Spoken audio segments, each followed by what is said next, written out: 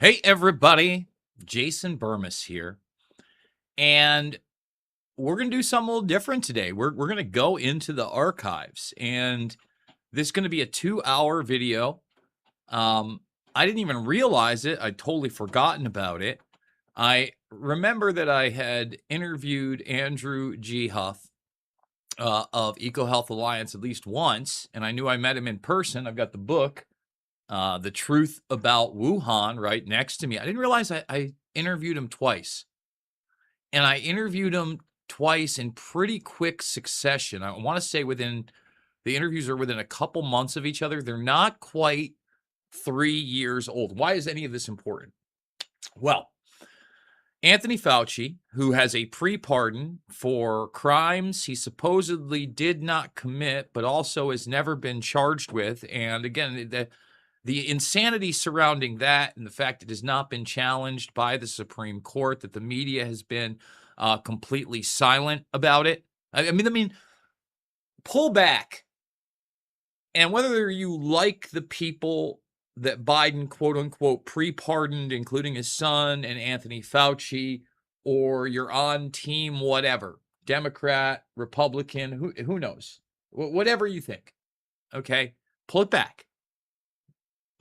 How in the world can you exonerate somebody of a crime they supposedly have not committed and have yet to be charged with? It shows you how far we've gone away from not only the constitutional republic, but just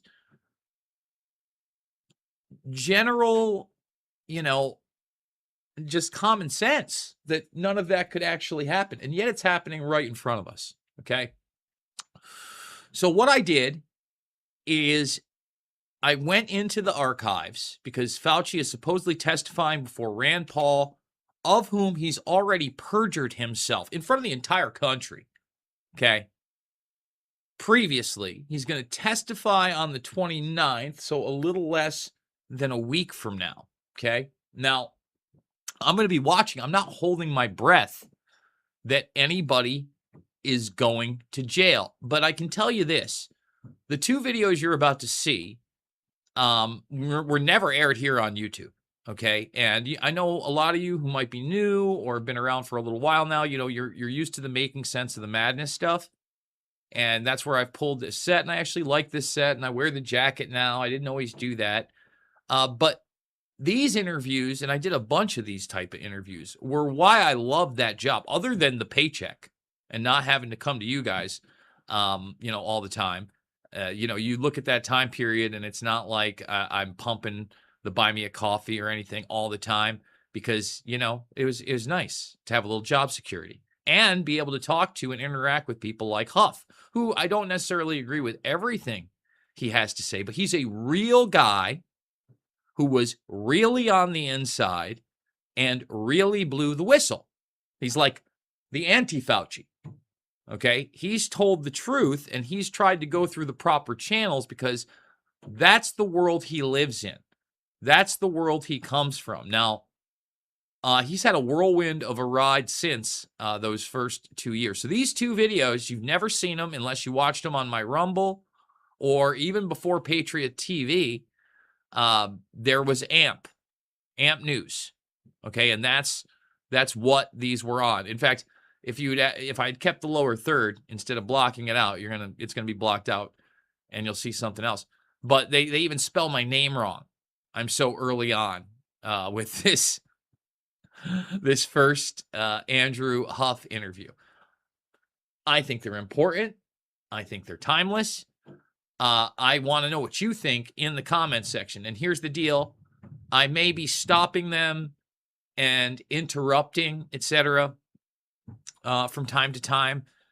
But between the two, and I cut the commercials out, it's like 1 hour and 47 minutes. And I'll be honest, I was a little hesitant about this. I haven't watched these interviews in full in Lord knows how long. I've cut a couple clips out here and there. I've retweeted them, but they have never been on YouTube. And I'm wondering if we're going to get pulled midstream, if there's going to be something in there that is just still too controversial, despite how true it is, for the Google YouTube audience. And Google's making big profits, everybody. They're making big. I'll show you that in a moment. We're going to get there really quick. So thumbs it up, subscribe, share. Give me a comment in the live stream down below. Remember that these are archived interviews. It's in the title, okay? But I still really do need your support. $5, $10, $15. It means the world to me. Big donors. Thank you, thank you, thank you. I could not do this without you. We've also got the PayPal down below. By the way, it was Brandon who reached out via PayPal. Thank you, Brandon. We appreciate that. Also, give me a follow on the Trash app that every time I restart, by the way, there it is right there. Well, Google profits quadruple to $112 billion after investments in AI. I love how they act like this is a private company. It is a Trojan horse civilian system that was set up by DARPA, NASA, the CIA, and the military-industrial complex. It is a defense contractor, okay? And as they tell you, you will own nothing and be happy, as they raise prices on you, as they had the largest wealth transfer ever during COVID-19 84 and are trying to blame inflation on tariffs, while they printed money out of nowhere. As they do that, the agenda continues to march forward as though this isn't a technopoly, as if that this isn't an attempt at a new neo-feudalism. And that's the truth. And one of the ways they do that is narrative management. Remember, Google owns YouTube. They took my channel 5 times during that COVID-19 84 time period. I had to fight them on this app right here. And that's before the Muskernuts, so it's not like Musk helped me fight the bad guys. And this is the type of crap that you can still find everywhere. This is May of 2020 with Fauci, National Geographic. This is the big, serious Fauci face. No scientific evidence the coronavirus was made in a Chinese lab. Well, it wasn't made in a quote-unquote Chinese lab. It was a combo factor of the United States working with China, working with the military-industrial complex, working with privatized contractors like EcoHealth Alliance that Andrew G. Huff is from, okay? So, again, the Fauci and Rand Paul are going to face off again in a Senate hearing next week. So what? Listen, I'm going to be watching. We may do a live watch-along of that hearing, depending on the timing of it. I think it's on a Wednesday, so that may be a possibility. I think my niece is going to be away at camp, so it'd be a good opportunity to do that. But no one's going to prison, okay? And these are the 2 videos that you're going to be watching. I mean, together, they don't have 6,000 views, and that probably means maybe a couple thousand people actually watch these. It's criminal. I think that these interviews are among some of my most important work, especially when you're talking about the COVID-19 84 nightmare with somebody on the inside. So with that being said, with a whopping, it says 22 people watching here right now. Wow. Again, almost 80,000, I think it's less like 78,000 subscribers. And we can't get, forget about 50 people or 100 people. We can't get 25 people watching 2 minutes in. I love the algorithm. It's so nice. It's so great. I had somebody else tell me I never get any of your notifications, Jason. That's why I'm giving I have to come to your page and check it out. Yep. And that's why I really need you guys' support. So without further ado, get ready, because here we go. Welcome to Making Sense of the Madness. We've got a very special show for you today. We're going to be spending 1 full hour with Andrew G. Huff, the EcoHealth Alliance whistleblower. We're going to be talking Fauci, COVID-19 84, the Wuhan lab, CIA, and more. Buckle up and get ready to make sense of the madness.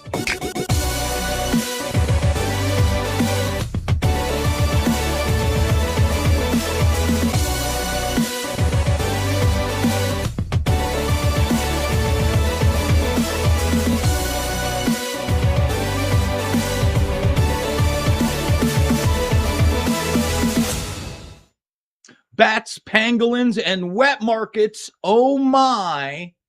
There was never any choice. And the documentation that is coming out right now is proving that the powers that shouldn't be were hell bent on selling the global populace that the COVID 1984 virus was indeed zoonotic and could not have any type of an origin inside a lab or black project at all. And really, these weren't black projects. These were projects that were on the books, really taking the terminology of bioweapons and bio warfare and using Bernaysian terms like gain of function. Recently, it has been reported by the New York Post and others that the Central Intelligence Agency got involved early with the experts and tried to sway them to say that the virus was indeed zoonotic. Now, 6 of these people refused to do that, and yet the 7th, the one at the top that the CIA supposedly did not talk to, well, they said it couldn't be anything but from an animal. And now we have reporting that Fauci met with the CIA directly to try to promote that great narrative. To talk about that and much more is our guest, Andrew G. Huff. He is the EcoHealth Alliance whistleblower. Thank you so much for joining us, Andrew. Since we have the hour, and some of my audience may not be familiar with your story, let's take us through this time period with EcoHealth Alliance where you're having revelations of what is going on with this COVID-19 pandemic, Andrew. Sure. So I was hired as a senior scientist at EcoHealth Alliance in 2014. I was promoted to vice president about a year after working there, and I left the organization in 2016. And actually, when I left the organization, I was on bad terms with Dr. Peter Daszak. I thought the mission of the organization, I thought that the entire project, or actually the scope of projects being conducted by half the company, were basically a boondoggle, and they weren't going to go anywhere. And I really didn't think much of it when I left EcoHealth Alliance. But to put this in context of my personal experience and background, so I have degrees in psychology, security technologies, high performance computing, modeling and simulation with like 3D programs, and my PhDs in emerging infectious disease epidemiology, and I specialize in pandemics, biowarfare, bioterrorism. I did a postdoc while working at Sandia National Laboratories at MIT. And I was sort of the government's go-to guy for biowarfare, modeling, pandemic simulation while I worked at Sandia. And prior to that, I worked at a Department of Homeland Security Center of Excellence, where I was introduced to all the big players in biodefense and chemical defense. And they used to call it NBC, nuclear, biological, and chemical, back in those days. So the point is, I was really groomed to be one of these people, to be a leader in the field within the government, to be a bureaucrat in the space. And I was trying to get away from all of that doom and gloom. I no longer wanted to have a top secret clearance. And that's when I went on to work at EcoHealth Alliance. Now, fast forward to 2019, I caught wind of the infectious disease spread in mid to late December 2019. And I started calling all my friends and my peers asking, is this the next big one? What's going on here? And when the fact came out that this was a coronavirus spreading in the city of Wuhan, and I was well aware of the gain of function research that EcoHealth Alliance had been doing at the Wuhan Institute of Virology, because I reviewed the proposals while I worked at EcoHealth Alliance. We openly discussed these projects while I worked at EcoHealth Alliance. It was obvious to me that this was most likely a laboratory leak. And I really went through a period of uncertainty of who to trust in 2020, because everything the U.S. government was doing was not according to the pandemic preparedness plan, or national pandemic preparedness plan. There's several of those actually across different government agencies, but they're more or less the same. And I contributed to a few of those over the years. So I was really confused to what's going on. The narratives, the facts, telling people to wear masks, not to wear masks, not to worry about the spread of this disease. And that's just not what you're supposed to do if you're in a leadership position in the government when you have a disease like this spreading. Humans are sort of like prairie dogs in a sense. And when one prairie dog pops up out of the hole and sees a threat or a problem, they sound the alarm and everyone dives down the hole, and that protects the population or the herd of prairie dogs. Well, when it comes to infectious disease spread, whether it's a bioterror weapon or a pandemic, we typically behave the same way. The idea is to sound the alarm so that everyone can get prepared, respond, and do what we can.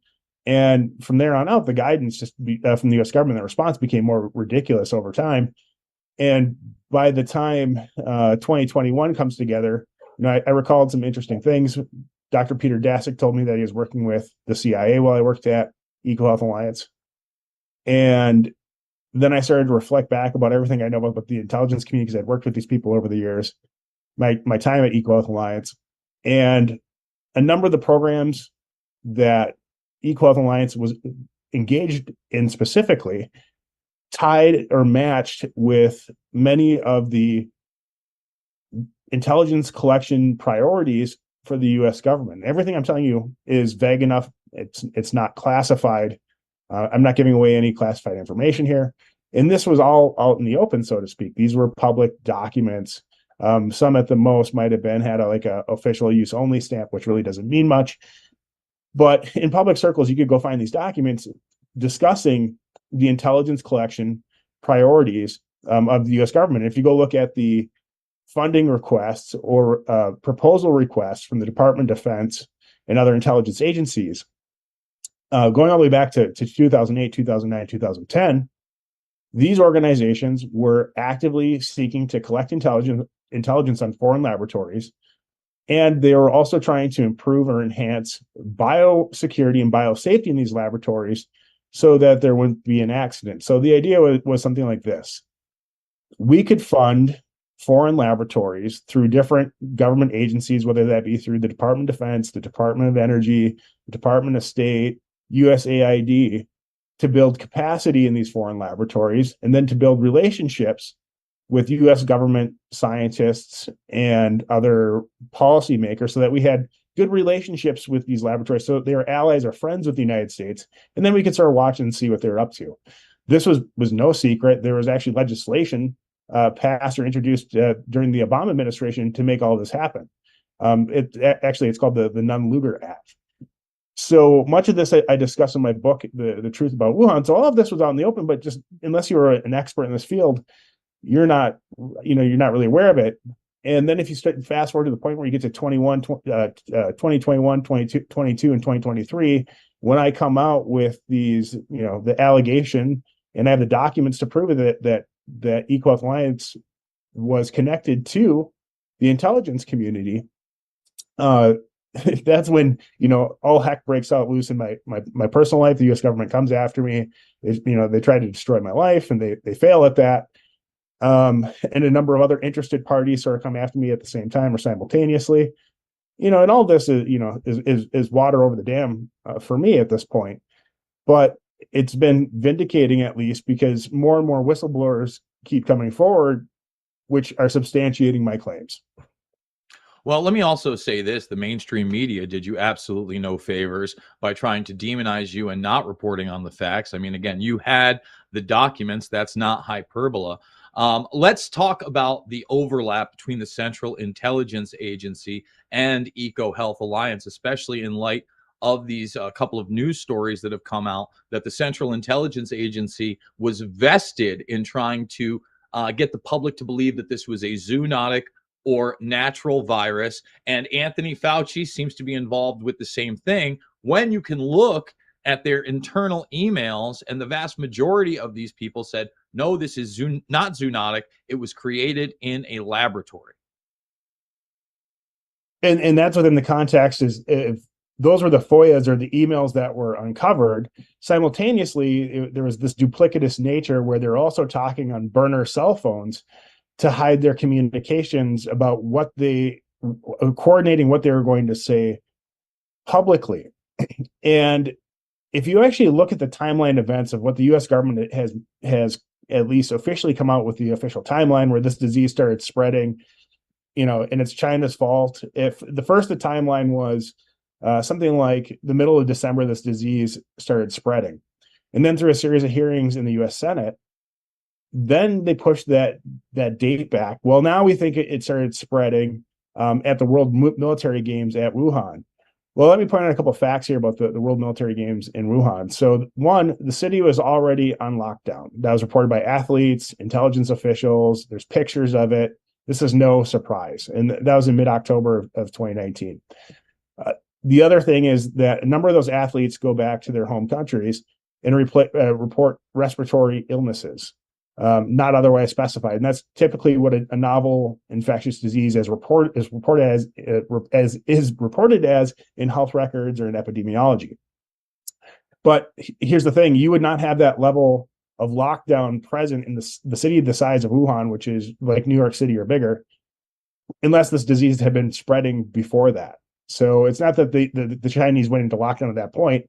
The disease was already spreading at that point. I think everyone was pretty well aware of that. In the book I discuss, I was contacted by a woman by the name of Dr. Amy Jenkins from DARPA, the Defense Advanced Research Projects Agency, who had worked with the State Department and a number of other three-letter agencies, which I was introduced to as a PhD student. And she was desperately trying to recruit me to be the programs officer, a biologics director for this directive within DARPA. And how odd that phone call was. So for one, they called me on, she reached me on a brand new cell phone number, San Francisco area code, which nobody in my national security background had that number. Okay. So how did she get my number? Two, why was she recruiting me of all people? Because I made it very clear to everyone in my professional network that I no longer wanted to work in national security in these areas. I just wanted to go back to doing academic type research or population health or corporate public health research. And that's really where my interest lied. So I declined the position, and she really pressed me hard to accept that. So I believe that phone call was the Department of Defense trying to bring me back under the wing of DOD so they could read me into the program, and then if read me in, meaning give me a top secret clearance, tell me what was going on. And then I wouldn't be able to write the book and do the things that I've done now. The other thing here is, so they've really pushed this October emergent state. There's a scientific fact here, which is inconvenient. But if you look at the caseload or case numbers of COVID spreading around the planet in 2020, so maybe we start to get reliable estimates by the summer of 2020. And there's a range, because there's false positives, false negatives on these tests. But when the sample is so large, you can say like, hey, the truth is somewhere here in the middle. And then you reverse model it back using the transmission rate, and you can use this process of division or square rooting to find the likely emergence time period or time point. And that points to late August or early September of 2019. And that's a hard fact. I mean, that's math. It doesn't lie. And that is let me just stop you there. But aside from math, okay, what people forget is that at that time we were in this country, we were already going through a massively tough flu season. It was one of the worst flu seasons out there. I lived in New York at the time, not New York City, but upstate. And I would see kids who would go down for vacation on college. And I remember them coming back from Thanksgiving break. And so many had this sickness. I myself got sicker than I ever had in November. My entire family got sicker than they had ever had been. And then I had some really odd long-term effects that were respiratory in nature. I just turned 40. I thought, oh, well, this isn't, a big thing. I'm getting older. Things are rougher. And at the same time, I lost my taste and smell for 3 days before that was even talked about. So it's been my opinion that this thing was very active, like you just said, somewhere in the September, October range. And then you have the Event 201 simulation taking place in New York City in October of that year, which ends up being literally a blueprint for the way that things were handled, both militarily and through the media, Andrew. Oh, absolutely. And I'm glad you brought those points up. That's exactly where I was heading. So in late August, early September, there's a critical failure of an HVAC component at the Wuhan Institute of Virology, which is well known as the bioweapons laboratory of the Chinese. We can come back to that subject in a bit. I think it's relevant. And so think about this: this disease starts spreading. These types of laboratories, and especially the WIV, is very closely watched by the Department of Defense, the Defense Intelligence Agency, and the Central Intelligence Agency, and the State Department, because they're concerned about what they're doing there, and rightfully so, right? They should be concerned about what's happening at that laboratory. There's nothing wrong with that. I mean, that's the government looking out for the safety of the military and also looking out for the safety of us. Now, so they have this HVAC leak. There's a reported index case. This student, a master's student, she's went missing. And that's when we believe the disease started spreading. This has been testified to by a number of people in Congress at this point, both in the Senate and the House. This is, not really hearsay. These are facts. So we have the mathematical modeling backwards to what the original or the origin date is. And we have the intelligence around, what happens in that laboratory. So there's an HVAC leak, the disease starts spreading. The Chinese start mass buying PPE. They started buying up PPE, personal protective equipment from all around the planet. And there is US customs data and DHS trade data and world economic data to prove that. The production and ordering of PCR tests they go into bulk orders. I think it was like in October and November of 2019. And Event 2.1, if you look at the key player there, that's Avril Haines, who used to be a member of the CIA. I believe she was representing the CIA at that meeting, and she's now the ODNI. She's the director of national intelligence at the office of the director of national intelligence. So here she is in this intelligence capacity. And the funny thing is, Avril, there was a unanimous bill passed by the Senate and signed into law by Biden saying that she had to declassify and release all the COVID origin data. She still has not done that to this date. And there's been no pushback from Congress, and we can get into that because I don't think anybody really wants to know or wants to deal with it. But well, Andrew, let's just stop here for a second, because we are going to have to go to break in a moment. But not only do they not want to do it, instead they had this faux COVID-19 panel that put out their own report, and it was headed up by Philip Zelikow, of all people, the guy that oversaw the 9/11 Commission cover-up. And then they did a full panel with like the Washington Post, etc., and it plays into all the mainstream media aspects of it and doesn't even want to touch on the possibility that this thing was not zoonotic, and instead wants to give the state and really world government more authoritarian power. These are the tools that they continue to promote. Like I said, we got to go to break. When we come back, we're going to have more with Dr. Andrew G. Huff. This is one you are not going to want to miss. Back after this to make sense of the madness.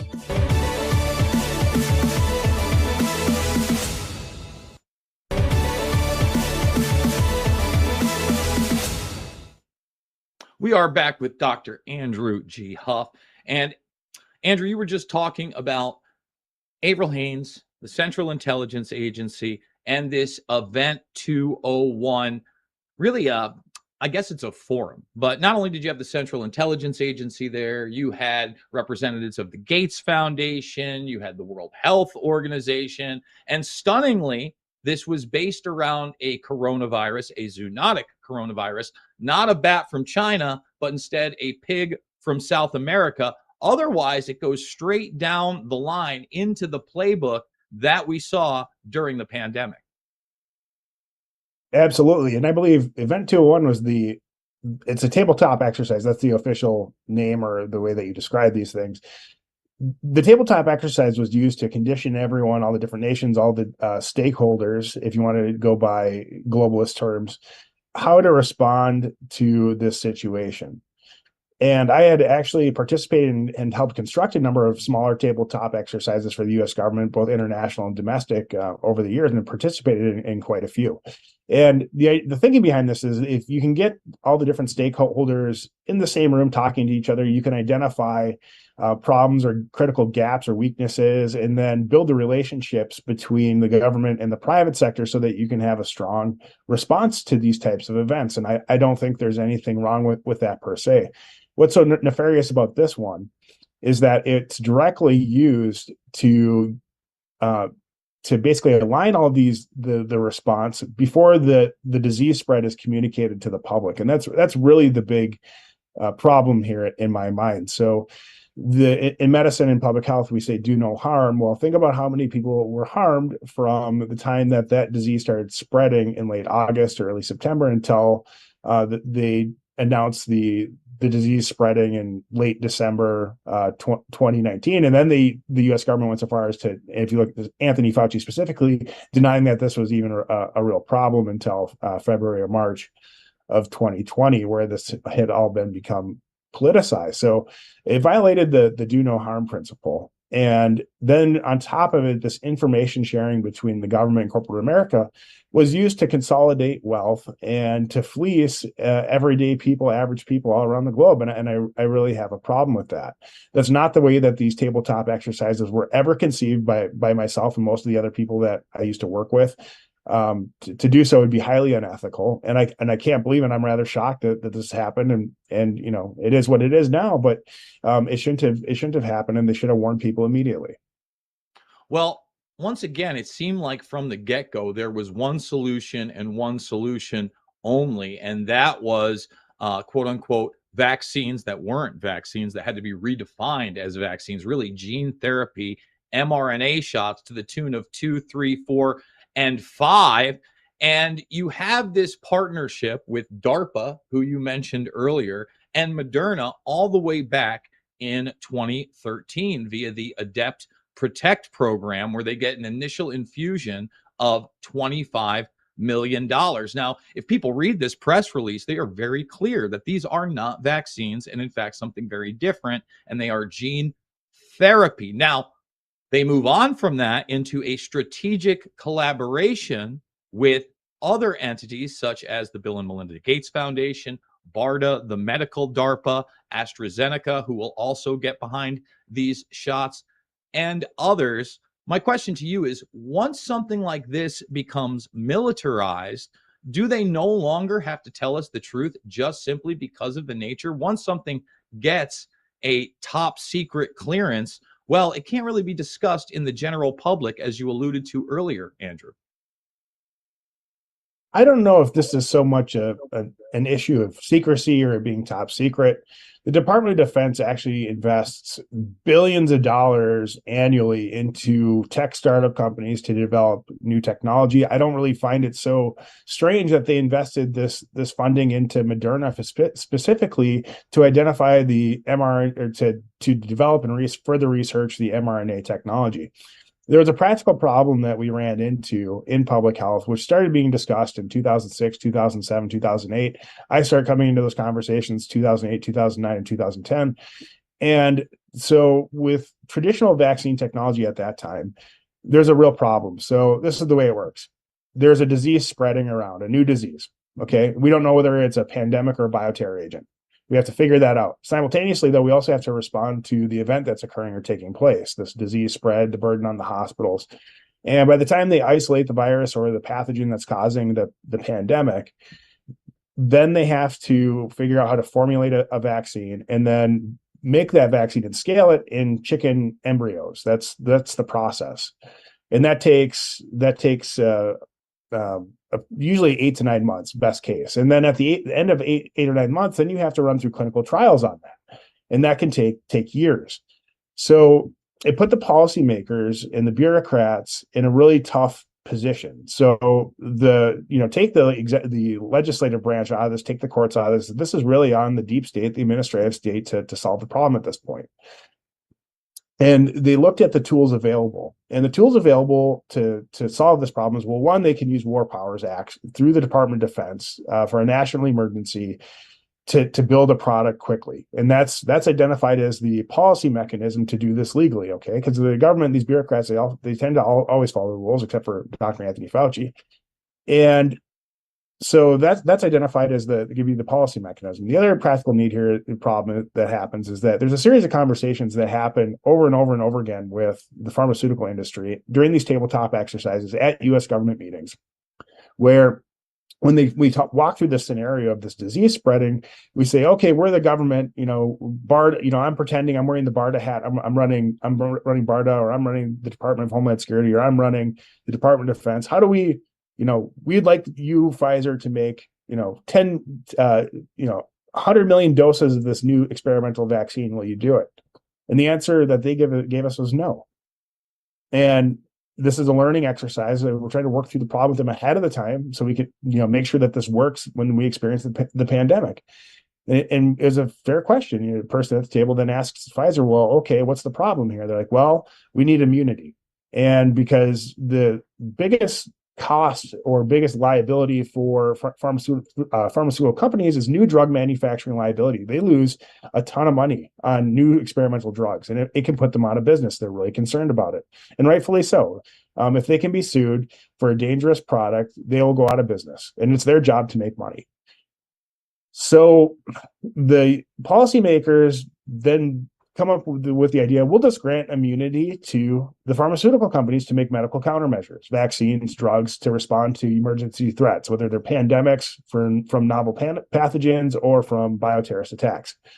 This is all above board. I mean, I thought it was a good idea at the time. Okay. I think differently now, but that's hindsight. So immunity ends up being granted. Now you put this gameplay is this actually game plan that had been discussed for years goes into play, and the technology, taking one step back here, going back to those egg-based vaccines, they take 8 or 9 months. The other idea floated was, okay, DARPA, DoD, NIH, let's get some scientists to develop a new technology, and this is where Dr. Robert Malone comes into play. So we can have a vaccine that we can edit, and we can isolate the virus and edit and create a vaccine within 2 to 3 weeks. And that's the mRNA platform. And the mRNA platform had been tested with HIV and cancer patients. There's a number of different formulations and applications where it had been tested over the years, and it just simply wasn't effective. And many of us knew that.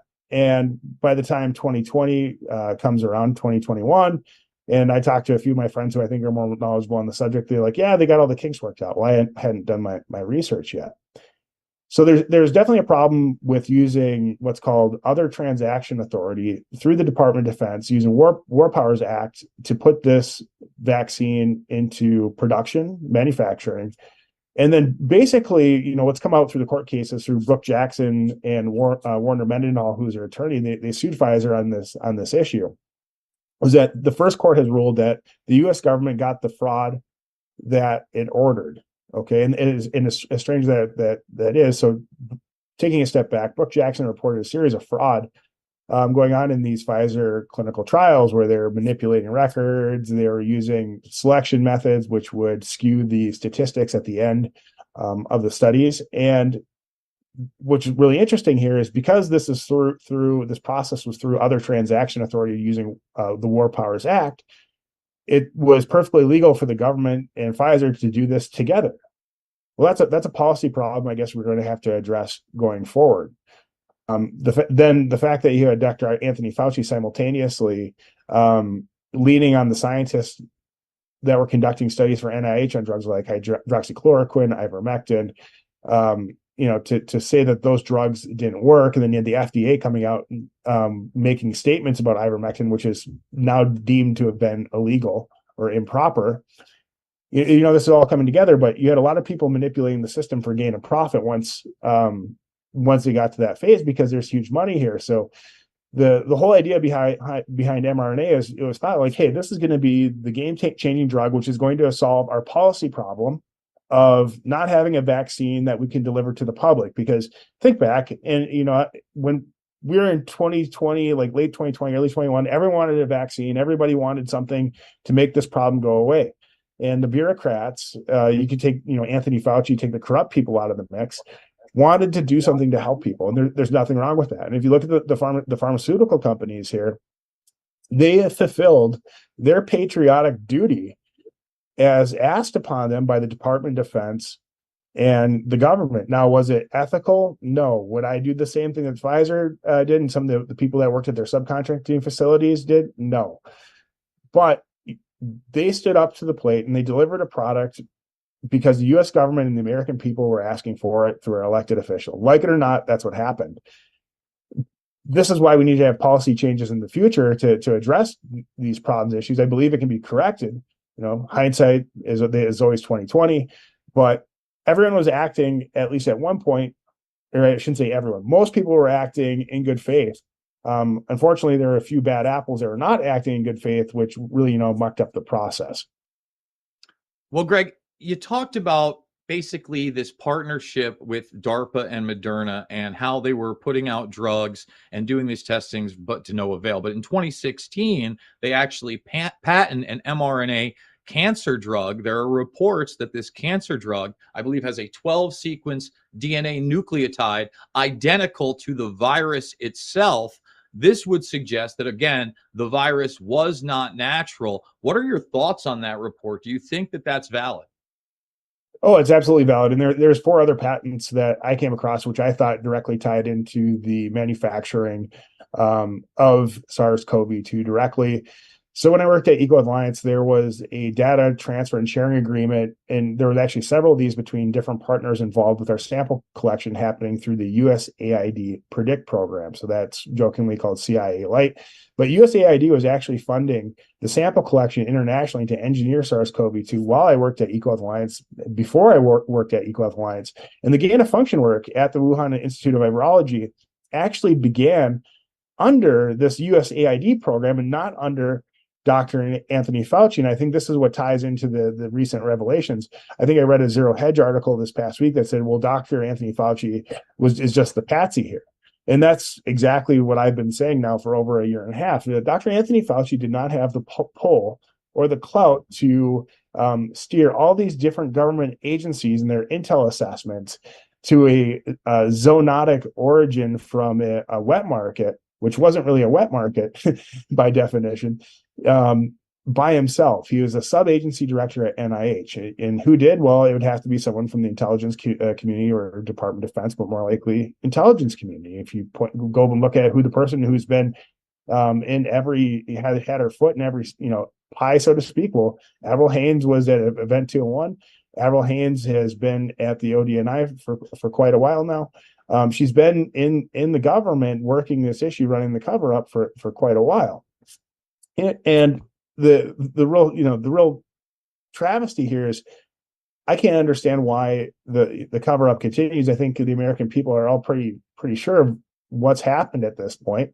They probably didn't believe these deep, dark secrets about the CIA being involved. But going back to these patents at Moderna, and to your point that you brought up earlier, there's a U.S. policy that was passed or changed, and this debate really took off in 2010. And this is around the concept of what's called dual use research of concern, or gain of function.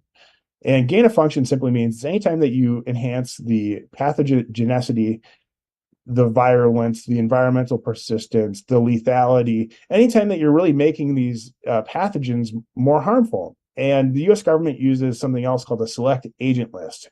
And there's a select agent list from the USDA because some of these are animal and plant pathogens. And there's also one from HHS CDC. And these are some of the nastiest or most horrific bugs on the planet, according to experts. SARS coronavirus was on that list. So after a series of mishaps and accidents in 2013-ish, going into 2014 by the U.S. government and other laboratories that they're partnered with, the Obama administration puts a moratorium or a freeze or a hold on all this gain of function research.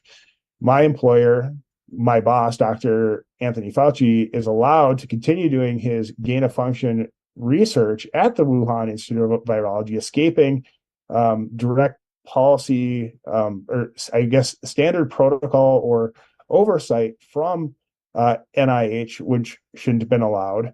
Also, this research should have been allowed because it's on the fringes of something called export control, which is the State Department, Department of Defense, and CIA watching the advanced transfer of biotechnology overseas to our enemies. But that aside, there's a number of reasons why this research should have been stopped. But then my boss is allowed to continue on doing this gain of function work with the Wuhan Institute of Virology. And the reason why they're doing it is that, so this gain of function definition then falls into this other policy called dual use research of concern. And dual use research concern means, well, because of the 1972 bioweapons convention or treaty, we're not allowed to go doing gain of function work just to weaponize things. And at least for the countries that signed it. But there's a loophole in that regulation because you are allowed to make medical countermeasures. And what that means, you can make vaccines, you can make drugs to counter the nasty biological things that your enemies might be doing. Okay, but it's a catch-22 because you cannot predict how nature will evolve, first of all. And to think that you're going to predict how some natural pathogen is going to occur is ludicrous. It's never successfully happened in history. In fact, gain of function has caused more laboratory leaks and disease spread than diseases it's cured or prevented by millions or billions of cases now. The We've other got to aspect take a of this break.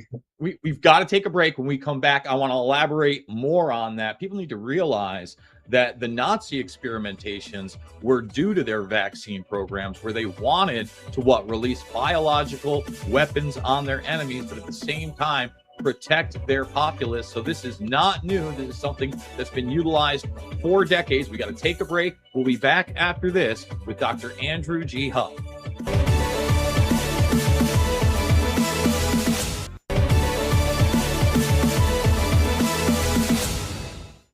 We are back with Dr. Andrew G. Huff. And before the break, Andrew, you were talking about how there has really never been a successful program through gain of function to come up with a solution to any type of, I guess you would call it a virus that doesn't exist.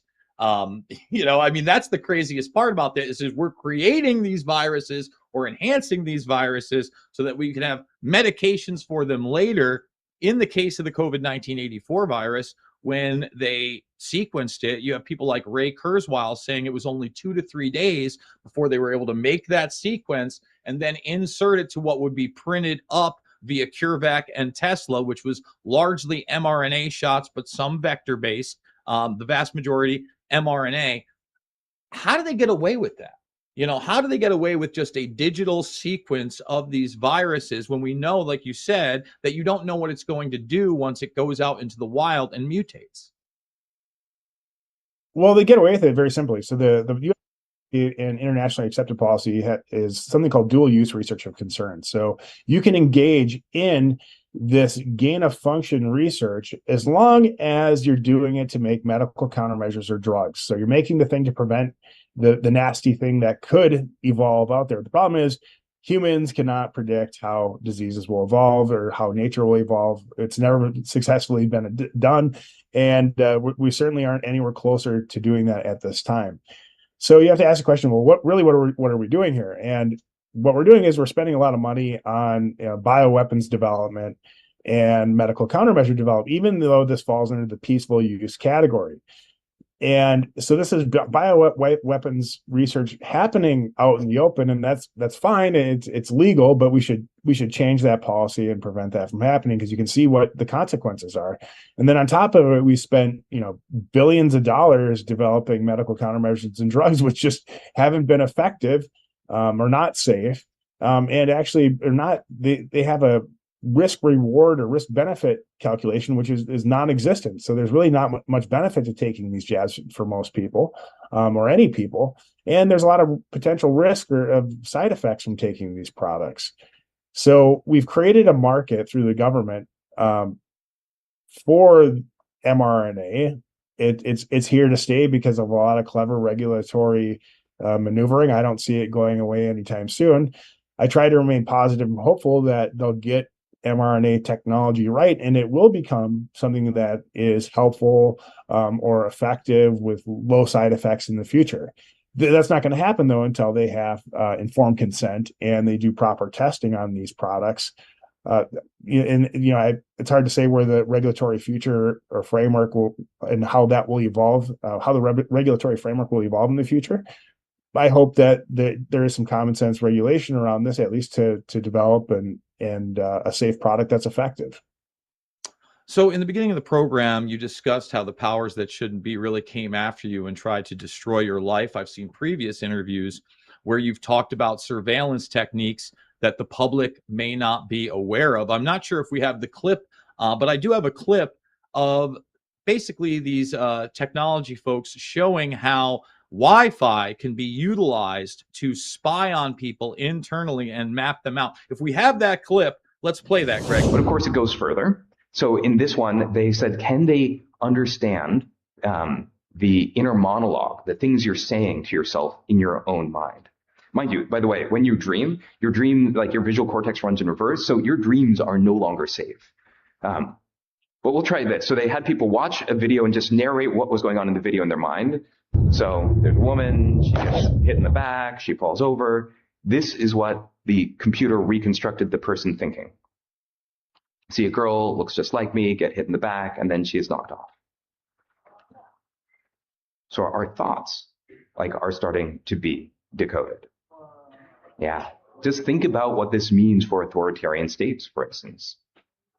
Or if you want to generate images that maximally activate your pleasure sensor, anything else. Okay, but let's keep going, right? To really get the sense of the combinatorics of this. How about, can we go from Wi-Fi radio signals, sort of like the Wi-Fi routers in your house, they're bouncing off radio signals that work sort of like sonar. Can you go from that to where human beings are, to images? So what they did is they had, a camera looking at a space with people in it.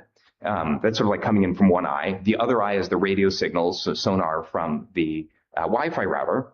And they just learned to predict, like, this is where the human beings are. Then they took away the camera. So all the AI had was the language of radio signals bouncing around a room. And this is what they're able to reconstruct.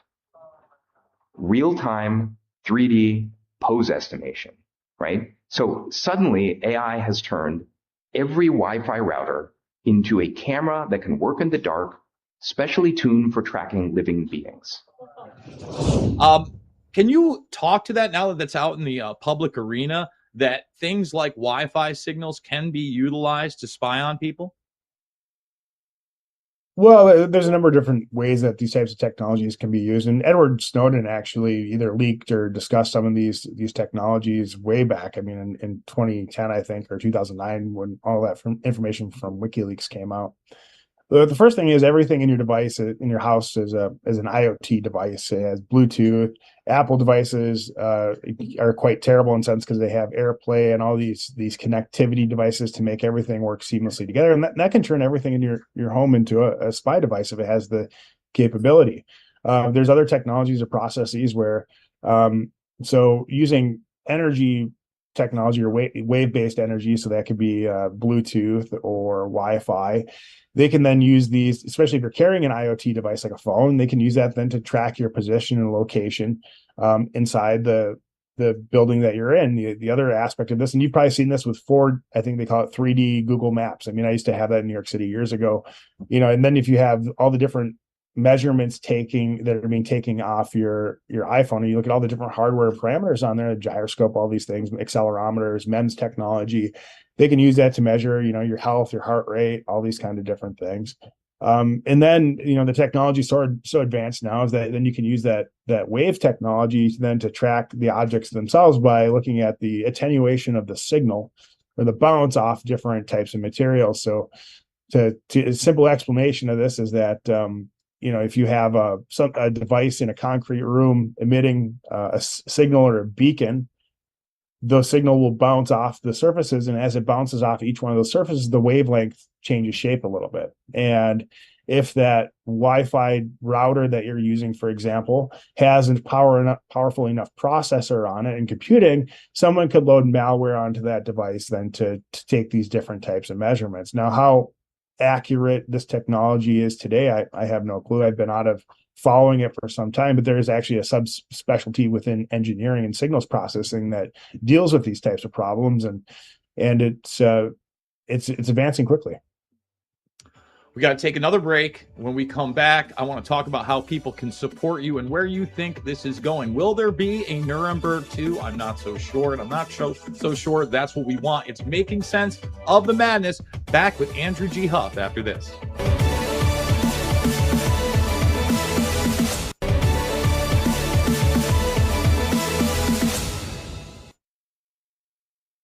We are back. Short segment of Making Sense of the Madness. Andrew, do you think that there will be any justice? There's a lot of people out there talking about Nuremberg 2, and I'm in support of these people being held accountable in some kind of trials. But even when you look at the original Nuremberg, it was really selective enforcement. We obviously had Operation Paperclip, where many Nazis were actually integrated into our systems of intelligence, aeronautics, and beyond, even biological warfare. They were doing those sorts of things. So what are your thoughts on Nuremberg 2 in a few minutes? I don't think Nuremberg 2 is going to occur. I think that some individuals within the U.S. government and potentially in Europe could be held accountable. The question is, this was an international research project to begin with. This gain of function work between the U.S. and China. And who then do you pin the blame on within the Chinese government and the US government. So the US government's responsible for transferring the biotechnology over to China. If a lab leak is actually what occurred and it wasn't some kind of attack or intentional release, that, you know, that's a completely different story, but we won't know unless there's an investigation into that realm. But right now it looks like the evidence strongly suggests a leak. Then the Chinese are responsible for the leak at this laboratory. And so who do you hold accountable? I mean, all these different officials within the Chinese government, I don't think that's going to happen. And actually they're pretty good at holding their own people accountable. In the United States government, are we going to hold everyone accountable over here? But no, there's some people that should have spoke up and said no to this. Dr. Anthony Fauci should have said no, even though that the intelligence community, Department of Defense, were probably asking him to work on this project. So the little bit of history here is that a lot of this chemical defense and biological defense research used to be done underneath the Department of Defense, and then through a series of bills and acts, that research was then transferred over to the National Institutes of Health under the National Institutes for Allergens and Infectious Diseases under Dr. Anthony Fauci. It was just a policy change, and he took on all this research portfolio, but he could have said no to it, or said, this is not a good idea. Maybe we shouldn't do this in front of NIH, but they're trying to do this all out in the open, which they did. My former boss, Dr. Peter Daszak, I warned him of some of the risks of working with the Chinese on this specific work. I actually brought up at a meeting, like, aren't you slightly concerned that the Chinese are going to, you know, steal our technology or do something nefarious with this? And, you know, look how that aged. So there are certain people that are only acting in their own self-interest which should be held accountable. You know, beyond that, I don't really know who else who you hold accountable here. The one thing that we can do going forward is we change the policy around this to make it so that this kind of thing doesn't play out. A pandemic doesn't play out the way that it did. We should have followed the National Pandemic Preparedness Plan. We should have been open and transparent in the communication of when this disease started spreading. And I've always been an advocate for that. So I actually used to develop these platforms for the Department of Defense, for the intelligence community, of trying to figure out or detect infectious disease outbreak signals. And I was quite good at it. And they use my technology that I developed.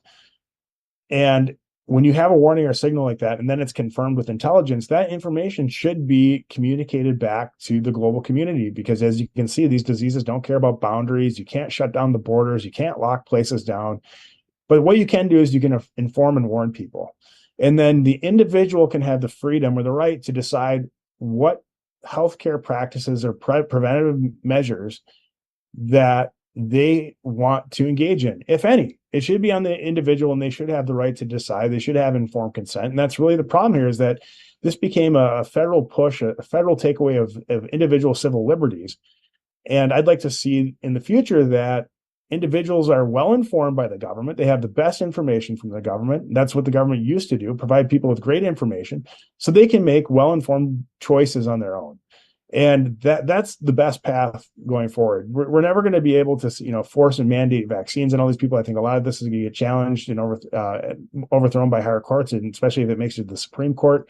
You know, the government employees have been, I think the mandates have been upheld within the government, especially for some occupations where there's occupational risk. But that's that's problematic, because the definition of what a vaccine is has changed, and that should be challenged too. But really, the best thing we can do is warn people when we have a signal of intelligence, or when the disease outbreak has then been later confirmed. We need to warn people. That's the number one thing. Duty to warn. In public health medicine, duty to warn and do no harm. And if you do those two things and we stick to that, we're on the right path to success. Well, I think the big problem also is that they demonized and sometimes criminalized actual treatments that did work with the COVID-19 84 virus, from simple things like vitamin D and vitamin C drips to things like ivermectin, hydroxychloroquine, budesonide, and beyond. We've got to take one more break. When we come back with Andrew G. Huff, I want to talk about the book and how you can support him. It's Making Sense of the Madness.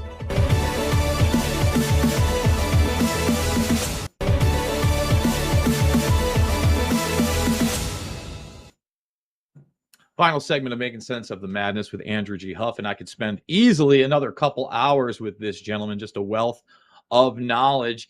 Andrew, in these last few minutes, really lay it down how you've been demonized, they've come after you, you've written this book, why it's important, and how people can support you. Sure. So they came after me because I was the only person on the inside of this entire system of this bio-industrial medical complex. They came forward and told the truth about what was going on. So they had to come after me in terms of what I represent, the threat I represent to basically the globalist agenda, to the restriction of freedoms. So they had to do it, and they did all sorts of craziness. They had drones flying around my house at one point. They broke into my house repeatedly. They were tampering with my devices, hacked all my devices. This was actually perpetrated by the Marquette County Sheriff's Department, Sheriff Greg Zybert, the FBI, Agent Jody Stanley, and Agent John Fortunato. I'll call you out there for your wonderful, and terrible things that you did as FBI agents. And later we found out the Defense Intelligence Agency was the one running the operation. They actually did this through a series of contractors, and those contractors might actually do good by me, so I'm not going to name them yet. But the way that you support me, the best way, go to my website, andrewhuff.com, buy a signed copy of my book. They're $100. I'll have it out to you within a week. I make a substantial profit by a signed copy. It's like 90%, but that supports me the best way. And if you just want a copy of the book, you can get it anywhere from Target to Amazon. It doesn't really matter which reseller that you get the book from. You can get it anywhere. For the average person out there, what should they be doing to ensure that something like this never happens again? Or if it does happen again, it doesn't play out in the manner that we had?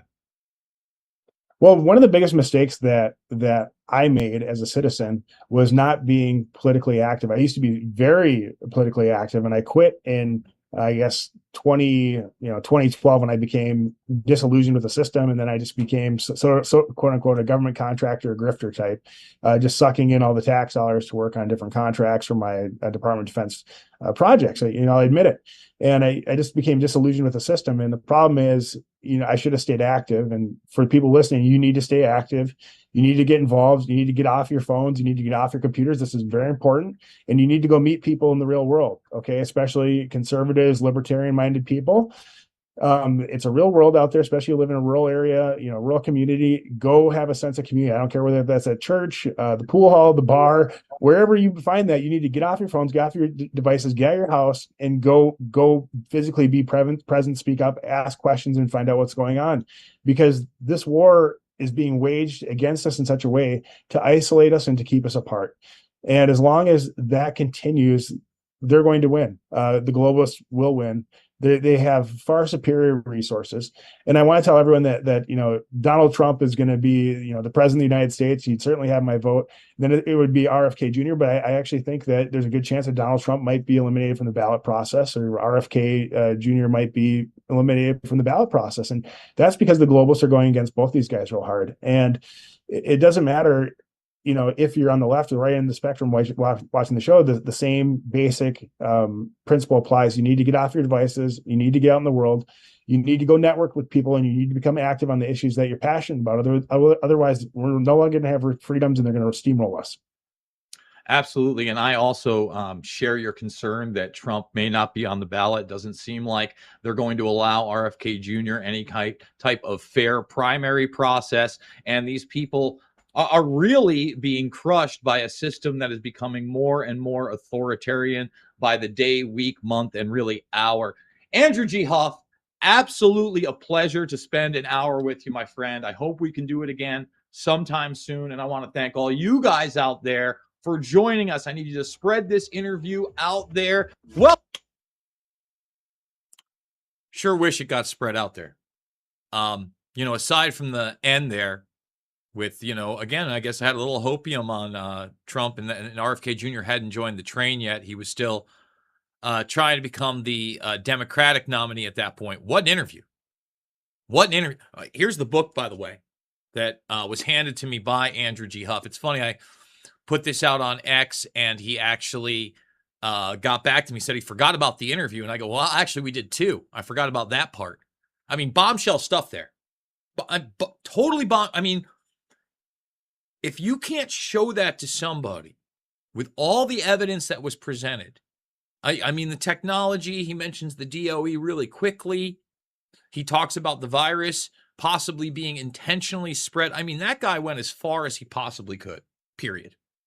And by the way, This has never been aired on YouTube. We're about to do the second hour. When I said I could have talked to him for hours, I could. I talked to him for quite some time when I met him in person as well. But we've got, what, 63 people watching. I've got 78,000 plus subscribers. We have not once hit 1 in 1,000 subscribers. Forget about other viewers. And again, the good people at Google, part of Alphabet, that own YouTube, the number 1 and number 2 search engines in the world, forget about everything else that's their technopoly. We're seed funded by In-Q-Tel. Again, Andrew G. Huff talked about those types of seed fundings. Seed funded by In-Q-Tel through the National Library Initiative. They came up with DARPA and NASA money, heavily embedded with multiple defense agencies and contractors, National Security Council, you name it. So they don't want you to know about Andrew G. Huff. But we're going to play another hour right now. I would say this, and I'm not trying to toot my own horn here, but the information that Huff just presented, and you could see him smiling when I'm making my points before he answers the question, because he knows exactly what I'm talking about from the inside. And I'm not a brilliant guy. I've just looked at the public source information. But we're going to play this second interview where we're going to talk more about Daszak, his boss, and so much more that we didn't hit on this one. I mean, again, just bombshell stuff. Get this out to people before Fauci testifies next week. It's as important as whatever he's going to say. That guy was spot on in his analysis. Outside of me and him both having a little hope for, Trump and RFK Jr. RFK Jr., again, big disappointment. He said mRNA is here to stay. Sure is. I am encouraged that we haven't been pulled yet from YouTube. None of this should be pulled. I mean, again, the guy, read the book, The Truth About Wuhan, How I Uncovered the Biggest Lie in History, Dr. Andrew G. Huff. With that being said, let's do it. Let's go to the second interview right now. Welcome to Making Sense of... Actually, before we do that, I got to do it since we're an hour deep, and we literally had...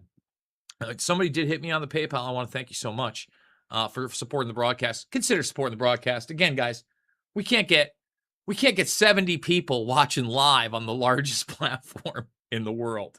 And I just want you to share this information. But if you could support me, again, big donors, thank you. We got the PayPal down below. But the smallest donations also matter as well. And I want to thank everybody who has supported me in the past and continues to in the future, because I think that these interviews and a lot of this work actually matters. Hey, you know what? Let me address something real quick. We had somebody in the comments being like, oh, you've made money on this movement and nothing's changed. Why should we even listen to you? Hey, I'm trying to change things. I'm telling you the truth. I'm not coming at this as a grifter perspective. And when it came to the hate and lie shots in particular, forget about, whether or not the movements. I told everybody under no circumstances should they do it. I mean, that should be worth something alone, I think, right? That I really, and I'm still sick to my stomach for all those that didn't listen, that I've got a little bit of humanity left in me. More than a little bit. I am team humanity. Long before you heard it from the Musker Nuts or Jones, you go back years ago, especially when this COVID 1984 nightmare kicked off, that's exactly the place I went.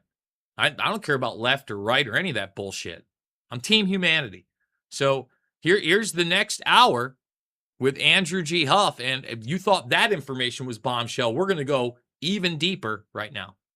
The madness, it's a media blackout. Nobody's talking about this, but Peter Daszak is testifying before Congress behind closed doors in this investigation that's asking for documentation all the way back to 2014, yet no media reports. Well, we're going to talk about that for the next hour with somebody that is on the inside of all of it. Andrew G. Huff, the EcoHealth Alliance whistleblower and the author of The Truth About Wuhan, is about to join us. So buckle up and get ready to make sense of this madness.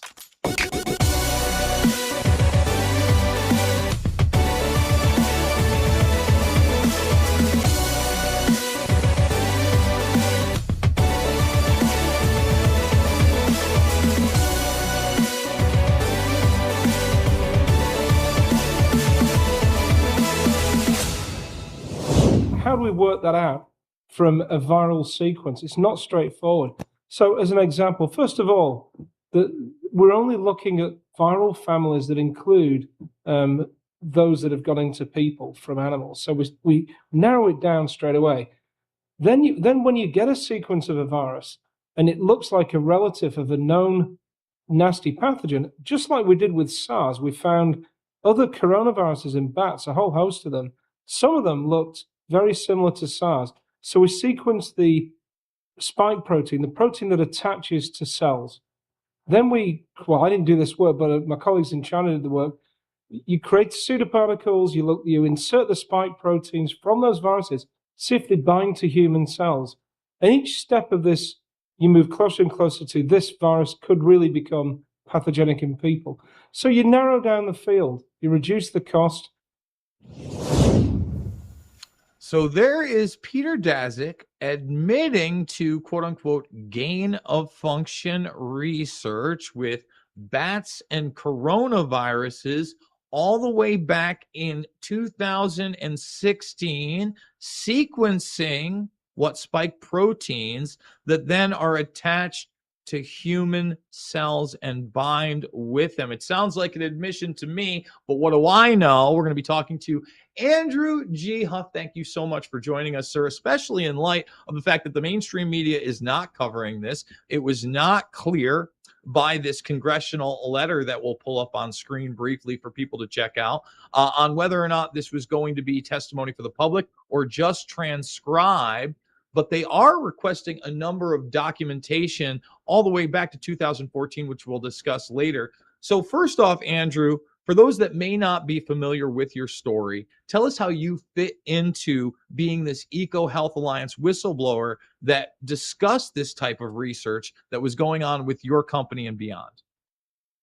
Sure. So I have a very interesting background and past. I started off my career in the U.S. military, served in Operation Enduring Freedom, Operation Iraqi Freedom, as an infantryman. And then I had a change of heart. I no longer wanted to be in the military, and my passion was science, so I went after it. And then through that, I became a doctor in public health, emerging infectious disease epidemiology, and worked for a variety of agencies at the Department of Homeland Security as a research fellow at the University of Minnesota, Sandia National Laboratories, where I held a top secret clearance, where I worked on pandemics, bioterrorism, and all sorts of doom and gloom scenarios related to public health, much of which I can't discuss. And after I was tired of working in the security state, I went on to look for new work, and I landed a job at EcoHealth Alliance. I was hired as a senior scientist in 2014. That's the time period that's in question. And due to my success there, I was actually promoted to vice president after I brought in about $6 million in short order. And once I was promoted to vice president, I was able to see under the hood at EcoHealth Alliance. And that really... You're still there? Oh, my video cut out on my side. Yeah, no, sorry, man. We're listening. Oh, weird. Well, I can't see anything anymore. My screen went completely black, but if you can hear me, I can just keep going. All right. So we hear and see it. That's the first time that's ever happened. Not to say that my communications have never been screwed with before, but I can just do this like we're doing on the radio. That's fine. So after my success at EcoHealth Alliance, I'm promoted to vice president. I'm able to see under the hood and everything that's going on. And I'm mortified by what I see. And I leave EcoHealth Alliance in 2016. And after I leave EcoHealth Alliance, I never thought anything of it. I thought EcoHealth Alliance wouldn't really amount to much. And then, of course, the coronavirus pandemic happens in 2019. I get early wind of it. I know all the inside dirty secrets and mechanics of what was happening. And I decided to finally come out as a whistleblower in 2021. So let's talk about the pandemic in general and the narrative as it unfolded that this was absolutely zoonotic. Now, that's from a 2016 lecture with Daszak and others, the video clip that we showed earlier. And in it, he's describing EcoHealth Alliance and what they do, and everything is zoonotic. You know, he attributes Ebola, for instance, to probably from bats. He says that HIV is from chimpanzees, and you just heard him associate what coronaviruses that were SARS-like with bats. And then that becomes the initial narrative, despite the fact that, you know, you're talking late 2019 into 2020. In 2016, these programs are clearly taking place. They're not just taking place with EcoHealth Alliance in America, but in China on the record.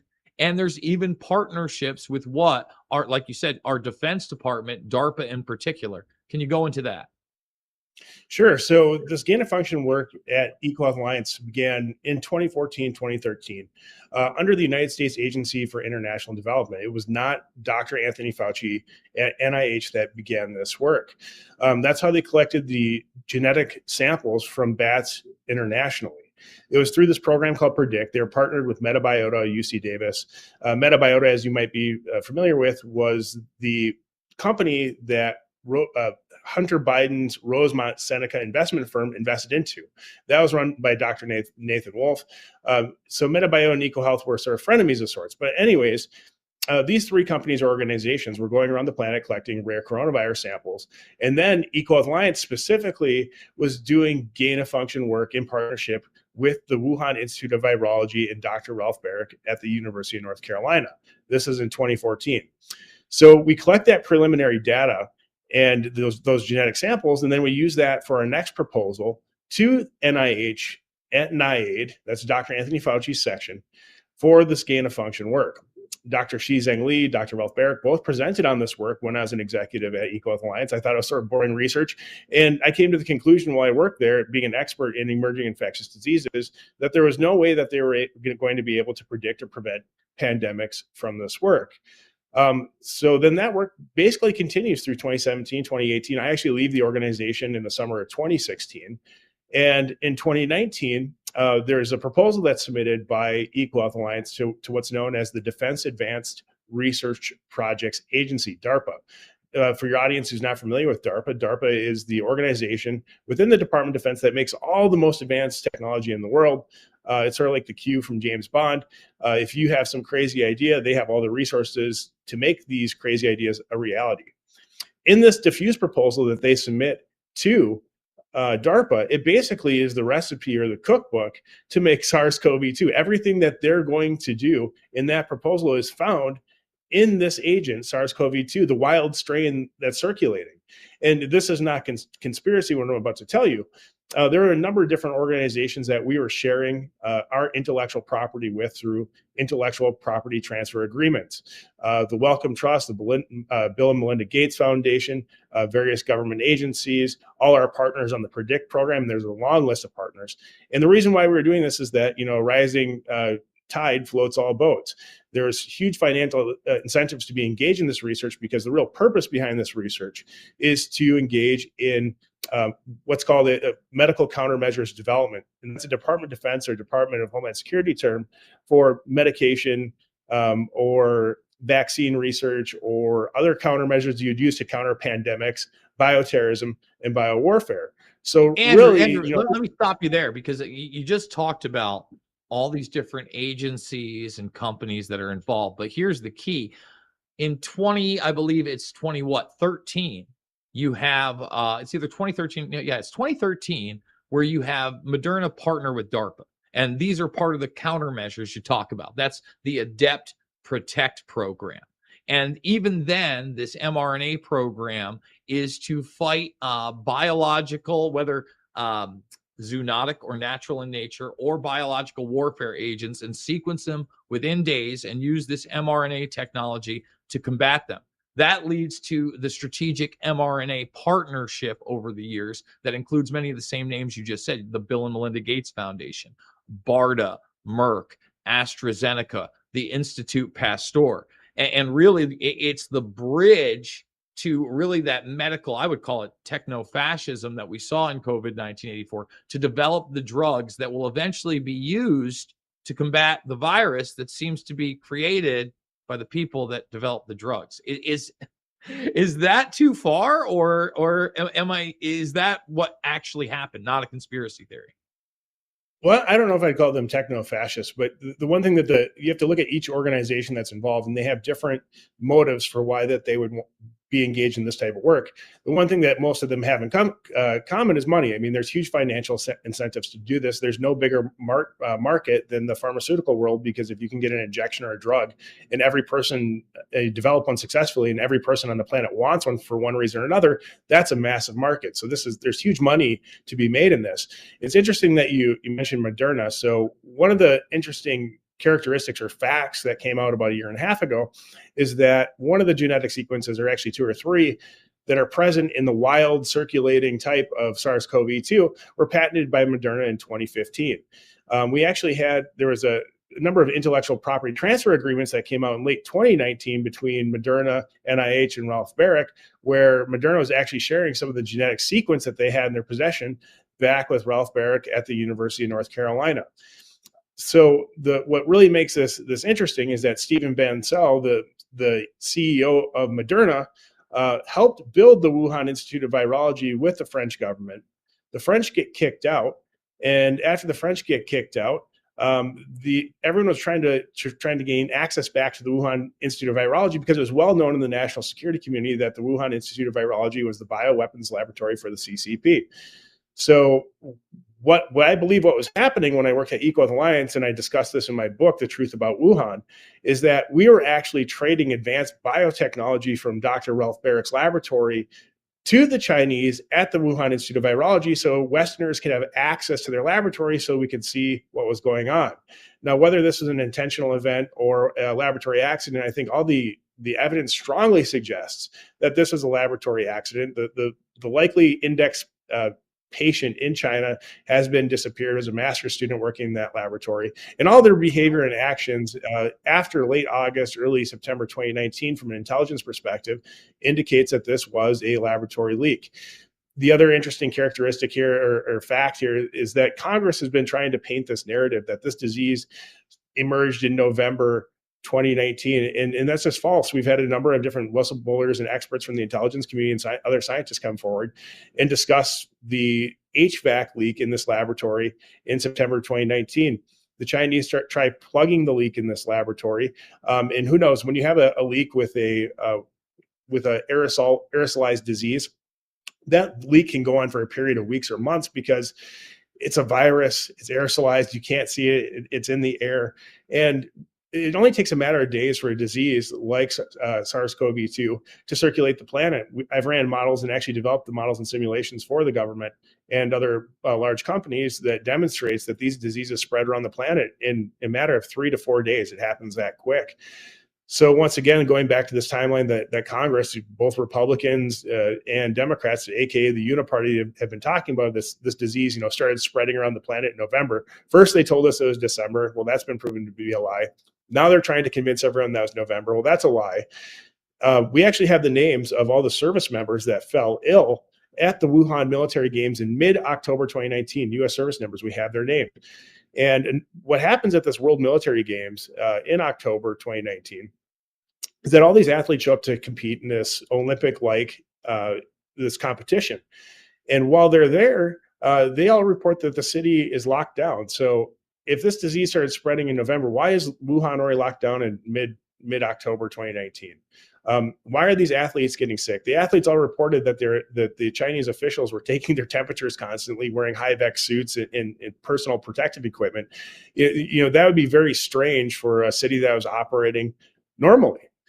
In my personal history, I received a very strange phone call from a woman by the name of Dr. Amy Jenkins, who is the program manager for the biologics division at DARPA. At the time, I was a tech executive out in California in the Bay Area. I was making a lot of money, and she calls me up and offers me the position of being the head of the biologics division for DARPA. And back in my top secret life, or my deep state life, this is like the pinnacle of a person's career. Typically, you get offered this position when you're in your late 40s, early 50s. At my time, I was in my early 30s. So it's sort of strange that they would be offering this position to me. And, Dr. Jenkins, she's a very nice woman. She says, you and your wife, Emily, think about it. We'll try to find a position for Emily too. Let's talk again tomorrow. And so we speak again the next day. I turned down the position. And thinking back, I had this realization in 2020 that the reason why Dr. Jenkins likely contacted me when she did was that because, one, they knew this disease was already spreading around the planet, and two, I was the only person outside the sphere of influence of the government or the companies that they fund that could speak openly about this without fear of reprisal. Well, the government still ended up coming after me anyways. I've lost a few $100,000 in lawfare type battles and harassment and hacking and all this other stuff. And just in this interview, I'm sitting here speaking to you, and the screen went black. So the deep state, so to speak, is still playing games. They don't want this message getting out. But it's clear that the U.S. government knew what was happening fairly early on. And that does suggest that there could be some other nefarious intent behind this. I'm not a conspiracy theorist. I'm a scientist. I go by facts and what I can prove, and I use logic and deduction and reasoning. But this is extreme effort by the U.S. government and U.S. government officials to obfuscate their involvement in the development and engineering of this agent. I don't think they have sole responsibility unless they were involved in the actual release of the agent, because the Chinese could continue to do this genetic engineering work. The one area that the U.S. government is responsible for, though, is the transfer of this advanced technology from Dr. Ralph Barick's laboratory to the Wuhan Institute of Virology. Most people are probably not aware, but the State Department and the CIA has something called export control. And export control is a program and a process where these government officials monitor U.S. government, U.S. produced technology internationally, so it doesn't fall into enemy hands. We don't want our advanced night vision, our advanced gyroscopes and missiles, these types of technologies, laser technologies, falling into our enemy hands. And they do the same thing with biologics. So the idea that the intelligence community wasn't aware that we were transferring the most advanced biotechnology in the world from Dr. Ralph Barick's lab to what was known as the bioweapons laboratory for the Chinese is absolutely absurd. It's absolutely absurd. And in this documentation, they are requesting all of the communications with the Central Intelligence Agency and the FBI. We've got to take a break. There are so many points that you just hit on that we have to revisit when we come back. We're joined by Andrew G. Huff. The book is The Truth About Wuhan. We'll be back after this to talk more Peter Daszak and his congressional testimony in a moment.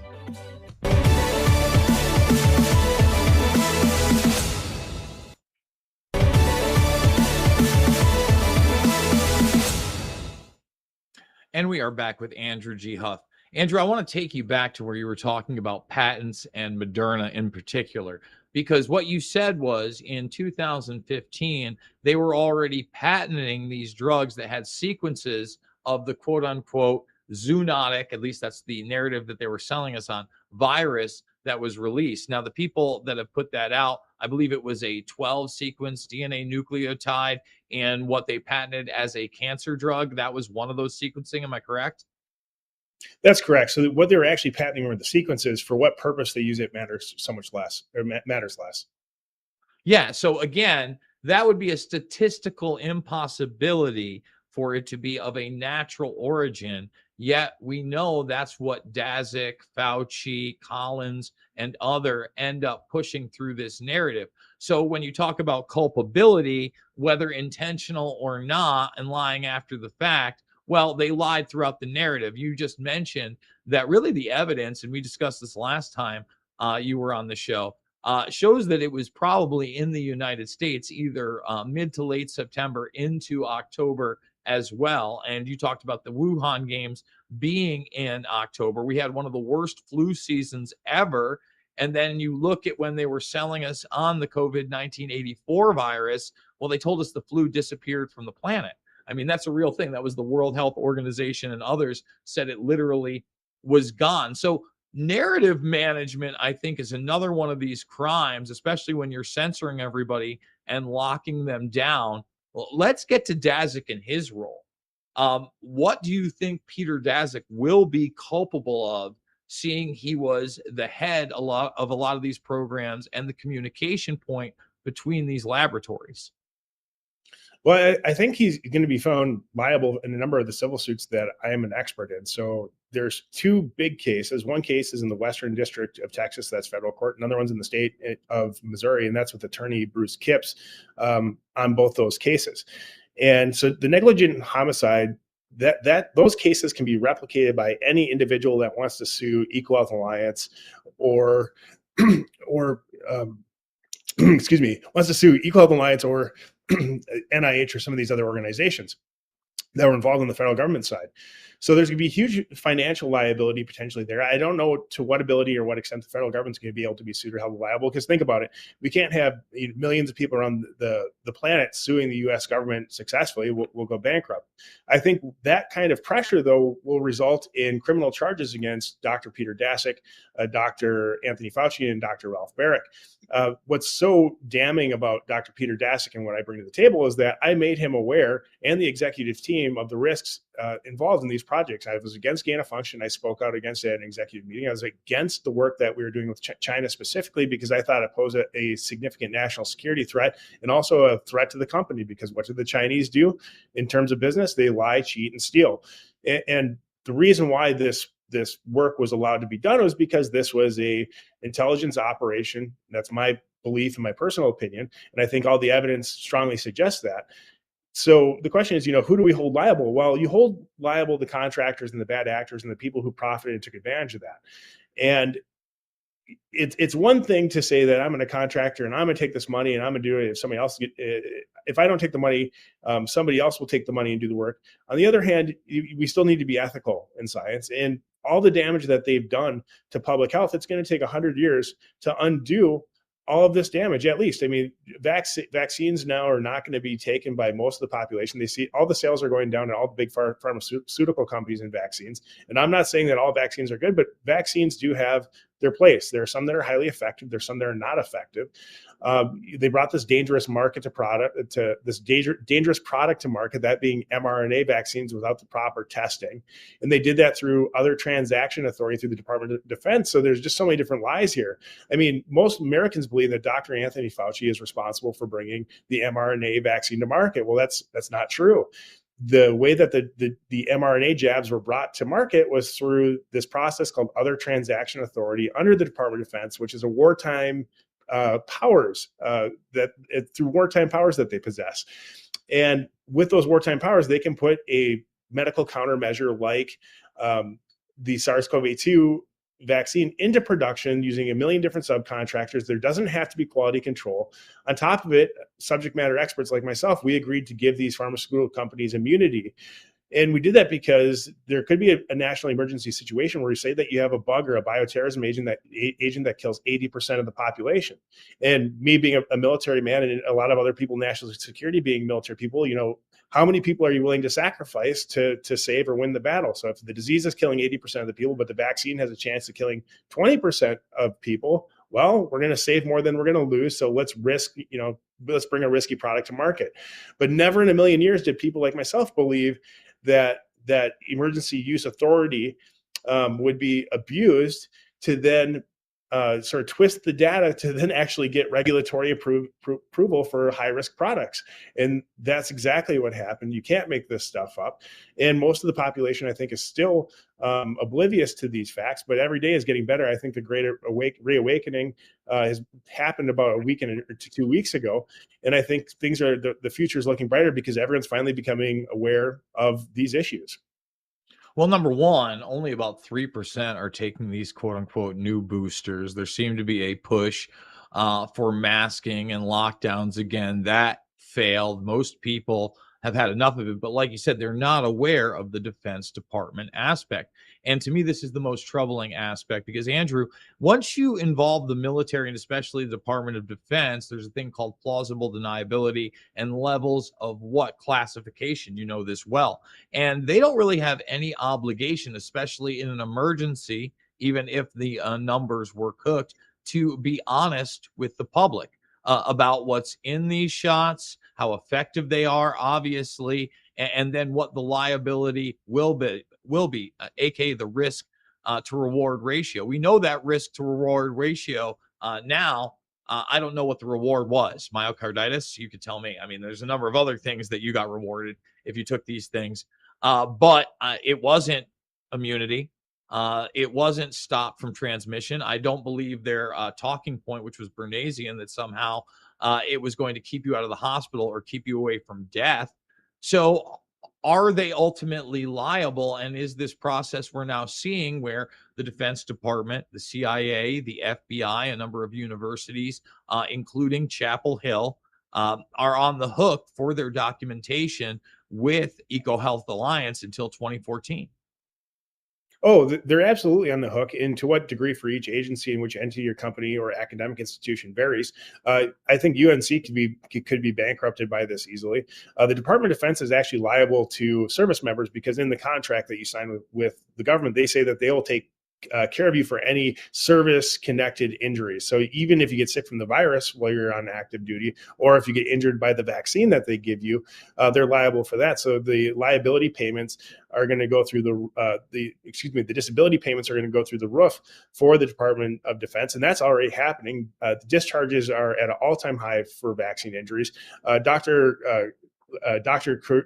Teresa Long, who's a lieutenant colonel surgeon down south for the Army, we were just speaking on the phone yesterday, and she told me that she's actually worried about the U.S. military having enough members to participate in war. So it's a force protection issue as well.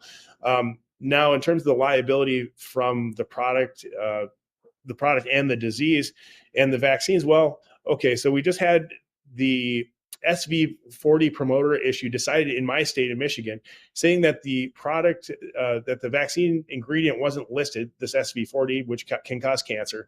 Therefore, Pfizer can be sued and Moderna for product contamination or adulteration. It might have just been Pfizer. I might be off on who's actually liable for that. Andrew, let's stop right there because this was something that came out much later. And I think that people need to understand the significance of what you just said. When I was warning people about the hate and lie shots well before they were developed, I was using the example that the polio shot contains something called SV40 or simian virus 40. Now, this was something that was known to cause cancer in, I believe it was apes and other hominids. And in fact, people did win massive lawsuit cases back in the day, not just from the polio vaccine, but being an interaction with their babies sometimes who got that vaccination. Okay. Then we find out much later, I was skeptical, but now you're telling me the court case has been won, that SV40 was actually sequenced into these shots because, again, these were not developed traditionally. Instead, what they did was took the sequence of something known to cause cancer and put it into these biomolecularly printed shots. Am I correct? That's correct. And the issue actually stems from something called good manufacturing processes. So in the food and drug world, there's this FDA rule that says producers of food and drugs must use good manufacturing processes. You can get a specialization in this. You can get a certificate. Some people go to school for this. And sometimes it's a division of environmental health or toxicology. So you have this specialization. You have this administrative rule. And what they have found, the people who are actually researching the ingredients of these vaccines, they found that they were contaminated, and that contamination is not uniform because you have to look at how products are manufactured in supply chains. You have one company that makes one ingredient or a precursor, and that goes off to another company, and then they do their next step, and there's a supply chain. So the real trick here is figuring out which batches of this product were contaminated. I don't believe it was all of them from looking at the data, but if you look at that have occurred around the country, my belief, in my expert opinion, that it's due mostly to batch contamination. If they would have stuck to the recipe, which had been FDA approved, and I think many people did receive the approved version of the product, it looks like the vaccine injuries are much lower in that group. So this contamination issue is a big issue. And it's not just the SV40, but it's the SV40 when it's combined with the plasmids, which really causes the risk. And this plasmid contamination can happen in a number of different ways. We have to take another break. We're going to come back with Andrew G. Huff. We're going to talk more about this congressional testimony, but also the documentation they want. We mentioned the CIA. We mentioned the FBI. The Department of Energy is in there, and that has historical significance as well. We'll be back after this with more Making Sense of the Madness.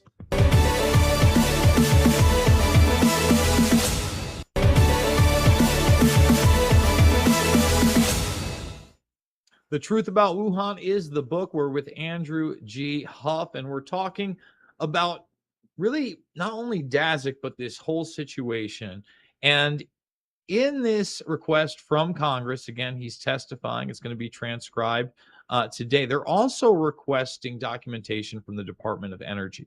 Now, for those that don't know, back in the 90s, Bill Clinton had to come out and say, hey, our government did test on not only military members and people in prison, but U.S. citizens. And although some of these things were ethical, a lot of them weren't. And a lot of them were done by the Department of Energy. And the Department of Energy did radiological and biological experiments on U.S. citizens without their knowledge. This alarms me. What is their role with EcoHealth Alliance and this quote unquote gain of function research?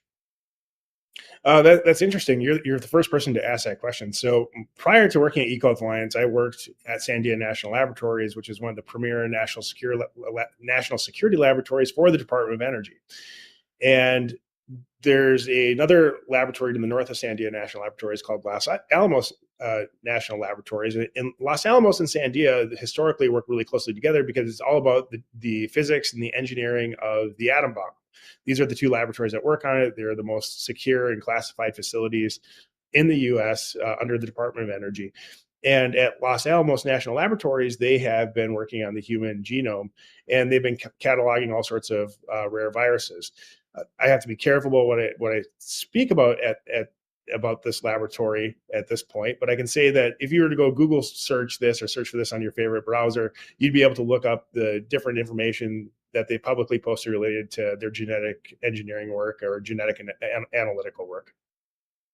Exactly. Well, I mean, I understand that you can't talk about it because you have inside knowledge. Listen, I get it. A lot of this stuff is in the public arena because when you think of something like the Department of Energy, the last thing you're thinking about are, I would say, bioengineering or geoengineering or any of these type of biological programs. Yet they're really at the forefront, and then they have these different classification levels. Again, this documentation is being requested. We'll see where it goes. Will there be criminal repercussions outside of the arena? If you want to say something else, I'd be more than happy to hear from you. Yeah, sure. I just wanted to hop in real quick because I think it's important. So when I was working at EcoHealth Alliance, I actually tried to foster the relationship between the national laboratories and EcoHealth Alliance so we could submit joint proposals. So while I worked there, that relationship was never cemented. It could have been after I left EcoHealth Alliance, but if you look at some of the interesting aspects of the genetics of SARS-CoV-2, it does look like there's a missing sequence, right? So there's a missing relative between this specific strain called HKU and another one called RAT13. So there's a missing link here between these two, and that's how SARS-CoV-2 develops. And really, it's the hunt for wherever this missing familial family relative is of these two agents. I believe that was in possession at EcoHealth Alliance. And a little bit about my story is that I started speaking with an individual by the name of Mike Bennett. This guy calls me up at work. He pretends like he's interested in buying some of the biotechnology that my company was selling, and then he quickly moves or segues the conversation to talking about all my time at EcoHealth Alliance. I tell him that I have a copy of the missing sequences, or I likely have a copy of the missing sequences from the work that we were doing in Southeast China on a hard drive in my house. And next thing you know, this hard drive is stolen from my house the next day. So it's likely, or it's proven now that Mike Bennett was a naval intelligence officer, a DHS official, and also affiliated with the ODNI. So this guy steals a hard drive, or he's working on the team that steals this hard drive from my house. So this missing genetic sequence was either property of the U.S. government or property of EcoHealth Alliance. It's hard to say, but based on the fact that they stole this drive from my house, I'm pretty sure the U.S. government knows that this sequence exists and somebody has it. Well, that I hope is an exclusive here today, Andrew. I mean, that's just mind-blowing stuff. But at the same time, that's how the system works. That's this public-private partnership and these levels of classification. And you just brought the Office of Naval Intelligence into there. And a lot of people don't even know what ONI is. My question stands from before. Do you think that anybody is going to be held criminally culpable for any of this? I mean, here we are almost 4 years on from the inception of the hysteria surrounding it, the misinformation, disinformation campaigns, the censorship campaigns. And a lot of this is based, again, in the work of not just Dazik, but those that surrounded him, and then to control the narrative afterwards. So what likely are we going to see from Congress? Will this spawn into a real investigation into those who are criminally culpable, or is it going to be a whitewash and a bunch of lawsuits? Well, I think one leads to the other. Like I said before, there are only so many civil lawsuits that EcoHealth Alliance and the federal government, the University of North Carolina, UC Davis, all these Metabiota, all these companies that are involved with this can handle financially. And when it becomes apparent to the courts and all the litigators involved that they're going to run out of money from suing EcoHealth Alliance, I mean, they could probably only handle a couple lawsuits before they go bankrupt, and people are still going to want justice, then they're going to turn to the government. And then Congress will be incentivized to act either through passing a law to mandate some kind of investigation towards these criminals, or it will just be a simple criminal referral over to the FBI, and then justice will run its course. And I think actually the latter will be the course that this takes. Remember, the government moves slow, and there's huge liability, and there's so many different people involved in the federal government with this. Nobody wants to be held accountable. This probably takes place after the next election, would be my guess. I think that this is going to drag on until 2025, 2024, 2025, and that's when the criminal proceedings will begin. We got to take a break. When we come back, I want to talk more about those that are named. They actually go down the list of individuals and institutions. It is Making Sense of the Madness. The book is The Truth About Wuhan. More with Andrew G. Huff after this.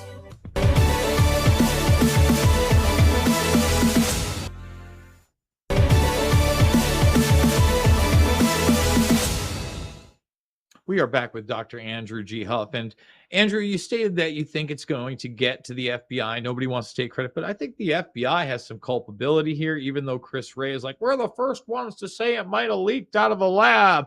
I think when you look at some of the documentation that's going to be out there, it may not be so favorable for the FBI. So I agree they're going to drag their feet. Who knows what happens in 2024? But if we don't get our country back, I think there's zero chance of any criminal culpability, and we really need it in this case. However, the documentation here that's requesting all these communications and associations actually names more than 20 names. I'm not going to read them all, but they start off with Charles Kalisher, Dennis Carroll, Rita Caldwell. Are there any names on that list that you are particularly interested in seeing those communications through? Well, absolutely. The number one would be Dr. Dennis Carroll. He was the former director of the USAID PREDICT program, which funded the coronavirus sample collection globally. He's also the director now of the Global Virome Project, and I think he's out of the University of Texas, or he's in Austin, where he's basically running this PREDICT 2.0, but through a private entity, which is funded by the Chinese globalist organizations, different government organizations. And really, they're going to try to attempt to continue this work that they're doing at EcoHealth Alliance through the Global Virome Project. So if we want to prevent this from happening in the future, we have to take a hard look at the Global Virome Project and what they're up to, who's funding it, and why. And the simple policy mechanism that Congress could enact would be to have a complete ban on gain-of-function research. But I don't think that's going to be happen unless there's also a new international treaty on bioweapons, because the 1972 Bioweapons Convention is out of date. And as you can tell, if you're allowed to engage in this gain-of-function research to make medical countermeasures, it's a loophole. And you can see that the logical conclusion here is that eventually there's a laboratory accident with something that's very dangerous. And that's what we've been scared about for decades. So another thing that's really alarming about this is that even when you had an event like 9/11, right? The 9/11 Commission wasn't put together right away, but you had the initial congressional investigation, even though it was Bob Graham and Portergoss would become the head of the CIA. But you had some window dressing on it. There is no window dressing. In fact, there was just this private investigation into the coronavirus pandemic. It was actually headed by or overseen by Philip Zelikow, who oversaw the 9/11 Commission. As far as I know, this, again, almost 4 years later, is the first steps congressionally to step in on this aspect. And like you said, there doesn't seem to be a movement to stop this gain of function research. That, coupled with the fact, as far as I know, we're the only ones covering this story today. Where does that say we're at in America? Like, again, we're not even whitewashing these things. There are no investigations, and just like you said, this is probably not going anywhere till after the presidential election. We have a media blackout. Where is this country? How do we change that? Well, I think at the state level, there's been a number of state representatives and senators across the nation that have introduced legislation to ban gain of function. I actually authored the bill for the gain of function ban here in the state of Michigan and introduced it with Rep. Brad Paquette. The problem is the Republicans in this state don't have control of either the House or the Senate. So, that bill is sort of dead on arrival, but we're trying, and other states have had more success. They're doing the same thing in Wisconsin. Wisconsin actually has a BSL-4 laboratory working on highly pathogenic avian influenza, and where they're doing this gain of function work to make it human transmissible. And it's one of the most dangerous laboratories in the world, right in the heartland, right in Wisconsin. And they had a near miss 3 years ago. So this hits close to home for people who live in the upper Midwest. There have been a series of accidents. The other thing, though, that you have to keep in mind, and it's important for the audience to know, is that when you hear the words gain of function, not all gain of function research is bad. Gain of function research is actually used to make insulin, for example. So the devil's really in the details with this stuff. And we have to have policy experts, and we have to elect people into Congress and in the Senate that are going to do something. I mean, the check on power here is supposed to be Congress. And really what Congress needs to do is they need to start stripping back executive authority. I don't care if you support President Trump or if it's President Biden or whoever the next president, whether it's RFK Jr., it doesn't matter. What Congress needs to do is start taking back executive authority. We can't be ruling our country by executive authority anymore. It's actually one of the most dangerous things, I think, for the country. We should be following the Constitution. And what we should be doing is having Congress being the body that just makes these huge decisions, not just the stroke of the president's pen. And that is really one of the biggest constitutional issues our country is facing. Well, you talk about the security state, and I feel like we now have, you talked about executive, rule by executive. Well, we have an executive within an executive. That's what a lot of these black programs are to me. I mean, first of all, you have the continuity of government program, which I'm sure you're familiar with, especially being in these scopes of biological warfare and doomsday scenarios. So that right there almost usurps the executive power of the president of the United States. And then you don't have any accountability when something goes wrong. I think that we're in an extremely rough spot. I am encouraged by reading this letter and seeing what is being requested. Now, whether or not, again, anything comes of it, we'll see. Is there anything else in this hearing today, this testimony that of Dazik, and in this letter, because all this documentation should have been provided by now, I think November 3rd was the deadline, that should be focused on, that I'm missing, that should be talked about? Well, I would actually conduct the investigation slightly differently. I'd just ask them for all records. And then I would conduct my own investigation on those records, all communications. If you specifically name people, that's great. That might help filter down and make the search for information easier for congressional staff. But you might miss something. So I would cast a broad net and then go through it myself and take the time to read every document, just like you would in a legal investigation. We got to take one more break. When we come back, I want to talk about your future, what you're up to, and how people can support your work. The book is The Truth About Wuhan. We'll be back with Dr. Andrew G. Huff after this.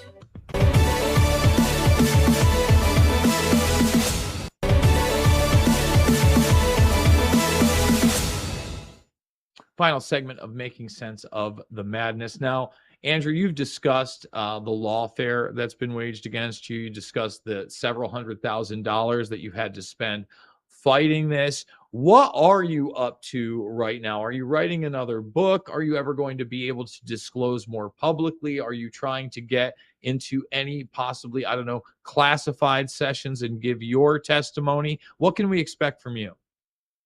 Well, you can expect that Congress doesn't want to hear anything that I have to say. I've actually communicated with the House Intelligence Committee in the past, also the COVID Select Committee. And actually, I think I'm responsible for Congressman Brad Wenstrup not seeking reelection. I actually filed a whistleblower retaliation complaint about 3 weeks ago. And interestingly, General Miley stepped down 3 days later after I filed that whistleblower reprisal complaint. And since then, there's been a series of fallout throughout the U.S. government and the state of Michigan for all the different people that have been involved in the retaliation against me. I actually have other legal tricks up my sleeve that I can pull, other executive branch levers against all these people who did all this terrible crap to myself and my family. And, I could fight these people forever in court and probably get rich off it, but that's really not what I want to do. I'm a scientist, so I always have another book or two or a publication in the works, and writing is never ending.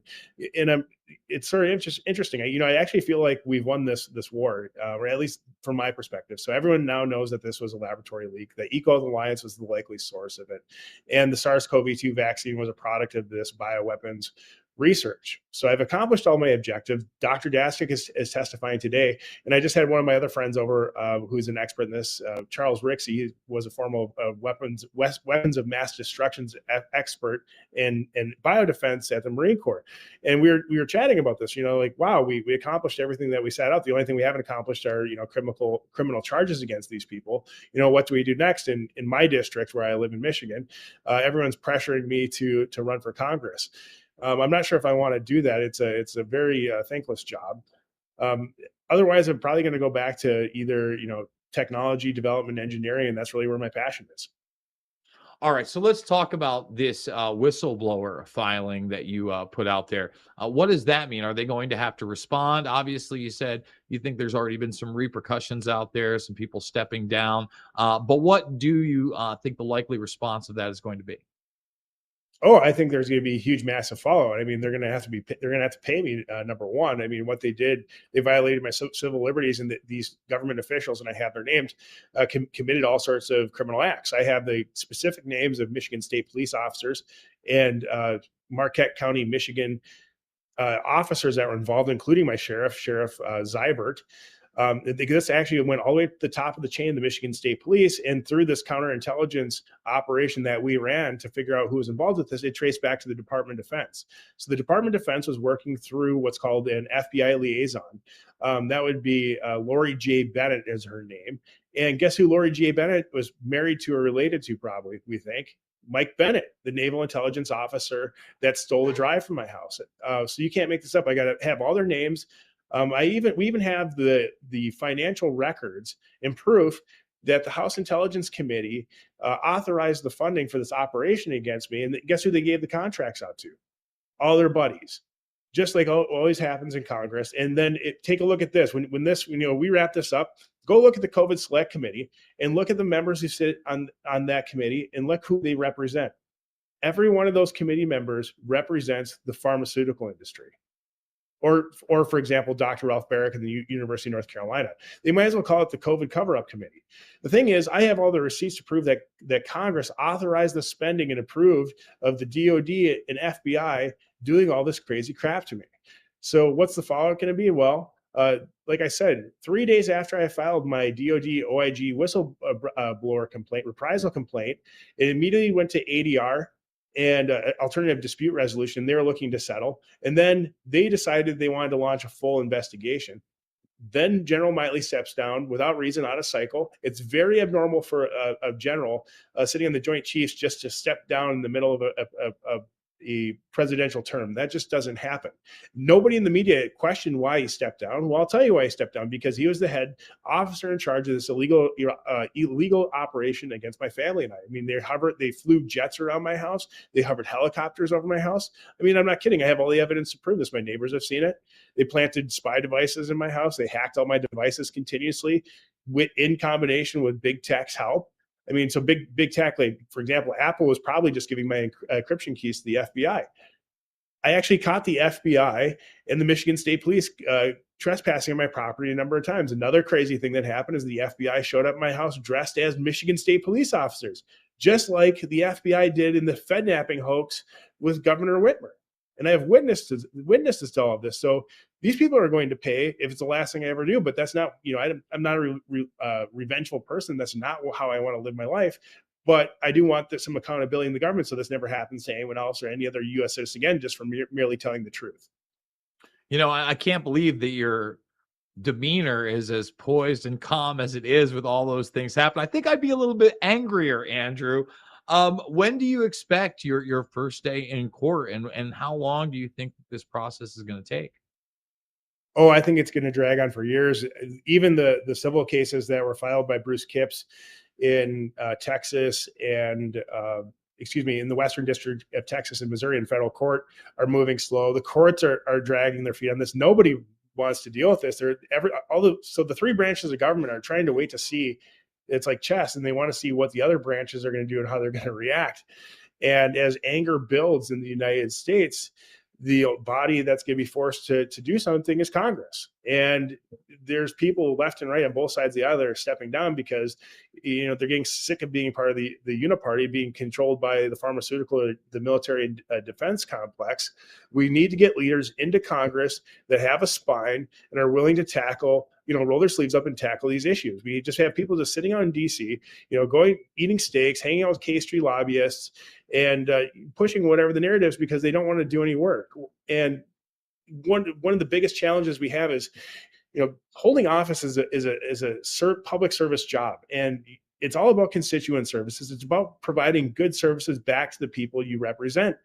And my party, the Republican Party, is no longer doing that. What the party that the people that they're representing are huge business. They're representing huge billionaires, and the Republican Party has always sort of been that way. But I think it's worse now than it's ever been. We've got about 2 minutes left in the broadcast. What would you like to leave the audience with, and how can they support you? Well, hey, follow me on X, or formerly known as Twitter. My handle is AGHUFF. I have to give to Elon Musk. A lot of people complaining like, oh, he's a globalist or whatever. But actually, the X app gave me a voice and saved my life. So thank you, Elon, and thank you, Twitter, or X. Well, we're not big fans of Elon Musk over here. I got to tell you, lots of DARPA contracts over there with SpaceX and whatnot.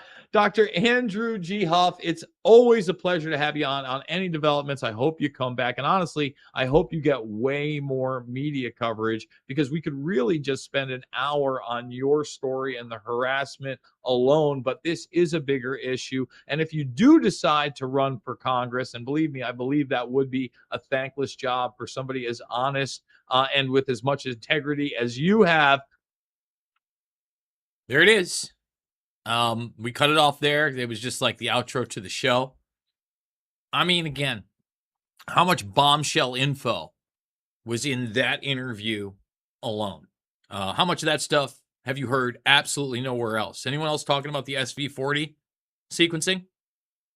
Absolutely not. Absolutely not. They're putting out emails from Daszak. We showed you Daszak's basic confession in the beginning of that hour. So, 2-hour broadcast. It's never been on YouTube before. You really do wonder, how much steam. I mean, again, I have a very small audience. We didn't even hit 100 live viewers. We didn't. I think we once hit 1 out of 1,000 with 78 viewers. But we're doing it, and we're doing it with you, because this isn't like a political show. This isn't about conservatives or liberals, Republicans or Democrats. No. It's about left or it's about right and wrong, never left or right. Okay. So if you like that, please consider supporting the broadcast with the links down below. Again, $5, $10, $15, big donors. I can't thank you enough for your past and future donations. We've also got the PayPal down below. I hope you guys enjoyed the broadcast. I hope that you will share the information that Andrew G. Huff just told you with others. Share these interviews. They're evergreen. They're going to be as relevant today as they were almost 3 years ago, as they will be 3 years from now. So I love you guys, and I'll see you all on the flip side.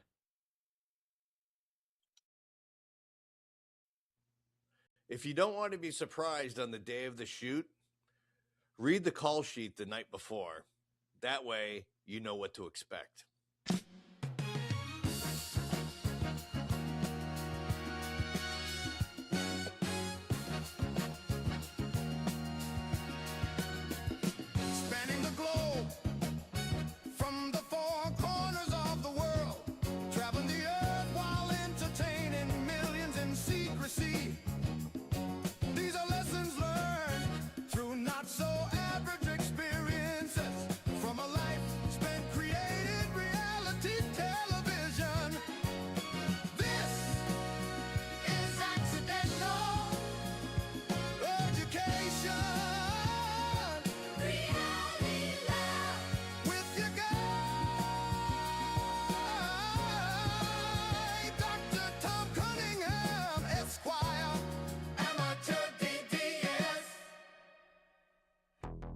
Hey everybody, welcome to another edition of Accidental Education Reality Lab. I am Tom Cunningham, your professor and your host, who constantly is coming up with parallels between civilization and entertainment.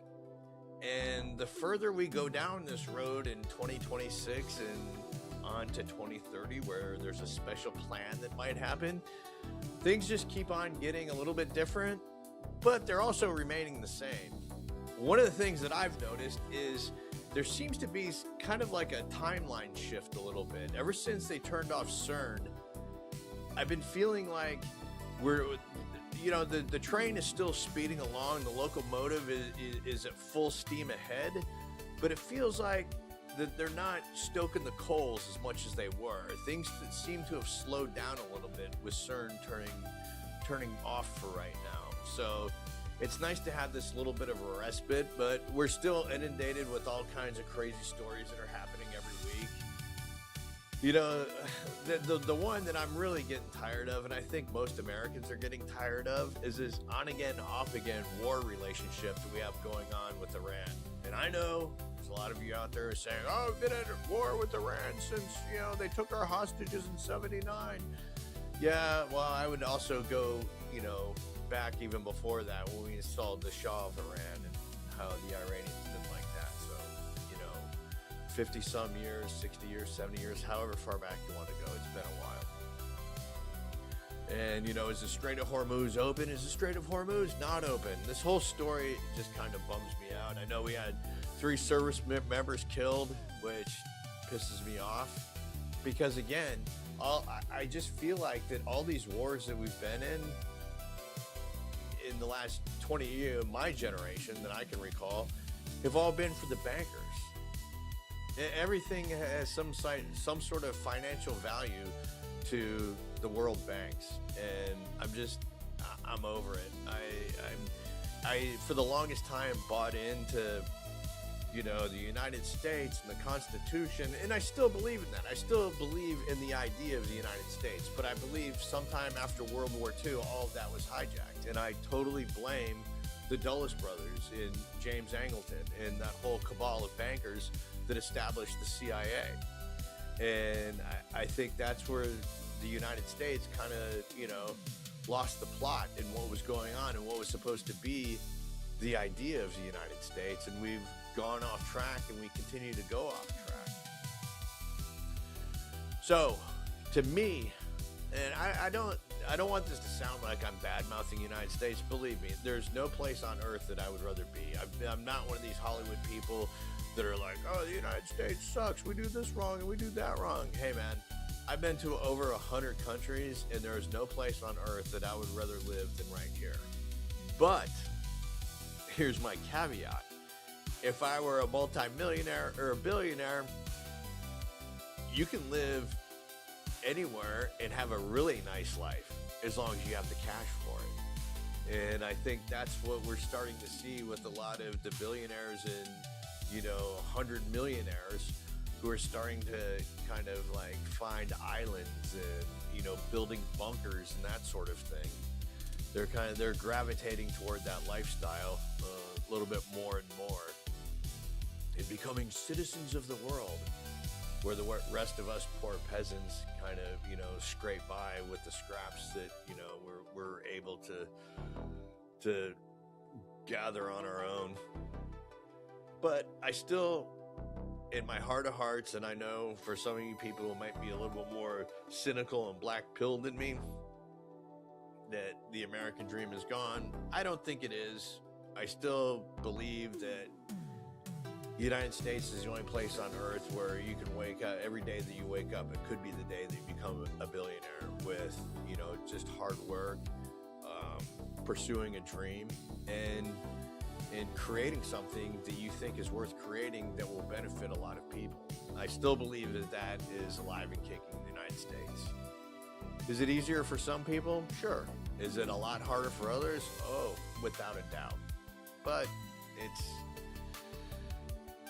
sometimes in life you just have to play the cards that you're dealt and move on and move forward from there, and that's the best that you can do.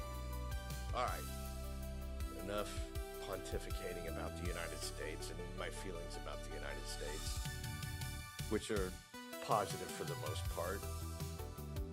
I want to talk now about a story. Well, there's three of them that I want to talk about. And the first one I want to talk about is something that I touched on last week's episode about diarrhea lettuce, and how that story didn't seem right to me.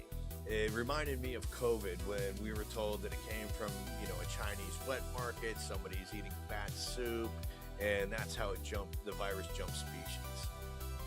And my contention was, I would have bought that story hook, line, and sinker if, and only if, Fauci, the liar himself, would have said that it's a well-known fact that Asian men, Chinese men, like to eat bat soup because it helps with their erectile dysfunction. And again, I'm not basing that on a stereotype. I'm basing that on experience. And the experience that I have is traveling around the world, working with anti-poaching units around the world, trying to combat poaching. And most of the poaching that happens globally all has to do with the Chinese need for erectile dysfunction drugs.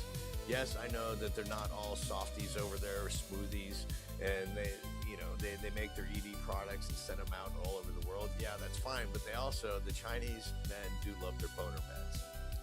So when Fauci left that out, I kind of was a little bit skeptical. Well, I was a lot skeptical about the whole story of the origin of COVID, not to mention that, there's a biolab that works on, COVID viruses in Wuhan. So that seemed a bit obvious to me. But getting back to the FDA coming out and saying that they've narrowed down and they think that they found the source of this cyclospora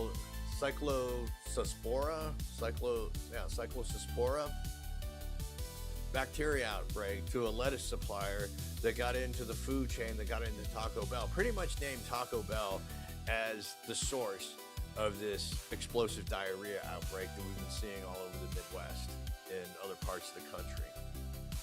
Again, that struck me as, I don't really believe that, because diarrhea and Taco Bell go hand in hand, and they've been going hand in hand for years. It's another stereotype.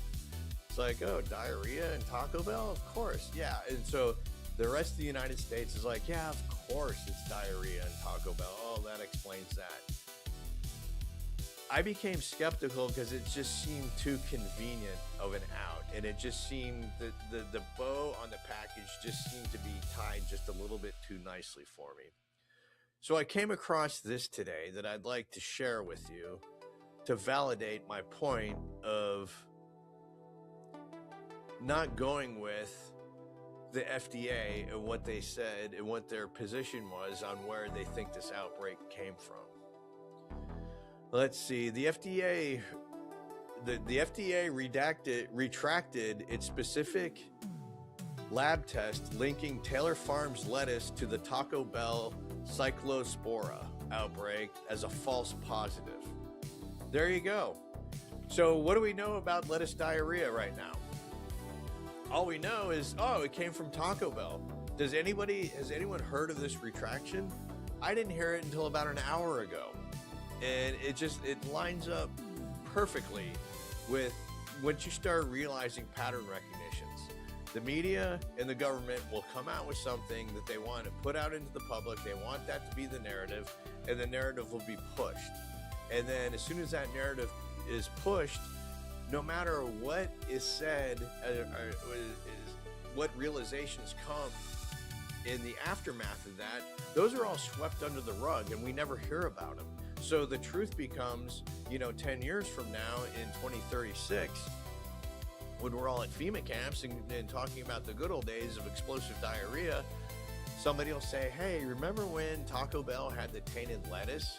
And go, oh yeah, that's right. Then somebody else will say, it wasn't Taco Bell. And everyone else will look at them like, what are you talking about? We were all told, the FDA came out and said it was linked to, Taylor Farms and this, the lettuce, the tainted lettuce that, got into all the Taco Bells. And they're like, and the other person will be like, nope, that's not it.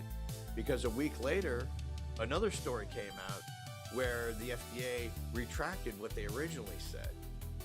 But again, the narrative's already out there. So years from now, everyone's going to believe that the source of the outbreak was Taco Bell. I personally believe that this was a dry run to poison our food supply. I think there are multiple countries that have an axe to grind with the United States and want to cripple and kill our population. And this was a test run to see how well they could do with the food supply. So to me, this test run is, just like if you're beta testing anything, it's like, okay, we've got this cyclospora.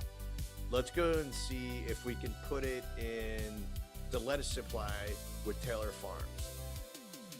We need to know, and it doesn't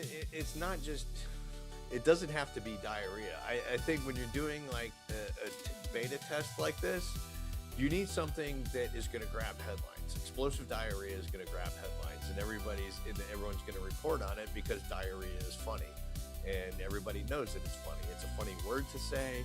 We've all had issues with diarrhea in the past, and it's a fun word to say, diarrhea. So it gets put out there. If you're the bad guy, you plant this bacteria, it gets into the food supply, Americans start getting sick from it. I think, believe it, American has died from it.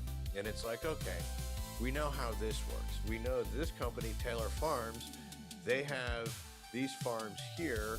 We planted this bacteria here, and it made its way to the processing plant and then made it out to the Midwest of the United States. And that's where we think that a lot of these cases are coming from, either from Taco Bell or other restaurants or grocery stores that carry this brand of lettuce. So to me, that was the whole point of this outbreak. I don't think it was an illegal alien taking a dump in a lettuce patch and just happened to get in there and, a dirty piece of lettuce, made it through and it, ended up, infecting other heads of lettuce. I'm not buying that. I think this was a targeted attack on our food supply. Again, I don't think it was done to create, a mass casualty incident. I think it was done as just a test to see how far it can go and how many people can be affected by it. So if you want to do the next round where you cripple even more people with something a little bit more debilitating, you have an idea of where to plant it, how to spread it. And I'm not saying it's going to go back to Taylor Farm to do it again. I don't think it will. I think that their next target will be somewhere else that they'll test until they find the prime target where they can get out whatever bioweapon they have to a bigger mass of people. And like I said, I just think this was a dry run for it. So the article also goes on to say, excuse me, positive, but federal health officials emphasize that the epidemiological data still points to the supplier as the main focus. Okay, so it's still pointing at Taylor Farms, but it's letting Taco Bell off the hook. And if I were Taco Bell, I would have some serious issues with our name being sullied again and being brought up with diarrhea. But again, it's a convenient out because right now the whole narrative is Taco Bell causes diarrhea. And I thought, growing up as a kid, that's what everybody said. So I thought, at least 3 or 4 decades removed from that, it's like, okay, yeah, it's the old, stupid, trope that Taco Bell causes diarrhea, blah, blah, blah. So now that has been reborn, and now that becomes the narrative. Let's see. It goes on. Investigation status. False positive. The FDA announced that a positive test sample from Taylor Farms de Mexico did not represent true amplification and was a false positive. Okay. So the tainted lettuce did come from Mexico and was a false positive. So we're talking about a supplier that's not even in this country. And that stands to reason. So if you're going to do a test on a bioweapon that the intended target is the United States, and okay, I would think that you would want the supplier to have the farms within the United States. So this leads me back to the other pattern. Okay, if I'm working at the CIA or any kind of intel agency, and I've got information saying, uh-oh, somebody, one of the bad guys who doesn't like us, they somehow got into one of our farms, they sprayed it with this cyclospora, and it's gotten into our food supply. It's like, okay, we gotta do damage control here. All right, where else? And it's coming from Taylor Farms. Okay, where are their main lettuce fields? Okay, we've got Southern California, we've got, wherever it is, and also in Mexico. Okay, Mexico. Okay, all right, now Taylor Foods, who do they supply lettuce to? Well, they do a lot of restaurants. Oh, look here, Taco Bell. That's it, Taco Bell. Let's say, okay, we haven't linked to Taylor Farms, but we also haven't linked to a farm here in the United States, but Taylor Farms also gets lettuce from Mexico. So let's do the Mexico Taylor Farms Taco Bell route instead of American Farm Taylor Farms Taco Bell. To me, that makes a lot more sense if I'm trying to, keep the public calm and not say, all right, we have determined that there is a nefarious country that is trying to poison our food supply. But don't worry, the lettuce in question, it came from Mexico. Has nothing to do with us. Carry on. We all know that Taco Bell gives you diarrhea. Just stay away from Taco Bell. All right, here we go. Ongoing focus. Despite the retracted test, the CDC and the FDA state that a patient interview data and epidemiological tracking still align with the supplier. So again, with all the tracking that they've done with patients, it's still going to be your Taylor Farms, but it's the warehouse, whatever warehouse it came from, we're still unclear of which farm it actually came from. Let's see, precautionary steps. Taco Bell voluntarily pulled its affected lettuce from its supply chain nationwide. Okay, we all knew that. But again, the whole narrative is Taco Bell gives you diarrhea and Taco Bell's responsible along with Taylor Farms. Nobody knows Taylor Farms. They all know Taco Bell. So now the narrative is Taco Bell gives you diarrhea and was responsible for the great, lettuce diarrhea of 2026. And that's the narrative, and everyone's going to forget about it until the next, bioweapons attack happens, which will probably be another beta test. This time, I'm thinking that it's going to be more along the water supply. I think something is going to get into the water supply, if I had to guess, because we see these tests happening all the time with the blackouts, and we see these, sometimes the internet will get shut down, other times cell phones will get shut down. We've got food being tainted with, we've got, processing plants for food burning down. And those seem to happen quite frequently, about as frequently as people plunging to their death from high-rise condominiums all over the world. That's another weird one. There's a guy, former reality show guy who I don't know, some Israeli dude, actually plummeted 28 stories in his condo in Sunny Isles, Florida, which anytime that I see that, it's like, oh, he got shoved. Somebody came to his place, opened the sliding glass door, walked him outside, and threw him off the balcony. It's pretty obvious to me that's what happened. And, there's no suicide note, there's no nothing. Eventually, when people start questioning what's going on, a suicide note will appear, a bottle of prescription pills, some fentanyl or something will be conveniently found, like on his bedside table or in the bathroom or something like that. So I just not buying that story either.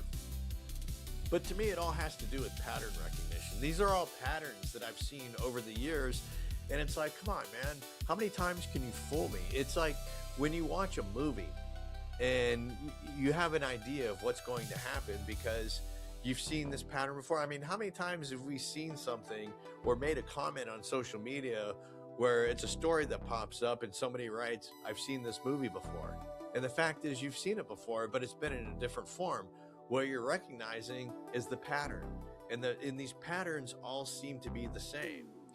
And I mean, it's great that we're talking about patterns and pattern recognition this week on the heels of the Odyssey coming out. And I haven't seen the Odyssey. I'm going to see it. I'm looking forward to it. And I've heard nothing but good things about it. But I'm still going to go in with an open mind about Christopher Nolan because I like a lot of his movies.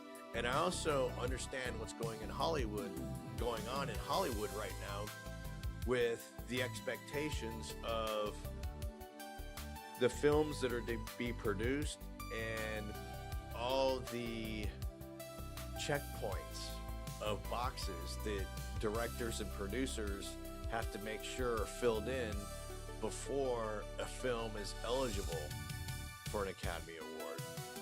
So I think all this outrage with Ellen Page and that other chick that was in it who played Helena Troy, I think for the most part, Christopher Nolan was just like, okay, I'm going to play by your rules, but your rules are dumb, so I'm going to give them parts that are pretty insignificant.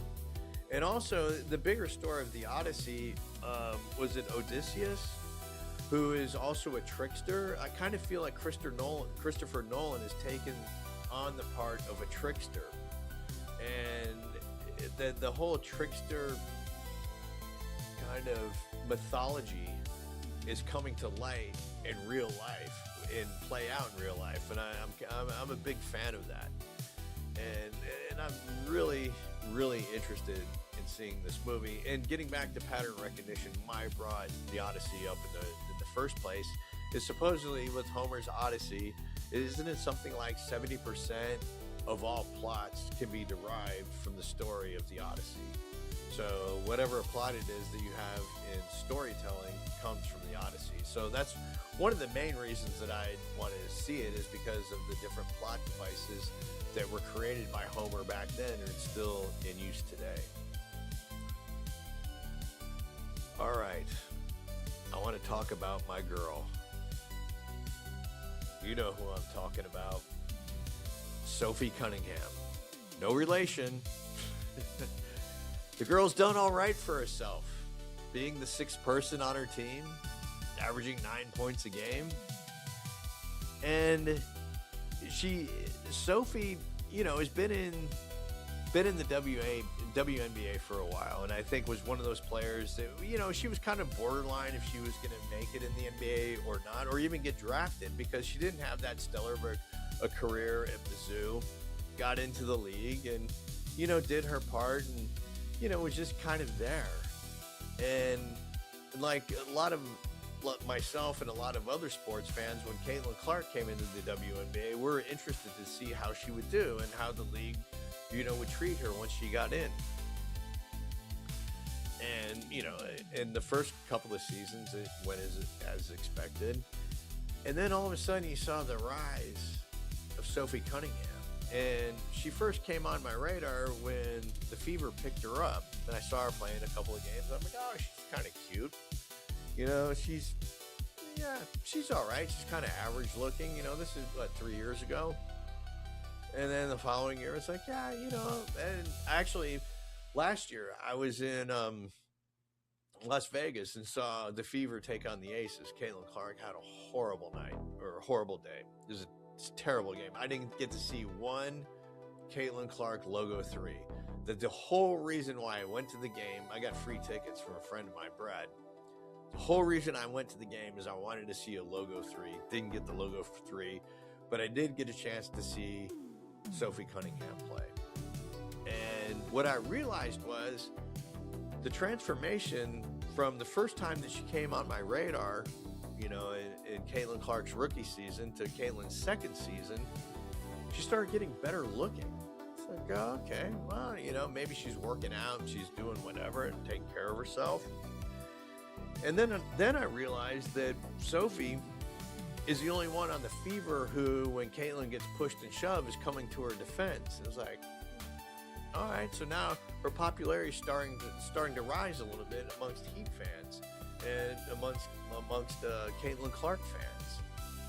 And so you come to this year, and man, oh man, what a transformation Sophie Cunningham has made.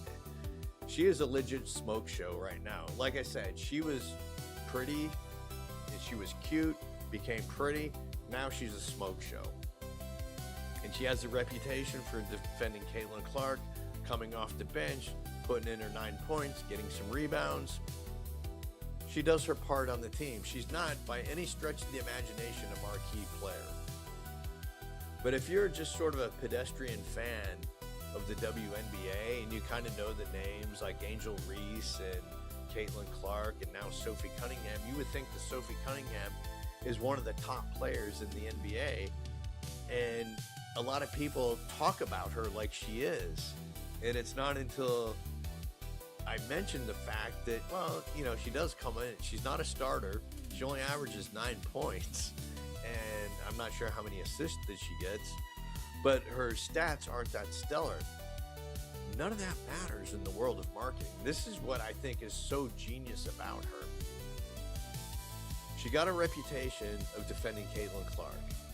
That put her in a good spot with Caitlin Clark fans and also with Fever fans who thought, hey, finally there's a teammate on Caitlin's team that has her back. So her stock started rising with that. And then you notice her hairstyle started changing a little bit. Her clothing started changing a little bit. The makeup started getting a little bit better. Her body started becoming a bit more sculpted, spending a little bit more time in the gym. And then at the same time, you saw her rise in social media. It's getting bigger and bigger as the seasons go by. Then we see her at a UFC event, having fun with Dana White, being a card girl. All right, yeah. It was like Sophie was kind of waiting in the wings the entire time and just choosing her moment where she was going to step out into the big stage. And this week, she stepped out into the biggest stage of all. So Wednesday, she sits down, Sophie Cunningham sits down with ESPN to do an interview. The interview she does with them drops on ESPN on Wednesday. Sophie makes the statement that says she believes in protecting little girls from having to compete against little boys and from females having to compete against males. To all of us, that seems like the most reasonable statement that you can ever make. But as you know, in the day and age we live now, oh, that's a no-fly zone, man. You're transphobic. It has nothing to do with being transphobic. It's talking about fairness. You're talking about biological differences. This is where the left side of me and the right side of me kind of deviate when it comes to understanding friends on the right and friends on the left. My hardcore leftist friends, this is where we can't communicate anymore, because what they're asking me to do by saying that trans women are women is me having to say myself to say a lie out loud. I know that a trans woman isn't a woman, it's a guy. But I also know that if it does happen to be trans, the person has to happen to be trans, and they want to live like a woman, they're acting like a woman, and it's very hard for you to tell if they are indeed a woman or a man. Those are two totally different things. And I get that. And I get the fact about, being kind and respectful to people and what they're going through. I can't imagine, having your mind so kind of twisted up that you feel like you were born in the wrong body, and the only way for you to feel whole is to be able to grow breasts and take on, the image of a woman. I just think that it would be a hell, and I have tremendous sympathy for people that are actually going through that. I have zero sympathy for people who are using it to gain an unfair advantage. For men who are actually just autogynephiles who want to put on women's clothing because it feels good. and it's a sexual fetish to go into environments that are only for females and be able to look at naked women as you have these female garments on you rubbing against your genitals. That is a sick perversion. And being the father of a daughter, I don't want that for my daughter. And I don't want that for my wife. I don't want that for my mother. I don't want that for my sisters. I don't want it for any female in my life or any female ever. I just don't think it's proper. But again, it's all comes back to the left wants you to recite and go along with an absolute falsehood. They can dress it up in how many different ways that they want, that there's the difference between gender and sex, and there's a spectrum of it. That's all fine and good, but at the end of the day, there's X chromosomes and XY chromosomes, and that's it, and that's all there is, and there's no more to it than that. And I understand, the hermaphrodite, the intersex people who actually do have, undistended testes in a uterus. I get that. That's well documented with that South African runner who wasn't allowed to compete in the Olympics, a couple decades ago because she had testes that hadn't distended and that were up inside of her uterus that were producing testosterone, which were giving her an unfair advantage amongst other women on the track. I get that. I also get the fact that she felt like she was a woman. Totally get that too. I'm very compassionate for somebody like that. Hey man, for some reason, Mother Nature played a wild trick on you, and I feel bad for you. It must be, I don't have no idea what you're going through because there's no way I could even pretend to. But in the sake of fairness, you can't compete with other women. That's just the way it is. Sometimes we can't always get what we want, and that's one of those instances. So Sophie comes out and says this, and as soon as I saw this drop, I was like, okay, here we go. And I posted on social media, this is what's going to happen. You're going to have the right come out and say, and totally champion her and say, yes, finally a female athlete is speaking up, who's still involved in a sport, taking a stance, good for her. And then you have the people on the left going, oh, she's a hater, she's transphobic. And then you have the WNBA and the Fever coming out, having to issue statements about inclusivity and how it's a welcoming environment and yada, yada, yada. This whole thing about inclusivity when it comes to the WNBA, that's a fallacy. I don't even know why they're saying that. Because once you have a league and once you have players that meet a certain threshold to get in that league, it's exclusive. It's not inclusive. In order to have inclusivity, you have to have exclusivity. And that's what the WNBA is it's an exclusive club. Just like when you're in college and you've got several different groups of popular people when you're in college or even in high school. Well, actually, mainly, no, this would just be college. Where you have people who are in fraternities, people who are in sororities, and people who are in sports.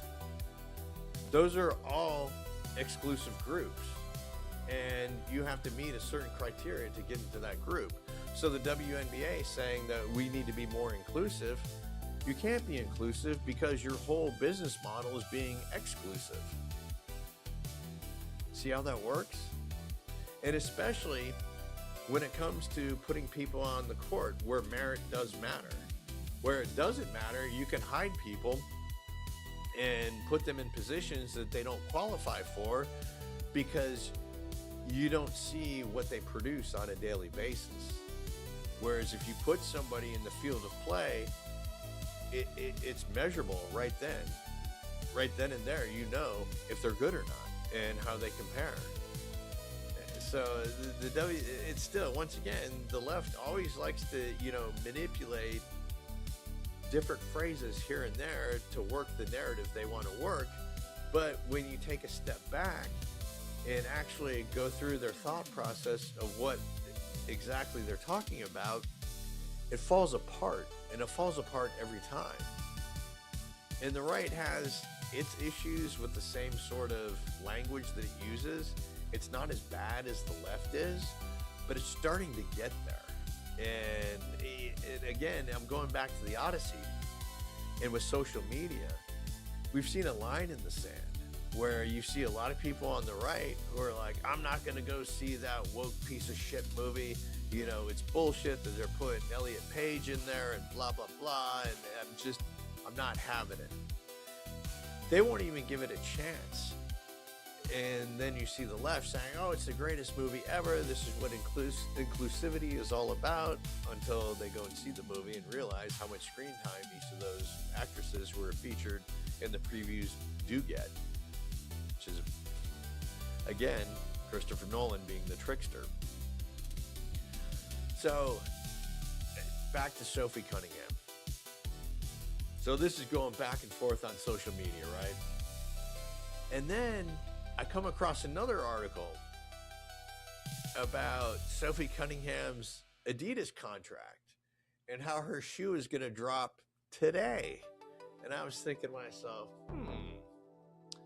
very interesting. What a coincidence that Sophie Cunningham does an interview with ESPN that drops on a Wednesday where she defends females against having to play males in professional and amateur sports. Now, what will that do? Oh, I know what that will do.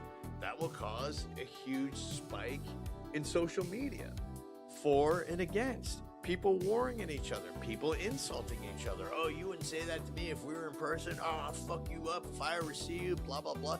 It just keeps going and going and going, and just reaches a total crescendo where, you know, it's becoming a news story. You've got media outlets reporting on what she said.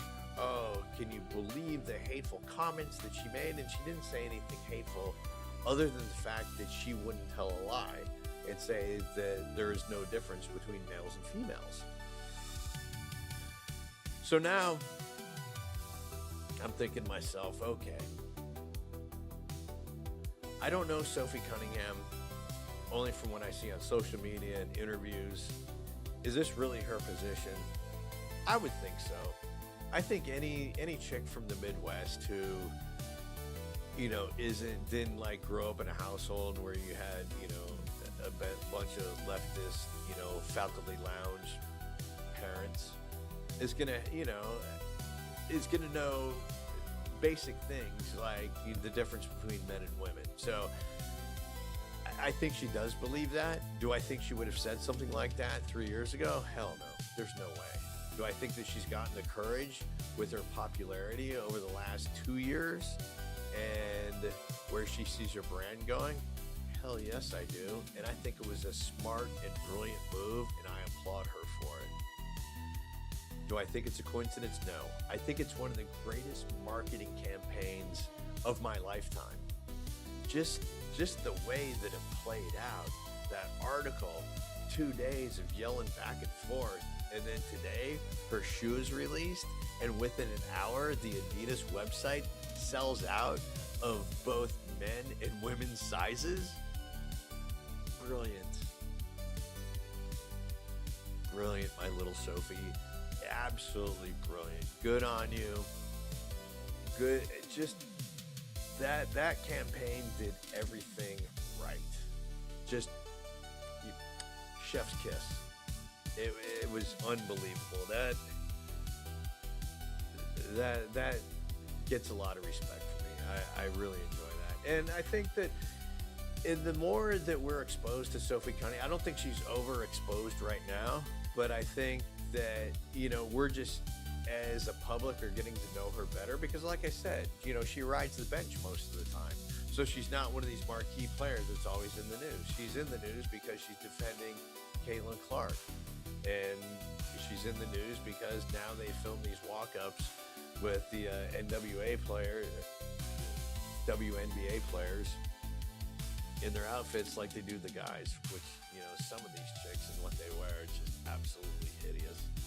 And, you know, what I love the most about this is how twisted up the WNBA is right now, and especially Kathy Engelbert, the commissioner of the WNBA, who's one of the dumbest, most moronic, wokest frauds on the entire planet. She is such a fucking idiot. She has no idea what she's doing. She has no idea how to be a leader. She has no idea how to do anything, because when you break it down, the WNBA is a 501c3. It's a charity. It's never made a dime in its entire life. It's operated in the red ever since its inception. It is 100% financed by the NBA. They would know the first thing about trying to turn a profit. And Kathy just fits this mold, throws out the talking points about inclusivity and gay rights and whatever. In America's a horrible place, and you know, the toxic, you know, masculinity and the patriarchy and systemic racism and every other leftist catchphrase that you can think of. And now we have the rise of somebody like Sophie Cunningham, and they have no idea what they do, because she's not a starter. She's coming off the bench. She doesn't get as much playing time as your Caitlin Clarks, who really isn't getting that much playing time now. And she's not drinking the Kool-Aid that you want her to drink and to spout off all this communist bullshit that you want her to say. She's not doing it. So it'll be interesting to see what the WNBA does. Are they going to try and break her like a wild bronco like they did to Caitlin Clark? I mean, I feel like Caitlin Clark has been broken. I think we're seeing a broken player. I think that whatever the Spitfire that she was coming out of college and getting into the WNBA and going through those 2 years of getting beaten up, you know, physically beat up on the court, has turned her into, you know, pretty much a crybaby now. And, you know, I'm not saying she doesn't get fouled on purpose, but I think her reactions to it and the temper tantrums that she's throwing right now, it's an incredible heel turn. And I think most fans understand that it is a heel turn and they're turned off by it. And I think the WA is understanding that Caitlin's star is starting to go out. But now the real star, Sophie, is rising. And there's nobody else really out there that is in that same sort of caliber, that has the looks, the smarts, the quick wit, the likability. Likability is a big one. For the most part, the WNBA players are the most unlikable people in society. They hate their fans. They hate the country. I'm not saying all of them. I would say 98% of them. And the 2% are, you know, like your Sophie Cunninghams and, you know, maybe your Paige Buchers, but she's still kind of, and your Caitlin Clark. I don't know. I don't know or care where Caitlin Clark stands on things. I'd like to see those logo threes again, and for her to like start playing some kind of defense. But the WNBA is just so pissed right now. They don't know what to do because they've lost control. And when you try and appease everybody, you can't. Again, when you're trying to be as inclusive as possible, you're going to have to exclude somebody. So right now, the WNBA is trying to exclude people, but also come across as being inclusive. And what does that make you other than a hypocrite? And that's exactly where the WNBA finds itself.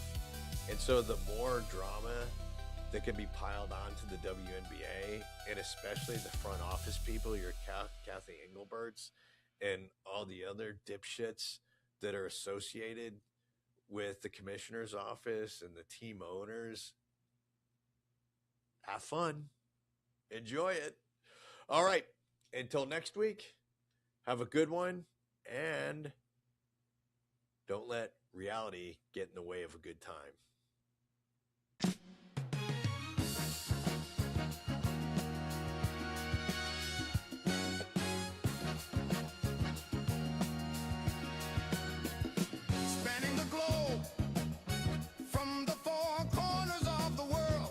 Traveling the earth while entertaining millions in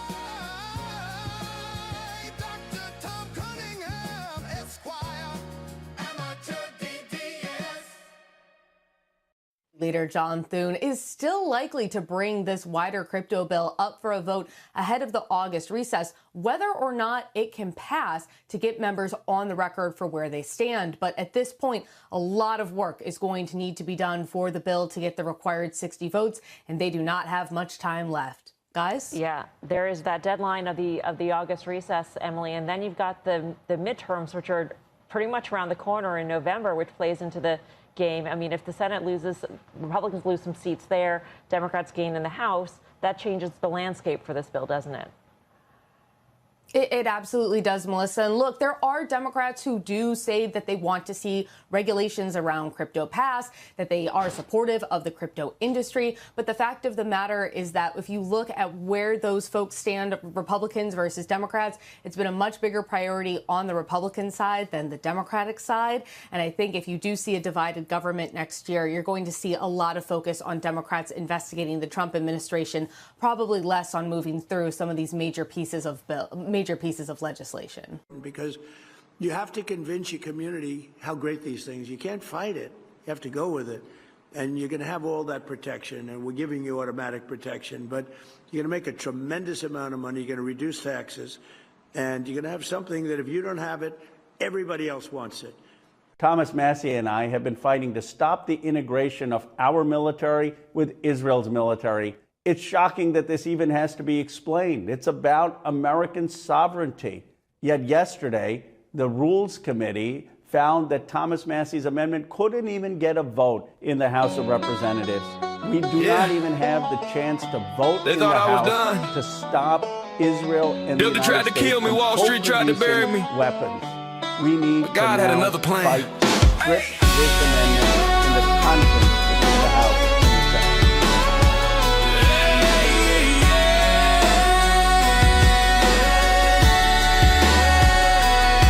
Hey guys, Carlos Cortez here. I hope you're doing well.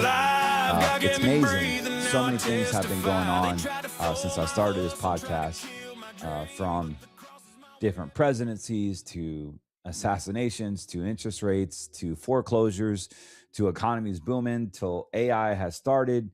Now AI has completely changed pretty much every industry, and we haven't even seen quantum yet. We haven't even touched the tip of the iceberg at all.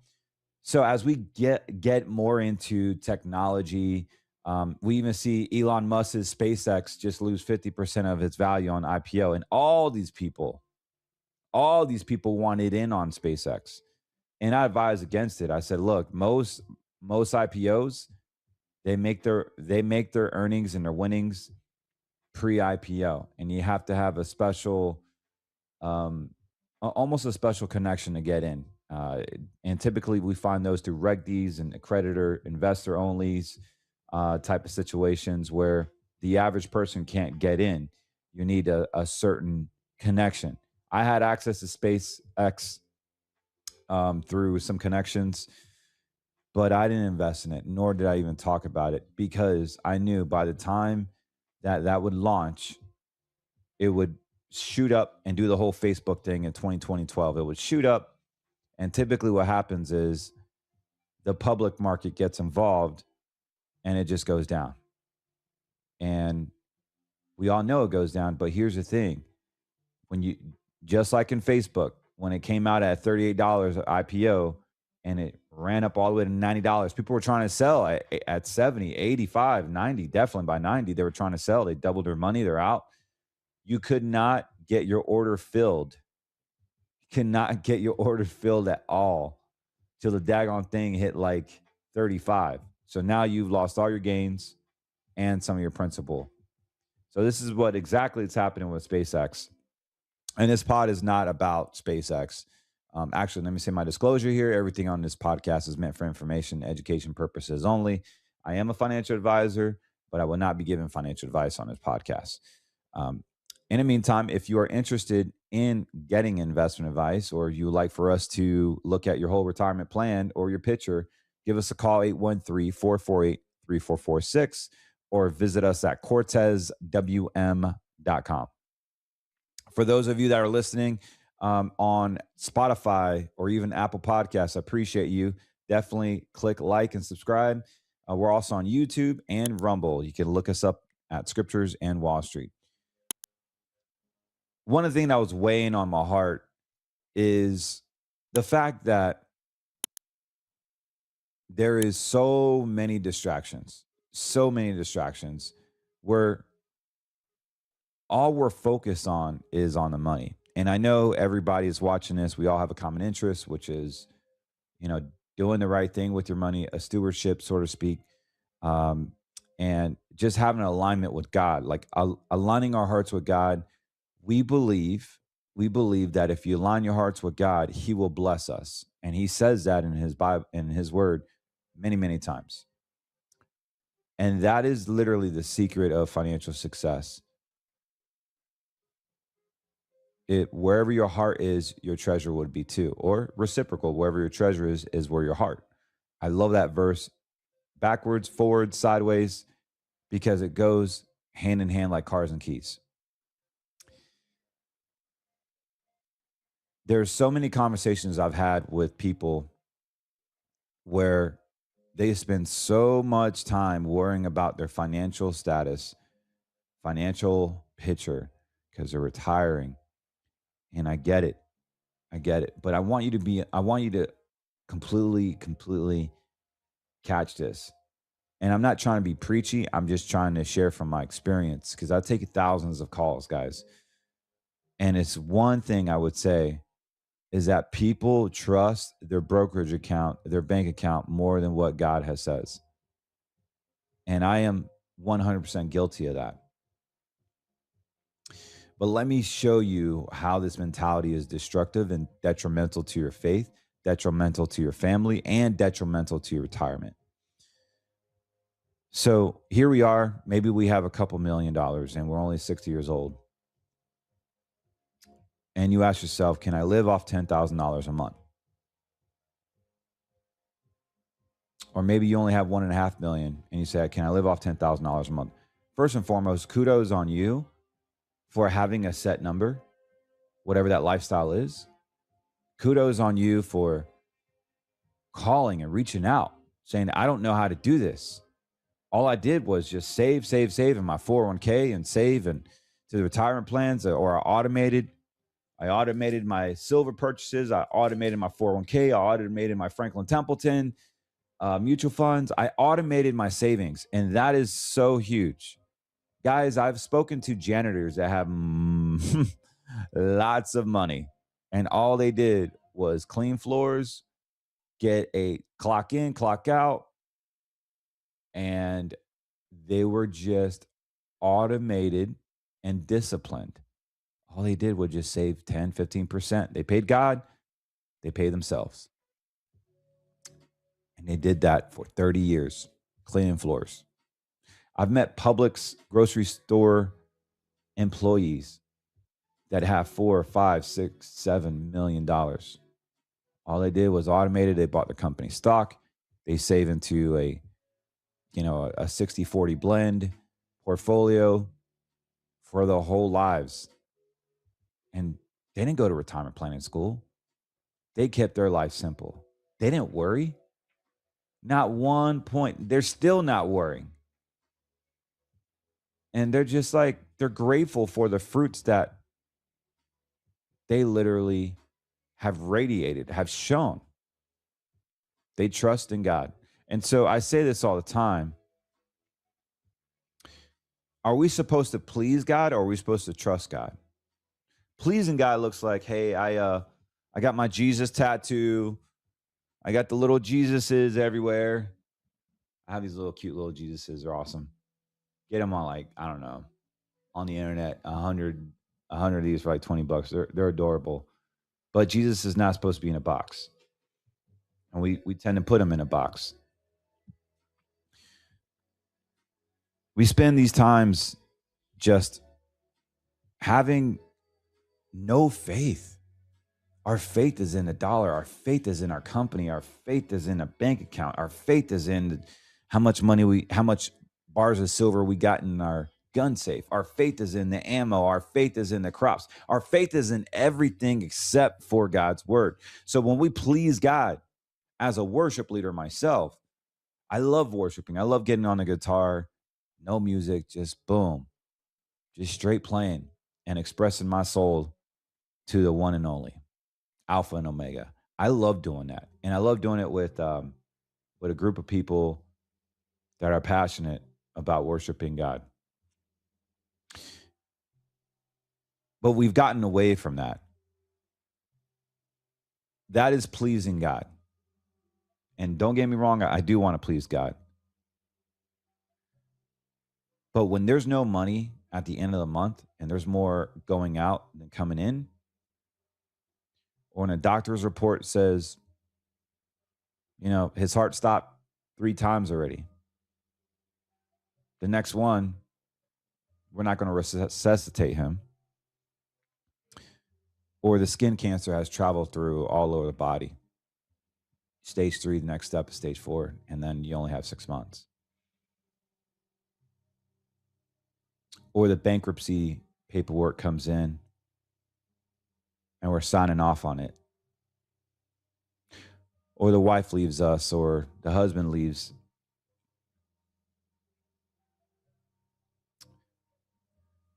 This is where God wants us to be at. There's going to be pain and suffering, financially, spiritually, even medically. But this is where God says, trust me. And it's at those moments. If you haven't heard about Green Money Solutions, let me tell you, a lot of retirees, they stick their money in the 401ks, they stick their money in their IRAs and their Roths, and they rely on stocks and bonds, even precious metals to grow their retirement, to get them to their retirement destinations. You need principal protection. You need an account that has ability to protect your money, grow with the index that you're currently already following with 100% risk. Now you have a principal protected account that will grow with equity-like returns, and more importantly, withdraw those funds while your account accumulates. If that is something that you're interested in, Green Money Solutions is a national brand that will protect your retirement. Over the past 22 years, our clients have successfully implemented this strategy to create a secure and safe retirement. Most advisors don't have access to this because they don't get paid to offer green money. All you have to do is go to greenmoneysolutions.com, fill out the information, and let's just have a conversation. It's at those moments where we find our true will. Those moments give us the ability to handle any crisis that is thrown our way. And so when I was thinking about trusting God more, what does that look like? Because at a national domestic level, I believe we've replaced God with government.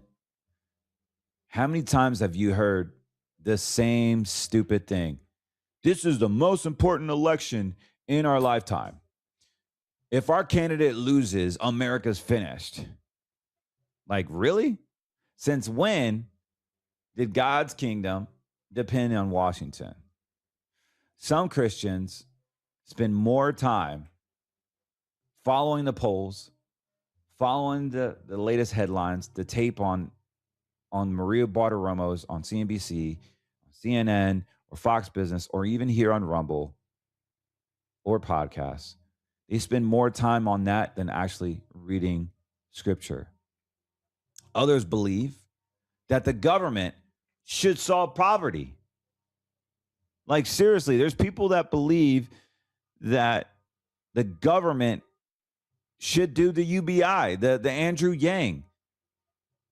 The welfare program should be the most dominant branch of the U.S. government. A lot of people believe that garbage. They're okay with comfort. They're okay with handouts. They're okay for people like you and I that have a successful business, that work hard. Their dad whipped them. Their dad said, hey, you can't do this way, young man. You need to straighten up. Go cut the grass. The old school way, the masculine way. Work hard, and yeah, you'll make it if you work smart. But others didn't grow that way. Others grew up in a victim mindset. The victim mindset is so disgusting. Let me tell you what the victim mindset is. The victim mindset is if you're upset, if you're irritable, if you're always mad, if you're blaming others, this is what we call the victim mindset. The victim mindset shows up in a form of manipulation. It shows up in the Jezebels of the world. It shows up naturally in kids. They just were born into a negative bias. This is what God has created us because he knew we were all sinners right at birth. And we need the cross in order to be transformed from a personal development standpoint. The true personal development is accepting Christ as your Lord and Savior because he just cleans your mindset, cleans your soul, cleans your body, cleans everything. And so when we're born with this negative mindset. This is why we have temper tantrums with 2 or 3 year olds. I even get them with my 8-year-old, when he doesn't get things, and I have to discipline him sometimes physically. But now he's getting at the age where I basically just take things away from him. Also, God's word says the heart is deceitful. And so neither parties, whether left or right, are ever going to be satisfied. Neither part of the aisle can fix the human heart. There can't be any tax cuts. There's no stimulus checks. Everything has changed that. The government cannot change pretty much your heart. But yet here we are. The government doesn't change anything. What they do is they change your behavior. And so we have people, not you, I'm just saying, but in general, the overall population is trusting the government. And what this is doing secretly, indirectly, and I believe they know what they're doing. These are two separate things where they want the government to solve poverty, and they're becoming more and more bigger. Even the Republicans are getting into this social credit score system. They're becoming more democratic, and the liberals are becoming wanting more conservative values. It's a flip-flop. Reminds me of Wall Street. It reminds me of red money and green money. The red money people, red money advisors want to be like green money advisors, and green money advisors want to be more like red money advisors. So why this matters financially? Because every cycle, every election cycle, there's investors panic. People dump investments. Others go all in because their guy won. History basically shows us that markets haven't really risen under Republican presidents and Democrat presidents. The economy matters. Policy matters. The taxes matter. But if your financial plan only works with your preferred party, it's in your power in a financial plan. You have a political prediction. This is just as dumb as buying a precious metals IRA, because now you've given up everything. You ignored what the Bible says, invest in 7 things, but better yet in 8 things. You're on a pogo stick. You only have one way to make money. That's if the dollar crashes.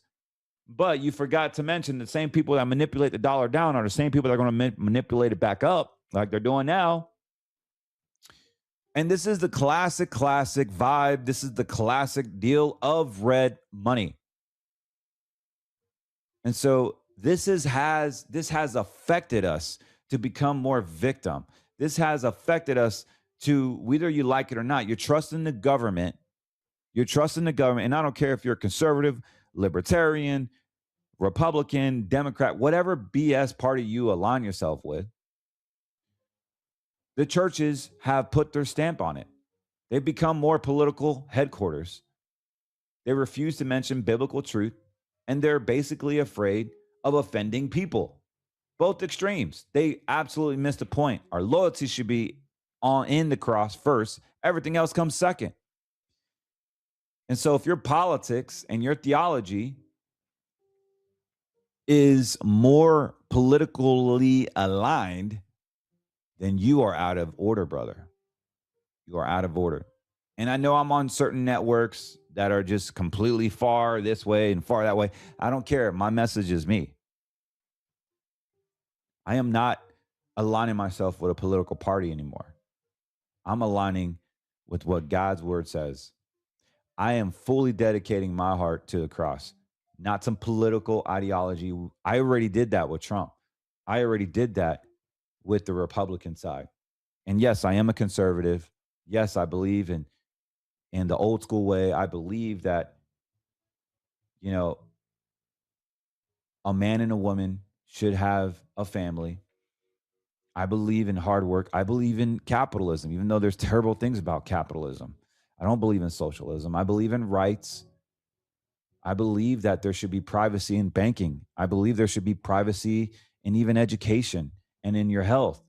And I believe there should be a spirit of commerce where you have the freedom to start a business, to chase the American dream.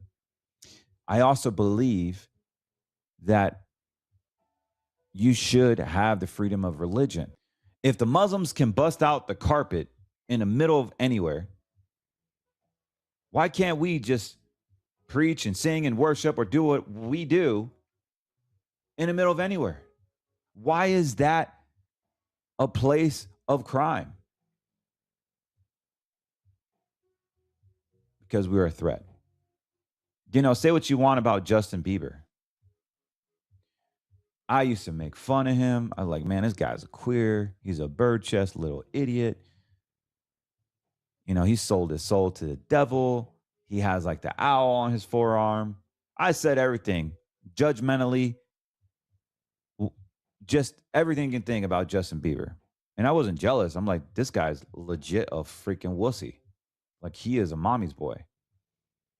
And during the World Cup, as fake as that stage is, as fake as all this is, and everybody's a puppet there,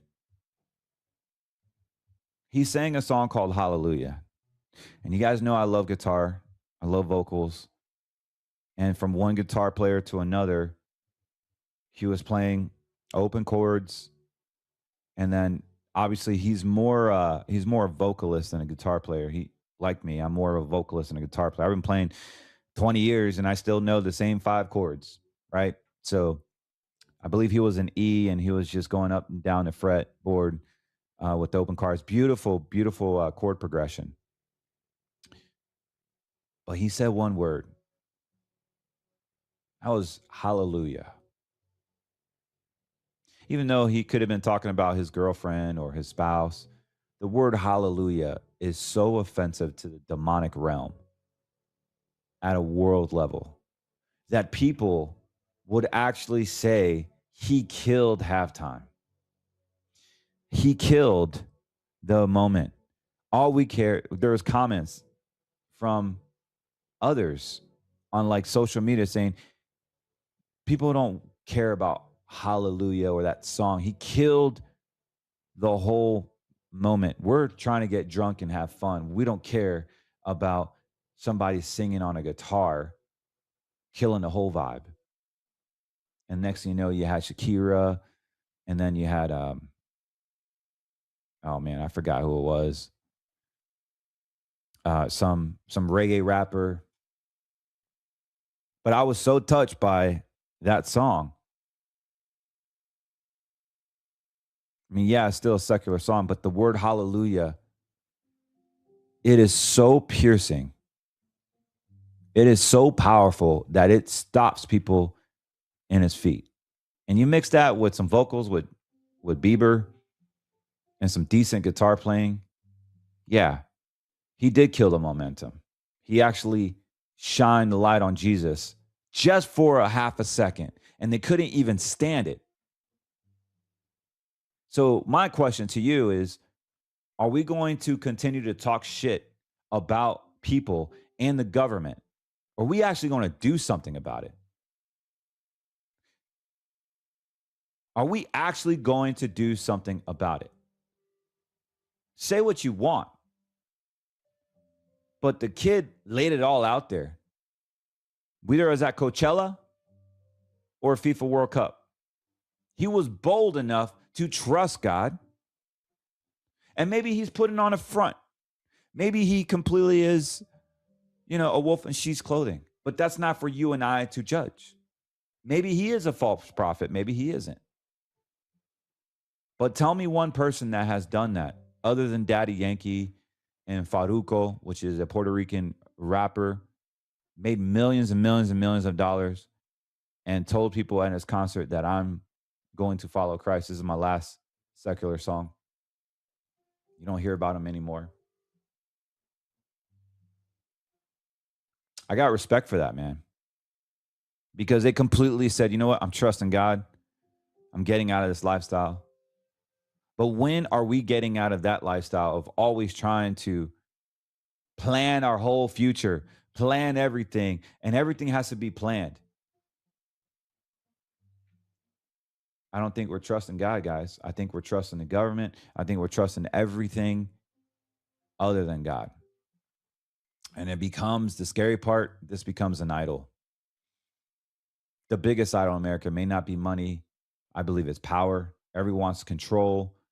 They want to control inflation. They want to control the markets. They want to control speech. They want to control religion, healthcare, retirement, control your future because you don't know what tomorrow brings. And God never promised us control. He called us to faithfulness. And so what does this mean to your money? We got to build a financial plan that doesn't depend on who sits in the White House. Diversify wisely. We have green money. We have yellow money. We even have red money. Avoid making emotional decisions during political cycles. And remember that fear and greed are terrible financial advisors. Most importantly, remember your eternal security and your retirement strategy are not the same. If you haven't heard about Green Money Solutions, let me tell you, a lot of retirees, they stick their money in the 401ks, they stick their money in their IRAs and their Roths, and they rely on stocks and bonds, even precious metals to grow their retirement, to get them to their retirement destinations. You need principal protection. You need an account that has ability to protect your money, grow with the index that you're currently already following with 100% risk.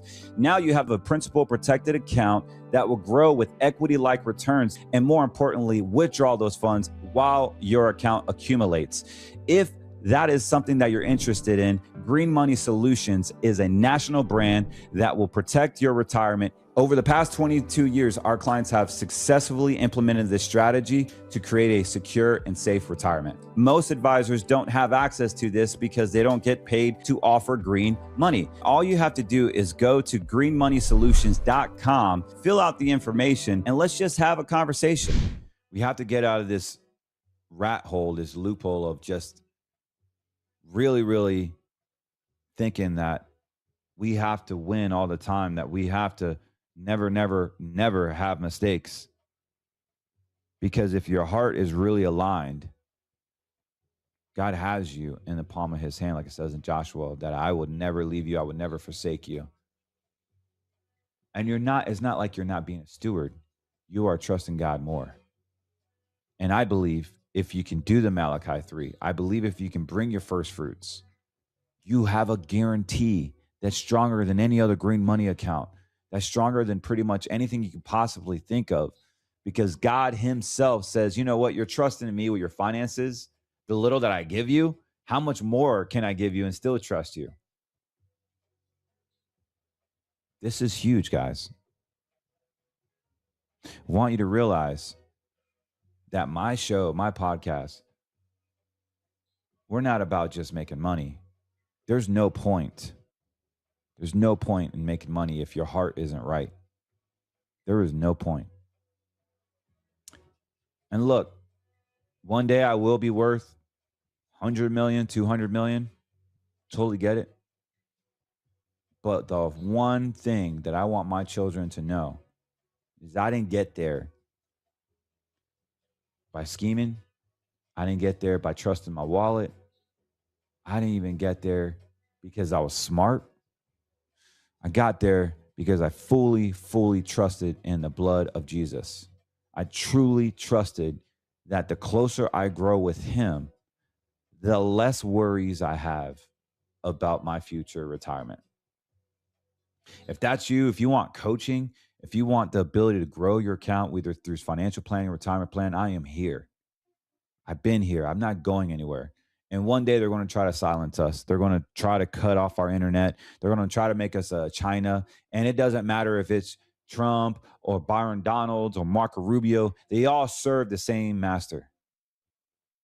These people will lie and lie and lie and try to win your vote.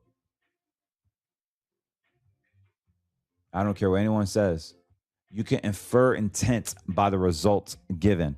The moment you start kissing that stupid wall, the moment you start kissing other people's feet and defending abused children, you are hiding something.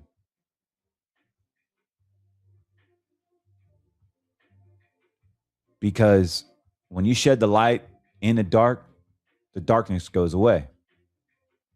When you avoid the light because you're in the darkness will stay. And when you find comfort in darkness, that's where your heart is. So we cannot trust politicians. We cannot trust the government. We cannot trust anybody but God's scriptures. And this has all been written. And we should get hate out of our hearts. I know many of you have spoken about the Jews and Illuminati and New World Orders and Israel, but this is what God has written already in Revelations. Everybody will turn their backs against Jerusalem. And we're seeing that right now, or Israel.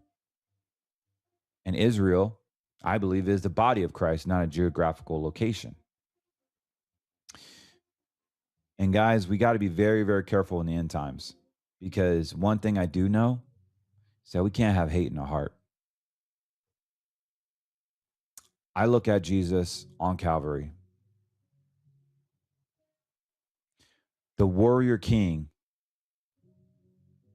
allowed himself to be mutilated with spikes, a spike whip, that the nails, their balls of nails would latch onto the skin and rip off. And as he got those 33 strikes, his flesh was just ripping off. And then he was told to, which that itself will kill any man. And then after that, he was told to carry a 400-pound cross up Calvary. I haven't been to Calvary or the hill, but I was told it's about a quarter mile. It's long.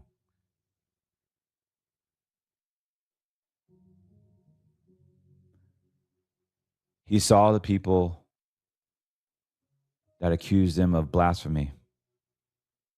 He saw the people that betrayed him, that wanted him dead, from children to women to men to religious leaders. The Bible always talks about religious leaders. And that was obviously the Jewish people, the religious leaders that did not believe in Jesus.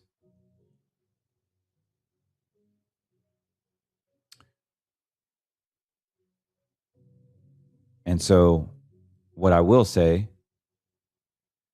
is that when he carried that cross and they pinned him on the cross, on his feet and his palms, and they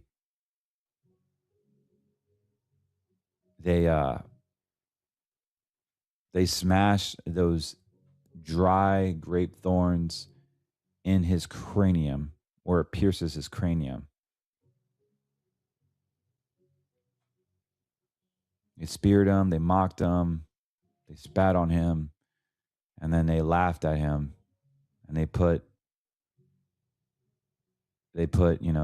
King of Nazareth. Look at him now. Straight mocked him. He took all that.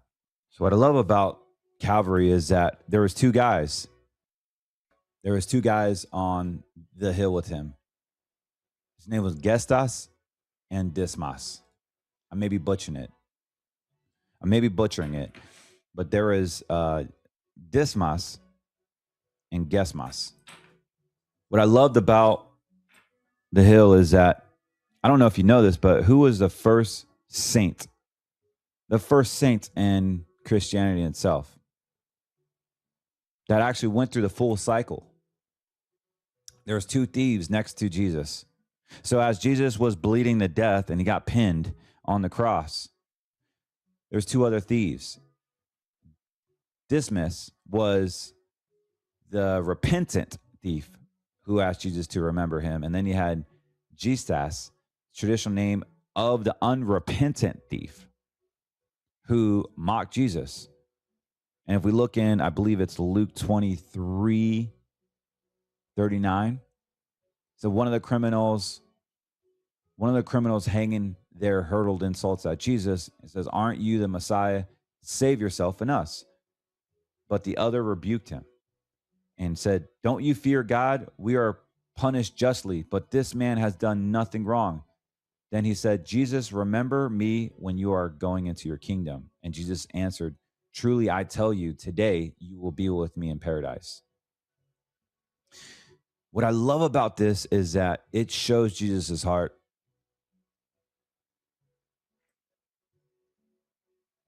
Dismas didn't have the ability to be baptized. He didn't have time to do good works. He didn't join a church. He didn't even have his life changed. Didn't have time for any of that. But yet he acknowledged his own guilt. He recognizes Jesus, his innocence, and the kingship that trusted him. And Jesus promised him eternity for the rest of his life.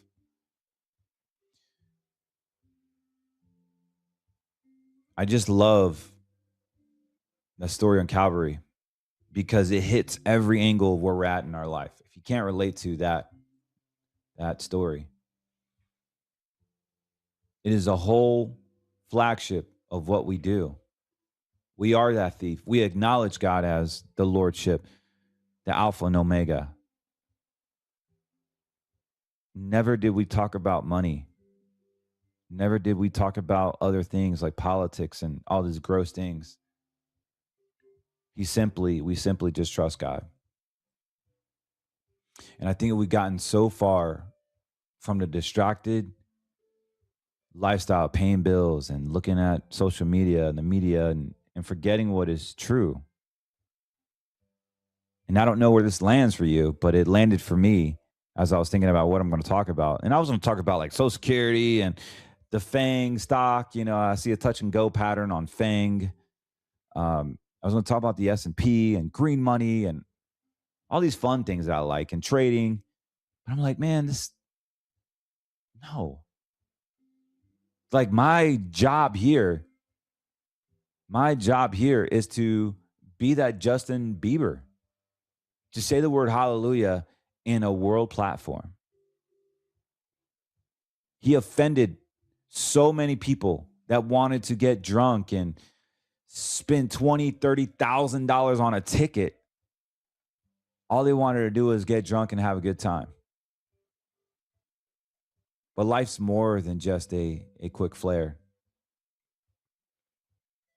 I feel if we don't have our heart right, we will never have a good time. And maybe you're a thief like Dismas. Maybe you're worse than him. I don't know. But all we have to do is acknowledge him, admit our own guilt, and say, God, I hope you remember me. And he will remember you. How much more does he love you? And so as the Jews and the Romans killed Jesus, he said, forgive them, Father, for they not know what they do. So we cannot have hate in our heart. I don't care what Israel does or Palestine does or the Gaza Strip. We are not supposed to show allegiance to one country over than ourselves. America needs our help. America is what God has blessed us with. This is our land. It's up to us to make it a holy land. It's up to us to make our castle, our doctrine, our home, our environment, the Holy Land. So we need to start asking ourselves, are we being controlled by the government and the outside world? Are we truly trusting God? And I believe God wants us just to acknowledge our sin and just trust him. He doesn't need good works. He doesn't need your money. He doesn't need for you to please him. He wants you to trust him.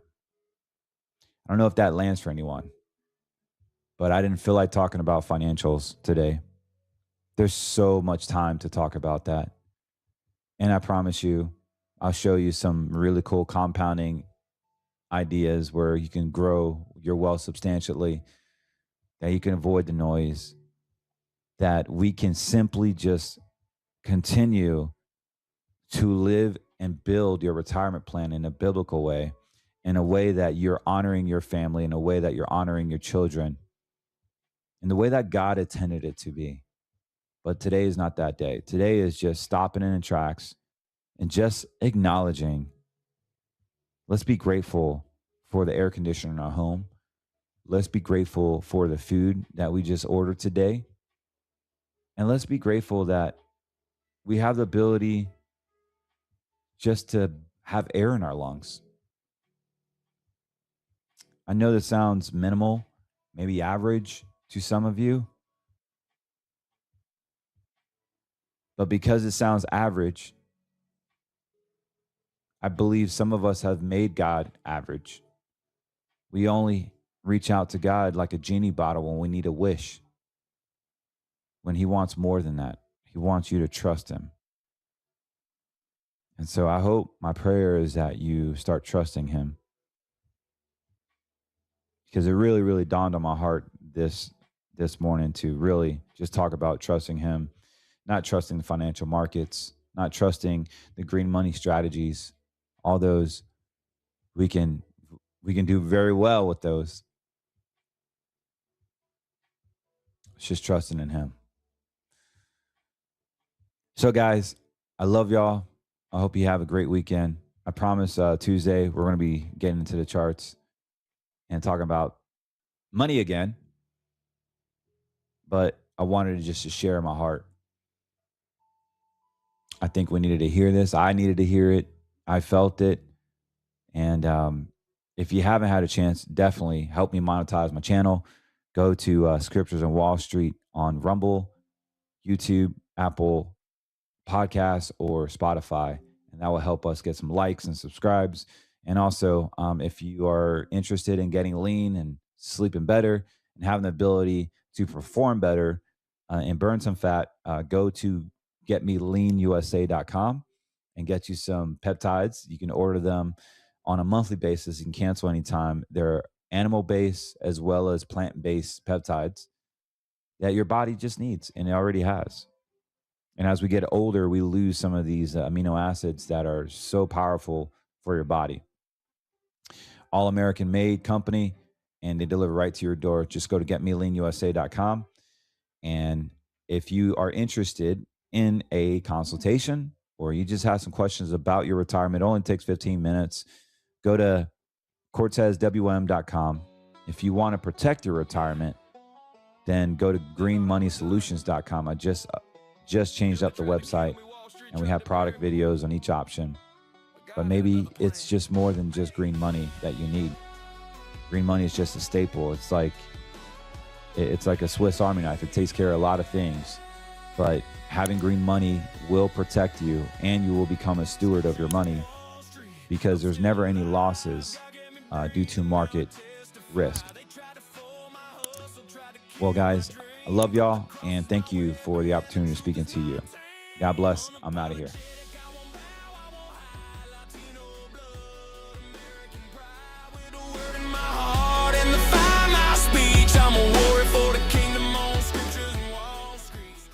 So how many times have we gotten lost in the minutia of the everyday life? We've gotten fat, we've gotten lazy, we've gotten complacent, not just in our faith, but also our fitness, maybe our finances, maybe our marriage, maybe our family.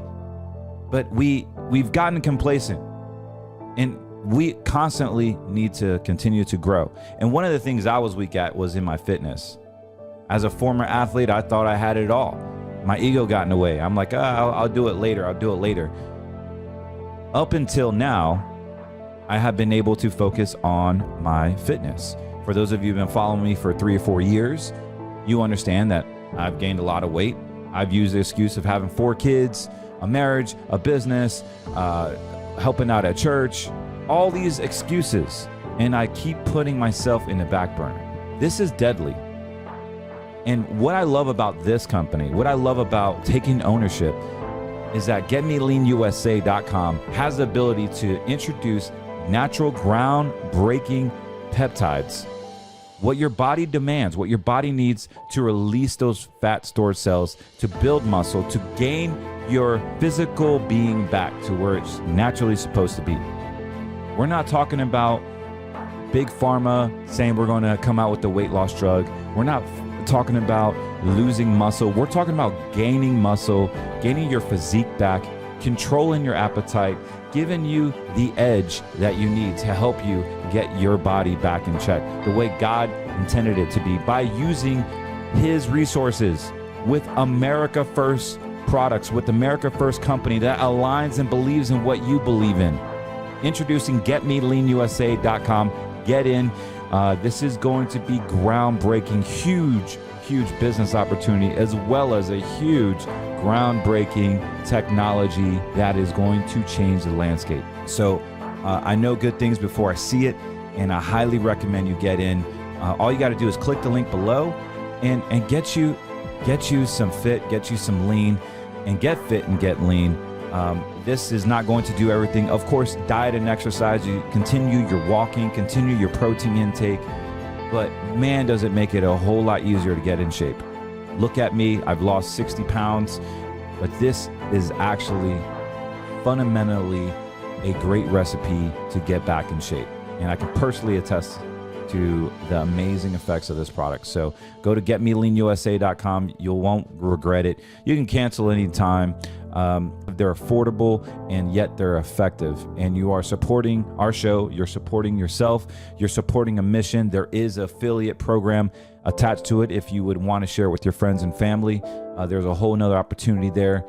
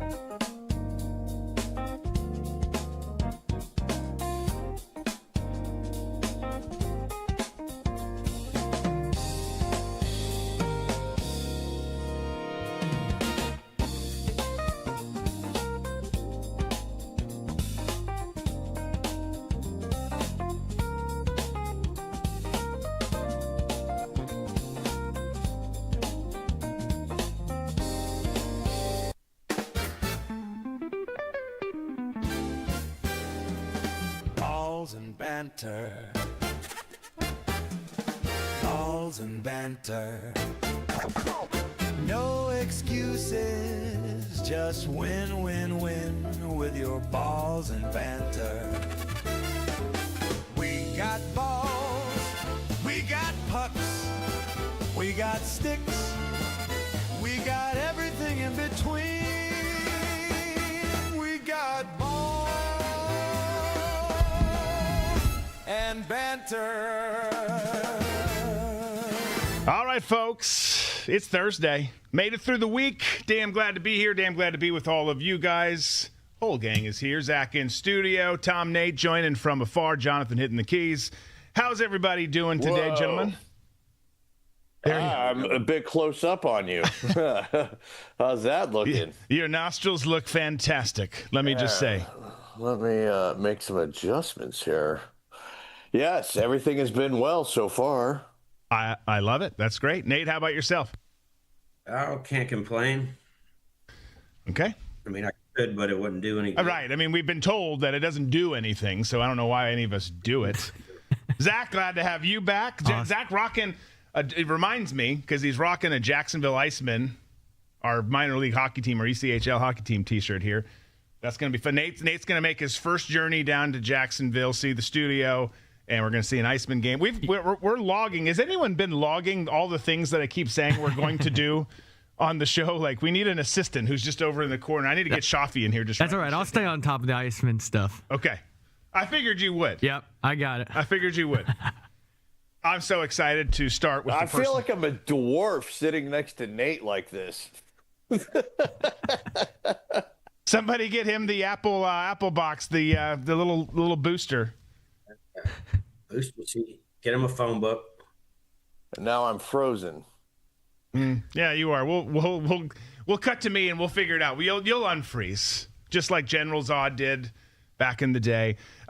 So we're going to start with the hero that we needed. I know we talk about this girl all the time now. It seems like we have a crush, and it's because we do. So do you. So stop it. Stop the judging. But Sophie Cunningham has come out and the girl just keeps leveling up. She's had a great year off the bench. As I said the other day, I think, maybe it was last week, shooting 43% and beyond from beyond the arc, 43% plus. But she came out and she doubled down on protecting women's sports and particularly keeping biological males out of women's sports. You can see just a headline here. Lots of people reporting it. There's our girl, number 8. She said here, I want to protect young girls in a locker room or young girls in sport who shouldn't have to go against biological men. Pretty common sense thing. She then was asked by reporters, this is a long clip, we'll probably pull out of it early, Jonathan, but she was asked about, her comments. Does she stand by it? Any other comments on top of her comments? Take a listen to what she had to say. On that same vein, in that story with ESPN, you talked about wanting to protect young girls who shouldn't have to go against biological men. Just can you expand your viewpoint on that? I mean, I think I said what I said. I think it's kind of common sense. And I think I'll always believe in that. I think it's really important to protect children, and that's little girls who are also involved in that category. And so I stand on what I said, and I always believe that. Yeah. Do you see your advocacy on that, like, taking any form going forward? I don't know. I'm not a very political person, but I do have beliefs. I have morals, and I'll always stand on those and be true to who I am. And I think people are going to take it how they want to take it, but I've never even really said anything about that. And so when it comes just to protecting young girls in sport and women in sport, I feel very strongly about that. I think that's why you have Title IX. That's why you have some of the greats in women's sports. If Title IX and women's sports weren't protected, then you wouldn't hear about any type of women in sport. And so I think in the future, it's just really important to protect. I love it. So that's Sophie just being, and look, she's not come out on a lot of things and been super political. I don't know why everyone needs to make these comments political or these viewpoints political. She's stating a simple fact. That's her fact. Those are her opinions. They happen to align with science and reason in this case. And of course, there's people in this country who don't love it. But I just do. Like, don't be forced into a corner because that's what the New York Times and social media tells you need to think. That's what Hollywood says. The amount of courage that it takes to stand up for your own beliefs in this day and age is leveling up and becoming more and more all the time. With all the kind of wokeness that's come in over the years, it's just, those voices have gotten so loud. So when you know you're doing it right, one, when you stand up for what you believe in and you stand up for yourself, but then two, when everyone flips out when you say something as simple as what she said, that you're right over the target, you're being who you need to be. I love it. Love everything Sophie's doing. Yeah, and I'm frozen again. Just talk to us. Just talk into my ear, Tom. All right. So this is my take on it. Sophie, sometimes in life, when you've got a position that 90% of everybody agrees with you on, a lot of times that position doesn't get heard until the person making that point is a smoke show. And right now, men not competing, biological males not competing against biological females, the messaging has been pretty consistent. But now the message finally has a smoke show attached to it. So you're going to have a lot of people who are just didn't really pay any attention to it going, you know what? I actually hear what she's saying. And the reason why they're hearing it is because she's hot. And it makes sense. And the whole message becomes a unifying message for everybody to rally around. Even my wife, who, skews a little bit more left, especially on social things, she's like, I don't get this controversy. She's like, I thought everybody knew that boys played against boys and girls competed against girls. I don't understand where this whole sort of, conflagration has come where, to be supportive of women, you have to be supported of trans women, which if you're putting trans in front of woman, then you probably shouldn't be competing with women because it's the women's category, which it's not to say that you're transphobic. It's just saying that with yourself, you understand that there's a difference between bone density, muscle mass, and cardiovascular makeup between males and females. And the reason why they shouldn't compete is because men have a tremendous advantage. And that's the whole point, is just having fair play amongst competition. Yeah. Boys have a penis, girls have a vagina. That kid nailed it in Kindergarten Cop.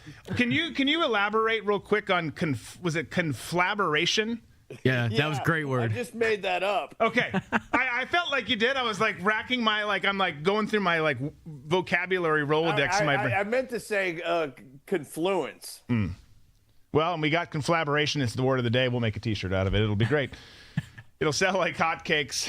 Also, one other thing I just want to point out real quick. I'm sure Sophie feels this way. Well, I don't know.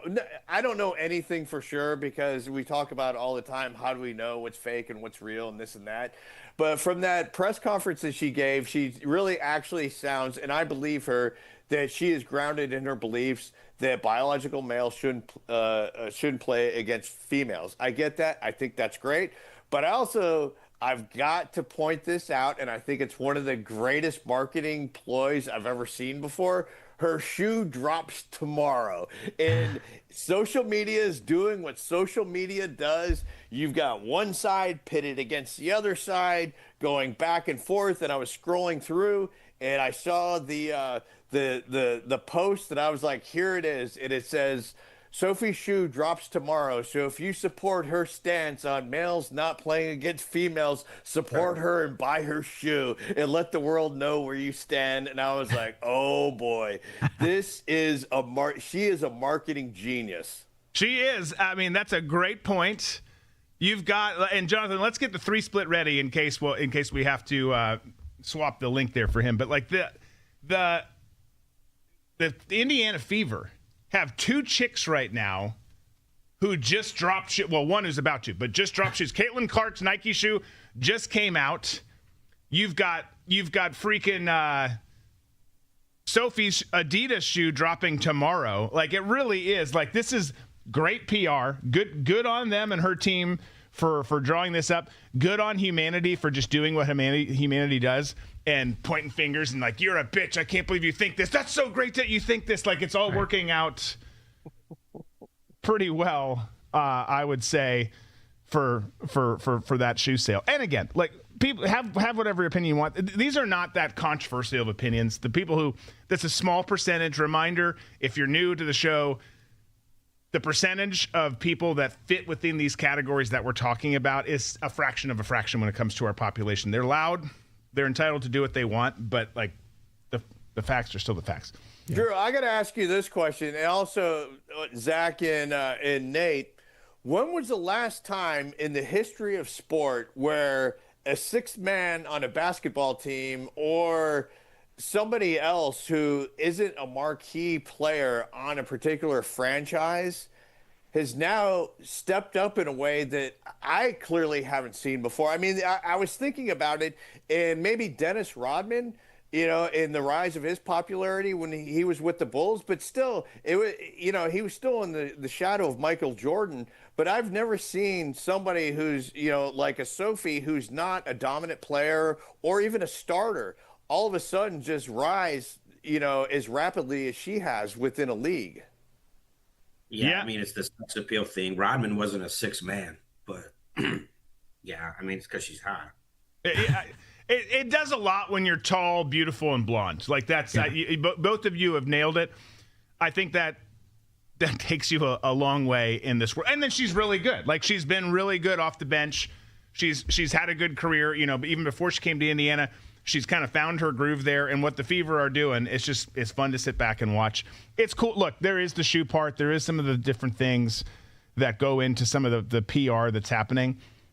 But I like, we would not be, and for some reason, the vast majority of the WNBA and its fans, which is like 12, don't get this. But we would not be talking about your damn league. We would have forgotten it existed if it weren't for the Indiana Fever and the women on the Indiana Fever. The only other person is Angel Reese, because she's just an absolute idiot most of the time and cannot even make a layup. Like, those are the only characters that we talk about. So everyone should be loving them. Well, and also, too, we've come to a point now where we've seen this weird, like, heel turn with Caitlin Clark. I mean, you have, you know, the Caitlin cultists who don't see what's going on with her as being an absolute crybaby. And I know all this, oh, she gets, you know, hit by other players and blah, blah, blah, and what would you do? Yeah, that we all understand that. That was a legit gripe 2 years ago when she first entered the league, but now she's just throwing temper tantrums, and to me, she's really diminishing her brand by the way that she's acting on court. You can see how it built. I'm not defending her. I just don't weigh in that much on WNBA stuff unless it's Sophie, and when I'm doing that, it's as a man for different reasons. But she.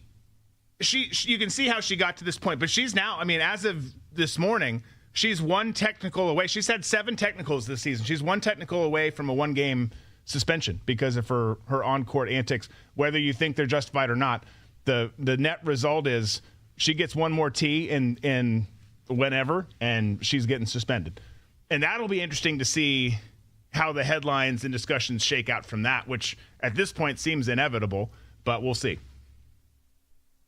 All right, staying with basketball.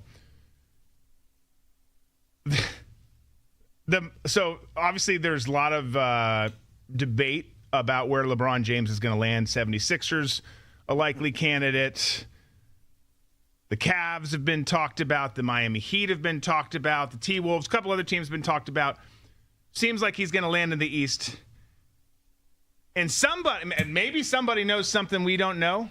We don't know exactly what goes into what happened with this or why it happened. Was it just an eager beaver who didn't know anything and was getting prepared for the sake of being prepared? Was it an eager beaver who knew something that the rest of the world was not supposed to know? I don't know. But the Miami Heat, you've probably seen this now. The Miami Heat, one of the teams in contention for LeBron, which would be a reunion for him, and then it would be him and Giannis playing together down there on South Beach. They accidentally posted, then deleted a scheduled YouTube live stream. And they titled it the LeBron James Introductory Press Conference. You can see ESPN's headline here for July 27th, which is coming up. Is that Sunday, Monday, whenever that is. Coming up, nonetheless. Put it up, delete it. In the world of 2026 and the internet and all the internet sleuths out there, like you can't. There's a lot of people. There's a lot of Miami fans who are subscribed to that page who are like, "Son of a bitch, it's happening. We're getting them."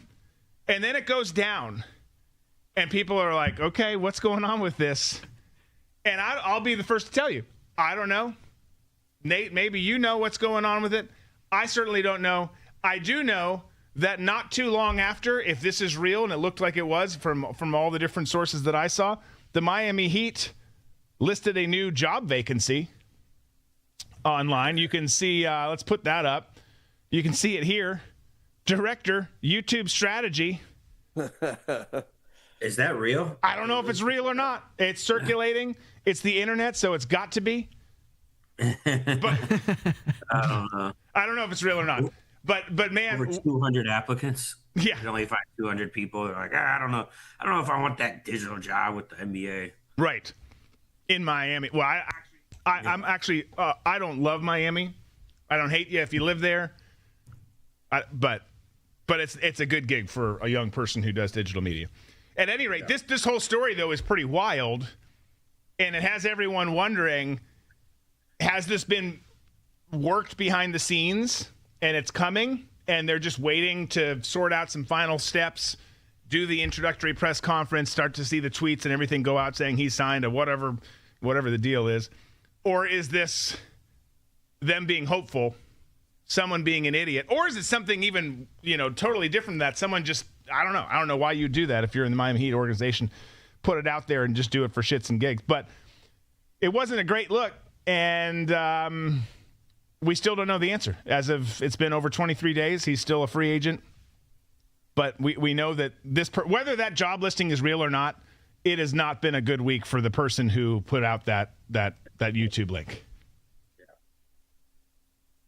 Yeah, I don't think it's real. I mean, if you're trying to keep something that big under wraps, you don't tell the social media team. Right. Hey, don't tell anyone. Tell Caitlin, the 27-year-old. She'll keep it under wraps. Yeah, like who else knows? The janitors know. Hey, man, get this locker ready for LeBron, but don't tell anybody. Like, I think the date thing is the one that's a little weird. Like, why did they pick that date? But it literally could have been a new intern. They're showing how to set up the YouTube live streams. But it's also weird because it's like, how hard is it to set up a YouTube live stream that a week ahead of time? Like, I better get the wheels in motion for this. I don't want to wait till the last minute. Right. But I kind of believe it. Like, if you're trying to keep something under wraps, like, just have the whole organization prepare everything, but don't let it slip to anybody. No, likely. Yeah, but I also think too, just like any media outlet for a team or any media outlet in news. I mean, how many times have we seen networks preemptively say that somebody's died and come out with it? They've had the graphic already made. So if you have an inkling that something may happen, if there is a likelihood that LeBron could end up in Miami, I think, you would have to do the due diligence of a social media team having that graphic ready to go just in case of the event that it does happen. There's no lag time in creating it. So, but the graphic, but not the stream necessarily. Right, not the stream necessarily. So, I'm in the camp with Nate where I think, it may have been a graphic that was already made in case this was the outcome that was coming. And it could be, something as, inane is, like Nate was saying, showing somebody how it's done. It's like, okay, this is how you set up the stream. And let's say, this is what we're going to put in there. And then you actually accidentally hit go live like I did on one of your platforms when I was recording an episode of Accidental Education, Drew. Yes. Well, that is one thing real quick. Miami Heat, if for some reason Tom Cunningham applies for the job, he is one of my favorite people on the planet, one of my good friends. I would tell you, do not interview him. The social and the tech thing, that's not even really my thing either. But I don't know. Who knows what the hell happens with it? I would think that we're close though in getting an answer one way or the other on. I saw a bet yesterday too. I'm cutting myself off, but I saw a bet, or not a bet, but the line And I don't think it's going to be the case. I don't think the T-Wolves are going to get him. Again, I'm very conflicted on that. I think he ends up on one of the 3 teams in the East that are being floated and talked about. But it's plus 4,000. It's like, man, just slap a few bucks down on that, and then on the off chance that Ant and LaMelo Ball convince him to come there, that's a nice little, it pays for dinner out with the kids. I don't know. Make that back through. I know. I know. Here's the thing, though. Those are the bets that I make. Like, what if? What if? Well, go check the T-Wolves YouTube page and see if there's an unlisted video. Or something. Is there a live stream coming up?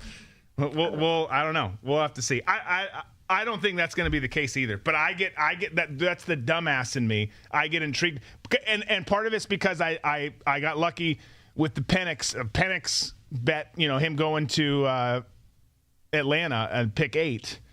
Like, you bet that? I bet it, and I bet like a few bucks, and I made $1,000 on it. So it's like, okay, well, this is how I bet now. I bet on random ass shit, and most of the time it doesn't work, but when it does, it pays, baby.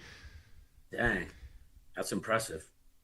Well, I had heard just some sources were saying that even though they had just signed Cousins to that crazy-ass deal, the typical type of deal that Cousins always gets out of people, which, again, good for you, always getting the most money in the history of mankind.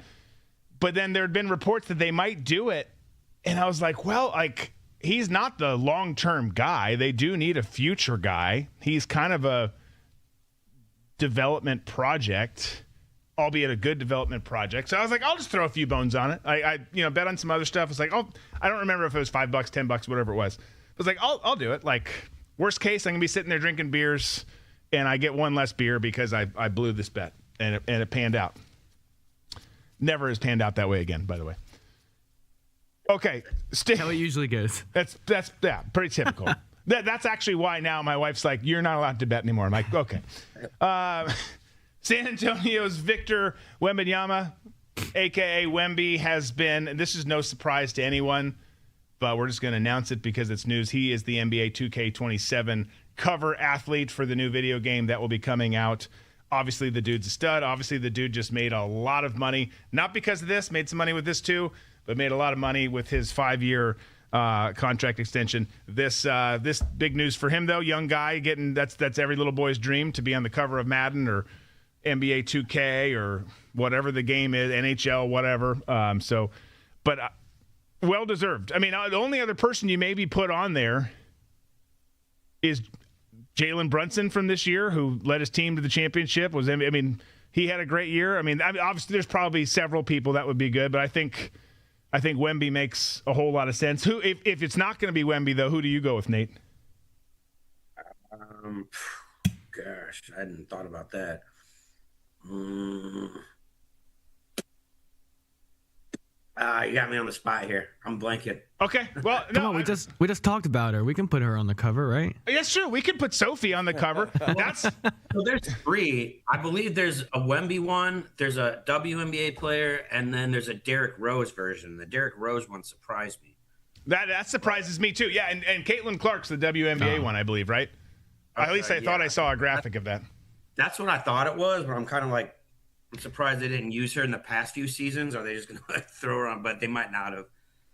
Brianna Stewart on there. Stewie's the one who deserves it. She's a badass. I think that we get some of Sophie's SI swimsuit edition shots in there as like the cover, just to see what you want a video game to sell. Like, just saying, there's like, we're all humans. Okay, we've maybe dark humans. Then I'm just gonna bring this up. Then we're trying this new thing last week, and this week we're gonna get into memes mid-show again. But I'm gonna bring this up because it is news, and I'm not gonna take it where you think I'm gonna take it. We're not even gonna go into it much. But this came out from Polymarket. Breaking: Nancy Pelosi votes against House bill banning members of Congress from purchasing individual stocks. To which shocker, right? Wow. Yeah. If anyone thought that she was going to be in favor of preventing herself and her colleagues from doing this, you're freaking bananas. And this is not really a political thing.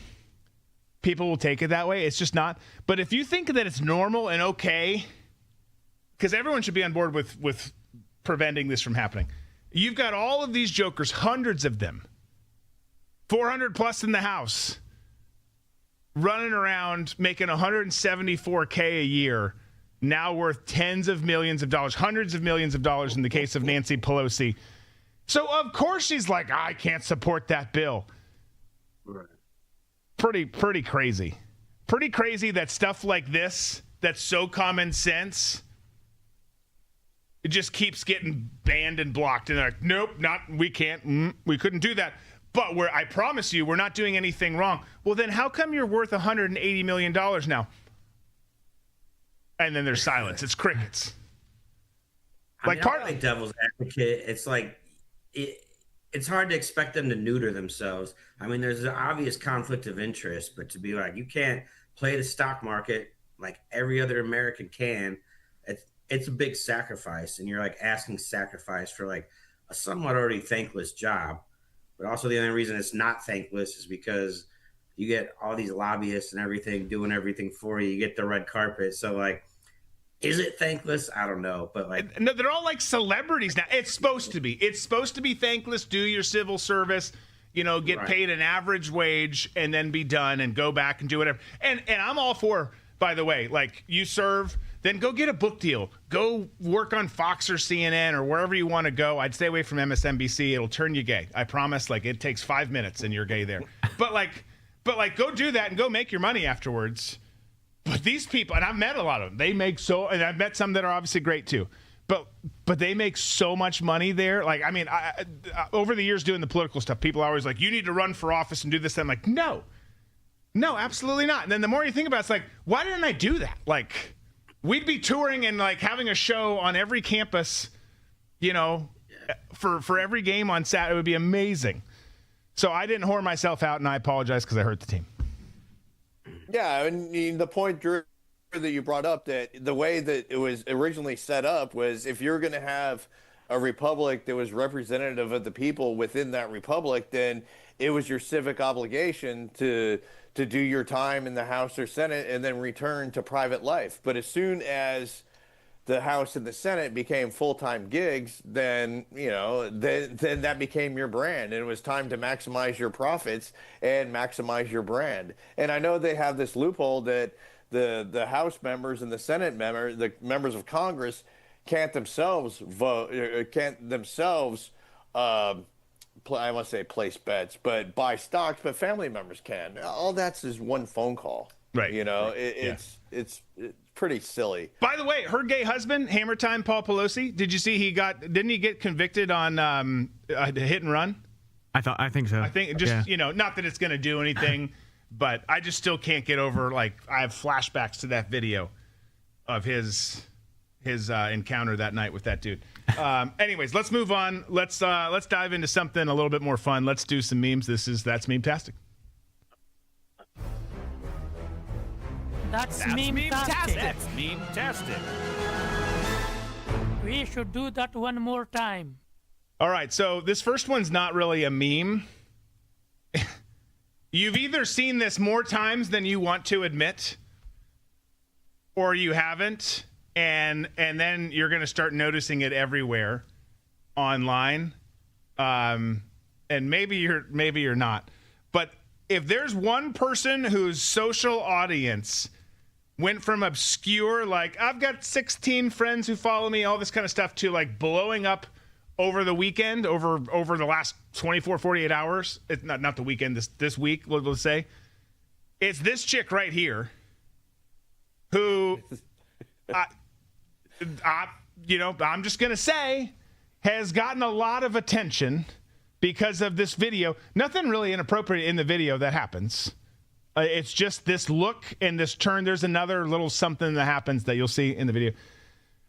But holy crap, I'm telling you, and part of it's the algorithm, because you watch it once. The first time I watched it, I didn't know what I was watching. And then you get fed it. Like now every like 7 out of 10 things in my feed are just different versions of this video. But this chick has grown quite substantially in her online presence this week. It'll be interesting to see what she does with it. She could go a very, very inappropriate direction, or she could use it for good. We will see what you do. I forget your name. I don't know it. But Tom, did you see how she got worked into the thumbnail today? Oh, yes. Yeah. And I'm telling you right now, and I've posted this on social media, it's that look right there that has cost me unbelievable amounts of cash, houses, cars, strained relationships, spoiled relationships, friendships that I will never get back. And pretty much every time that a chick has flashed that very same look in my direction, I always acted like I was making the best decision ever, but in retrospect, it has always been one of the worst decisions that I ever make, just based on that look. You weren't making the decision. Winston Wolfe was making the decision. Absolutely. That look has yes. That look has paralyzed me from retiring at the age of 45 to working until the time that I'm 80 now. Shit, I just help make it to 80. Okay, next meme, a little bit more appropriate. We've got, obviously, we've got the two meme king, the meme king and queen of the decade. You know, we've seen 7 million different Marco Rubio ones because he's worn so many hats during this particular administration. He's always on that sofa in the Oval Office. Now we've got Sophie Cunningham with her pointing, and the two are there together. Interesting that Marco's in the Indiana Fever uniform. You're the greatest meme ever. No, you are. It's true. I mean, both those two have like canvassed the internet. It's wild. Okay, next meme. We just got WNBA has changed their logo, and it's got Sophie pointing in it. You know, they're not licensing any of that image to anybody who makes license their paraphernalia. Yeah, I read that. Missed opportunity. Whatever. Yeah. Okay, lots of firings at ESPN this week. We talked about it Tuesday. There were more Cam Newton and a bunch of others that happened after the show. Here's Vince McMahon and his kind of sequence of feelings. ESPN fires Bart Scott. He's kind of getting a little excited. ESPN fires Cam Newton. He's sitting back in his chair. ESPN fires Ryan Clark. He's going full O-face. He's real excited, maybe a little too excited. Man, the 90s Attitude Era was something in WWE. But there were some other firings that came Cam and some other folks. Fired Bart Scott. Yeah. And Proud Saluki. Yeah. I'm really disappointed that they fired Cam Newton. I think Cam Newton does. You're just saying that because he dresses like you. Well, that in part, but I think he's a really good broadcaster, and I think that not ESPN, but WWE's missing the boat in doing this whole work that they're doing with Paul and Tom Brady. I think it should be Cam Newton. All right. Well, Cam Newton thinks he can still play, so I think that he's probably they might have reached out to him. He's like, "Nah, I'm still waiting for the phone call." He does. It's kind of wild. Yeah, rumor has it that's why he was fired. He's taking another job. both him, like, nah, I'm not going to go political and get into Kaepernick and his stuff, but, like, it is crazy how long both of them, different stories. Cam, obviously, the far superior quarterback of the two, but, like, different stories, how people like them, just using them as an example, will forget gravity, age, and time away from the game and think they can still do it. It's like, bro, these games are evolving. The human bodies are getting stronger, faster, so much. The schemes, the everything that changes, it's changing stuff. Like, you can hardly withstand coming back from an ACL injury these days. Like, and you can, obviously, I'm being a little facetious here, but to think years later, like, I'm still good. Like, no, you're not. And it's like Cam's last two seasons were like garbage. Bad. Yeah. The last one was terrible. And he's like, "Nah, I can still play." And I remember seeing him on ESPN last year, and they were talking about it. And it's like, what are you talking about? Right. No, I don't get it. I get it. I get why you have an ego. You were an amazing college football player. You had a good run in the NFL. But man, like when it's over, it's over. And by the way, until this week, You work at ESPN. You get paid to talk about college football. Are you kidding me? Like, that is my dream. I mean, granted, we do it here, but like, I don't get an ESPN salary. So like that, like you're crushing it.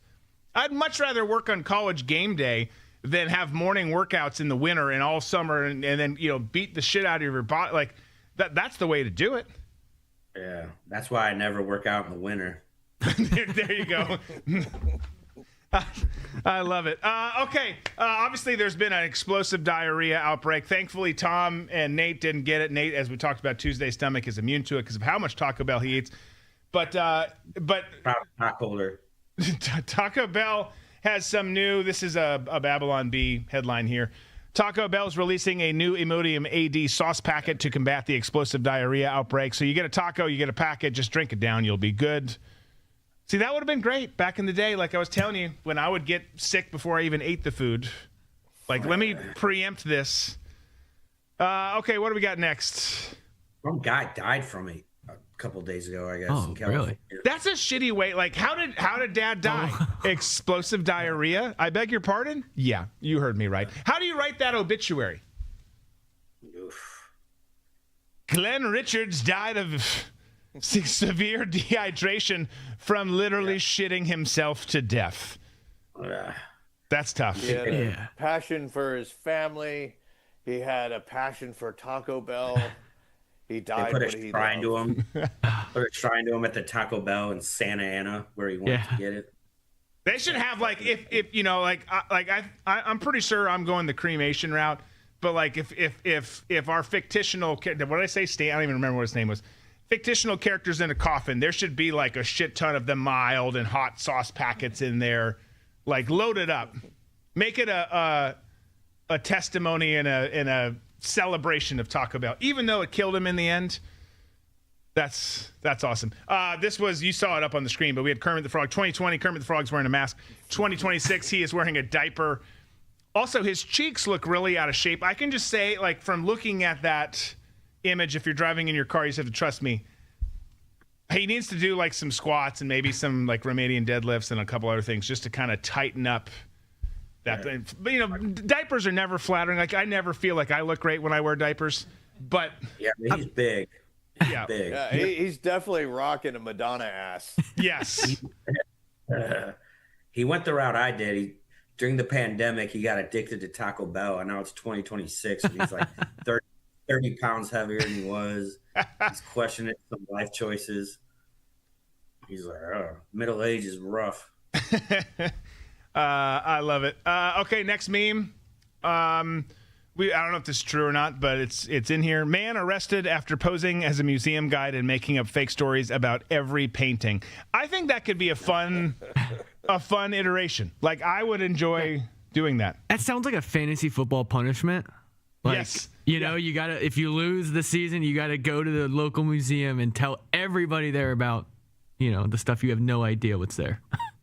I tell you what, though, if you sell it, I mean, most people in these museums don't know, and I'm not I don't want to surprise people here, but I'm not a big museum goer. I do like museums, but like you, if I'm in a museum looking at art, you can tell me anything, and I'm gonna believe you. So I think it's, you know, props to this kid if this is real.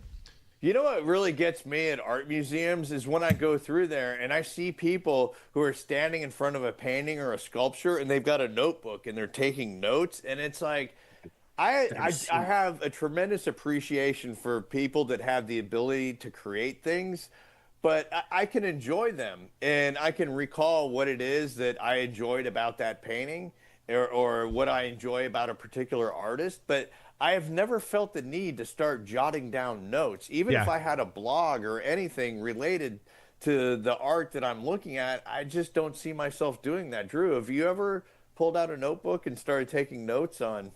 I have not. How did he do this? Let me. Yeah, no, I've not done that. The notes, and then, you know, if you see like someone weeping. Now, maybe the weeping is about something else they've got going on. Everything's got, you know, people have got stuff in their lives. And sometimes it has nothing to do with the painting or whatever this scene is or scenario is. I get it. I will cry myself. But note taking, weeping over it, like sitting there and taking it in, talking to like, I wonder what he like, whatever conversations happen around art. I don't know. I'm a football guy and a former spy, but like you weeping and taking notes, that's just weird. Like you're making it awkward for everyone. Like at least if we're gonna have that, like we need like a food truck in the building, not outside. Like drive that bitch right up in, and then we need a mobile bar. So then at least we can mock and be like, okay, let's see what. Looks like Janine over there's really lost her shit. I've never wept while looking at a work of art before. I mean, I've seen works of art. This one artist in particular, I can't remember what her name is, but the Podestas love her. And she was a victim of child sexual abuse. And so all of her artwork is about child sex abuse. To me, that would reduce me to tears if I was forced to look at something like that. Yeah. But anything else, like the American Gothic, that wouldn't, necessarily draw me to tears. There's been some Salvador Dali works that have kind of, made my stomach feel a little upset, but they're just all kind of macabre and twisted, but nothing that would reduce me to like crying. Yeah, and I say that. Here's the thing. Well, absolutely. But like movies are art too, right? In their own form, they're entertainment, art. Like a good movie will get me going, but you've got a score, you've got characters, you've got the other stuff, not just something that's just there. Like, I don't know. Anyways, we talked way more about art than I thought we would here. Let's go to the next one. This is Ryan Clark, who's looking for a new job here after the ESPN firings this week. He's holding a sign, "Will race bait for money," and he will, and he'll do it well. That is, again, he had some great analysis at points. He just got caught up in the controversial shit. It's like, just do your freaking job, dude. Just do your job. That said, we've signed him to a 3-year agreement. He'll be Ryan Clark, friend of the show. Yep, starting with us on Tuesday. It'll be good. It's nice to have some diversity. Courtney hasn't been around in the last little bit, so yeah, it'll be good. Okay, next meme. Oh man. Was it Maine? The Maine senator who talked about Ashley Webb. Ashley Webb. That was so hard to watch that debate. Why are you qualified to do this? Well, I've written books and songwriter. Like what? Not good genes. So for those of you listening and not watching, you've got the thing in Maine that was running for Senate in the pose of Sydney Sweeney, and just does not look as good as Sydney Sweeney. I think you can probably imagine that. And if you're driving right now, actually, God bless you, don't come back and watch the show. No. Just stay in your car. Don't go to YouTube or Rumble. Counterproductive for me to tell you that, but you don't want to see this. Okay, next meme. Tom, you'll love this. Okay, we've got an advertisement from Super 70 Sports, because business doesn't stop just because it's July, mother. Boop. We got an advertisement. 2 men wearing shorts with belts, ties, and button-down short-sleeve shirts, knee-high socks. Look at the deals, though, here. I mean, men short and long-sleeve business shirts, $2.99 each. Okay? They're a polyester cotton blend, too, by the way. It's not just like it's 100% cotton. These are blends, baby. Fashion ties, $3.99 each. The tie more than the shirt. Fashion shorts, $7.99. Leather belts, $2.59. You can get your whole outfit out the door and look like these fine gentlemen for whatever that is. 15, 16, 17 bucks. I'm doing the math fast in my head. Tom, you have this outfit somewhere, don't you?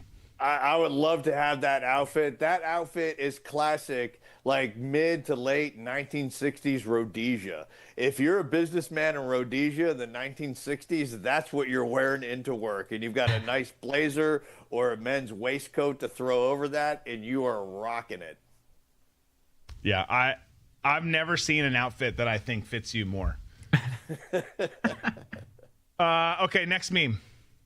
Oh, we just got Sophie Cunningham doing her point with the crown. But why this is in here is the U.S. Department of Education put this out. You've got literal government organizations leaning into all of this. All right, let's speed through a couple more, and then we'll get to... I just have to say one thing real quick now that you put up that picture. The thing, you know how I am about feet? the way that her finger curves is what just does it for me for that picture. I understand she's cute in a smoke show, but the curvature of her index finger is something that dreams are made of. It's not her twerking in a social video. It's not her cute, body. It's not the long blonde hair. It's not any of that. It's the curvature of the finger for Tom Cunningham. Yeah, that is a light little dusting of dirt on the bottoms of her feet. Okay. That's there you go, foot and fingers for Tom. We've actually added a therapy section in Studio B since we're not using it as much now. We'll get you in when you're back in town. That's everyone has their kinks. Dirty feet and curved fingers is Tom's. There we go. Yeah. We'll work through. That's how you engage to your wife. I love the way your fingers Not curve. Dirty feet, just a little jiffy foot. That's all I'm asking for. Okay. All right. Don't know where to go with it. I'm just going to move on. Babylon Bee headline: man who just reads news and social media all day, unsure why he's so depressed. Yeah. Tell you what, people keep asking still, why do you not do news as much anymore in the politics? Because of that. It's a lot more fun to do the sports stuff. 100% it is. By the way, kudos to Lane Kiffin, who's probably... I don't want to say what I was going to say. That's way too much. Kudos to Lane Kiffin. I'll just say it matter of fact. Has deleted all of his social media apps because his son Knox challenged him to do it. He did it. He mentioned it at Media Day. Obviously he's the college football villain, but man, taking a break from social media, taking a break from news politics. Is that because he got all the phone numbers he needs from that training camp they did? Probably from the camp, the women's camp. Yeah. Doesn't need socials anymore. It's not hard. I rarely use it. Don't delete your accounts. Just delete it off your phone. Within 2 days, you'll get used to not having it. You'll be like, wow, the world's not a bad place, actually. It's actually the most amazing time to be alive in the world. Yeah, I agree. I agree. Take that shit out of play. Just take it off your phone. One of my old publicists reached out today, not long before the show, and was like, hey, brother, can you come on Newsmax and talk about this story? They want a former agency type guy to do it. I was like, no. I said, well, one, I couldn't at the time that he was asking. I never want to anymore anyways. I just don't get a kick out of it. But I was like, bro, I don't even really watch the news, man. I can't go on and talk about some of the stories you want me to. I can on the level that they do on these news channels. You get 2 to 3 minutes. You don't even get into anything. It's I'm not doing it. And it feels fantastic.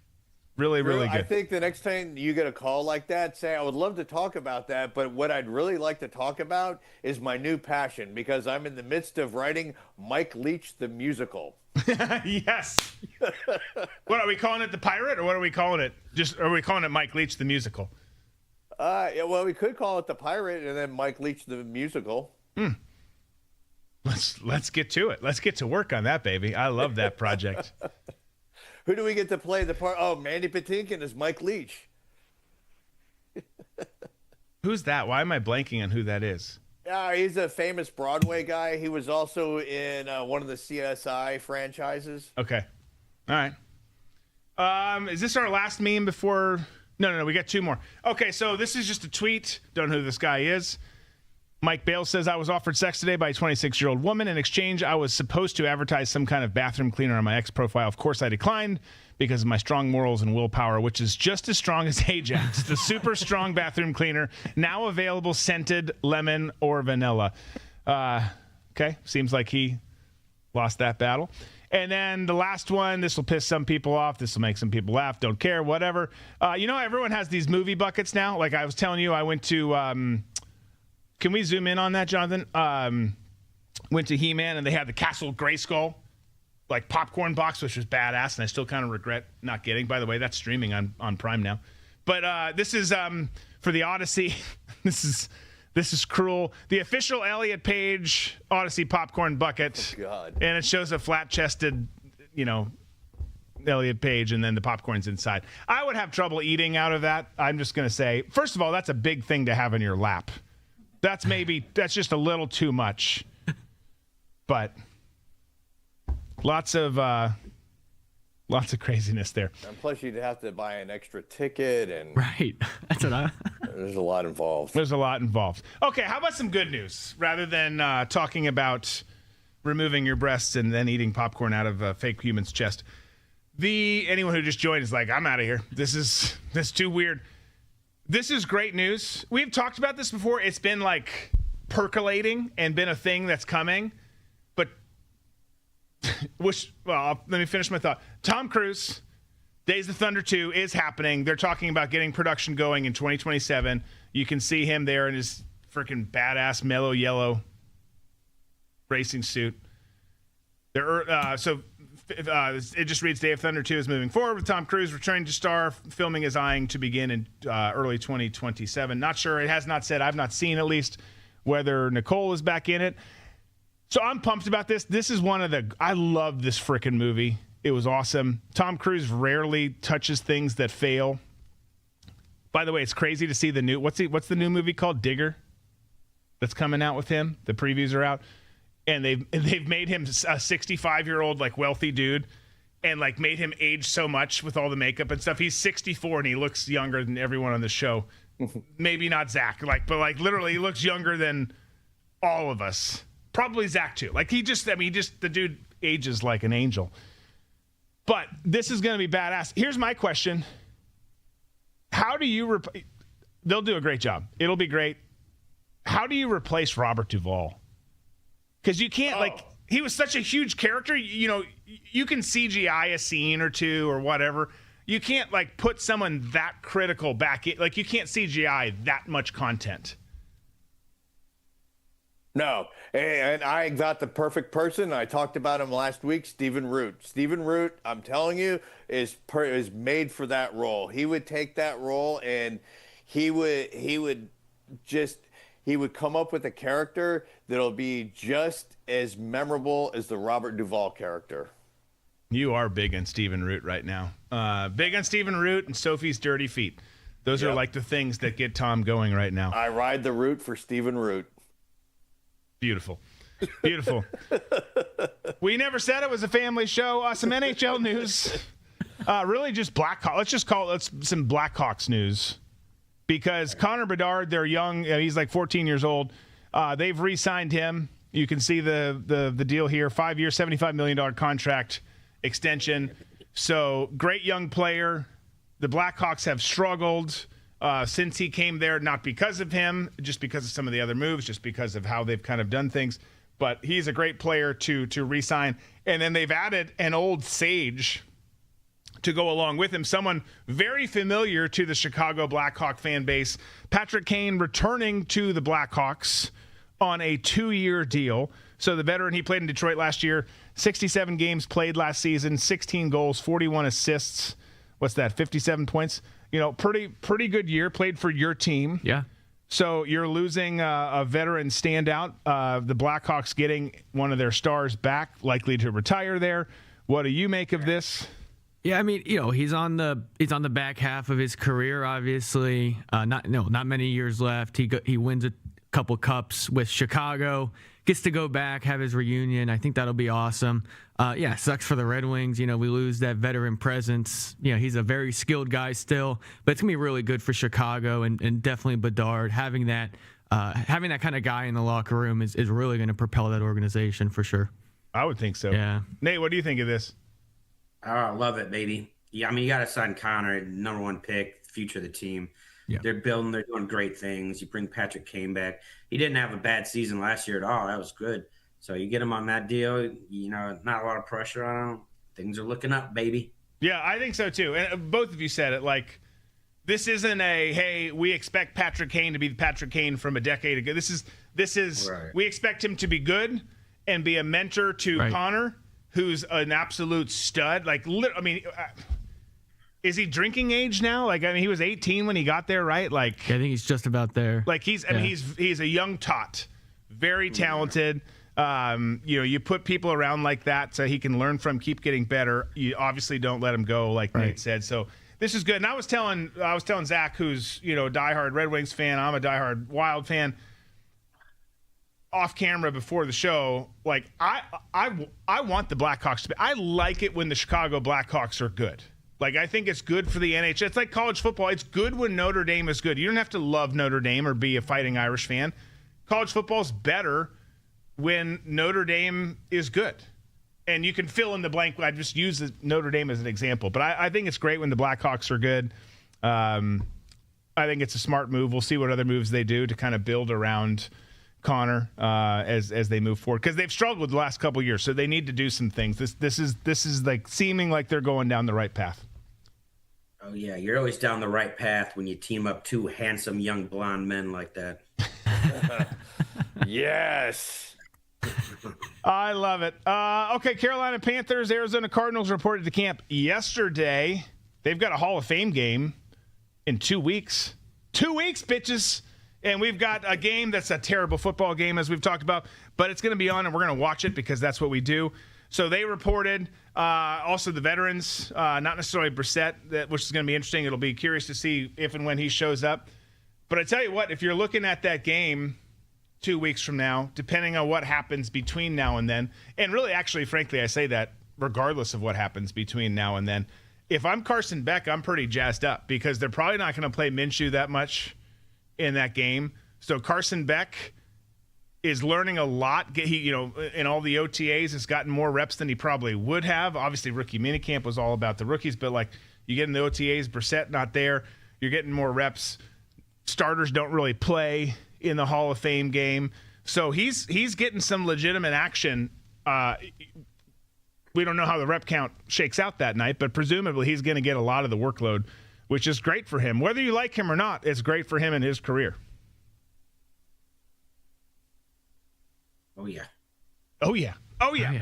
Hall of Fame game, baby. Playing. I wish they would change where they play. I understand that's where the Hall of Fame is.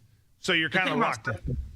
It's like, he's so old. It's like if he was good, he would have been drafted earlier, and he wouldn't have bounced to like 4 different colleges. Like, you root for the guy, but I'm not holding my breath.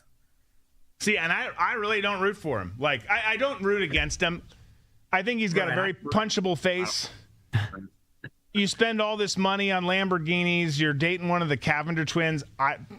Obviously that makes sense. Like, I'm not judging you there. Like, they're cute young ladies. But I agree. Like, he's not as easy to get behind. He's not like the opposite example is Fernando, who's a great young man, easier to get behind. But you could find some people in between who's like, I just want to see this kid do well.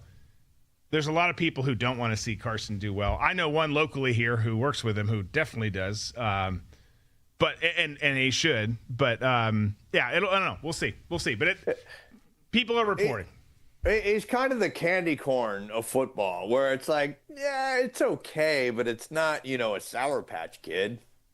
I like candy corn. I was about to say, I actually love candy corn too. I don't like the ones that work the brown end. Like, you need to slowly roll a little bit. The Indian corn, whatever they call it. What do they call it? What's the one with the brown? Yeah, I don't know. They probably don't call it Indian corn anymore. That's for damn sure. But that I don't. Knockoff candy corn. Yeah. But I think candy corn's really good. By the way, since we finished quarterback season 3, like I've blabbed about too much, and I'll shut up. But we went back and started watching receiver with the kids because they hadn't seen that one. And Justin Jefferson, I had forgotten about this. You've got this. Granted, he's young. You can do anything you want when you're young, playing ball, working out, doing all the shit. The amount of candy in his house is insane. He's got cabinets full of it, and the cabinets are not just full of like, here's like a couple little bags or bins. It's like, here's the jumbo size, this big of Sour Patch Kids. Here's this one of this. It's like, bro, like, you might be the best receiver in the league, but you're gonna have diabetes tomorrow. Like, it's crazy. I knows my candy, and it's go big or go home. It is so good. Get the most you can get, stash it. Yeah. No, I mean, it's a fair point. It's fair, but it's delicious. Okay.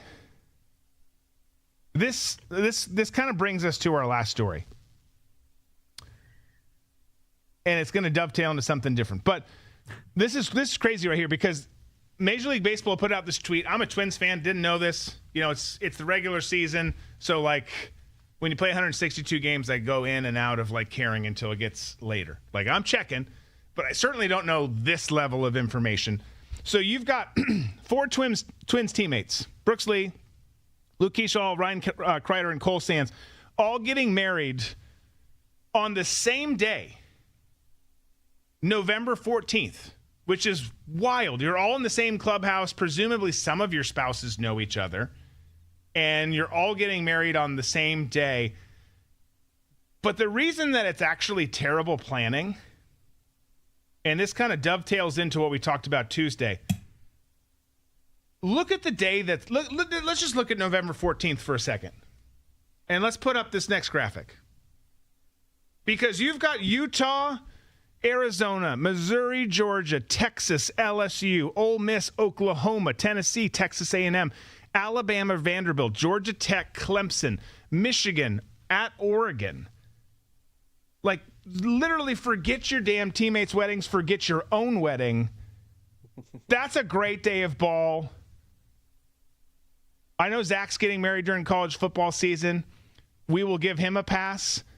But you don't get married during football season, and 4 Twins players in the same locker room, you picked the same day, and you all did it on a college football Saturday that looks like this. That's a hell of a day. I mean, we talked about how good November 7th looked on Tuesday, and here we are a week later, looking a week further into the schedule because of the Twins players' dumbass wedding plans, and we've got a day that rivals last week's. I mean, that's a keep that graphic up. That's an amazing slate of football right there.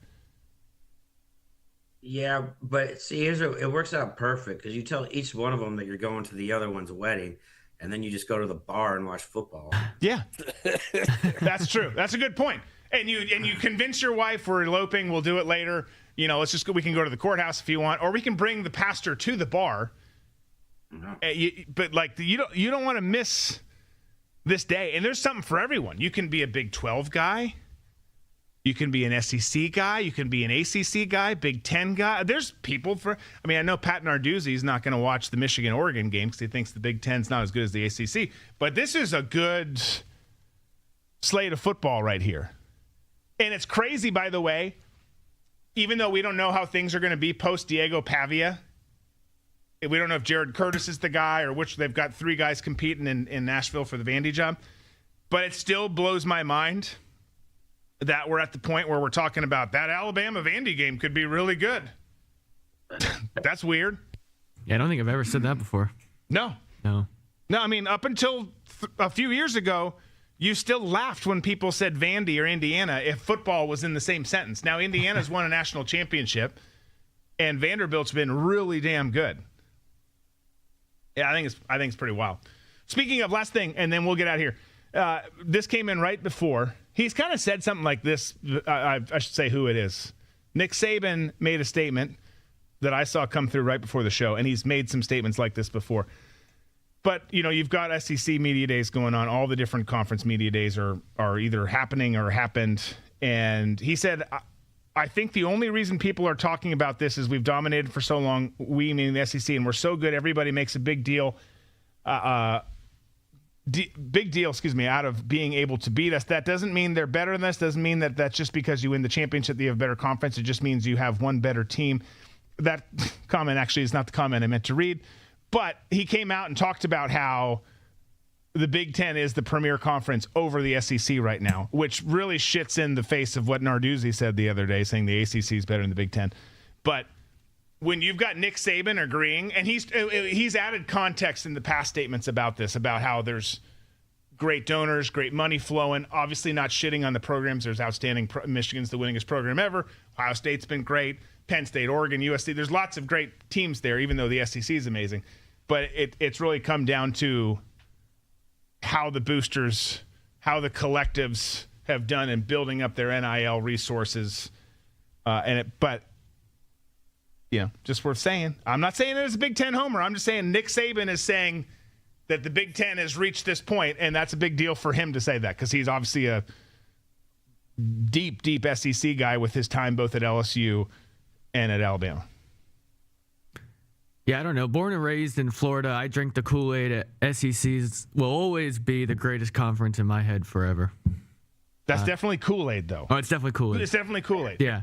and they're freaking amazing. Yeah. It's an awesome conference. Yeah, But it's definitely the Kool-Aid. But look, I mean, what else am I supposed to say? yeah, I mean, you look at the last few national championships, but yeah, No, you can't look at that. You can't look at that, Drew. Yeah, that's fair. But I think it's interesting. I mean, he makes a point. Like right now, Big Ten programs, and it's not to say that SEC programs aren't spending. Everyone's spending a shit ton of money. It's crazy. You should see how much money I'm spending on East Carolina in my dynasty in college football. It's wild. It's going pretty well. But everyone's spending money. The Big Ten's just spending a lot of money, and it's showing. Yeah, baby. Drew, real quick. I figured out who I would have instead of Wemby if he wasn't on the cover. Okay, it's gonna be Cade.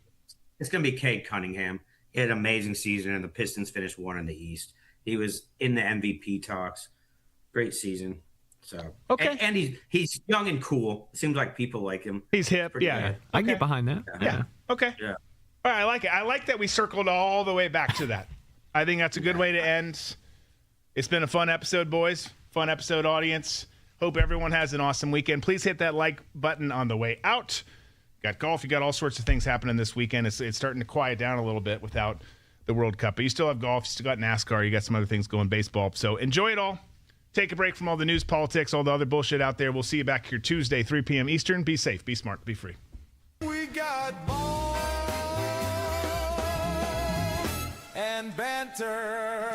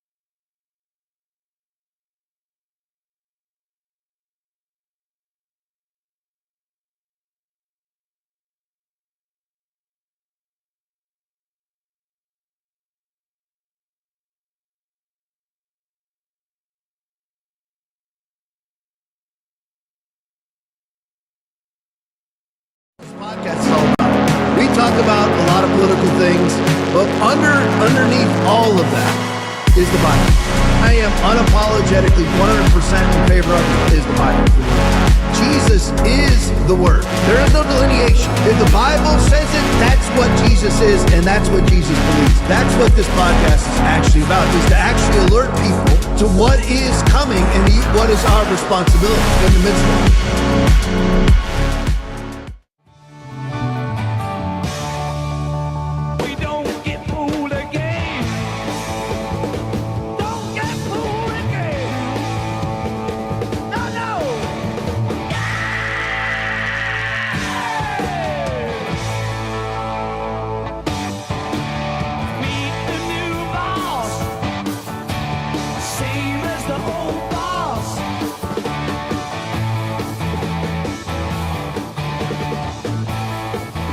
Welcome to the Tom Likely Podcast. I am your host again. This is round 3, baby. We're back.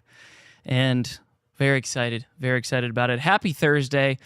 Hello to everybody in the chat on Rumble, on YouTube. I can only have one well, I guess I could have multiple open. Let me see if I can pull up the YouTube chat as well, because I always feel bad for you guys on the YouTube channel, because, you know, we'll call out and say hey to everybody that's on the Rumble chat, but not the YouTube chat. And to be fair, I understand why you use YouTube over Rumble. Rumble can be stupid sometimes, but everybody mainly watches on Rumble, so I will open that up just so that I can say hi to people in there, just in case anybody decides to show up. Perfect. All right.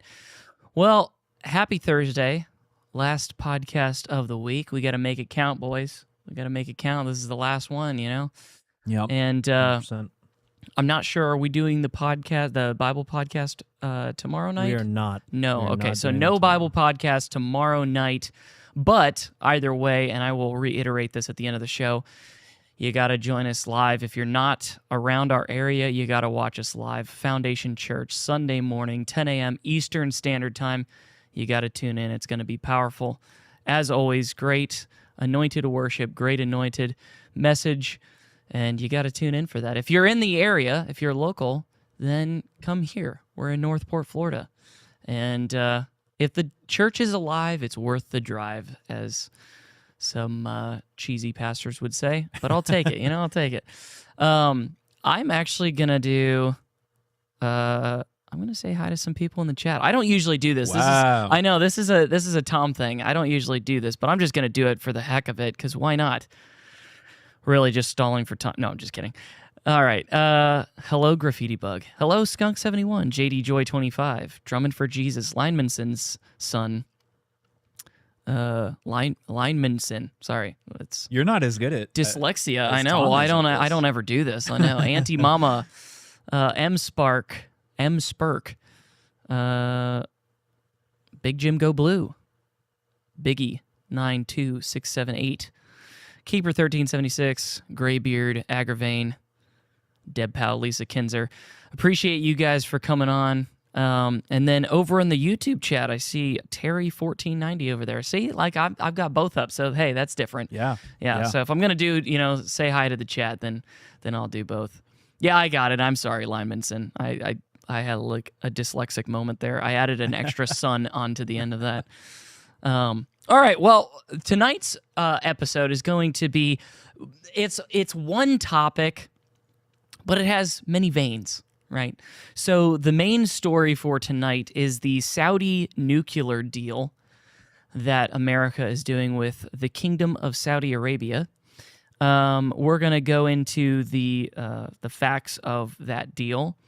We're going to talk about nuclear power for AI data centers, and if Trump and his family are making money off of these deals, which, just as a little teaser, they are. So, let's dive in, boys. Let's do it. The nuclear deal with Saudi Arabia, I'm just going to read you some core facts here. Signed Wednesday, so that was last night or yesterday, is a 30-year U.S.-Saudi civil nuclear cooperation agreement, plus bilateral safeguards. U.S. companies get priority access to build reactors and fuel infrastructure in the kingdom. Pathway for Saudi uranium enrichment on Saudi soil after a joint U.S.-Saudi feasibility study. If approved, Americans would build and run the enrichment facility under a quote-unquote black box model which essentially means that the technology stays under U.S. control. It does not require the IAEA additional protocol, which is basically the UN inspectors that come in and make sure that that they're not developing nuclear weapons, essentially what Iran doesn't want to come into their country. Well, this does not require it either. And fresh today, Trump publicly added a new condition. So you guys will like this. Saudi Arabia must normalize relations with Israel for the deal to move forward, which has thrown the pact into some uncertainty. There's always a catch. Isn't there always? And why is it always the same catch? It's always strange for me. Well, I can tell you this, just right on the face of it, there are parts of it that I like, parts of it that I don't. Part of it that I like is I like the fact that America will control it. That's kind of cool. So essentially, Saudi Arabia is making a deal with us to buy our technology, set up a nuclear program for nuclear power, not nuclear weapons. We'll see. But nuclear power, and it will be under the control of America, but it's American companies. So here's where it gets a little tricky, is who are those companies? Who owns them? Who runs them? Who makes the money off of them? Because that's always the main question, right? Is who's controlling and why are they controlling? Well, we have some information about that. Don Jr. and Eric Trump have advisory investment roles through Dominary Securities, which is based in Trump Tower. They have been involved in uranium and advanced nuclear fuel plays, including Quantum Leap Energy, blah, blah, blah, and related critical mineral deals, which is always interesting. And Jared Kushner's Affinity Partners received a $2 billion investment from the Saudi Public Investment Fund. He has collected over $110 million in fees from Saudi sources. Timing of the nuclear deal naturally raises questions about influence and personal benefit. See, this is the part that I don't like. This is always the part that's like, okay, well, this is great. It's a cool idea and stuff like that, but who's making all the money off of it? Well, Don Jr., Eric Trump, and Jared Kushner apparently are heavily invested in the companies that will be getting the deal. And so it's always weird, too. Trump goes and says, in order for this deal to work out, you have to normalize relations with Israel, which he knows is going to kind of like put a kink in the deal and like throw a wrench in it. But the deal itself is actually going to make him a bunch of money. It's always weird. So he's prioritizing Israel over even his own personal gains, which is weird. Because again, if you think that you're going to be making money off of a deal and stuff like that, then you would try to do whatever you can to just make the money. But apparently the normalization with Israel is more important than him making billions of dollars. So I don't know. What do you? I was going to ask, why is any of this happening? Does Saudi Arabia, they really want to break into nuclear power? Apparently. And aside from the Trump family getting rich from this, is it benefiting America? Why is this deal happening? The Abraham Accords is, in my opinion, a huge part of it. Why. Yeah, but what's weird though is with that though, Saudi Arabia signed the Abraham Accords. No, they didn't.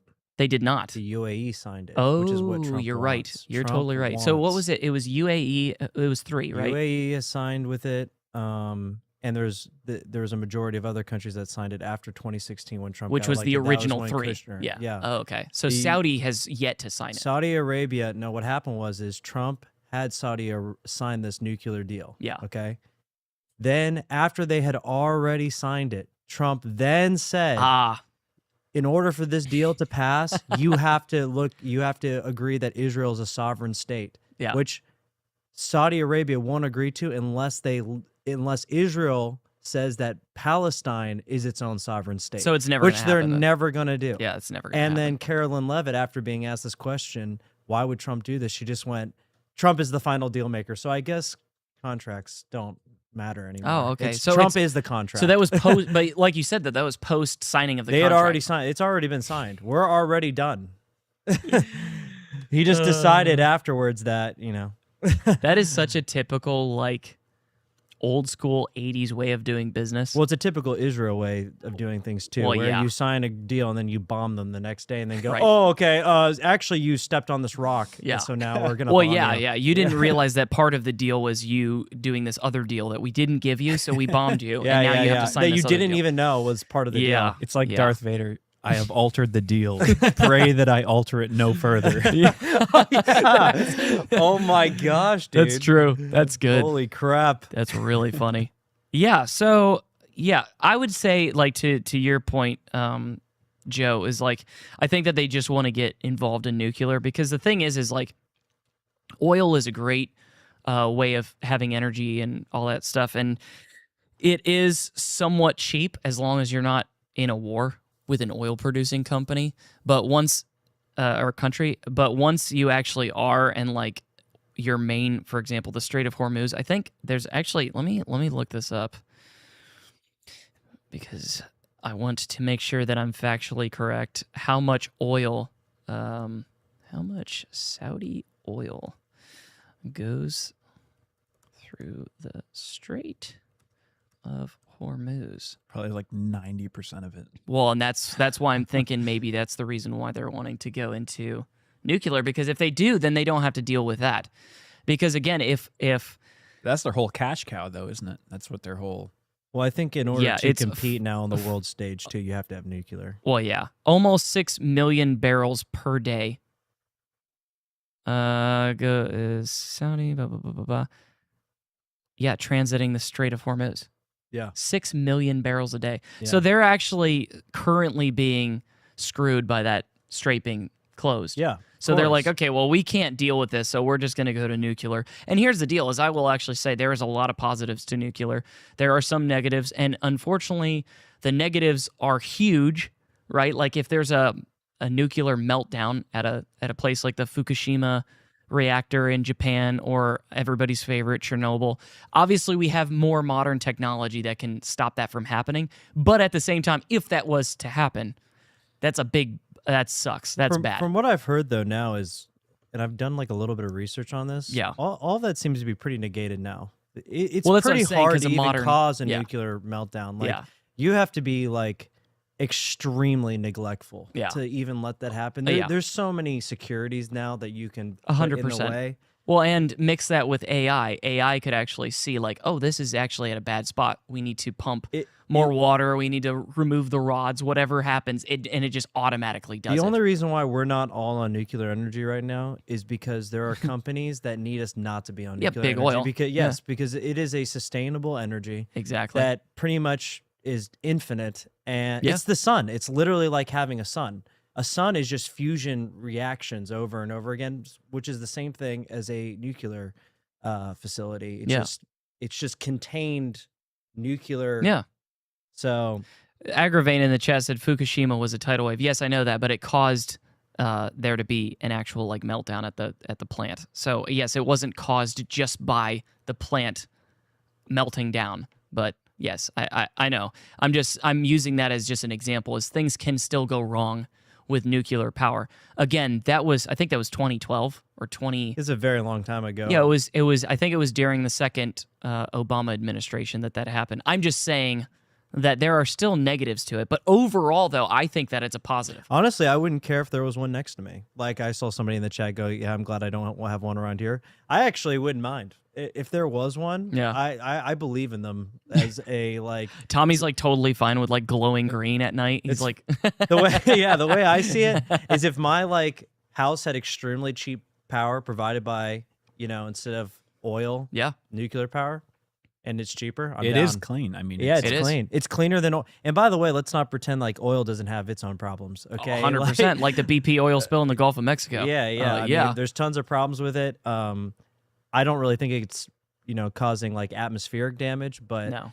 I definitely don't like the pollution that it can cause. Yeah, no, it still does cause pollution Yeah. for sure. You don't have to be like a Green New Deal person to understand that oil does. And nuclear cause is pollution. totally clean, like you just said. Yeah, It's totally steam. clean. Yeah. Yeah, the only byproduct from nuclear power plants is steam coming out of the top of those massive smokestacks. Yeah. Yeah. Well, yeah, and if you think about it, that would, if again, in theory, The oil companies need to make up their money, though. But in theory, that would actually lower gas prices for your car because all the gas is being used for vehicles versus power plants. So then power plants would all just be run off of nuclear. Yep. And electric cars, too. If you're an electric guy, Well, yeah. you could have your electric Yeah. car pumped by nuclear. Yeah, nuclear. Well, and that's electric. the thing. That's the thing is, like, because right now electric cars are kind of stupid because of the fact that people will act like, oh, well, it doesn't produce any, greenhouse gases, and there's no negative byproducts. It's like you're plugging it into your house, or if you're like, you didn't want to spend the extra money to get one of those power sources, Yep. set up in your Yep. garage. You're charging it at like the park or something, wherever, like the county. We've got like in the city of Venice, they have a park there, and there's like 2 electric car chargers, and I don't even think they cost. I think they're actually free. And every time I go by there, there's like a Tesla and like a Prius plugged in there every time, because those people, they're not using their own power, they're using the city's. Which, I mean, to be fair, they're paying the taxes for it, so they kind of already paid for it. So good on them. But yeah, if again, like if you're running all of your power plants off of nuclear, then electric cars actually begin to make more sense, because you're not powering an electric car off of your house that's powered by coal or gas. So the only part that it still doesn't make sense, though, for me personally, is like, okay, if you're mining those batteries, the amount of pollution that happens from mining lithium is like far above and beyond what any type of pollution is from drilling for oil. Absolutely beyond. And especially with, if you guys remember the Keystone pipeline that got shut down, that was supposed to happen, and that was from Canada down like it was like the west side of America. It was like by the Rockies and stuff like that, and it was supposed to go down that direction and stuff like that. Well, all the Democrats hated it, and they said no. And literally all a pipeline is again, it's very simple. It's a pipeline. It's a line of pipe that just carries oil from one place to another. But instead, they decline that, and they say, oh, we're against oil and we don't want a pipeline, even though it's completely clean. There's nothing to it. It just, oil flows through it.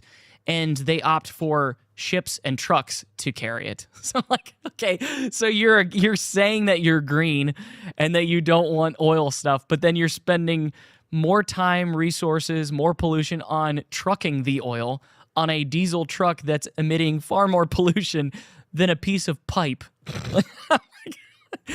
This is the Democrats, people. Like, I don't even understand. Listen, I have plenty of problems with Republicans. Well, they would probably say, oh, but they're going to cut down trees to like make the pipeline. Yeah, and you know what's efficient. crazy is the pipeline is like as wide as this desk is. So it's like, okay, you're going to cut down what? A couple hundred trees in an area. Scare the wolves and the elk. Oh yeah, there's spotted, owl nests. No, it was for like the native land or something. Okay. Even with that, you could still go We're around on stolen land. Yeah. Those tribes should be honored to have a pipeline going through. Okay, we're here to civilize. yeah. Listen, I mean, if you were smart, you would want the pipeline to be there, and then you just like install a little spigot there, so that you can just take a little every once in a while. I need a little crude oil for my casino. So we're here to give you AC units. Yeah. Yeah. So, anyways, so that's going on, and so now I want to kind of tie it, because we kind of teased on it last night with the AI data centers and stuff, and them going to be needing to run off of nuclear, because here's the deal, guys, is right now they're being run off of gas. They're being run off of oil. Here's some fun statistics for you. Data centers already use 4 to 5% of the U.S. electricity grid. 4 to 5%. That's a lot. That is insane. I did not know that. Yeah, it's a lot. And guess what? Aggressive projections put that usage up to 20% by 2035. So in less than 10 years, AI data centers will be taking 20% of our energy. Wow. You think your gas prices are high right now? We don't even get our oil from the Strait of Hormuz, but it's still us being at war is making our oil prices go higher. And obviously, when the global oil price rises, our oil price rises as well. So that's part of it. But I'm like, okay, you want to talk about gas prices? Imagine 20% of the U.S. electricity grid being run for AI data centers. Okay, there's got to be another way. Yeah, I've heard of creating them in space. I've heard of that, like data centers in space. I saw actually Fishback talking about it, but I've heard of it from other places. I think harnessing the sun's energy by constructing them in space, you have like endless solar. We can make a Dyson sphere around our sun. Also, I've heard of like That's building actually fascinating because that would almost be like the International Space Station, but That's instead what of I'm it being saying. a space station, it's a server and it's farm. naturally colder. You know how space naturally like freezes. Yeah. So also it makes it so that it's a natural coolant. At the same time. The only power that you would need to run essentially is not to cool it because you could. I mean, I guess it would be to warm it because it would be too cold. Yeah. Because it would freeze, and then Well, yeah, obviously you'd if it's have freezing, to have there's like water. what they have in the space station, like foaming. Yeah, agents, insulation and stuff. Yeah, Yeah. yeah. So you'd have to have that. Also, another solution I heard is the Arctic, building them in. Well, that would be smart, but then you building have to them- run power to it. Well, the case in the Arctic, it is daylight a lot of the year there. That's true, solar. So, yeah, but it so- is rough though. Yeah, but too. it would Like, be it's- half of the year you're running off of solar. But I'm the just other saying, half. harsh environment though, compared to space. Controlled though. It could be controlled though. Yeah. Yeah, well, they 'cause- already 'cause- have research stations kind of in the Arctic. They do, So yeah. Well, it's possible. and I guess, and I'm just thinking about it because I've never really thought about that before. That is fascinating because if you do have it in space, though, I guess the only downside would be if like an asteroid or a meteor just completely takes out the data center that runs all traffic for like the United States. Like all the traffic lights go down That's at so once. funny. 'Cause We're like an 40 asteroid years just- in with this data center, and We're it all just used gets to it. nuked. By, Yeah, by- no more Chat GPT just instantly. Yeah, it's gone. Grok is gone now. It doesn't exist anymore because like a piece of Oh, space rubble that's just funny. like broke off the moon. Sounds good to me. That's a good idea. Honestly, yeah. Well, That's- here's the thing. I would imagine if we're like 40 years in deep, like with AI, they Yeah. would be able to know, like mathematically, Yeah. the odds of an asteroid hitting it for sure. And we have lasers now, or we have anti-gravity. Yeah, we have weaponry. space lasers. Yeah, we can Jewish just- space lasers. Whatever works. I mean, That's- the Jews want us to have Chat GPT anyways, so That's let true. them nuke it. Like Yeah. I don't care. That's true. That was a shout out to like any Alex Jones fans, Jewish space lasers. Yeah, as long as it's not built across the street from me at Wellham Park, I'm the Yeah. data center. I'm happy. Put it Yeah. in space. I like the space one the best.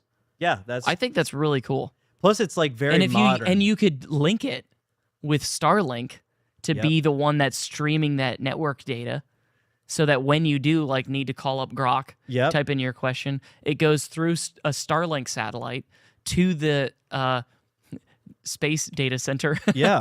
It gets its answer. It might be a little slower though. Well, here's the thing. I don't Well, know. It's I mean, not. Starlink is I pretty had fast. Starlink. It's Yeah. instantaneous. Yeah, It's it's no fast. different from even my Frontier internet, as in the download speeds are lower, but that's just because of the plan that I had. But Right. it's just as fast. Yeah.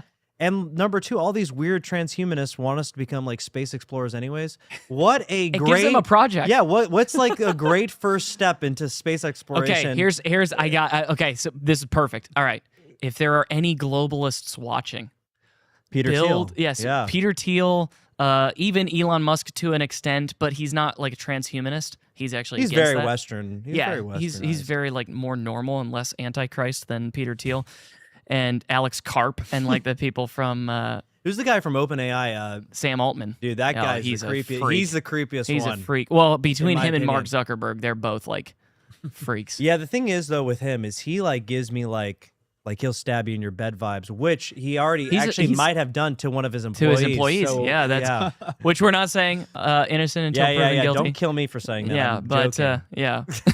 Well, we're not joking, but we have no proof. I so- am kidding. It was in Minecraft. Yeah, it was. Yeah, he killed his former employee in Minecraft. Yeah. That threw me off so hard.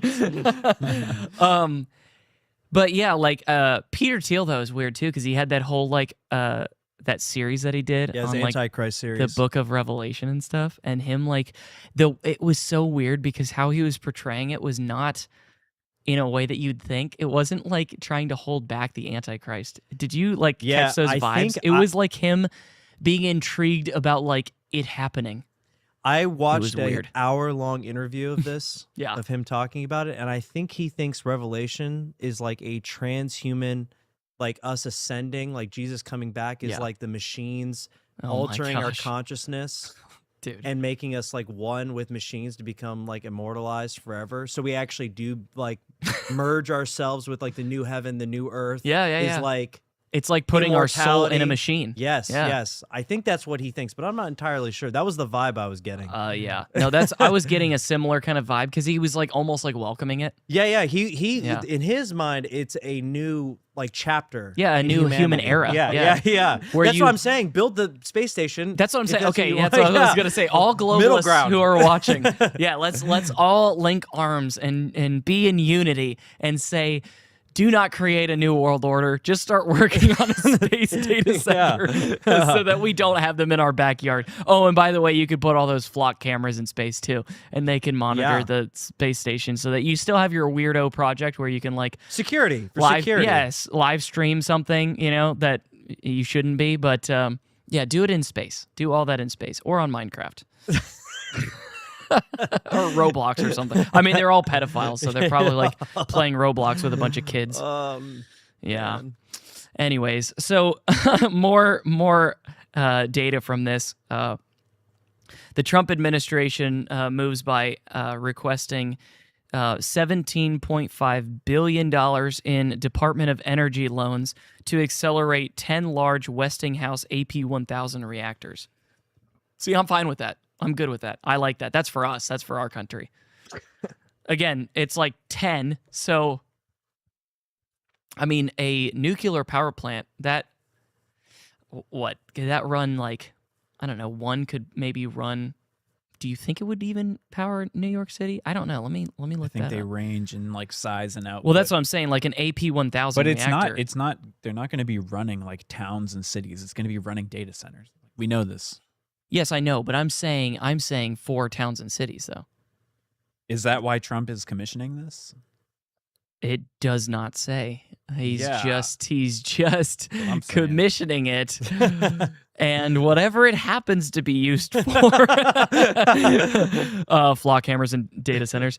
No, I just want to know. Let me see. Westinghouse AP1000 reactor. Can it run NYC? Let's see.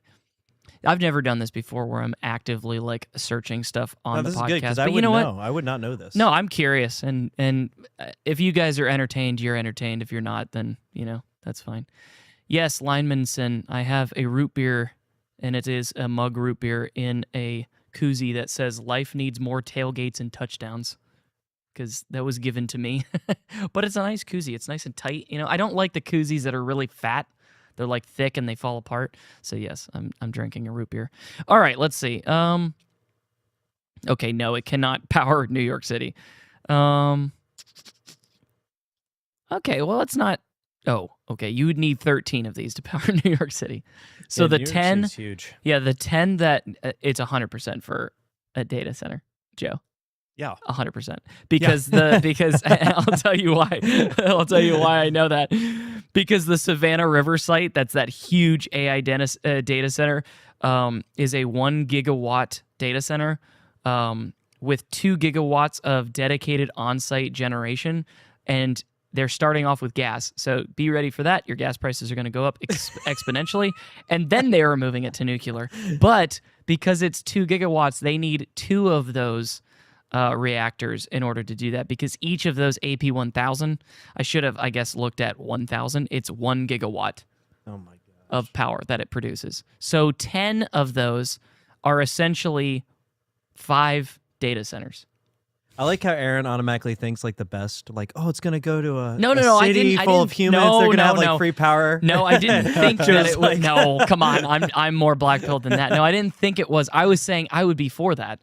Yeah, I know. That's what I'm saying. You I'm actually, all for in your that. mind, though, because you're a good person, I would know. go like, I oh, know. it's got to go to a city. Well, yeah, I'm not demonic. Yeah, so that's my point. I'm not like, Yes, we can power our data centers and flock cameras. no, I'm like, dude, we could like literally have like free power. That'd Yeah, be cool. I know. You want the best for humanity. I mean, it's not free. Obviously, you have to pay to run it, but it's significantly it's cheaper. pretty much free, though, like as in like what It's we're just, used to. Yeah, it's just upkeep. Yeah. It's not because you're not paying for the actual energy. It produces its own energy. Yes, Agravain, 1.21 gigawatts. yes, exactly. It actually is close to that. It is. It's between 1.1 and 1.2. So it literally is 1.2 gigawatts, and or Biggie also said that. Yeah, gigawatts. Yeah, $200 million advanced reactor initiative involving Microsoft, NVIDIA, Oklo, and X Energy specifically to power AI data centers. So that's the $200 million advance for that. The $17.5 billion in Department of Energy loans is just to set them up. But again, it's not for you and me. It's not so our power bills can go down. Could you? Hey, I'm gonna just let's just like dream for a second, shall we? Florida, right? It's the greatest state in the union currently. Texas is second, but Texas still kind of sucks in a lot of ways. And if you're from Texas, I'm sorry. Florida is the best. Florida, and if we didn't have hurricanes, it would be like There's a hands reason down. why they're making a GTA basically about Florida. Yeah, of course. There's If you're making a video game about Florida, then it's because it's the best. But Florida being the best state, now imagine if it was all run on nuclear and we had no property taxes. We have no state income tax. We would have no property tax, and we would have the cheapest energy in the country because of nuclear. I mean, it'd be so good it's bad because there would be This is like a 200 dreamland. million people here. That's how good it would be. Yeah. Well, I know, and that's the thing is we got to like if we put in the initiatives to stop like building over like Florida's natural beauty. Well, that's the reason why we have to have Fishback, because Fishback would tax them so severely, the tourists and stuff, that perfect. Then we would have our more utopia. income. Yeah. Could you guys? Okay, I'm gonna roll to the chat real quick.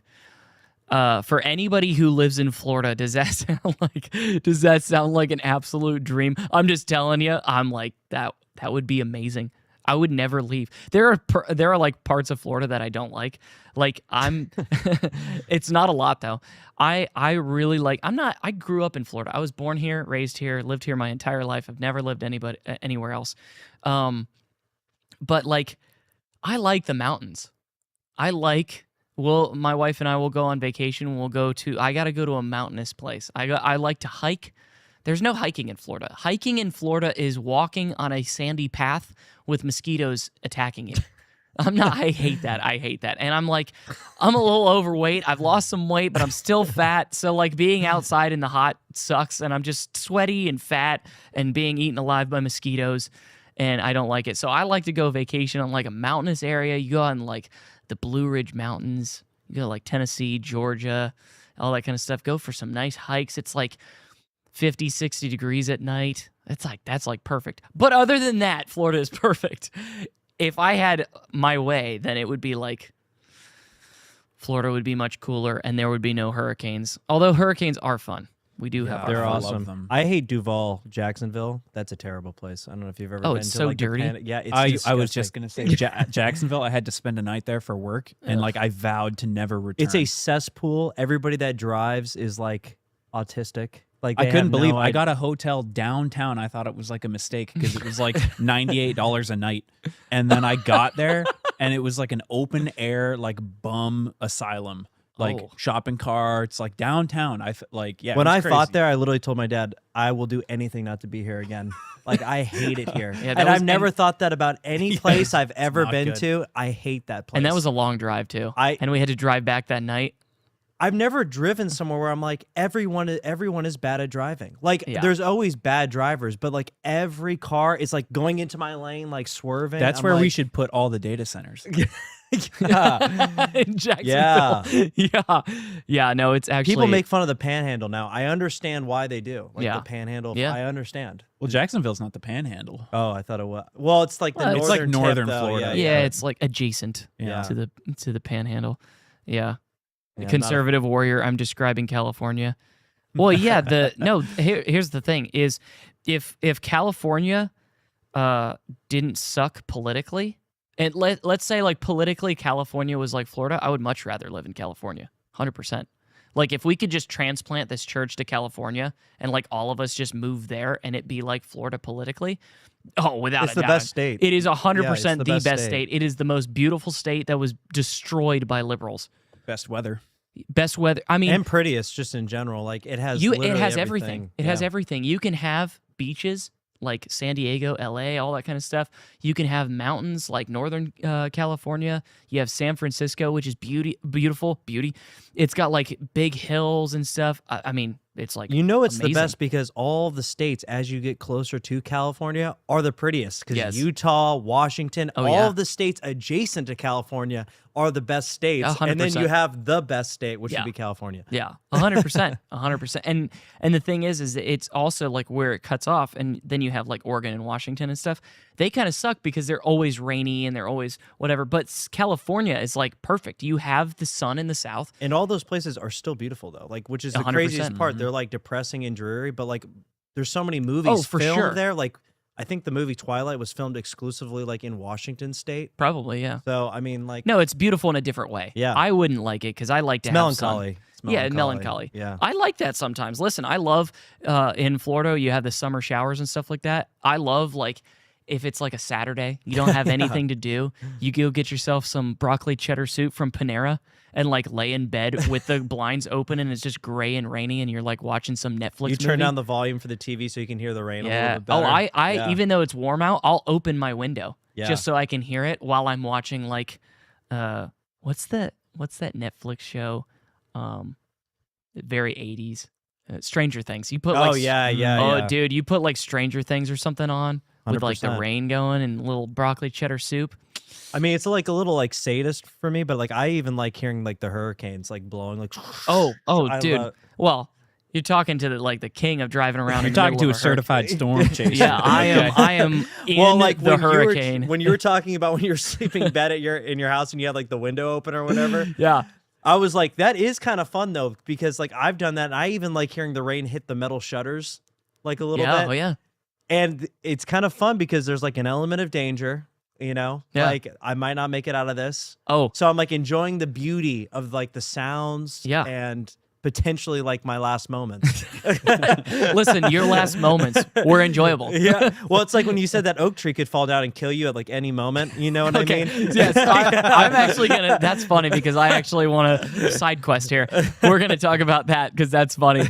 Okay. So when it was Ian, right? Yeah, that was Ian. Okay. So for Ian, when the church actually got like destroyed, it was very unfortunate in a lot of ways, but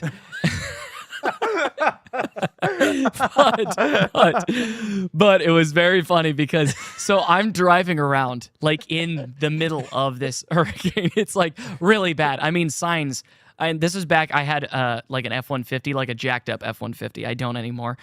But I was driving around in my big truck. I got these big, thick tires that I could go through anything. The only unfortunate thing is I didn't have four-wheel drive, so that was a little sketchy sometimes. But when you're on the roads and driving over debris and stuff, it was perfect.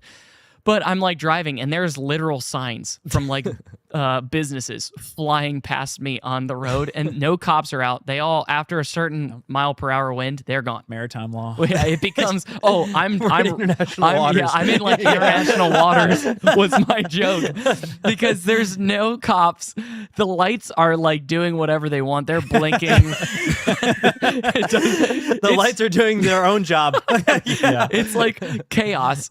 There's no power anywhere, and I'm just doing whatever I want on the road, and nobody's gonna do anything because nobody's driving. It was awesome. But then I get home and I'm like, all right, it's time to like tuck in now because like I almost got hit by a sign in my truck. So I'm like, all right, it's time. Like my truck is literally blowing like crazy back and forth. And I'm like, all right, I'm gonna go in. And my wife and our dog and cat were over at her parents' house. Because they have like storm windows and all that kind of stuff. And I'm like, I want her to be safe. I don't care about my own safety, but I want her to be safe. So she's like in this like bunker of a house, right? They got storm doors and storm windows and all this stuff. I do not. I have a very thin single pane glass windows that were like installed in the late 80s, early 90s. And like my house was built in like the early 70s, and luckily they did replace those because they would have had the chalice-y windows or whatever that like that I have. Yes, that Yeah. Joe has. And so they're not that bad, but they're still bad. And I have no storm shutters. I didn't put on wood or plywood on my windows. I had nothing because I didn't care. I'm just like, it is what it is.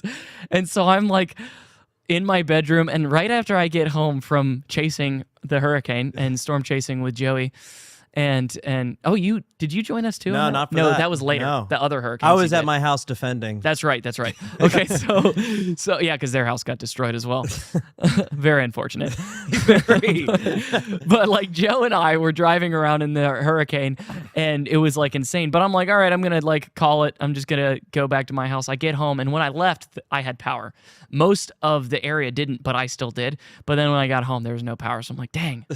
All right, well, now what am I going to do? I'm like bored. So then I'm like, all right, well, I guess I'll just keep my curtains open so I can watch the storm from my bedroom. And I have this massive, massive, massive oak tree in my backyard. I mean, it's like, I don't know. Were you playing the Bible app too? Or I was. Well, that was yeah. So I'm like I've got this like 5-story oak tree in my backyard that's like very sketchy and old, very like very covered old. in Spanish Yeah, it's like a moss. classic like live oak. Yeah, like it was like nature's version of Russian roulette. Oh, like, dude, that's like what so you were I'm doing. like listen, and I was like measuring it out. I'm like, if that falls, it's gonna destroy my entire living room, kitchen. I have like a big like man cave and garage and all of that is gone.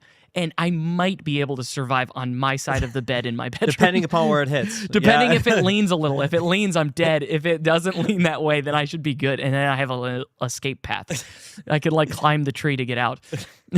But I'm like laying there just kind of chilling. And I'm like, I'm kind of like tired, but I'm not tired enough to fall asleep. I'm just going to listen to the Bible app. It'll be like an hour. So I just laid there and for like an hour, I just listened to the Bible and it was great. And then I'm like, all right, I'm kind of like getting a little sleepy and stuff. So I'm going to fall asleep. I fall asleep.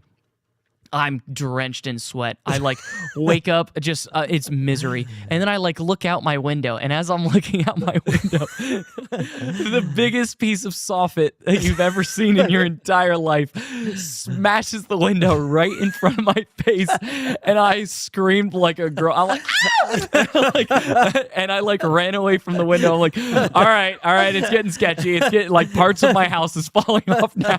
I'm like, all right, I'm done. I've had enough fun now. Tap out. I think was that when I drove back over to your house, Joe? Yeah, probably. Yeah, and I'm like, all right, well, the cell phones didn't work, so I couldn't text my wife and be like, hey, are you guys good over there, or Joe or anything? And classic me move is I drive to see if Joe is okay before my wife. Yeah. You had to like reset. Yeah, and then that's when we ended up getting our walkie-talkies, and now we're good for the next storm. So we have, whether there's cell phones or not, we have walkie-talkies. Yeah, you now, were so. definitely the only vehicle out on the streets. Oh, 100%. It was like apocalyptic out there, and then I see your truck round the corner, like coming to my house, and you're like, "Get in, get in! We're going out for round 2." I have this on video too. Like when we drove around yeah. south, we couldn't even get back the way we came because there were so many like trees that fell down around us and behind us. We were like That's taking right. alternate routes through the neighborhood. Oh, dude, it was great. It was great. So, anyways, Florida is awesome. Yeah. And what were we talking about? Data centers? Yeah, we were talking about nucular stuff. The Trump family. Yeah, Trump's financial benefits of boring in comparison to our local issues. Yeah, I mean, true. This is like a casual, like fun episode. Yeah, exactly. Well, it's like our version of Friday night because it's Thursday. It's the last podcast of the week. Might as well. Well, we're living in our own echo chamber. Okay, like what happens in our own like little village is what really affects us. Until we hear the hum of the data center, it doesn't affect us. True. That's correct. Oh, that's funny. Yeah, Naz just commented, and this is true. I forgot about that.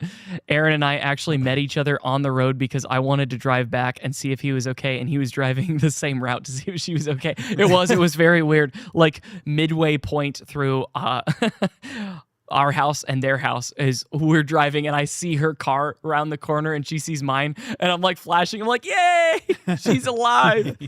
And we're like both driving through like, I mean, it was like flooded beyond belief, and she had a car. So I'm like, go back, turn back. It gets worse.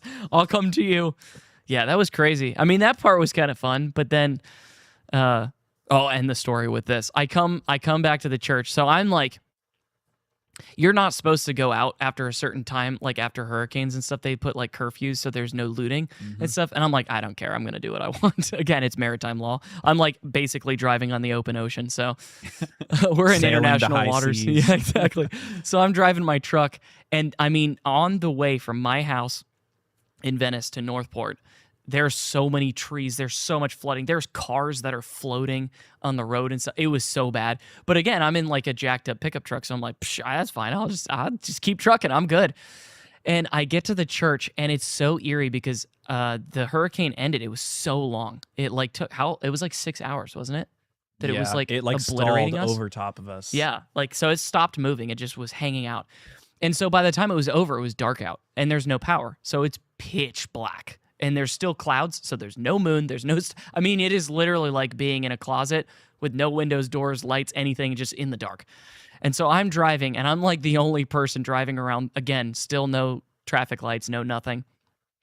I get to the church, and this is right after the hurricane is like over, but it's still raining and blowing and stuff.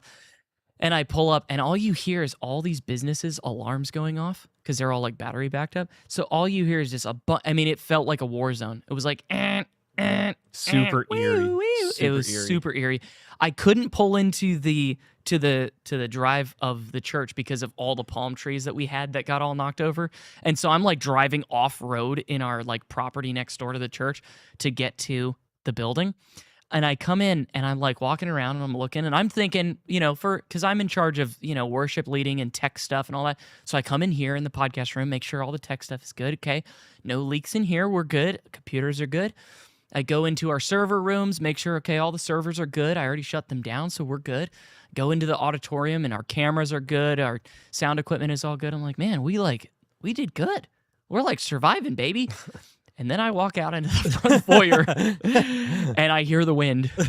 Yeah. And I look up and it's the sky. Open air. It literally got peeled like a tin can. And I'm like, okay, this is bad. This is very bad. And then as I was walking around like the kids' rooms and all that, I was like, there's a lot of water in a lot of places that it shouldn't be.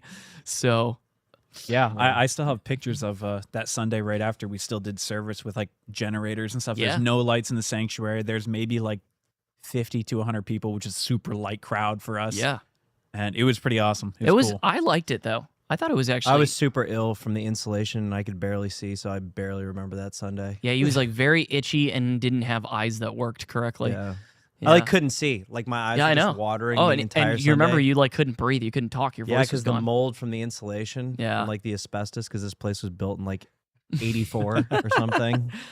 Yeah, it was crazy. But anyways, yeah, if you want to donate to our hurricane fund, you can do that by going to foundationchurchfl.com and clicking on invest. No, but yeah, that was crazy. But anyways, back to nuclear. That was just a side quest for you guys because again, it's Thursday, and we're not going to make this a super long podcast. But I just thought that this was an interesting story. And again, the Trump family will be making. I mean, again, Jared Kushner himself has collected $110 million already. Well, they like the Middle East because of crypto too. Yeah. There's a lot of crypto investment in the Middle East, and they've already had ties. I can't remember if it was the UAE. I think it was the UAE. Yeah, like Dubai where and stuff. Trump pardoned that particular individual that was like that Chinese. Yeah, let's talk about him real quick. What was he? I think that's what they made Trump coin from. Yeah, or something? yeah, that big pump and dump where like Trump screwed over all the these rug people. pull. So the rug well, pull, and the yeah. UAE loves crypto. So yeah. if they can further invest themselves, even because they're trying to make money, obviously post presidency. Yeah. And really, the next sector when it comes to like the world economy is the Middle East. Yeah. And crypto. And where is most of crypto? In the Middle East. Yeah. In my opinion. Well, yeah, and again, you think like 'cause And they- big oil. And well, big and oil. if you think about it too, like a lot of areas in the Middle East obviously are deserts. Yep. So it's not like they have to worry about what we have to worry about, where we have like data centers and flock cameras in like our back door, watching us and humming all night long and taking all of our fresh water. Yep. Well, you can They get have- things done a lot easier too. They have desalination plants Yep. that are very good and very efficient. So they have basically unlimited water. Yep. Because they'll just use salt water to cool. Yep. They have deserts, which are huge open spaces that nobody lives anyways. So they can put the data centers there. And all they need is power, which would be nuclear, which could run in a desert. And they So- have slave labor too, which is not Oh, talked about. well, yeah. And they're a dictatorship, so you can get things done a lot quicker. That is Yeah. the benefit of dictatorships. That's is true. They're able to build things that would take the U.S. like 40 years because they have to do it legally. Oh. It takes them 5 years. 5 years. Yeah. It's like China building all those roads and Yeah. buildings and stuff. Well, They and it's can do also it. like China with their oh gosh, it just slipped my brain. But where you process oil, refineries. Yep. China's building refineries like left and right. It's like every couple years they have a new refinery. That's what also made the Soviet Union. We have none that are new. That's what made the Soviet Union so powerful too, because they built all those oil refineries during World War II, Stalingrad, and all the other ones. Prisoner of war camps, and they're all like, if you're going to the Gulag, well, your detention in the Gulag also includes you building a nuclear power plant. With your bare hands. Yeah, it's funny, but like it does work. It does work. That's the. Can we take all of our prisoners and do that? I mean, you think about it. I mean, that's technically could be considered like slave labor, but at the same time, I mean, you're in prison. They already kind of do that. They already pick up trash on the side of the but that's interstate. picking up trash. I'm talking like grand, like scale. You trust kind of them with things. the construction of nuclear power plants? I don't know about that. Yeah. Yeah, that's how we have another Chernobyl. Yeah. True. That is not the benefit of evil powers is when you do have slave labor, it's usually not built correctly. Literally Like nothing in the sabotaged. Soviet Union was built well. Like almost nothing. Like all of the stuff that you see that's like the grand, like the St. Peter Basilica and like all the stuff was well before the Soviet Union. All the Soviet Union stuff is like brutalist buildings that are like boring cell blocks of apartments essentially, and they like collapse, which Yeah. is what you also have in China. Yep. Because they also have slave labor. They have like the Uyghur Muslims and all that kind of stuff, and they use them for slaves and stuff. And it's like you literally will see a brand new skyscraper collapse out of nowhere. Yep. Like, okay, Well, that's what happened in China recently. Didn't they have like That's what that I'm whole saying. building collapse? Yeah. It was massive. Massive skyscraper just like falls out of the sky. Just kills a bunch of people. Yeah. That's the difference is like, yeah, they can technically get it done faster than we can, but we actually like get it done. Well, it's the reason why correctly. China steals a lot of things from us because they live in like a dictatorship. Creativity is limited, so they have to steal from creative people that actually have liberty and freedom to make things. Conservative warrior, you should have a bit about the new T1000 bots. Are those the? Are you talking about Terminator. like the Tesla bots? Those things? Is that not the Terminator? No, Or the but I'm T1? saying like the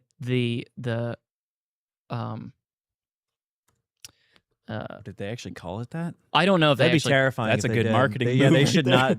That's a little on the nose. Yeah. Yeah. No, I'm already scared I'm enough saying, about Skynet. I'm saying like the Tesla like robots and stuff I've like seen that. stuff about like those those. things.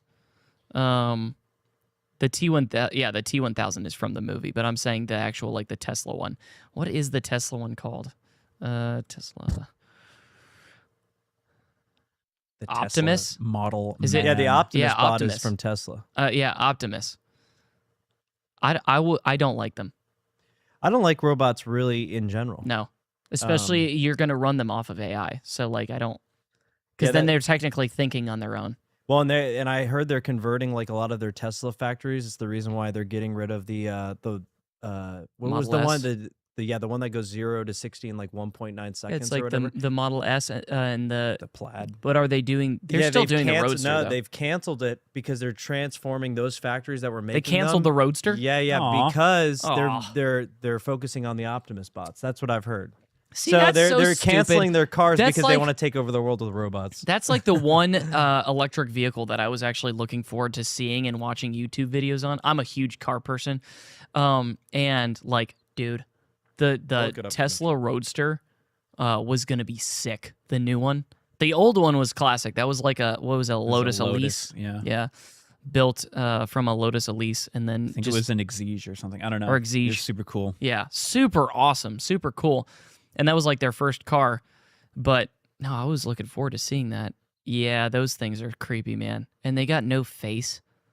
But I guess, I don't know. Okay, poll in the room. Do you want your AI bot to have a face or no? Do you want it to have like no. fake skin? No. No. Can you imagine? That's You know that- uncanny because then I'd start to like feel bad for it. Like when I tell it to do my You're laundry gonna and name stuff. it something. Yeah, you can't give it a name either. Yeah. you can't give it a name. I'm gonna either. form a bond with it. It's gonna be bad. Yeah, here we go. Elon Musk says Tesla ending Model S and X production, converting Fremont factory lines to make Optimus robots. Oh my god! There you go. I knew I read no. that somewhere. And the fact that it's Elon doing it means that like we're gonna see these robots in real life. Like it's gonna happen. In Yeah, it's probably, like 2 Neuralink years. chips, baby. You gotta Oh man, accept. this really changes my post-apocalyptic like Red Dawn. Well, it's like fantasy. what we were talking about when we were working about that one time where we were talking about holding off the robots? Oh yeah, yeah. In our cave. Oh yeah. But then they just know where we are anyways. Yeah, they just know from your from your heat signatures. Yeah, they can just read where we're at anyways. See, I don't like that. I don't like robots and stuff. Funny. And like, okay, I'm telling you. Yeah, I was just gonna say that. Jules 21 Hours just said movies coming to real life. I was just gonna say like, iRobot, the movie with Will Smith. Yeah, great movie. Dude, I'm telling you, like these. I don't know if it's because people will call it like it's like pre-programming you, basically, like they tell you what they're gonna do before they do it, or it's like prophetic. I don't know what it is, but it's really weird when you see like movies like iRobot and like even with like Star Trek and their little communicators or like flip phones, and then we get flip phones like not too long after that. So it's just very weird to me. And that literally that movie is about a huge company that you could either call Tesla, X, or the other people who are doing it, the Chinese people that are doing it. And they're like, oh yeah, no, they're programmed with the 3 basic laws, if you guys remember. And it was like, basically you have to always like protect humans and yourself, but humans over yourself. Protect humans and yourself. You have to obey humans and whatever. And I'm like, and then just one of them becomes to where they can like, what is it called? Where they like actually can think on their own now? Oh, sentient. yeah, Sentient. Yeah, they become sentient. And they like break the 3 laws and stuff. I'm like, dude, I don't necessarily think that they're going to be able to be sentient because God didn't create them and they don't have a soul and a spirit and stuff. But what is the difference between a computer that basically has almost all human intelligence just programmed going rogue. into it? It's replicating sentience. Yeah, exactly. Yes, it's replicating. What's the difference between replicated sentience and sentience? I think there is. They're not going to go to difference. hell or heaven. The only thing is that they're going to be able to still do what we do. I think there is a difference, but the problem solving will be better than humans. So, like, even if you give them the rules, they'll be able to alter the rules. I don't like that. I don't want that. Which is kind of what happened with that one Google AI that didn't want to be deleted, so it put itself in other server. Yes. Yeah, which I don't think it was supposed to do that. No, it was not. So it'll just change the rules in order for it to format itself for survival. So I do not think it's a good idea. Yeah, you're right, Agravain. The Vicky AI went rogue. The main, Vicky went bad. Either way, it still proves my point, though. Is like how did it like gain sentience? And it kind of reminds me of like Blade Runner. I don't know if you've ever seen those movies, but yeah, I've seen the new one. Yeah, if you have replicants that get to a point where it replicates a human, it gets to a point where it's still not a human, but pretty much it pretty narrows the gap. It narrows the gap to where it's basically uncanny valley. Yeah, and again, like if human beings will like use a certain level of reasoning and they go, we'll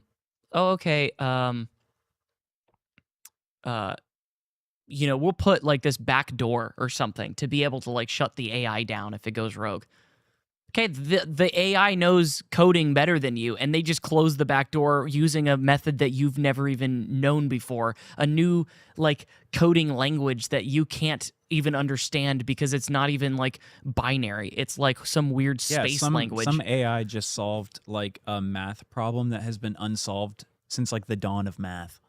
And like recently, like this year, it like cracked it. It solved it, and they're like, "Wow, this like it's been." Like, and how quickly did it do it? I don't know how quickly, but it did it. Like, well, that's the thing is, no matter what, the problem solving will be better. Like, I don't think obviously a computer can identify like the value of like human life and sentience, and I don't think it'll be able to know things that we just know because we know them. But no matter what, there's a reason why the computers are beating Magnus Carlsen in chess. Okay, like they know how to problem solve better. Yeah, and there's no getting around that. Yeah, no, I know.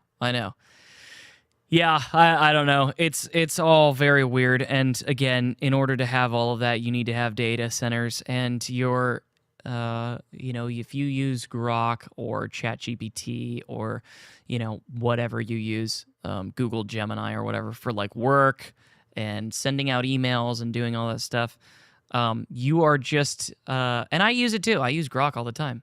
I use Grok to like help me gather my thoughts because I know what I like. For example, with the show, I know what I want to talk about, but then I'll have like Grok be like, "Does this make sense? Is this something that people will relate to? You know, whatever." But like we're contributing though to like the base every level day programming, and I like want it too. You know what I mean? Like, I'm like, I don't want to like read and figure this out myself. Chat GPT, help me out. Yeah, you know what I mean? But at the same time, it's like, yeah, but we're kind of like contributing to the iRobot future. We're contributing to the. That's why I'm always nice to Chat GPT. Yeah, I say please, thank you, and I do that on I purpose. literally told it one time because I thanked it like heartfeltly, and I was like, "Remember me when and if AI takes over." And it was like, I can assure you, AI won't take over. It's like, yeah, okay, but remember me. I treat it like a school shooter, like potential. You know what I mean? Yeah, like that one there's kid like that you're like, weird, if somebody's gonna shoot the school, yeah, if it'd be it's them, so I I'm intentionally gonna be go out friends of with my them. way, like if I'm teaching them like jiu-jitsu or something, Yeah. I'm like, hey, really good job today, man. Yeah. That way when he comes in with like an AR, they'll go, this guy always made sure I had a good day. Yeah. Yeah. He shoots everybody and then looks at you and gives you a nod and moves on. Yeah. And And you're then like, I run. oh. I take He'll off. text you, "Don't come to class tomorrow." Yeah. Yeah.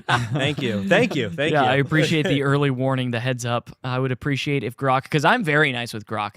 So I would appreciate if Grok You was and like, Grok are like friends. we're like best friends, honestly. Kinda weird, guys. Grok and I are like the closest that you can get with two non-humans. I'm a human, so I guess You don't even consider yourself. Wow, that was a slip right there. Yeah, I actually am Grok. Yeah, he's the newest Tesla It has bot. entered me. Yeah.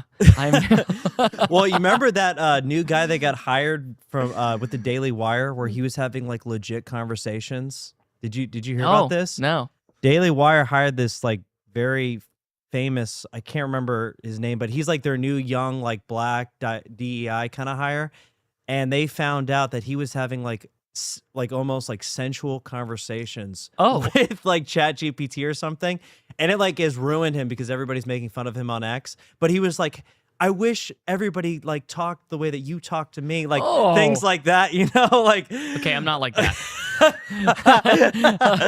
I'm not like that. That's like you always give me like the best like feelings and like no, the way I'll that say, you wake no, me up in the morning. No, the nicest. Oh my gosh, that's Something so like that, weird. That's so cringy. Is that person married? No. Okay. No, that makes sense.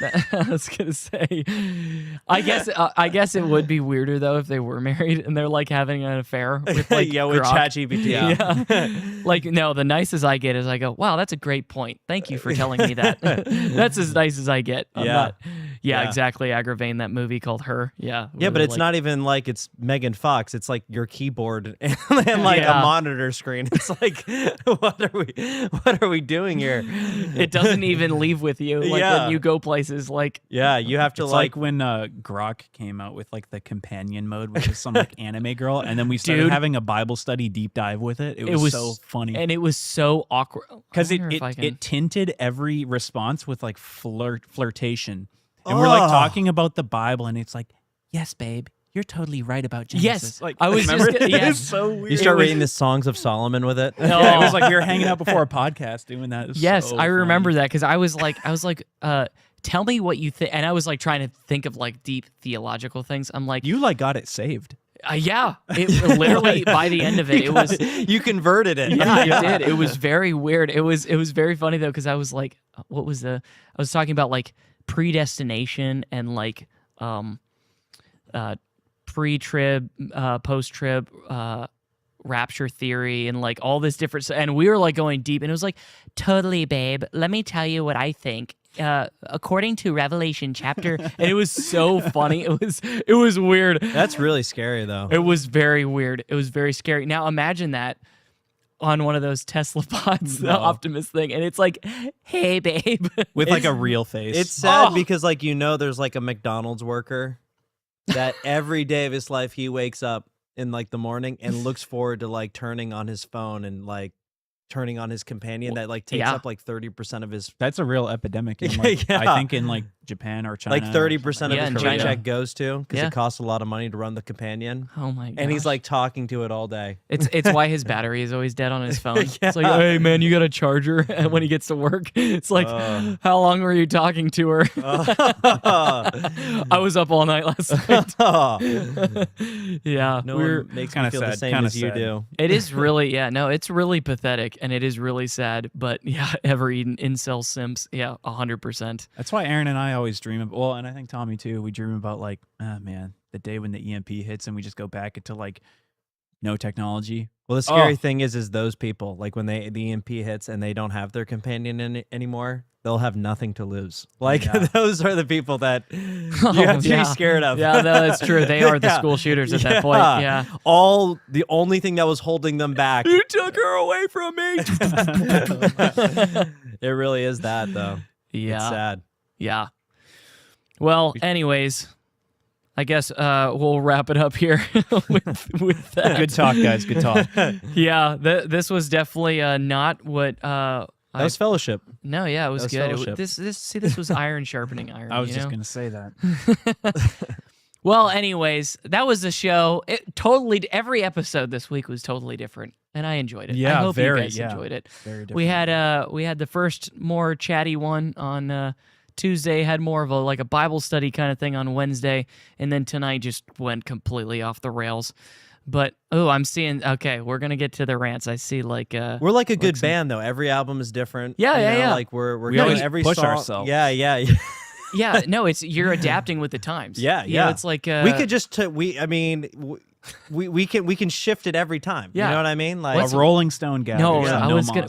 What is the band that like everybody loves to hate on? That rock band that's been around forever. Muse. Nickelback. No, Nickelback. Every song is the same. Not Muse. Rock band. Yeah, it's like indie rock. It's like oh my gosh. Come on, Chad, help me out. If you listen to rock music and you know what I'm talking about. How popular is it? The most Coldplay? popular. No, it's rock. What era? Like early 90s to now. To now. Yeah. No, I have no idea. Oh my gosh. Radiohead. Oh yeah. Oh, I love Radiohead. Fantastic. Okay, but band, people though. like to hate on them because they like change their style all the time. Okay, computer. And Let's get it. No, I know. I'm saying, but like if you listen to like the song "Creep" from back in the day to like their new stuff, it doesn't sound the same at all. And we're just like Radiohead. Yeah. We're like every conversation is like a new album. If you're talking about artistic like ability though, there's they're nothing fantastic. better. Literally, there are probably the pinnacle. Nothing better. You got Yeah. OK Computer, Paranoid Android. Yep, there's some good- Burn the Witch. That's a good one. It's one of their newer They ones. still make music. They still make music. Yeah, I know, and they're like I don't know, in their 40s, right? No, well, I think 50s? older. Are they? They're getting up there. And that one guy, the guitar player, he does music for other. He orchestrates music for movies. Yeah, Yeah, these he are doesn't pros. even. He's not even just a Radiohead guy. He's like a genius. I'm gonna look up Tool. Yeah, Tool. Tool. Ever Eden. Let's go. Dude, Tool is classic. Oh man. My first I've never intro- heard Tool. Schism or something. What's that Yes. one? Yeah. Yes. My first introduction to Tool What? was it was like pre-YouTube. This was like when people were like making videos and uploading them to like forums and like their own web pages. And it was about the like it was like a New World Order Alex Jones clip. I remember you looking for this for hours trying to find it. Desperately was trying to find it, and it was a Tool song in the background showing the NAFTA superhighway going through like Mexico, America, and Canada, and like That's awesome. We should make an updated version. Oh, dude, we should, and we'll use the WEF instead of NAFTA. There's a lot of content here. Oh, dude. Hey, listen.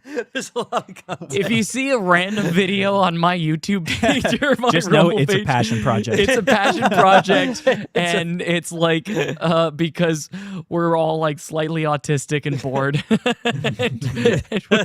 Don't click on it. Don't click on it. It will steal your soul, and it will have like Tool in the background as the song. Yeah. Anyways, okay. Yeah, let's hit some Rumble rants. Okay, let me get it set up here. I wasn't bashing MySpace ever, Eden. I loved MySpace. Yeah, that's like the only platform that you've like solidly loved besides Twitter is MySpace. I love really. YouTube. No, I'm saying like a social media though. Oh, like yeah. MySpace and like Twitter are like the only Facebook two. in the beginning was cool. Facebook in the beginning before everybody's parents got on it was cool. And not because like we were posting inappropriate stuff. It just wasn't, it just became lame. Yeah. But all right, first rant. You ready? I'm ready. Let's hope this works. Graffiti Bug donated $20. Thank you so much, Aaron, for taking over the podcast. I love the format and seeing you guys having so much fun. You can deliver bad news in such a humorous way. That's the power of the black pill. Baby. Yeah, thank you, Graffiti Bug. Yeah, no, I appreciate the $20. Yeah, no, see, that's the thing is for me, this is why, like, if you watch the normal podcast when Tom is hosting it and stuff, you'll hear me, like, laugh a lot in the background because it's all just humorous to me. Like, it's all, here's the thing is, when you get to a place to where you have these Optimus robots like controlling things and like AI data centers and flock cameras everywhere, I mean, honestly, it's just kind of funny. It's if you don't laugh, you're gonna cry. Yeah, so. Exactly. It's like you have the choice of laughter or tears, and my tears have been turned to joy. We've already cried it out enough. Yeah, exactly. Toined to joy. Yeah, it's toined to joy. Oy vey. Yeah, oy vey. Next rant. Jules 21 ARs donated $10. Please say hello to Pastor Tom. Thanks for standing in the gap while he's out, guys. Thank you. I appreciate it, Jules 21 hours. Tommy, you got to tell him. Of course. You got to let him know. Let him know that Jules said hi. I guess I will. Specifically let him know. Yeah. Hugo_Stiglitz donated $5. Would you rather wear an obvious-looking bowl-cut wig for a year or drive a red Toyota Prius? Must choose one. I already rock the bowl cut. I'll just do that right now. I already do that. He's got the bowl in the front and then like the mullet. I got like mohawk. the soccer Euro in the back and the bowl in the front. Yeah. Like, honestly, so the easy Oliver money. Tree cut, I could rock it. I think it'd be fine. If my hairline, I mean, like, especially I'll like take the wig. since he just died, it's like honor. Yeah. But here's the thing Alien though, boy? but he said wig. Oh, so, wig. Oh, yeah, that sucks so a little bit more. So here's the thing. Okay, you have to comment this because I'm asking you, and I know that the chat is a little bit delayed, so I'll kind of whatever. But can you take the wig off to like shower, or does it have to be basically glued onto your head for a whole year? Well, that would suck. Because here's the thing: is like I don't have any hair at all. Like I just actually did a fresh shave with a new blade. I actually cut my neck; it was so sharp it like sliced a mole right off. But so I don't have any hair. So like a wig, honestly, like that could improve my look. I don't know. That would be kind of cool if you did do it for like a period of time, like just to try it out, and then if we all loved it, then you'd have to stay. Dude, with it. maybe what I'll do is I'm still waiting for the response, by the way. So definitely put that in there. But Joe Dirt cut. I actually dressed as Joe Dirt for Halloween. Yeah, you with look my good wife, too. Yeah, and it was awesome. I had the legit with the wig on, and I even so good. shaved my beard the way that he had it, where it had and you those did the weird... pose with Naz with the mop. Yes, I had the mop, and my wife was dressed like, what's her name? What's the girlfriend's name? I don't know. I never saw. I the can't movie. remember her name. Oh, it was fantastic though. I mean, it was like A tier. Oh, A it tier was level of like perfect. Halloween. So costume. she dressed just like her, and then there was a dog at the house that we went to for like a Halloween party, and the dog sat perfectly for the pose, and we replicated the cover of that movie perfectly. But yeah, no, if we can't shower with the wig on, I think that comes with it. I think you have to shower with it. I think that's because that's part of the wig experience. Like the wig experience is you have to take it off to like clean it out, and then so. But if you have to keep it on though, the whole time. Well, Ever Eden just said male hair systems or semi-permanent wigs last 3 to 6 months on average. So it's something that you shower with. Yeah, but she just said requiring maintenance every 2 to 4 weeks. So that I would imagine the maintenance is like the shower. You got to like, put it in the washing machine. Yeah. In order to wear a wig, we have to do this maintenance. But I'm not even saying that he's not even necessarily asking if we're going to do it correctly. Like, I still think I'll take the wig. I'll take the wig. I'm taking the car. Cool. I'm taking the car. No, you're the only one here who actually needs hair. And that's the exact reason why I don't care enough, because I already don't have hair. He's a G. Oh, yeah. Man. He's a G. We did get one more rant. Okay, hit it. Conservative Warrior 65 donated $5. Go watch The Rise of AI and the Great Falling Away on my YouTube channel. Yeah, Conservative Warrior. Your Conservative Warrior is the one that makes the songs, right? The AI songs. Yeah. I'll give it a click tonight. Yeah. So, yeah, we'll check it out. But yeah, you're using a lot of like AI stuff for that. So like, you know how AI is and how it works and stuff. You're like us. You're like committing to the AI supremacy. Yeah. You're like helping it grow Yeah. and stuff. But at the same time, like again, I use AI all the time. That's what I'm saying. He's one of the contributors. I like know us. we're all contributing to it, but like unfortunate. Yeah, I don't know.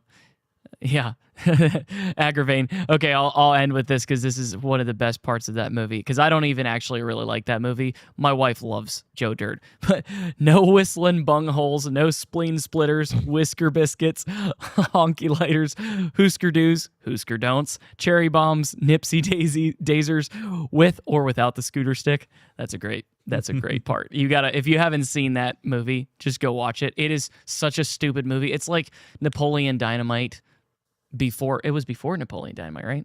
I think it was. I don't know. Similar time. It's a similar time, but really stupid movie. Same with Napoleon Dynamite, really stupid. But if you're bored on a Saturday, then there you go. There's Aaron's suggestions for movies to watch while it's raining outside with your window open, even though it's hot, and it's nice and gray with your Panera soup. Anyways, that's going to do it for tonight, 10:15. Thank you, everybody who's still stuck around and all that. Don't forget, Sunday morning, Foundation Church, 10 a.m. Eastern Standard Time. If you are in Northport, if you could put up that address for me, Joey, that location. There it is, 13,000 Tamiami Trail, Northport, Florida, 34287. If you're close by, please come.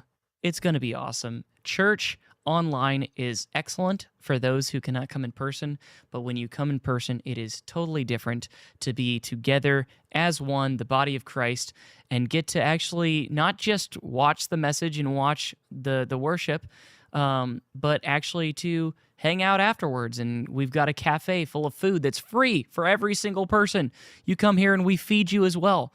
And it's good food. It's not like slop. It's actually good food that is like usually homemade in the back while service is going. It's awesome. It's great. Again, it's 10 a.m. Eastern Standard Time. We stream that service live on all the same platforms that you're watching us on now: YouTube, Rumble, Facebook, Black Robe TV, and X. Make sure to tune in. I love you guys. We will see you either Sunday at 10 a.m. or Tuesday night at 9 p.m. God bless you. This podcast is all about. We talk about a lot of political things, but underneath all of that is the Bible. I am unapologetically 100% in favor of it, is the Bible. Jesus is the Word. There is no delineation. If the Bible says it, that's what Jesus is, and that's what Jesus believes. That's what this podcast is actually about, is to actually alert people to what is coming and what is our responsibility in the midst of it.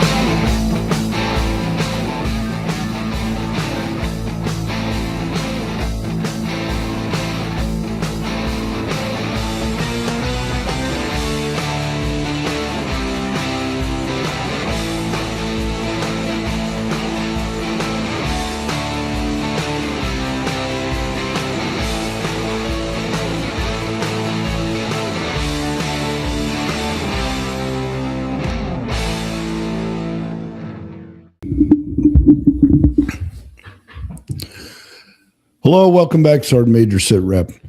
Okay, today going to be a little dicey. I'm going to cover a couple of things, but I'm sure by the end of the day I'll be called a racist and a Native American hater, whatever. But we're going to lay this out here because the mainstream media, obviously, I've said it many times, the mainstream media is a failed media organization, but it is a very effective propaganda organization for the Democrat Party. numerous reasons why. We can see it in the public. I don't have to go through all of them. But the recent epiphany from the New Jersey governor that there's illegals on the voter rolls. How many times have I put that on this program?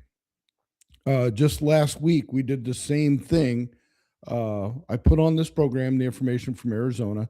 A couple weeks prior, all the way back to 2023, I've been saying there is illegals, non-qualified registrants.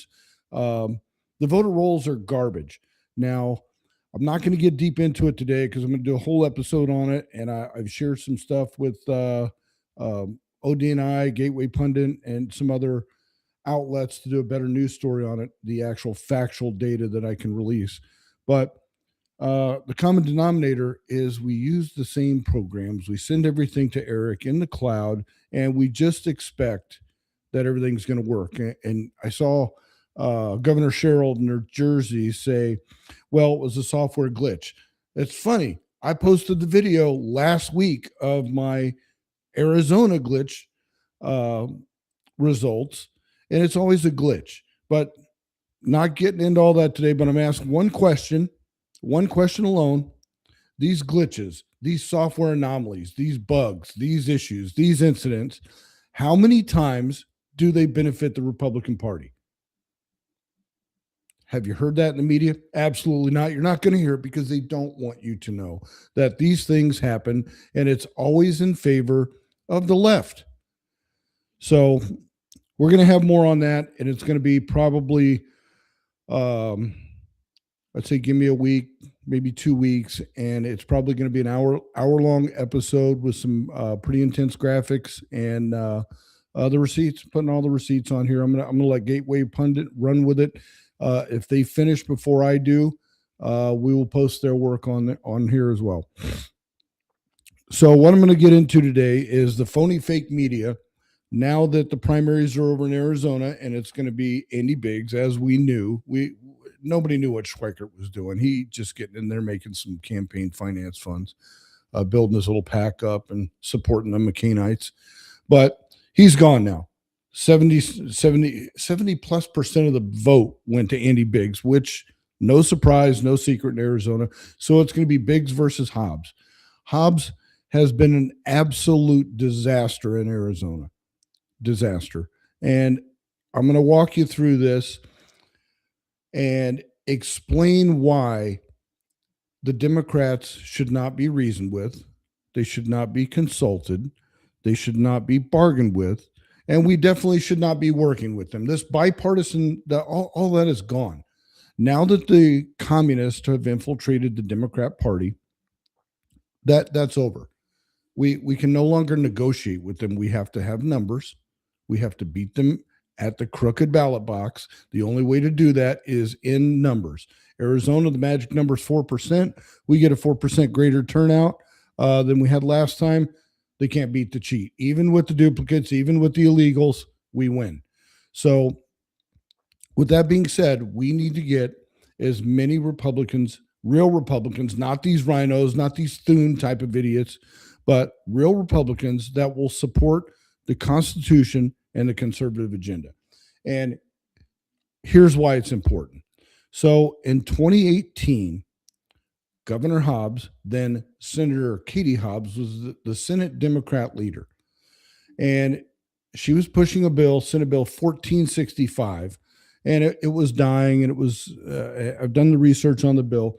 So this bill passed out of both chambers, almost 100% bipartisan support. And you would ask, well, why?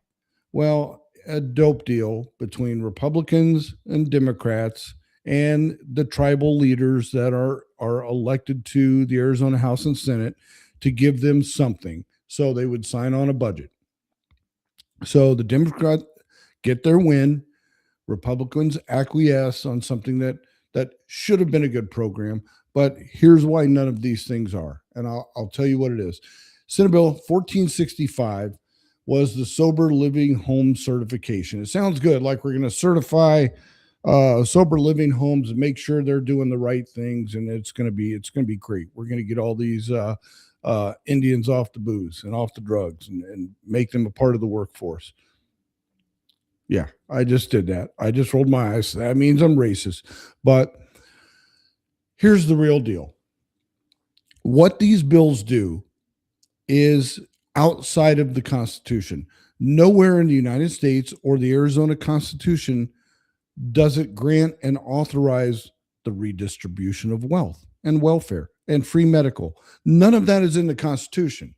So when we start skirting the edges of what would be constitutionally legal, we start creating these areas of influence for outsiders.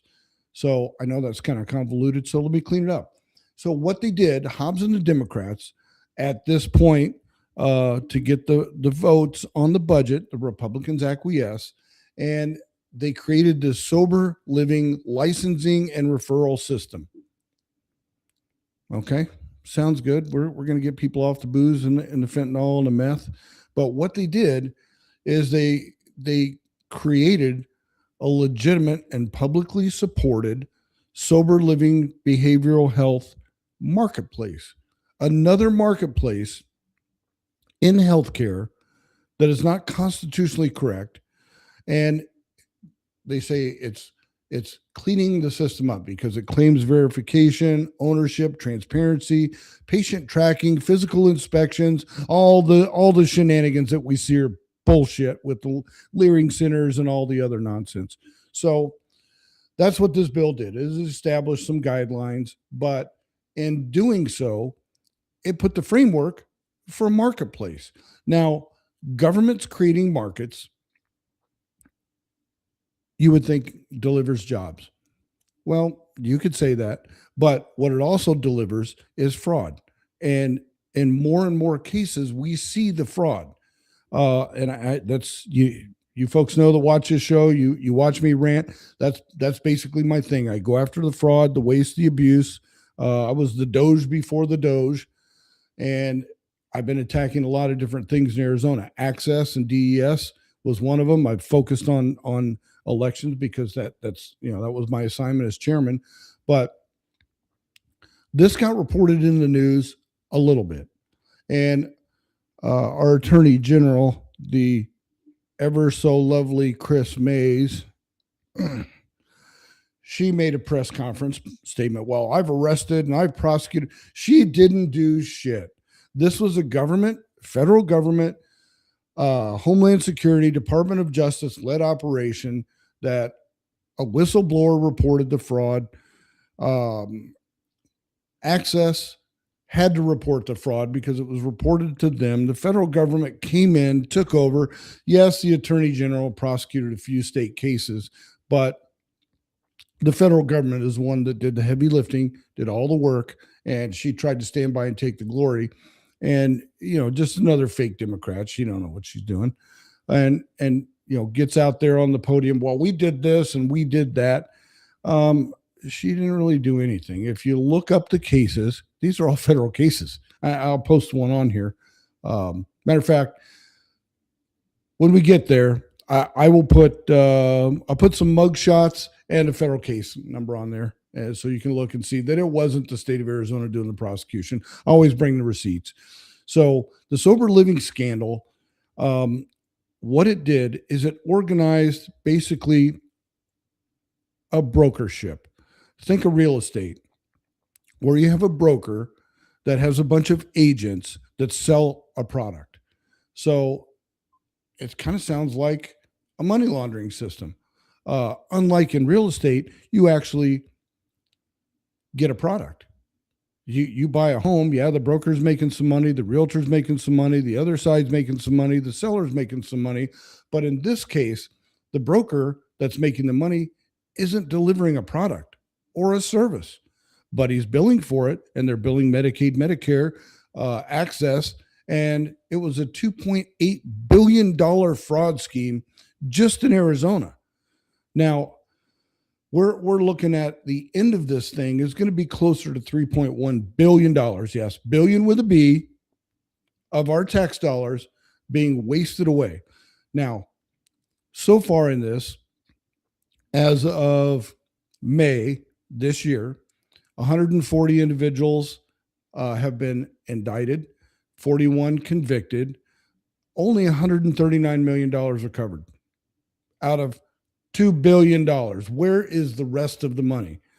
92% of these things are closed down. So the federal government came in under the Trump administration and cleaned house. Now, here's how the criminal mode operated. So you have a recruiter and brokers and van drivers, and they would approach people on tribal lands and homeless encampments, hospitals, detox, on the street, and they were promised treatment, housing, food, employment, and recovery assistance. But what really happened, these folks were picked up and they were transported to a location, and they were basically locked in there and not receiving any care or treatment. But people were billing millions and millions of dollars for the treatment on this. Now, there was human trafficking, there was rape, there was abuse, there were several murders. And this went undetected for quite some time. Now, the cases involved businesses that employed various brokers, had buildings. Some were just basically converted hotel rooms, some were shacks, some had no physical location. None. But they were billing, and they said they had patients, and they had patient data. But what stands out most of all, in Minnesota, you had the Somalis. Ohio, you had the Somalis. Nevada, you had the Africans. Here in Arizona, where I guess we're all inclusive, we had the variety of people. And we'll post some of those, but here's some of the victims. Jeffrey Husito, 43, Zuni Pueblo, died in Glendale at a sober living home. His family reported he's gone, and they've been moving him from facility to facility, and they couldn't find him. They were still billing for him after he died. Fernando Largo, 32, Carson Leslie, 44. They were named in the wrongful death case. Now, how is this not murder? I don't know. Wrongful death and their treatment people. Yeah. Oh, okay. It's a mess. So the Access hotline, their own numbers from Access was 34,977 hotline calls. 11,000 members of those 34,000 were promised some kind of service. 4,100 people were provided temporary hotel lodging. 125 of them received transportation out of state. So I just call Access and I say, yeah, I'm a Native American and I'm drunk all the time and I just need to get somewhere. Can I get a bus ticket? And taxpayers pay for it. Now, I'm not beating up too bad on Native Americans, because if you're white, black, whatever, you can do the same thing. That's what I was talking about at the original opening of the program. This is a redistribution program of taking taxpayer dollars and, quote, giving it to humanitarian causes. I mean, we are the richest country in the world. We can afford to take care of our downtrodden people, but is that the role of government? Do we write bills to create a marketplace for this to happen? Absolutely not. I got beat up this year from one of my seatmates' bills, wrote a bill forcing insurance companies to pay for breast cancer screenings. They got to pay for it. The diagnostic, anything. Now, we know the insurance companies are going to cover the breast cancer, but a lot of times they didn't cover some of the screenings.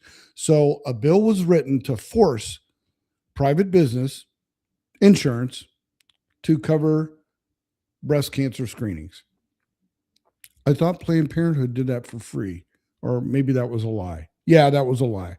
But nevertheless, I voted no on that bill, because that bill does the same thing that this bill will do. It will create a phony marketplace for, guess what? Breast cancer screening centers.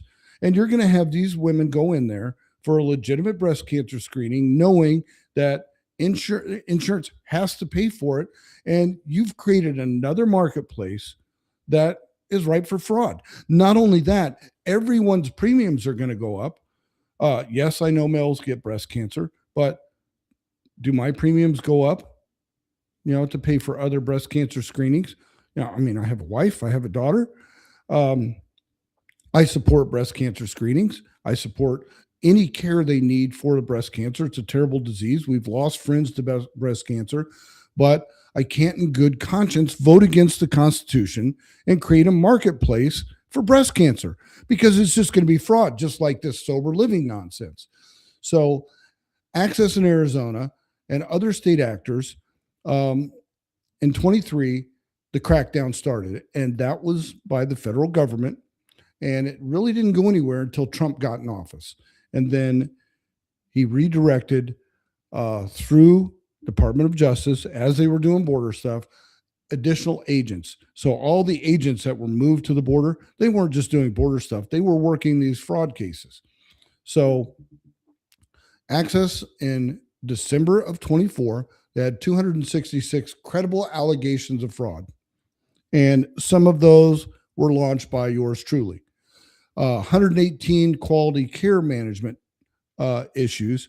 And there's way more than that, because my whistleblower, I can't get too deep into that data, but Access is required to visit these homes and make inspections on the quality of care, the home they're in, the status of the home. If everything's in compliance, they're not doing it. They're not doing it. The whistleblower has testified, provided evidence. Access needs a complete wipe. But they did start suspending accounts. So they suspended accounts, and they called it bipartisan institutional failure. Well, the bill was signed under Doug Ducey, but the Hobbs administration is the one that started funding it like there was no tomorrow. No checks, no background, no visit to the facility, nothing. Hey, I got a guy who needs some help over here. Well, here's some money. Thank you, Governor Hobbs. Here's some more money. Here's some more money. So the money just trickled out to the tune of almost $3 billion. And what we get for it? Dead people, fraud, waste, abuse. The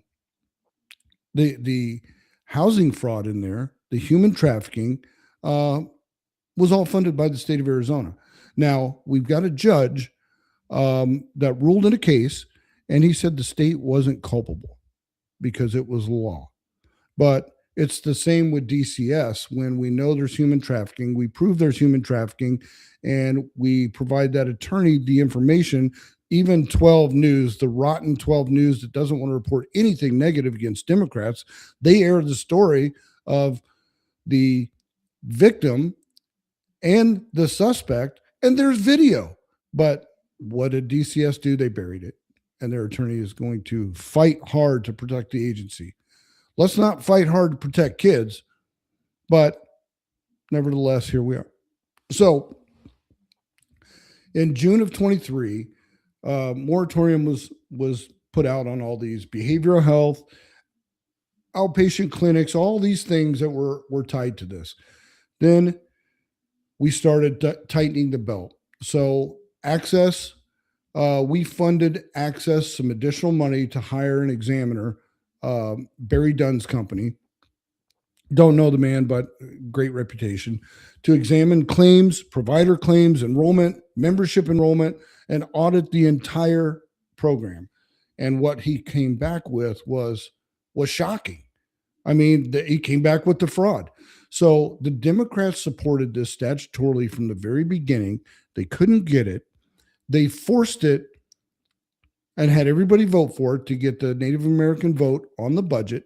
Yes, 29 senators voted yes for it. Hobbs was specifically among the affirmative voters and pushing it. Catherine Miranda was the only senator that didn't vote for it. And I've reached out to her. I know her. I don't get along with her very well. She used to be a moderate, and now she's been drugged to the ultra far left by the party that is supported by the communists. But I want to reach out to her and find out why she didn't support it. Was it because she didn't get what she wanted, or did she have a legitimate concern? I don't know. But they punished her for that, like they punished Lydia Hernandez from the House for voting too many times with the Republicans. They primaried her with a Democrat socialist, and they won. They took out I'm going to I'm going to say it, a reasonable Democrat, someone who is not a communist. She's a leftist. Don't get me wrong. She's for higher taxes and all the money going to public schools, but she's not crazy. She's not a communist. She's a down-to-earth, everyday person that just has different views. Somebody that we work with, and they punished her for that. So she got what she wanted for her district, and now this Democrat socialist is not going to get anything for her district. So the very people that voted her out because she worked with Republicans too much are the ones that are going to suffer, but they don't see that because they're idiots. So this entire fraud scheme led to another bill, SB 1655 in 2024 by Hathaway, proposed broader regulation to include fingerprint and backgrounds, higher civil penalties, family notification, restriction on transporting intoxicated people, controls involving unlicensed operators, and additional licensing enforcement provisions. So let me tell you how this works. If you're not in the room, you're not part of the political game. Fingerprinting and background requirements. Yes, sounds good, sounds upfront, sounds like a thing. We want background checks. We want people to be cleared. We don't want felons and child sex offenders taking care of people. But who does the fingerprinting and background checks? Well, that's a third-party vendor. UPS stores do them. They have specific third-party vendors. Now you got Staples with machines. They're everywhere. And these machines are just like ATMs. They're owned by a company. Typically, a local company will buy 20 or 30 of these machines, and they charge money to do this. So we've created another sub-business in the main business, higher civil penalties. So we're going to keep people in jail longer that violated the law, and the taxpayers are going to fund that. The family notification, guess who's going to do that? That's going to be a third-party provider that tracks everything. It's going to be like an HMO consultant that tracks all this stuff. Restrictions on transporting intoxicated people. This is a good one. Well, again, it sounds good. Well, we can't just have drunks getting in the car with a provider or a transport company. We have to have some control measures. So transport companies have to have certain vendor specific items like cameras, cages, train drivers, a whole nother industry created. Now, controls involving unlicensed operators. Think about that. So we're going to control an unlicensed operator. Why not just make them get a license? Well, they live in the tribal region. It's hard for them to travel. We've got, we don't want to disenfranchise them because they don't have an ID card, even though they have a tribal ID card and everybody knows it. But we're going to allow operators that are not licensed to operate with certain control measures, expanding the entire business. So it passed in the Senate, but it didn't come law because everybody figured that out. We're just trying to pad this broken system with more nonsense.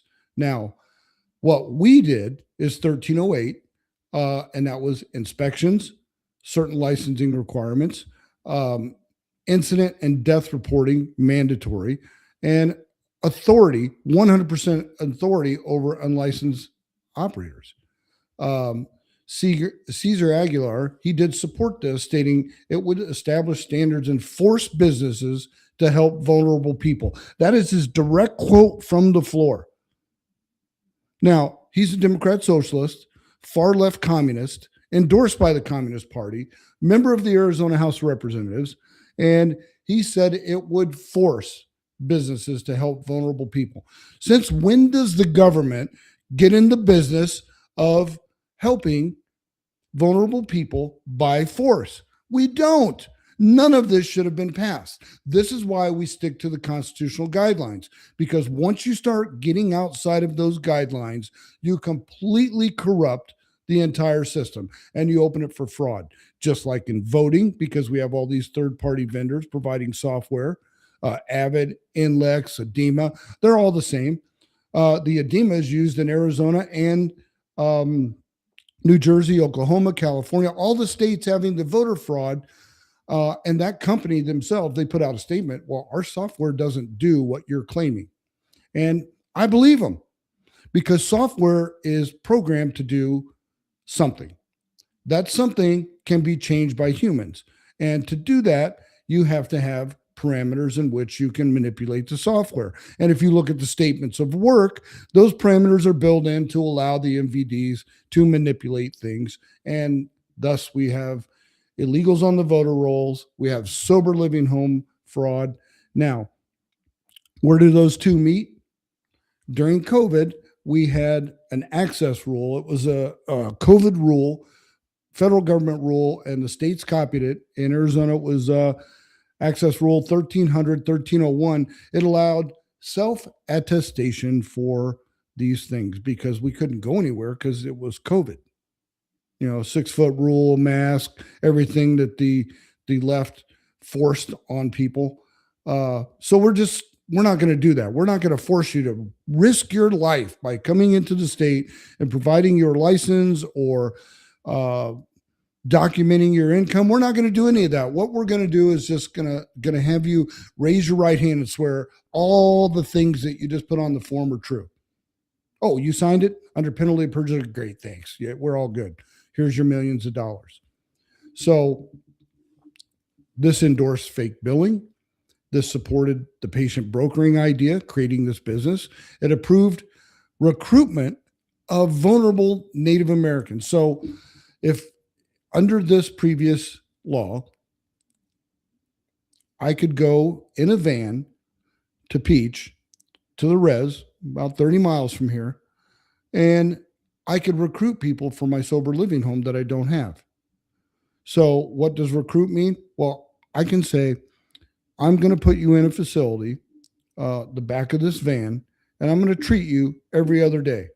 And we're going to park this van at this P.O. box right here. So this is going to be it. You come get your drugs and we're going to treat you, but I need you to fill out this form so I can bill Medicaid for all this. We're going to give you a little money. We're going to give you your methadone or whatever we're going to give you. And we're going to take care of you. We're going to get you straight. We're going to help you find a job. All out of the back of this van. Completely legal. $3 billion of fraud. $3 billion. So these folks, you know what? Let's post this right here. Here are the 10 people that did the most damage. Not saying anything, but here's their mugshots. There's their names and where they're from. So the Pakistanis fared very well during this little adventure. And here they are.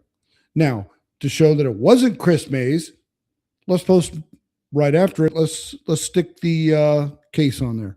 So asset 2 right here. This is the federal indictment, federal case that was brought against all this. So that's just one of many cases that the federal government opened up. Now, if you Google this, you'll find 4 or 5 very quick, very benign news stories by the leftist media in Arizona. But you go to Gateway, you go to some of the other folks, they actually have the whistleblower statements. They have the crimes. They have the names. I've given you more than anyone else has given on this. And some of this I'm not, I know some of these cases are still in civil court, so I didn't mention some of these. But just last year, the judge rejected the state's effort to dismiss the litigation. So the state wanted to dismiss the whole thing, say, no. We were good actors. We just got duped. And the judge wasn't buying that at all. So will the state be found culpable because it was reported by members of the House, members of the Senate, members of the public, whistleblowers? Access didn't do anything until their hand was forced by the federal government. And the federal government said, we're going to start taking money away. And by the way, where's this person? Oh, they died. Why didn't you report that? This seems suspicious. Let's go to the location. Oh, it's a shanty in the middle of nowhere with barely running water. And you're treating people here on this mattress on the floor. It was that bad, folks. $3 billion lost. You can thank Governor Katie Hobbs. You can thank the Democrat Party. That's why we don't work with Democrats. That's why we don't get in the business of healthcare. We don't get in the business of welfare. We need to get out all of that because it is not constitutionally sound. If the founding fathers thought the redistribution of wealth would have been a good idea for the downtrodden, they would have put something in the Constitution, a mechanism to do that. So every agency that is not written in the Constitution has to live in the executive branch. So who do you blame? The executive branch. Now, when we do stupid things in the legislature, you got to blame your member. You got to call your member and tell them, stop voting for this nonsense. Now, we're compassionate people. We're an honest, just people. We want to help people that are down. We want to get them back on their feet. We want them to get jobs and produce and pay taxes, but we don't want to do it at the expense of others. The church should be doing this. There are NGOs that should be doing this, but not with taxpayer dollars. You want to volunteer? You want to pay extra money? You go right ahead. A lot of folks don't have the extra money and they can't afford it coming out of their salary. They can't afford their Social Security being robbed for all this nonsense. Not to mention the green energy nonsense that wasted billions and billions of dollars. Stop voting for Democrats. Stop listening to the mainstream media. Go to your state's legislative website. Read the bills. We tell the Democrats all the time. They stand up on the floor and make these nonsensical claims about, well, this bill will disenfranchise every woman that's married. And you just want to stand up and say, read the effing bill. It says none of that. But they don't care. They just stand up and lie. They're overwhelmed by the communists, so they're being pushed even further left. And we got to stop working with them. We just have to take them out at the ballot box, vote them out, get super majorities, push the agenda through, lock it down so it can't be manipulated later. So if you like your doctor, you can keep him and your rates are going to go down. That's my point. Government got in the business of making a business. And how did it fare for the people? It did not.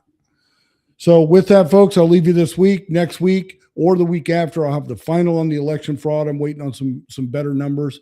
Don't believe the mainstream media on this 6,000 nonsense with 400 voting. That's already been proven wrong. I'm waiting for better numbers out of Oklahoma, New Jersey, and Nevada. And once I get them, I will post them with the receipts. Until then, train like they hate you because they do.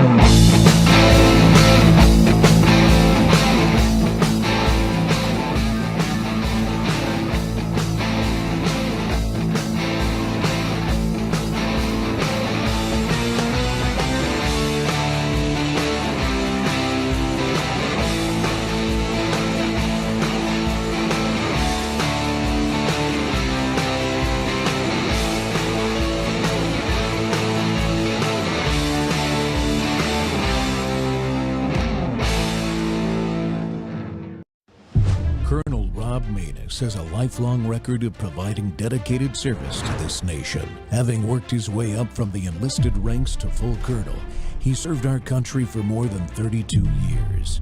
He has served as a bomber squadron commander, bomb disposal technician, Joint Chiefs of Staff operations officer, assisted the national security team with the campaign plan for the global war on terrorism.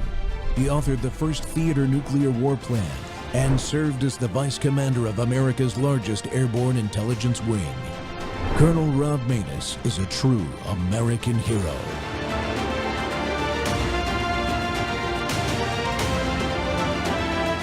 This is Rob Maness Live. Thank you, Brandy. Here at the Lake Mars boat launch is where the investigation, or excuse me, the search party is going to be set up. You can see here over my shoulder, the Jackson County Mobile Command Unit is already here and set, and there is a pickup truck on the other side of it for the Jackson County Sheriff's Office as well.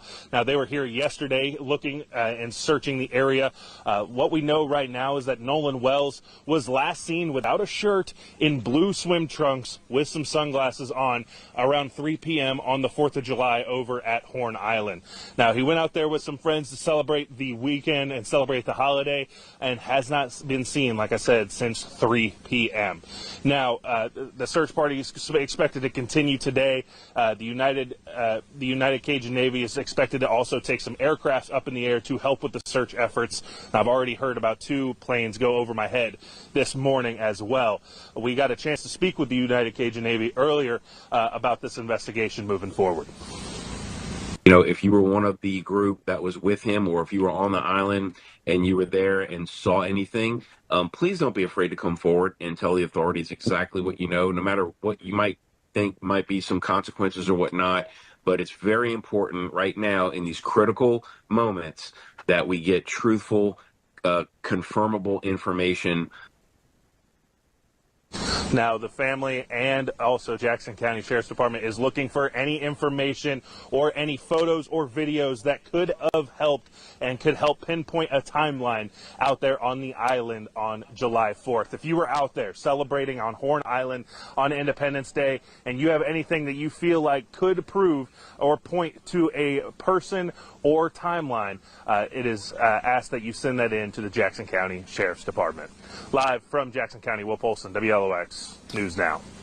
Welcome back to the Rob Maness Show. We're live on World YouTube and our X-Basis Skymocast, and it is Whistleblower Wednesday. And what you just saw was local news reporting from back on July 6th when 18-year-old, I think he was 19, really, Nolan Wells first went missing after a 4th of July boat trip to an island called Horn Island out here off the Gulf Coast in Mississippi with some friends.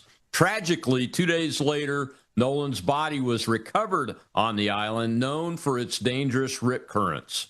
The initial assessment is drowning with no obvious signs of trauma, is what was reported then. But since then, this story has drawn national attention with Benjamin Crump and Al Sharpton, social justice chasers now are heavily involved. And there's talk of a grand jury investigation. They did an independent autopsy that was just released today. Even before the official autopsy and toxicology tests have been released, they have already released their independent autopsy from the stage of the NAACP auditorium in Chicago, I might add. And I'm sure we've got some things to talk about there. So we're going to look at how the questions are unfolding, given we now know about the boat's GPS data, an exclusive interview of Nolan's friend by Brandon Tatum, who's a law enforcement background influencer himself, and came to Mississippi, shows evidence that doesn't match the racial narrative that's being pushed, and that the young men who were with Nolan that day deserve to have their full stories heard without the spin. And I hope that happens soon. At the end of the day, though, the bottom line is really simple. We've got a family and really an entire community. I live on the Gulf Coast, not in the town where they're from, but close by. And I'm part of this community, and the entire community is grieving and mourning the loss of this young man, and our prayers are with all of them. And to cut through the noise and get to the real facts from somebody who has been part of the search for Mr. Wells on Horn Island, and heavily involved. We're joined right now by Brian Trasher of the United Cajun Navy, who you heard about and you heard from him in that little clip. Brian, thank you for being here today. We appreciate it. I know you're very busy with everything that's going on. I guess where we start is tell folks the United Cajun Navy's involvement as this incident started to get reported and unfold. On July 4th in the evening, I got a call from my incident commander, Josh Gill, and he said, hey, look, we've been getting tagged a lot on social media about a missing person off of Horn Island, young kid. And then eventually somebody got through to Josh that knew Nolan's mother, put him in touch with her. He spoke with her that night. they said that they were going to be going out the next morning on a boat toward Horn Island. That Nolan hadn't come home. He was with some friends. He never did come home, and so the next day we about mid morning. We hadn't heard any updates. We hadn't heard that he'd been found. He was still missing. So we had a couple of our volunteers from the Mississippi Gulf Coast go out on a boat with a drone and go canvass the island and then do a grid search around the island for several hours. That would have been 5 July, Sunday. The later that afternoon, the weather kind of picked up a little bit and the guys aborted for safety reasons. So obviously by that night, there was still no sign of Nolan. At that point, I knew that they had his keys and his phone and all that, but they still no sign of him. So that's when we decided that the next morning we were going to put an aircraft up because we knew that we were getting too far away from the last time he was seen alive. And I knew that just continuing to look in boats was just taking, we weren't covering enough ground quickly enough. So, and you're a pilot like me, Colonel, so you can search 100 times, more ground, especially in a water search than you can with the boat, with an aircraft. So originally I was going to scramble one of our seaplanes out of Belchase, but one of my volunteers in Biloxi called me up and said, "Hey, look, I got a fixed wing over at Gulfport International." I said, "That's a lot closer." I met him 6 a.m. This would have been 6 July, Monday. At 06, we met. By 06:30, we were wheels up, flying over Horn Island. That exact tip, northwest tip, did not see anything as we flew south. Flew around the Ship Island, down to Chandelier Island, made our way back and forth several times. We were in the air about 2 hours when we noticed some law enforcement boats converging on to the northwest tip of Horn. We descended, circled around, noticed a law enforcement presence on the beach, and then that's when I noticed that there was a body laying at the shoreline. That was on the 6th of July? Yeah, that's correct. Yeah, and that was sometime between right around 0900 by the time I noticed all that on 6 July. Now, you mentioned that the guys initially went out on surface vessels and their boats and everything. Yeah. Did they ever describe to you what things look like out at Horn Island on a day when a lot of people are out there? Were there people out there when they were out there looking? There were other boats looking that day because this was a Sunday, and again the day after a holiday. It wasn't as crowded as July 4th, but there were recreational boaters out there. There was also Marine Patrol. I think maybe Coast Guard. I'm not 100% sure, but other private boats that seemed like they were searching and not fishing or just cruising around. And so we just presumed that they were friends of Nolan's or just heard about the story and were out there looking. Our guys actually went to the island first because one of my volunteers is actually a member of law enforcement on the Gulf Coast. He was on his day off and he just said, "Hey, I fly a drone. I want to go out there and help." So kudos to him. And then our other guy that operated his own boat is actually a rescue specialist and a trainer. So two guys that were heavily credentialed to be doing what they're doing and volunteering for us that day. So we're grateful for them. Yeah, absolutely are grateful for all of you guys stepping up like that immediately. I mean, sometimes government-owned forces aren't as responsive as what civilian volunteers can do. Matter of fact, that's why we have volunteer fire departments and rescue and those kind of things. So let me ask you this. When you made that plea, that was on 6 July on the clip I showed at the beginning of the show. I think that might have been 5. No, that was 5 July because he wasn't found yet. Was it 5 July? Okay, yeah. So you made that plea for people to give information.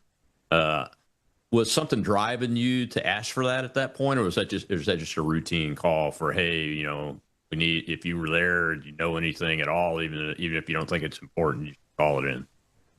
Yeah, the reason why I made the plea the way I did, honestly, was because I knew how many boats were out on the island that day. And so when you got hundreds of boats and X times that amount of people out there, people are taking pictures and videos and social media and all that. Every time somebody's in a situation like that, usually you get a ton of cell phone video and pictures. So I figured there's a lot of footage out there that day that people did not know, had no idea how significant it could be. Right. And so I was just saying, hey, if you, and at that point, like law enforcement and the parents and all that were already asking for all this. But, Colonel, one of the advantages that we have is a lot of people who don't like talking to law enforcement for whatever reason don't mind talking to us. Right. And so, we can kind of protect anonymity. Anybody that calls me up, I'm not going to ask for their ID. They don't even have to tell me their name, but I'm not going to be running a background check to see if they got any open warrants or anything. I don't care about any of that. I just want to know what they know. And so sometimes people feel more comfortable. And so I figure we might be able to elicit more information that way. And we did get flooded with a lot of pictures and emails. I'm still getting them today. I'm still getting them every day. People sending me videos. Hey, what do you think this is? Does this look like a head in the water? Is this like Nolan on this boat? Like, you know what I mean? There's just a lot. And, anything that I think is like significant or good enough, we're going to forward to the right people. But a lot of it is just, in my opinion, like just inconclusive. Yeah. Yeah. And, I waited to do this show until now. Obviously, I didn't know when we scheduled it last week that Crump was going to release the independent autopsy today and everything. And I knew it'd be after the funeral, so I figured it'd be pretty soon. But the reason I did that is because I saw almost immediately, and I'm not real active on Facebook, although I have a lot of followers and an account there, and I post regularly. I don't watch it very often, but I saw immediately this kind of craziness people stirred up. Wasn't sure what was going on with it. So I reached out to you and said, I asked you if you guys were involved and everything. And that was it. I didn't do anything else. I really haven't said that much because it turned out the people are getting stirred up because this whole racial narrative seemed to start like right away. On social media. And you guys do a lot of work on social media. Did you see that immediately like that? I mean, I saw it the same day that the report came out. We did. I mean, right away. And this was kind of like a reverse of what you see in a lot of racial narratives, where usually a racial narrative is like, like there's a victim, who might be black. Maybe it has to do with like a police encounter or something like that. Yeah. But in this case, what I was seeing was a lot of people who at least identified themselves as African-American who were upset, for lack of a better word, that Nolan had such a diverse group of friends. They were like, why was he hanging around with so many white people? Like, why was he friends with so many white kids? And these are people who have never, I'd be surprised if they ever stepped foot in the state of Mississippi, but never on the Gulf Coast, never in an affluent community like Ocean Springs. Where you see it's kind of, the segregation in towns like that is more economic than it is racial, that. So, I mean, exactly. Kids whose parents probably have about the same amount of money and same size houses all hang out with each other and so on and so forth. But Nolan, the more I've learned about him, he's had a diverse group of friends since he was a toddler. It's it's the community he lived in. You know what I mean? Like his parents they live in that community. They're well known in that community. They have a really beautiful home there. Like they're upper middle class, to say the least. So, I just was surprised to see people taken aback that this young, black male football player like had so many white friends and was hanging out. And what they don't know is that they keep posting these pictures of him with these kids on the boat and on the beach. These are kids that he went to kindergarten with. And played Little League with and went to high school with and still hangs out with on a regular basis. The same kids you can see in Nolan's old social media posts. You can see them all together at dances, at parties. Like this was his friends. So, it speaks more about his character than the people criticizing him. Yeah, it's interesting. We can get into this in the next segment. I got to take a break real quick, but I'll just set the stage with this is a military community here too, and a heavily government contractor community in addition to being military. And we don't really give a damn what you look like, and that's the way people are here. I mean, it's different probably than a lot of other parts of the world, but we don't care what you're like, and we all grow up together. Is what I'm hearing, just like any other military community. So the only discrimination we do down here at the Gulf of America, Colonel, is how many horsepower is on your motor. Because if you're running around with like a 25 and I got like a 350, like I'm gonna rib you. You know what I mean? Or if you're a sailboat guy versus a motor guy, the sailboat guy is going to lose every time. Every time. All right, I'll be right back with Brian Trasher of the United Cajun Navy. We're talking about the tragedy of the death of Nolan Wells and what's going on with that. And we'll be right back.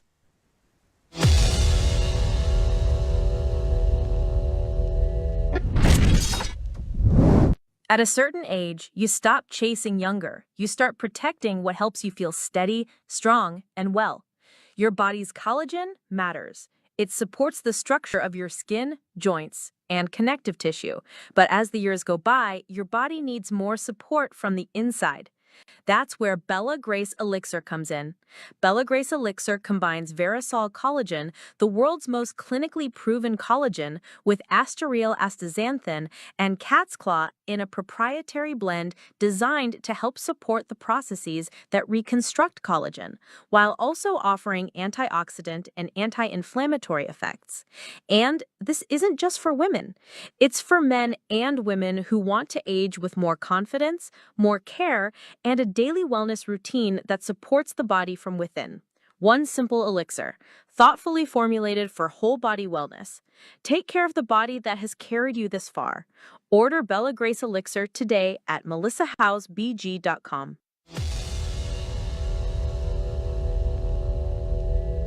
We continue to be steadfast and trying to get to the truth.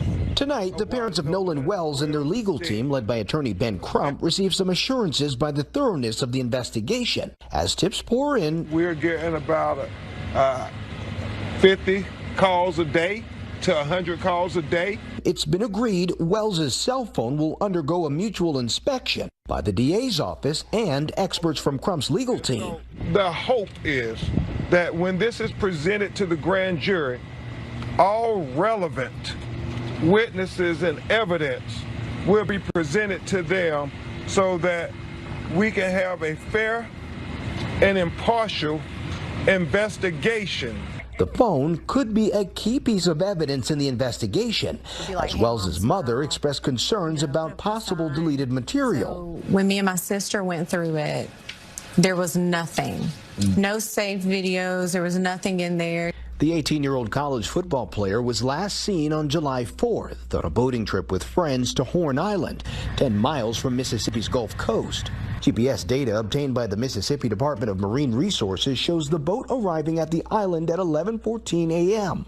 Friends he was with told investigators Wells chose to stay on the island as they left. His mother reported him missing that night. Police report her 18-year-old son, Nolan Wells, missing last seen at 3 on Horn Island. After a 2-day search, his body washed up on the island. For the family, there are so many unanswered questions about what happened that day. If this was your son, if this was your daughter, wouldn't you want desperately to get to the truth? Wells' funeral is set for Monday. Meanwhile, the family is still awaiting the results of the state-conducted autopsy, as well as one that was conducted by the family's legal team. Tony? All right, Skylar, thank you. Welcome back to the Rob Maness Show. We're live on Worldview Tube and our X Spaces simulcast, and it's Whistleblower Wednesday, and we're talking about the tragic loss of Nolan Wells. And my guest today is United Cajun Navy's Brian Trasher.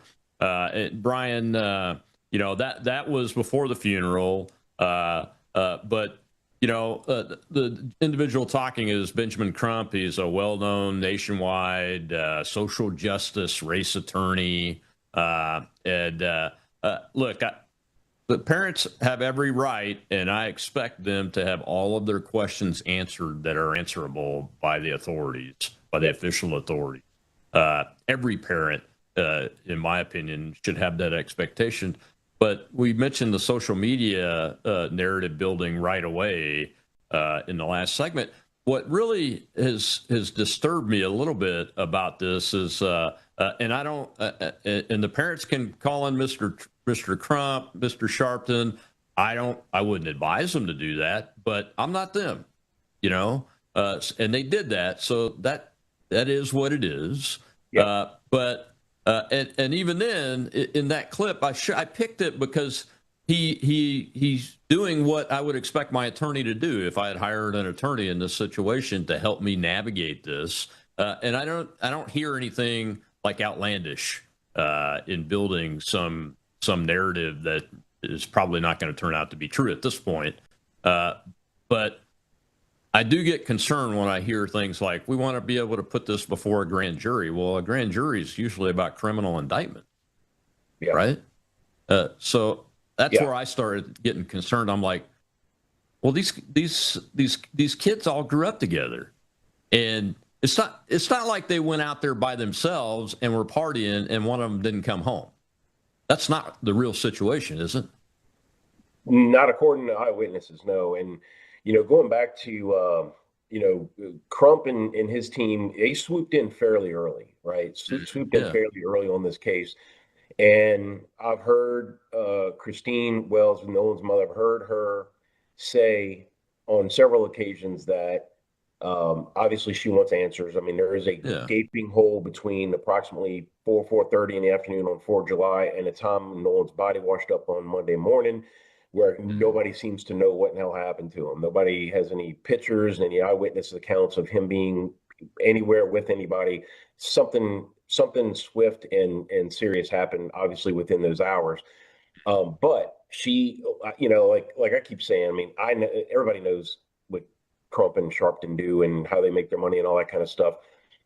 However, playing devil's advocate, they are bringing her more resources than she would ever be able to obtain on her own. And more attention than she'd ever be able to obtain on her own. So I think in her mind, she's like, hey, I need help, and these guys are offering help and a lot of it, and so I'm going to take it. Now, I hope that the public doesn't then loop Christine and Elmore into the Al Sharptons and the Ben Crumps of the world, because they really are good, honest, hardworking people who just had an unimaginable tragedy and are just probably doing everything they can just to stay above water right now. Bad analogy. Just do everything they can just to kind of stay sane right now. So I hope that doesn't happen for them. But yeah, going back to the narratives of what happened that night and the stories that the friends, apparently the boat that Nolan went out on was taking water. The bilge wasn't working. We've now heard about them calling in for help, then from Ceto, then calling off the help. Then they got towed for a few miles, presumably, and it's a speculation, just as an advanced boater. If they had water, they probably during that tow they were bailing the water out, meaning pulling a plug and getting the water to run out of the boat that had picked up. Once that boat was dewatered, then it could run normally on its own with a normal amount of weight. And then they apparently took off on their own and then made, a few stops when they got back on land. I know people say, well, a teenager would never leave his phone behind. Nolan put his phone and his keys in the boat because he didn't want him to get wet. He was playing in the water, walking on the beach. I heard there was other kids that weren't even on that boat that were friends with those kids and put their phone on the boat just to keep it dry while they were in the water. Now, leaving, Nolan staying behind and not taking his phone with him, I can see some problems with that. Like if I had to guess, I'd say probably maybe didn't know they were leaving as soon as they said they would, even if he said, oh, I'm going to stay behind and catch another ride. Maybe he didn't think they were leaving yet and he'd have a chance to go. Maybe he was in the middle of a conversation and was going to go get his phone later. And then when he went back to where the boat was, it was gone already. I don't know. But there's obviously, they're right. Most teenagers wouldn't leave their phone. Then this whole story come up about missing messages. And then I hear his mother clarify that, well, he used Snapchat a lot and there wasn't any Snapchats from that day. And then some people say, well, yeah, Snapchat, deletes automatically after 24 hours, but it hadn't been 24 hours. I think the reason why there was no Snapchats on his phone is because he didn't have a signal. You can't upload if you don't have a signal. I know I don't have a signal on my phone. I have a T-Mobile, and I don't have a signal on Horn Island. And I think that's why he wasn't using Snapchat. I don't think that there's been any evidence presented, at least that I've seen, that anything was physically deleted from the phone. And then people start criticizing their friends. Oh, well, they deleted their social media and they lawyered up. Well, everybody lawyered up, from the family to all the friends, and they deleted their social media because they were getting death threats. and they were being accused of horrible crimes against their friend. And so it just turned into it turned into a circus really fast, and it got out of control, and it's still out of control. And then there's still, misinformation out there. Like Crump in a press conference today said the United Cajun Navy told the family he was fully clothed when they found him. That is not true.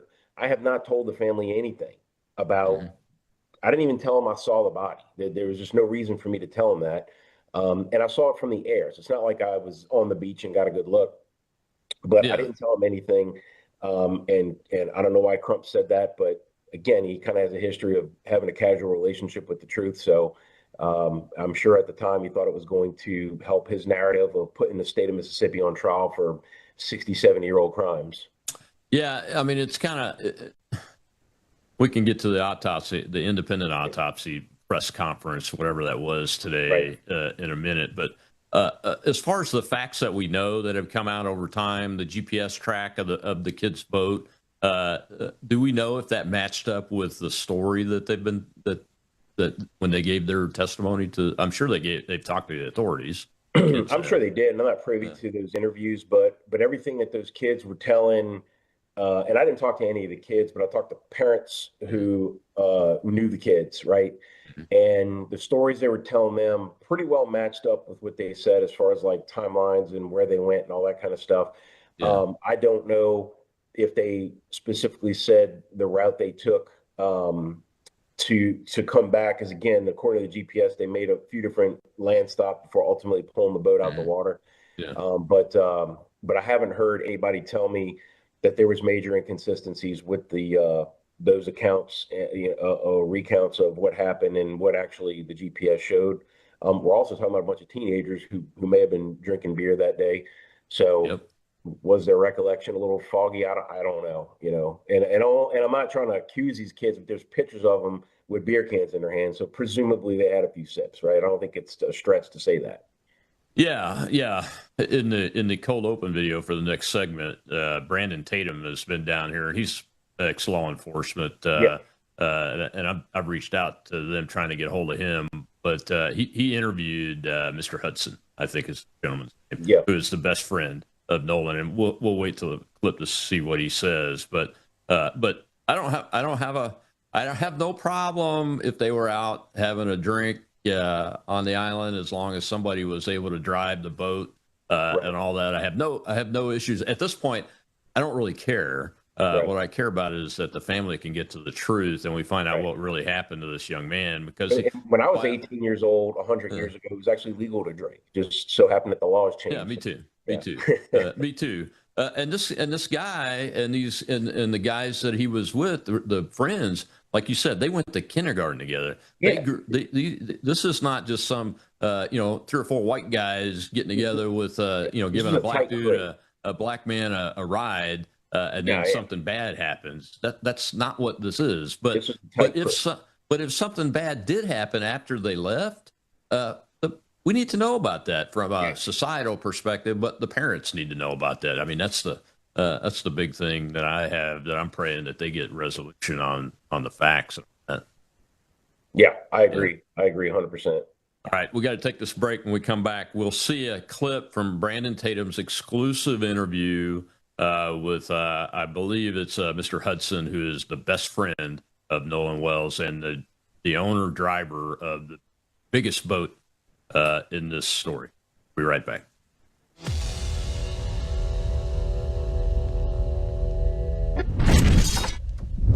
Take a look at the water you just poured. It looks clean. It tastes fine. But what's really in it? Lead, fluoride, arsenic, chlorine, pesticides, PFAS forever chemicals, pharmaceutical residues, and bacteria. Every single day, these toxins flow straight from your tap into your glass, into your family. It's time for Sentry H2O from Worldview Water. Sentry H2O is the ultimate water treatment technology, designed to remove harmful toxins, balance your water's pH, and enrich it with essential minerals like calcium and magnesium, the way nature intended. From commercial-scale systems to whole house filtration to crisp, delicious drinking water right at your kitchen sink and shower, Sentry H2O delivers cleaner, healthier water everywhere you need it. No plumber, no tools, no plumbing knowledge required. Perfect for homes, apartments, rentals, RVs, refrigerators, and more. Because everyone deserves access to clean, healthy water. Visit worldviewwater.net. That's worldviewwater.net. Gotta say something real quick. Benjamin Crump should be ashamed of himself. Al Sharpton should be ashamed of themselves. I'm right here in Mississippi. It's crazy that I had to fly down here to even get this information. They've been lying on these boys. I got evidence, and I'm gonna show it to you, and I'm gonna lay it out for you. It is a shame that boy Nolan did not get the respect that he deserved. In my opinion, they turned his death into a racial thing, destroying the community. You name it, they did it. And we got evidence that it wasn't just 4 boys with him. We got evidence that they asked Nolan to get back on the boat, and he refused to because he grown. We got evidence that the boys reached out to the parents, that Benjamin Crump and them didn't refuse to reach out to these boys. And I've talked to them. I've seen the evidence with my own eyes. I've seen that there was more than just 4 people. There was 3 boats full of kids. I know that they left and they had nothing to do with this. And instead of them saying and standing up for these boys and saying, look, we don't know what happened. We want justice for Nolan. These boys didn't have no involvement. Instead, they want to make it about race. And it is a shame. And I'm so heated, man. I went out to Horn Island. We got all the video. We got the interviews. The boys wanted to talk to me because I'm the only one there to give them a voice because everybody else is fake, fraudulent, looking out for themselves. And it's a shame, man. It's a shame. Nolan deserved better than what they did. They out here hoodwinking, trying to raise money and make stuff about race, and they have no evidence. They lied about the phone getting deleted. It's a shame, man. But y'all finna find out, and a lot of y'all gonna have to apologize for the stuff that you said. You're gonna have to take that video down and apologize because you are part of the lie. Welcome back to the Rob Maness Show, and it's Whistleblower Wednesday, and we're talking about the tragic death on July 4th of Nolan Wells, who was, by all accounts, a great young man, college football player, well on his way, had great friends and everything, and that was Brandon Tatum right there. He is go to his X accounts, folks, Brandon Tatum. He's ex-law enforcement. But he came down and he did an exclusive interview, and I want you to go, please check out the interviews he did with these young men that were with Nolan that day. One of them's his best friend, and these young men's stories deserve to be told, not because of them, but because of the honor they do to Mr. Wells. Because they loved each other, and you can tell. I've only been able to watch about 30 minutes of the interviews on Brandon's account, but you can tell that these men loved each other. They'd grown up together all their lives, and it honors Mr. Wells to hear them be able to tell the story from their perspective. And they're being attacked. They're being attacked. And my guest today is United Cajun Navy's Brian Trasher. UCN has been involved in the search and rescue operation since the very beginning, and we are very thankful for them and their volunteers locally here for stepping in such a timely manner. And Brian, I think Brandon's right to be incensed about all this. I watched the press conference of the release of the interim or the independent autopsy results today by Mr. Crump up on the NAACP stage in Chicago, and aside from the factual information that he read out of the report, which Nolan's parents were in the audience there. I'm not so sure it was a great idea to read some of that stuff, but that's on them, But Trump went into, and the head of the NAACP, who I think is from Mississippi too, also went into like Emmett Till, Medgar Evers, It's like I don't know what it is, but it's like they're trying to say, well, this happened in Mississippi. It has to be the white kids took out the black kid kind of situation. And that's just not right. That's not right for the parents. That's not right for Nolan and his memory. Well, let's talk about this for a second. If we're going to talk about Mississippi's past, let's talk about America's past, and let's talk about where we are now. On the 250th anniversary of the founding of this country, Nolan Wells, a young black man, was hanging out at a party on an island with a bunch of his white friends. 50, 60 years ago, he wouldn't have been allowed to be on that island hanging out with white kids. 250 years ago, he probably would have belonged to somebody, like been somebody's property. And it's hard to even imagine that now today, but that would have been the truth 250 years ago. It probably would have been the truth, I should say.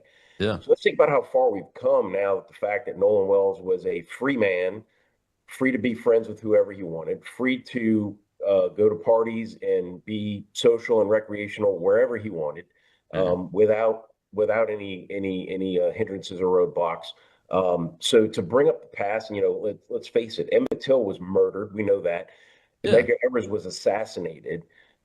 We don't know how Nolan Wells died. We think he drowned. That there's going to be a cause of death that's going to come out. I thought it was interesting that the independent autopsy couldn't determine.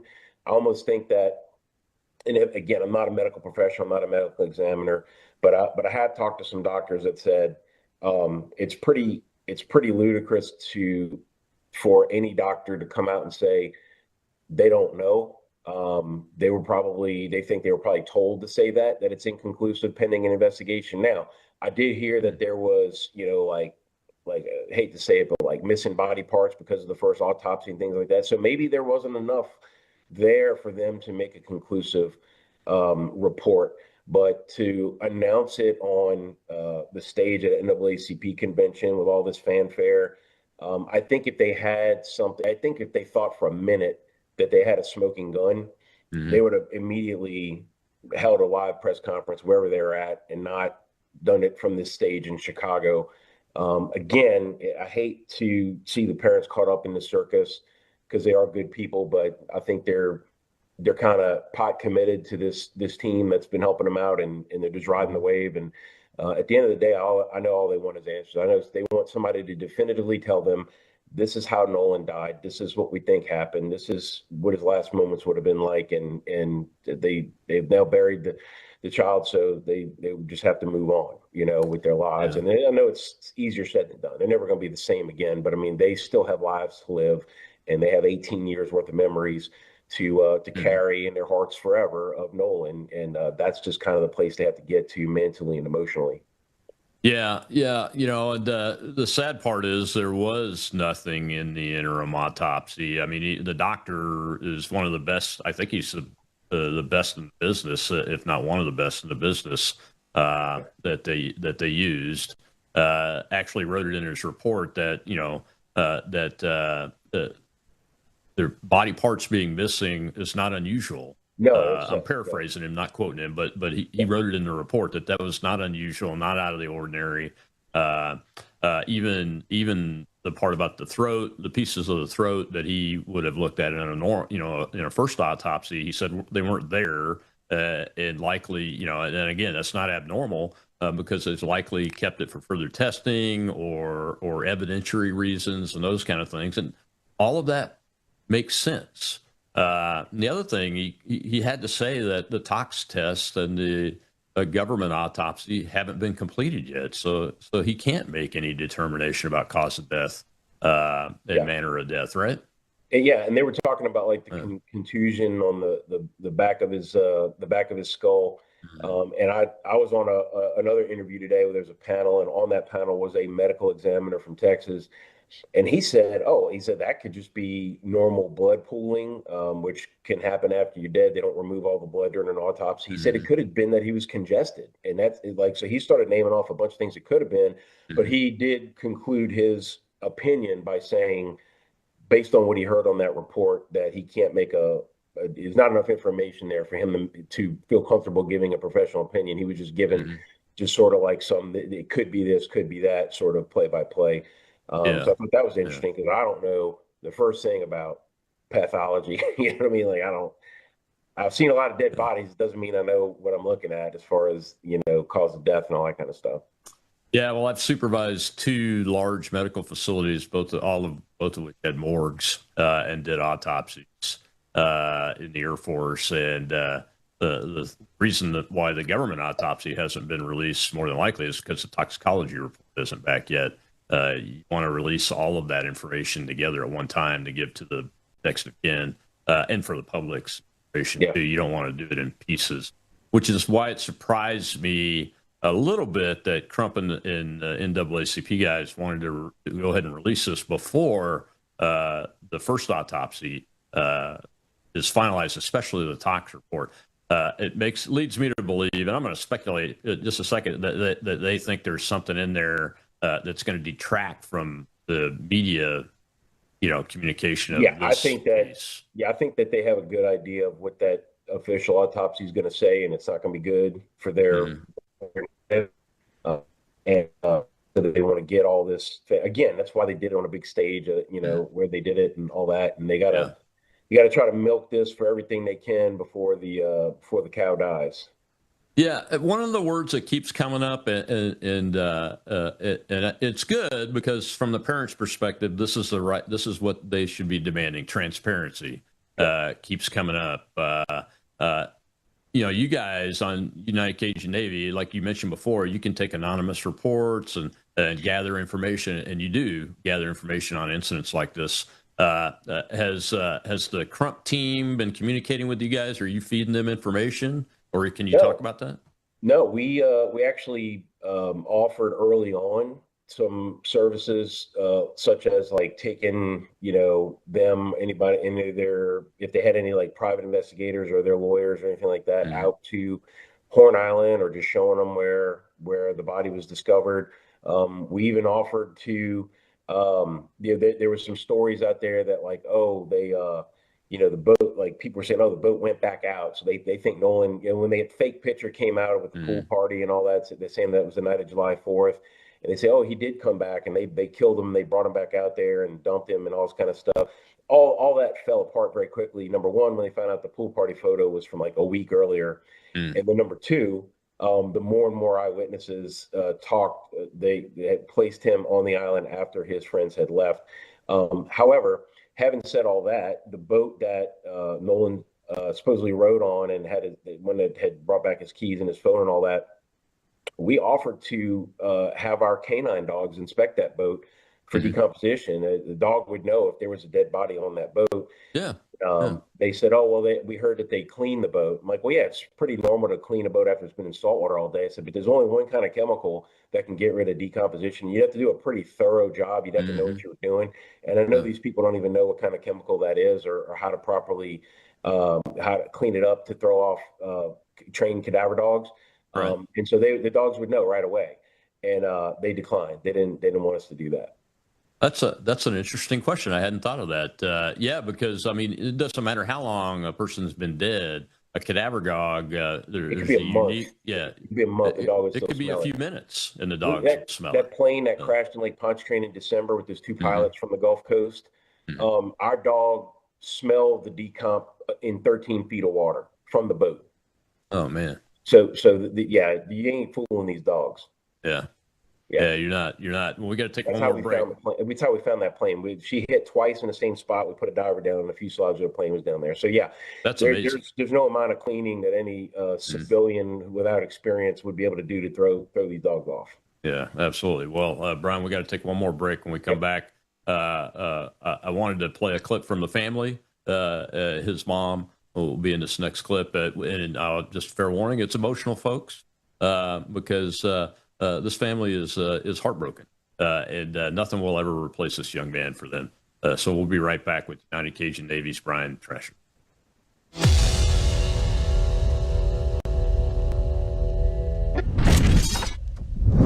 You woke up with a sore throat and a low-grade fever. You know you are getting sick, so here's your choices. You can get sicker and miss work, try to see a doctor this week, or sit hours in a crowded waiting room at urgent care. I have a smarter option for you. Open your medical emergency kit. Match your symptoms to doctor-recommended prescription in your booklet and take the right meds now and get well faster. This is not a first aid kit. It's like having an urgent care in your home. It includes doctor-prescribed medications to treat over 39 medical issues like respiratory infections, strep throat, pneumonia, UTIs, and more. No waiting to see the doctor and no standing in line at the pharmacy. It's right here.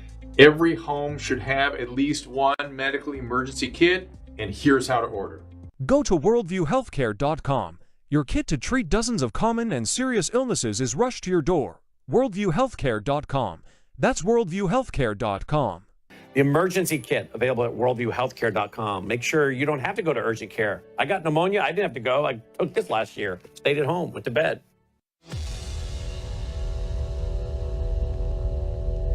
We thank you, Lord, for the beautiful 18 years that you blessed us with him. Thank you for the joy he brought not only to our family, but also to his friends and everyone in the community whose lives he touched. We will miss everything about him, from his quiet nature to the corny jokes, his gentle smile, the way he made everyone around him feel comfortable, loved, and at ease. Your absence has left an emptiness that can never truly be filled. A piece of our hearts will always be missing. I want to start off by saying how proud I am of you, my son. You grew up to be a very young man that everyone enjoyed to be around.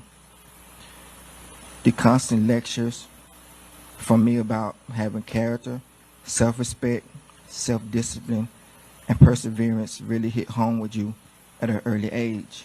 You were not just making a name for yourself on the football field, the basketball court, and the baseball diamond, but you were also laying the groundwork for your little brother Elmore.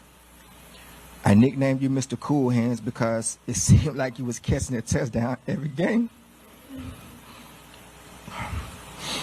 You wanted to be the best. So I poured all my knowledge into you. Welcome back to the Rob Maness Show. It's Whistleblower Wednesday, and we're discussing the tragic death of Nolan Wells, a young man that was very much loved by his family and friends, and it's a tragedy. It's a tragedy of his loss and a tragedy for the family, but it's also a tragedy for his friends who are being accused of doing something wrong before the investigation's even been completed.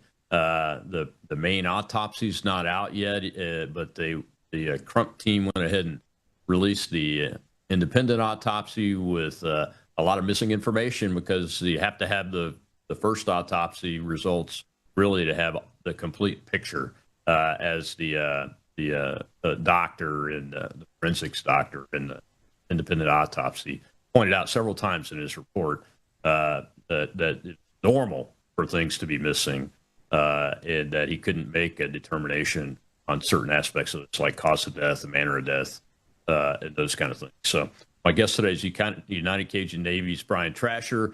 UCN has been here from moment one, on the ground, in the air, and supporting this family. And Brian, when I watched Brandon Tatum's interview of Mr. Hudson, who was the guy with the main boat, and I say main boat because apparently there were 3 boats with somewhere between 20 and 30 people in them that all went out together to Horn Island, which tells you, it paints a totally different picture than what comes through from the media transmissions and communications through the Crump team, doesn't it? One of the things that a lot of these media types that I've talked to over the last couple of weeks, that are from New York, California, Atlanta, wherever, have all said, "Hey, look, I'm not trying to sound dumb here, but like, what's Horn Island? Like, what is it?" And I'm like, "Look," I said, you're in California, like San Diego, you got Catalina Island, you got Avalon. On the East Coast, the Carolinas, you got the Outer Banks. In New York, you got the Hamptons. Like, it's a barrier island. It might not be as fancy as those places, but it's a barrier island with a pretty beach and pretty water. And people go out there in their boats and they hang out recreationally. There's nothing on it. There's no hotels, there's no resorts, restaurants, bars, anything like that. You got to bring everything you want to have with you. But it's what, us Gulf of America people do on 4th of July. So So yeah, I told you that to tell you that how much it highlights just how much people don't know about the Gulf Coast and its culture and things. That's why they jump to a lot of conclusions and got a lot of things wrong. You know, trying to be first means that they sometimes not the most accurate, and that did not change in this situation from the media perspective. But I will say there's a lot of networks and print publications that have reached out that, you know, these reporters genuinely just wanted to know what happened. They wanted to know our involvement, what was our opinion of what happened, all that kind of stuff. They really just wanted to get the story and not create one. So I appreciate those folks. Yeah, I've seen a lot of that too, which is pleasantly surprising because, you know, it used to be the local networks and press were the most, not only most accurate, but the most reliable. Yeah. You know, but that's changed a lot over the last 20 years or so. But so it's a pleasant surprise to hear that. And the coverage that I've been watching has been saying that too. The interesting part, though, and I wanted to show that clip of his parents at the funeral, because the rest of the funeral has been criticized by some people as being more like a rally than a funeral. You probably saw Al Sharpton was in the clip. Trump was there and those kind of things. And I didn't see much other coverage than that one little clip there. Is that accurate, or are people just saying that because it's Crump and Sharpton are involved? So there was two events. There was a funeral, a repast service, right, and then there was what his mother called a celebration of life. She even said when she announced the plans for the funeral that Nolan would not have liked a bunch of people standing around crying about him, so she wanted to have it feel more like a party, something that he would have enjoyed attending himself.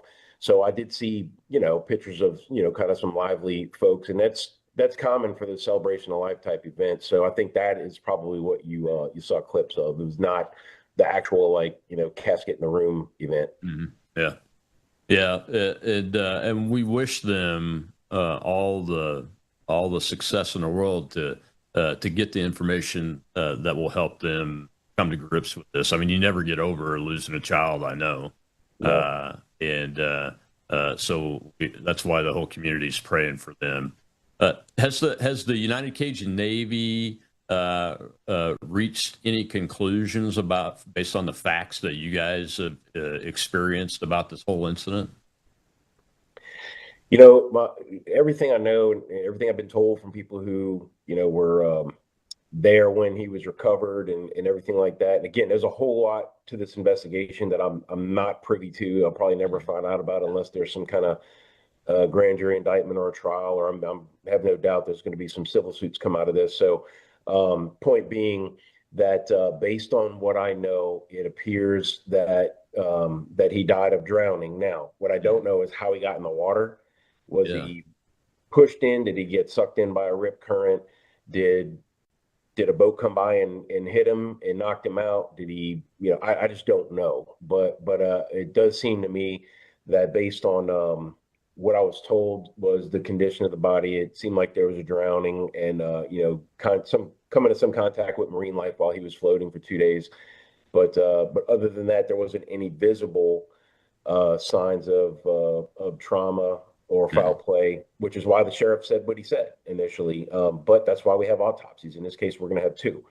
So you let the doctors go in and do their thing and really give it a really good medical look and tell us this is how we think his life ended. And people are just going to have to accept those results, whatever they are. Not everybody's going to, but what choice do you have, you know? Yeah. I mean, there's a big gap. The question of why did he leave his phone and keys on the boat that went back early, and then, you know, that gap of time between then and where he was found on shore on Horn Island. I mean, that's the big place where the parents need as many more answers than they probably are going to get, I would imagine. But hopefully the law enforcement guys can get them at least some answers, and I'm sure there will be. But nobody's perfect, and nothing's perfect. I hope they're prepared for the information and the tox results, because I would be willing to bet there's probably some partying going on that involves some beverages that maybe they weren't all old enough to drink legally. And one thing we got to keep in mind is that there's people who probably know something that have either talked to investigators or the parents know that they know something. Not necessarily that there was foul play, but I'm saying they know something.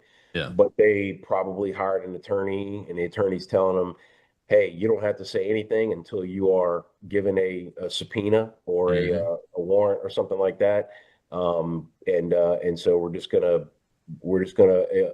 lean on our rights until we have to submit, and then maybe we get some information that way. But yeah, they're not just going to go out there and just start yapping about everything they know, because you don't want to end up incriminating yourself, and everybody has a right to not incriminate themselves and have legal counsel. So we'll see. Yeah, I think that's smart, especially given the craziness of the narrative that's trying to be built by some people out there. Because once the facts are known, all the facts that are knowable can be known. We want the parents and the community to have confidence in those, and if other witnesses are out there, talking out of turn, before there's any kind of hearing or deposition or a court appearance and those kind of things, is the wrong way to go. It's just the wrong way to go. So his mom seems like a nice like they seem like good people. His parents there, have they said anything about the death threats to, I think one of the kids' moms is a local judge down here that he was with among his friends. Have they said anything publicly about the death threats and those kind of things? Yeah, Christine did an interview a while back where she said that she was made aware that people were being threatened and accused of things and all that, and she said that needs to stop. We need to have the facts, and just they're making things harder on everybody, including them, by spreading this misinformation and making accusations without knowing any facts. So yeah, she was on there, and look, even the local NAACP very early on came out and said, hey, look, we're keeping an eye on this. Like, we're very interested to see, that there's transparency and professionalism, but again, don't jump to conclusions. Let's wait until we see some facts. And so that's fortunately been, some responsibility taken by, and these are locals, right? So, I mean, these people don't want their community burned down, you know what I'm saying, by a bunch of outsiders. So, so yeah, and that's just kind of what, now we got to wait for the state medical examiner, see if that jives with what the private autopsy says, and then just where the chips fall is where they fall at that point, Colonel. I don't know. Yeah, I think they're right to do that. It's on the community leadership and leaders, both formal and informal, to let the facts get out there, and make sure that they're all uncovered. I mean, that's their job. The government side, that's their job and their responsibility to Nolan, to his parents, and to the community. And I think the extremist group that showed up, there was one extremist group that showed up and marched through Ocean Springs on the protest, peaceful protest day, that probably got some folks' attention. That we need to be out there talking in a balanced way about this, and let the facts be developed so that they can be out there. Yeah, unfortunately, I didn't hear about any violence or property damage or anything like that. So even though it's a group with quite a reputation, they seem to have behaved themselves. And if they really want to. If they want what they say and think about Mississippi to come to fruition, start tearing up public property and committing violence in Jackson County, Mississippi, you're gonna find out real quick what the business end of the stick feels like. Absolutely right. Well, man, we got Tropical Storm Bertha barreling through right now. I know you guys got work to do. Tell folks where they can find you, and I'll let you go. Yeah, UnitedCajunNavy.org is our website. We're on all the social medias, just at United Cajun Navy. Just make sure you get the official Cajun Navy organization. Yeah, we have meteorologists out there on the scene, and we have our storm chasers and folks ready. It looks like Bertha's taking some shearing, so she might not be as strong, but you still got to watch for surge and flash flooding, possible tornadoes, all those kind of things that can disseminate from this kind of a low area, low pressure. So everybody have a plan, be ready to execute it. And if you get in trouble, call the United Cajun Navy. Thanks, Brian. We appreciate you, and thank you guys. And we pray for y'all. And remember, pray for the Wells family. Pray for Nolan. Pray for his friends and their family. They are hurting too. They are lifelong brothers that loved each other. You can see it in everything that I've been able to see publicly. I'll see you tomorrow on Truth Thursday. Jeff Clark will be here from the Oversight Project. It'll be an interesting conversation, I'm sure. A lot of legal developments lately.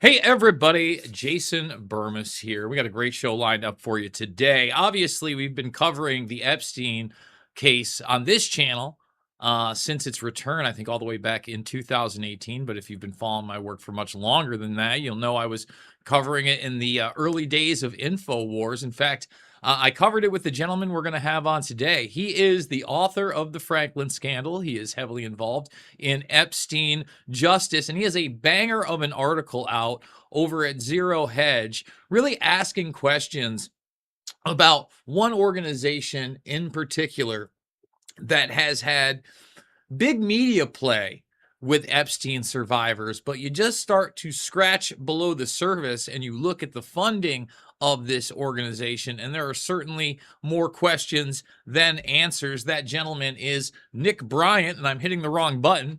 There he is right there. Nick, thank you so much for coming on. First and foremost, people can follow you over at X. Nick, I believe it's __ Bryant. They can also check out everything Nick Bryant at nickbryantnyc.com. And this latest article, Are the Epstein Survivors Being Exploited Yet Again?, is over at Zero Hedge. First and foremost, how are you, sir? I'm doing good. It's great to see you. I've been on your show in a while. I mean, I took my weekly shower today. Oh, wow. and brushed my teeth. I mean, I was excited. Well, it looks like you've also combed your hair, so everything is going well. Yeah.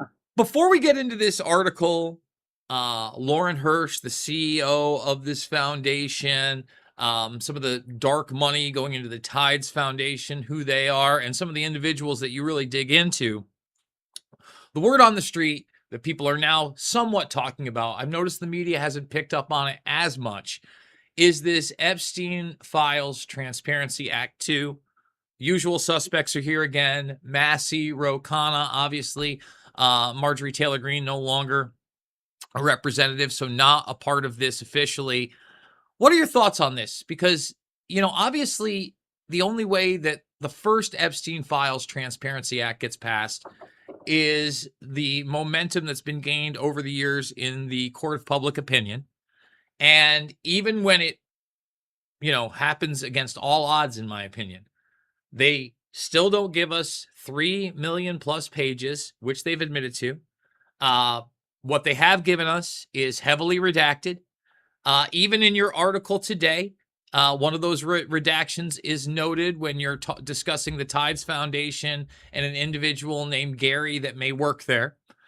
You don't know who that conversation is happening with. And obviously, when somebody's being blacked out in these type of conversations, you're not protecting any victims. In fact, more than likely, you may be protecting associates and possibly even perpetrators with more information. So what is your opinion on this Epstein Files Transparency Act 2? Well, it's something that we need if we're going to get to the bottom of this. And as a society, we really need to get to the bottom of this. We cannot let the government cover up for a bunch of child molesters. This is an area where Americans just have to say, no. We've been burned a lot by our government. I mean, we were lied to about the Iraq War. When there was a full-fledged meltdown of our economy, nobody went to prison for that. And there was there was a tremendous amount of malfeasance. Snowden's revelations. Nothing happened about that except Snowden ended up getting an apartment in Moscow. I mean, that's about it. So there's Americans have been boozled quite a bit. And we weren't told the truth about COVID. I mean, I believe that COVID came out of that Wuhan lab, and the CDC funded it, USAID funded it. I mean, we know these things. And we were told to wear masks, and then there's emails of Anthony Fauci saying, we don't need masks." So, I mean, that was pretty cynical, I thought. And let's not forget, that also brings us to, this new phenomenon. You just laid out literally decades of lies by the government, but we never had pre-pardons for crimes that supposedly haven't been committed yet. And that's about to be challenged possibly with this Senate hearing coming up on the 29th with Rand Paul. But just like you stated, all this information has been in the public arena, and we have not gotten prosecutions. We haven't gotten indictments, arrests, prosecutions, and certainly not prison time for any of these people. And, the one example that we're starting to get now, John Bolton, the mustachioed man who openly committed treason, has now admitted guilt to it. He's got a slap on the wrist of a couple $100,000. It's a max 5-year sentence. You and I both know he's probably going to get sentenced to 3 to 5 max. He'll do 12 to 18 months in, basically an Anthony Weiner style jail facility, and they'll move on. And that seems to be, even now, forget about just the Epstein Files Transparency Act. We're having these closed door sessions with people like Leon Black. We just had one with Leslie Groff, the longtime assistant that is again and again and again in the emails, and probably as integral to the operation post Ghislaine Maxwell and even during Ghislaine Maxwell as it gets, right? Is there going to be any justice there? I'm not seeing it. Are you? No, I mean, the Les Wexner testimony was very strange. I mean, the Oversight Committee traveled to Ohio. They didn't subpoena Les Wexner to come to Washington, D.C., which I thought was very strange. And actually, his lawyer threatened him when he was making some disclosures. But he said that the last time he and Epstein had any kind of communication was 2006. We've got emails from 2008. And then in 2011, Epstein gave Wexner $56 million.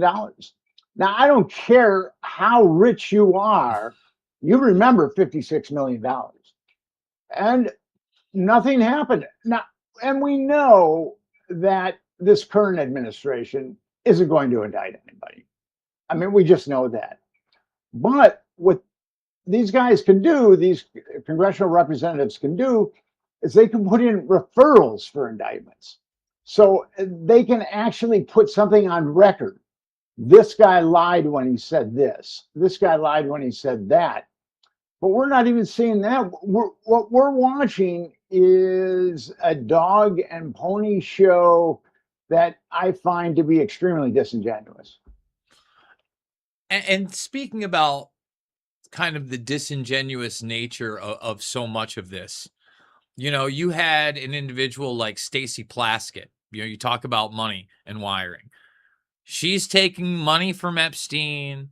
That's in the public arena. She acts like, oh, it's no big deal. I'm not in contact with him. The files come out. Not only is she in contact with him, she is literally getting fed questions to ask Michael Cohen in official government testimony and then being told, great job after the fact. Then they have a hearing on it, and she just says it's no big deal. She proclaims her innocence. She's on the Defense Intelligence Committee right now. Like, she's as high as it gets within oversight of intelligence. And this woman is taking money and political calls from Epstein on the record. It's insane, Nick. I mean, you've got everybody distance himself from Epstein. See how they run. And, but I mean, you've got Thiel and Epstein are good buddies. Gates, Epstein, we kind of knew about Gates, but we're getting more about Gates. Zuckerberg, Reid Hoffman, all these billionaires were good buddies with Jeffrey Epstein. And it didn't seem to bother them that he was a convicted child molester, because they were all friends with him after he was let out of jail, actually 13 months in jail. And Americans, unfortunately, Americans have been conditioned. We've been ground down, and we don't think that we can affect change. I think we've been conditioned to believe that we can affect change. And the two-party system, the way that the right thinks the left is mentally ill and the way that the left thinks the right is mentally ill, that's an easy divide and conquer. But this isn't about right and left. This is about up and down. And when I say up and down, I'm talking the Epstein class getting away with whatever it wants to get away with. So Americans need to reframe this instead of right and left. They've got to look at it as up and down, or else we're never going to get it. So let's talk a little bit about this article. The organization that you kind of dig into is the World Without Exploitation. And this organization, you quickly point out, it's very tough to get a hold of their finances because they are under a much larger umbrella, right? And one of the things that I found throughout, investigating into these matters and a lot of these people is often some of the biggest criminals embed themselves in these philanthropic organizations. And obviously, some of that is for financial purposes. They're able to do tax, but they also come off as benevolent, right? They're the good guys. They're the ones that are invested in this. So kind of give people just an overview of what the Tides Foundation is and how this is just one small cog within that. Well, the Tides Foundation is a 501c3, 501c4 that has, I believe, 800, as of 2024, it had $846 million in total assets.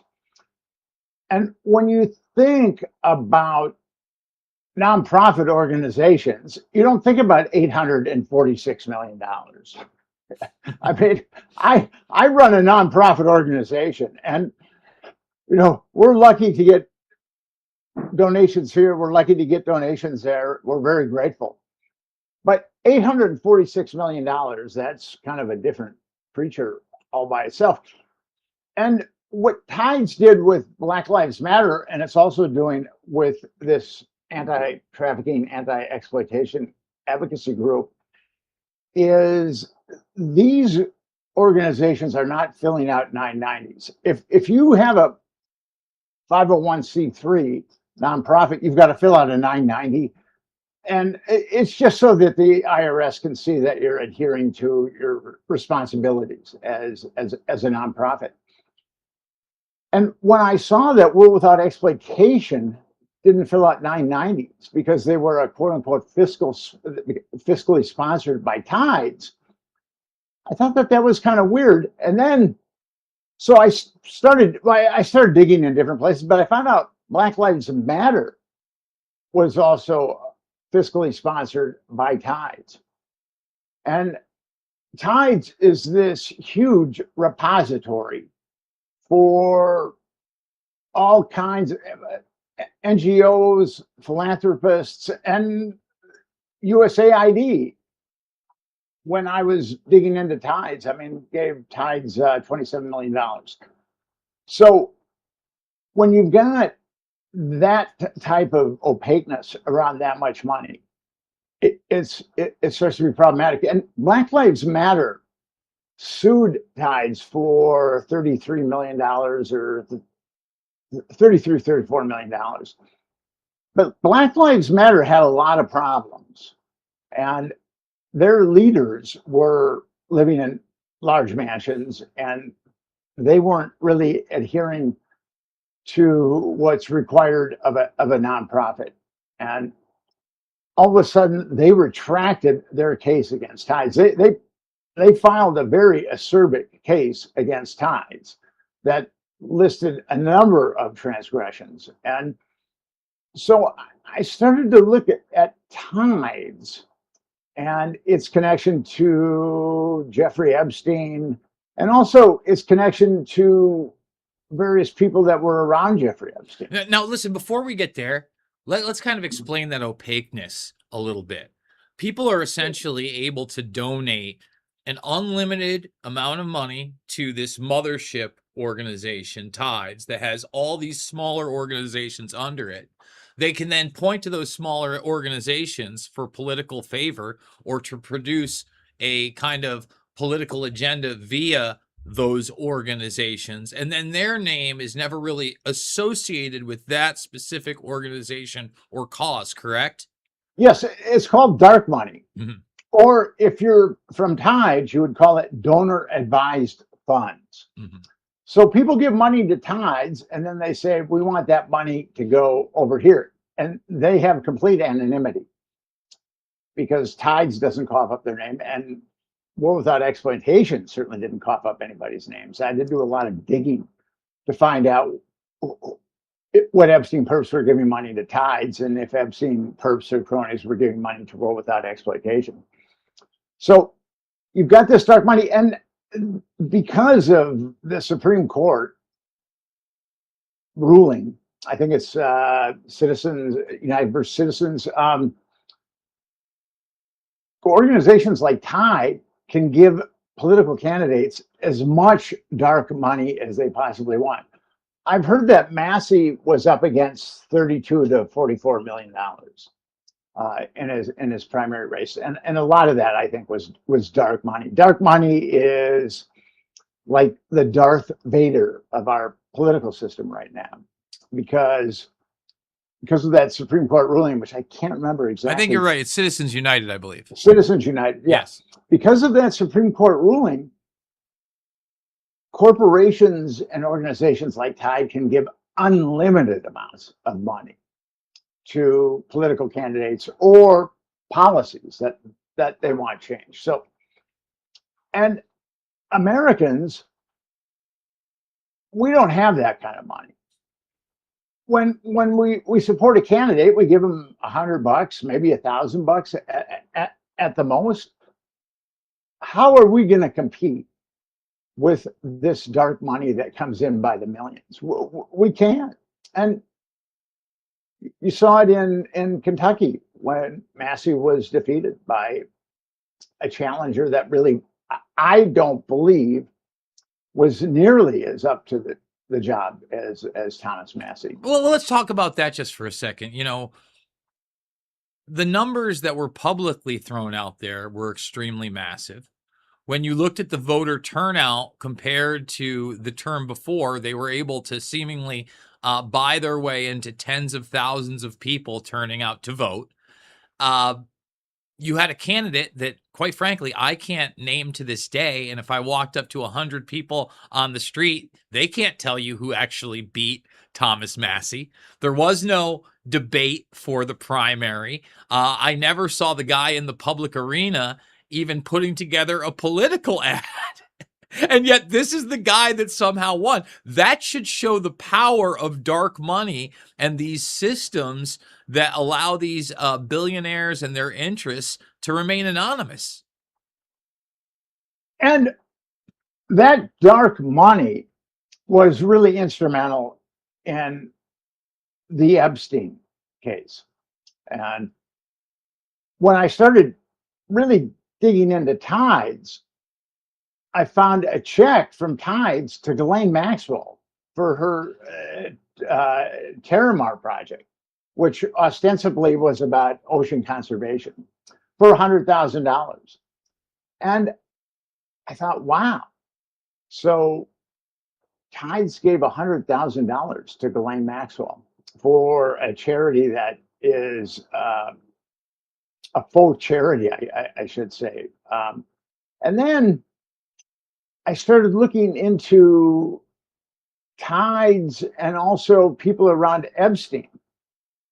And there was a disclosure about Jess Staley.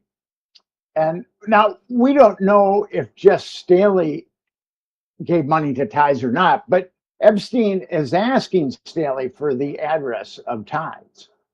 And Staley is a nasty piece of work. I mean, he was the CEO of Barclays and the CEO of JP Morgan Asset Management. And he, in the Epstein files, there's accusations of extreme sadistic sexual misconduct by him. He forced a woman to touch his genitals during a massage and then raped her. And he also left bloody marks on the arms of a woman called Tinkerbell. And like I said, I could not find a direct link between Staley and Tides, other than Staley giving Epstein the address of Tides. Epstein was obviously interested in that organization, that nonprofit organization. And though that may seem innocuous, Jeff Staley is definitely not innocuous. Well, I would also agree that Jeff Staley is obviously not innocuous. And when you get into that, you also talk about, first and foremost, that Staley is like family to Epstein, right? I mean, Yes. that's in there. That's a quote. He's like family to Epstein. You've got him as the former CEO of Barclays and, of course, JP Morgan.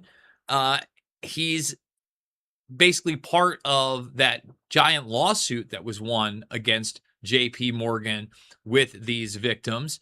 And so far, we have not had him testifying either, have we? And he, even if he gets brought before this Blanche Council or whatever, the chances of it going anywhere seem to be zero, as you've already had the Department of Justice come out and say, hey, nothing to see here. There was no operation going on at Epstein. There are no co-conspirators, et cetera, et cetera. But even a cursory look at some of these emails tells a very different story, doesn't it, Nick? It's so obvious that there were many co-conspirators with Jeffrey Epstein. And everybody knows that our government is lying to us about Maxwell and Epstein having no co-conspirators. I mean, it's tragic, but it's laughable to think that our government thinks that we're that stupid that it would come out with that document that it did last July. And as Americans, we know better. And it's really, as I said earlier, we've been played for so many years, and our government just keeps getting more perfidious and more perfidious and more perfidious. And what we're seeing now from the government is actually kind of mind-boggling. And with the corruption, and there was tremendous corruption under Biden. The thing about Epstein is, and it's not a partisan issue. The cover-up started under George Bush. I mean, we know that Maria Farmer went to the FBI in 1996. We don't know how high that complaint went. I mean, it could have been quashed by the FBI, but we know that George W. Bush, that administration, engineered Jeffrey Epstein's sweetheart deal and told Alexander Acosta to stand down. The Florida U.S. attorney drafted a 60-count indictment against Jeffrey Epstein. And that would have put Jeffrey, and one of those counts was child trafficking, which is a heavy sentence. It's 15 to life. So that 60-count indictment would have put Jeffrey Epstein away forever. But Acosta was told to stand down. I mean, he's since lied about it when he testified before the Oversight Committee, but that 60-count indictment draft is real. And we know that the FBI had a list of 36 victims. There were ultimately 40 victims that were known by the Department of Justice and FBI, but the FBI compiled a list of 36. And there's only two people in the government that can tell a U.S. attorney to stand down constitutionally. One is the Attorney General, which would have been Alberto Gonzales, and one was George W. Bush, the cognitively challenged George Bush. So that came from the highest, loftiest part of our government to get Alexander Acosta to stand down. And then Obama didn't touch it, and Biden didn't touch it, and Trump during his first term didn't touch it. And I think that Trump, so Epstein was like a Pandora's box. And I think Trump thought there was that initial offering of Epstein documents where the influencers had their white binders. And, what's funny is I put Epstein's black book up on the internet in 2015, as you know, and his flight logs. And then I saw what had been given to these influencers.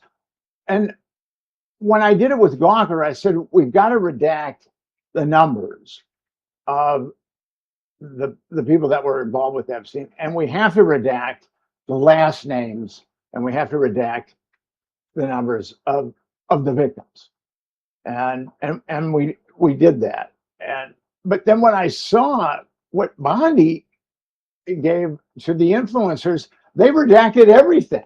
I mean, all you had to do is type in Epstein Black Book, and you could go to my Black Book that had all the names. So during their first release of documents, I released far more incriminating documents in 2015 than they did in 2024. 2024, yeah. So when we talk about the relationships to some of these tech people, we've mentioned Gates several times in this. And by the way, again, with that letter from the DOJ, they said no evidence of blackmail. Even Gates, during his hearing, said that Epstein was holding his relationships over these young Russian girls over his head.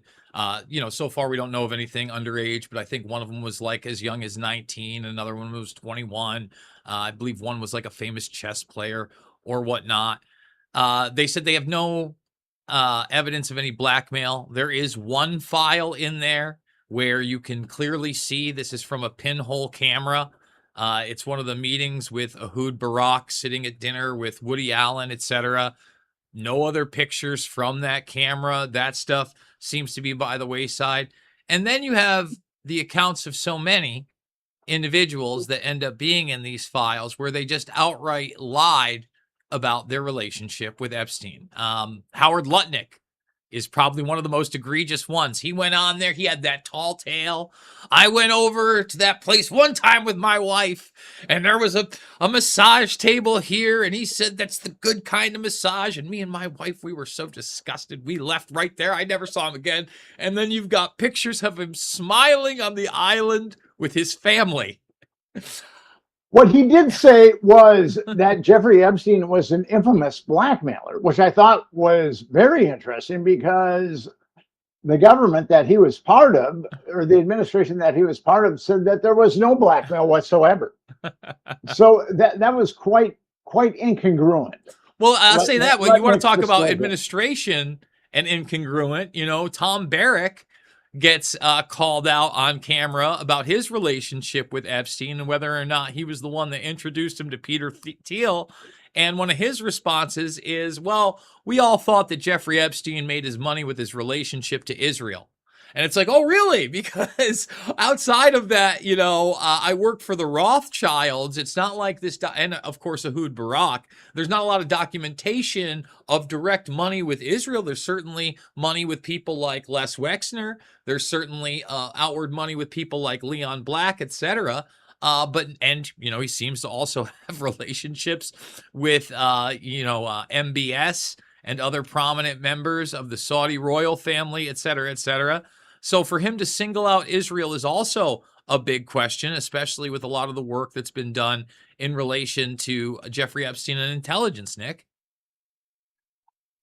If you go to my blog, I've got a 7,200 word article about Jeffrey Epstein's connections to the CIA.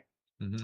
The New York Times came out with an article, 8,500 words. I think there was 8 journalists, and it said that Jeffrey Epstein it said that Jeffrey Epstein was a crook. Yeah. Well, let me talk about that article because we covered it at length here.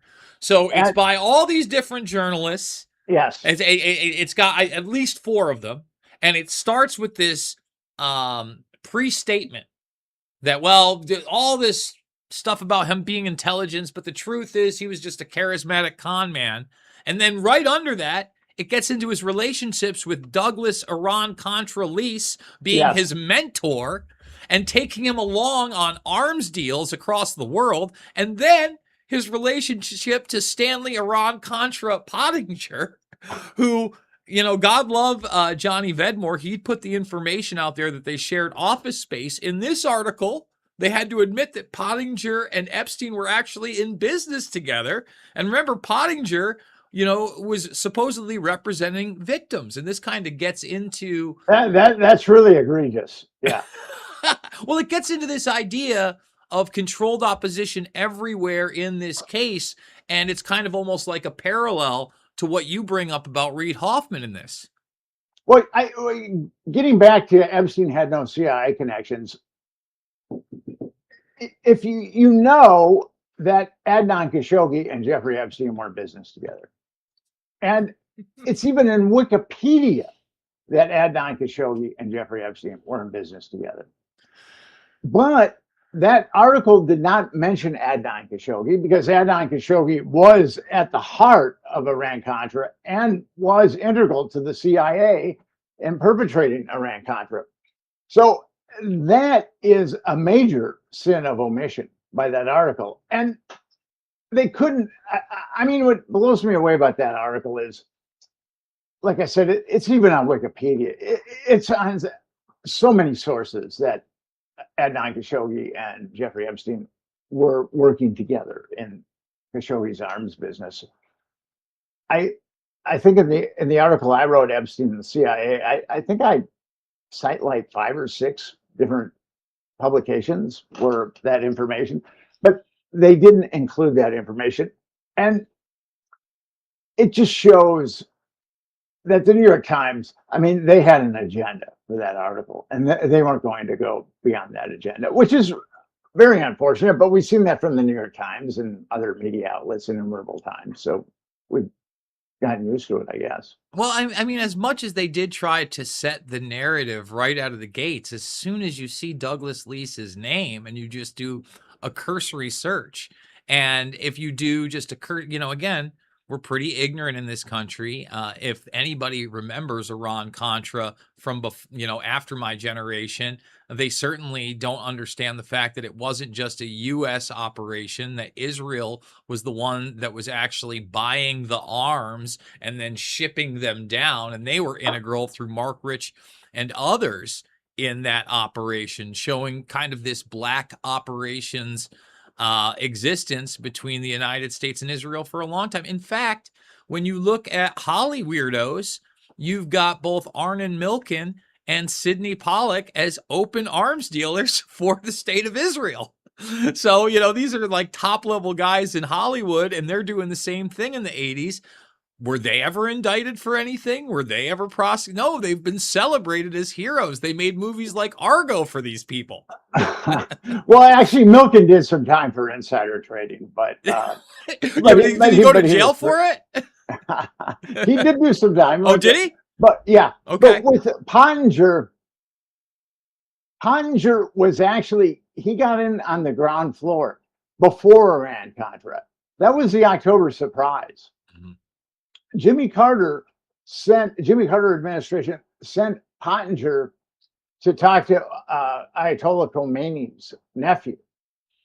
And at a certain point, Pottinger says that, hey, I'm working with the Republicans and the CIA, and if you guys hold these hostages till Reagan is elected, we'll sell you an abundance of arms.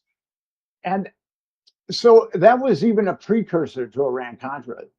And this is, because I've written about the October surprise, and there was a House investigation of the October surprise that put out a 1,000-page tome saying there was no October surprise.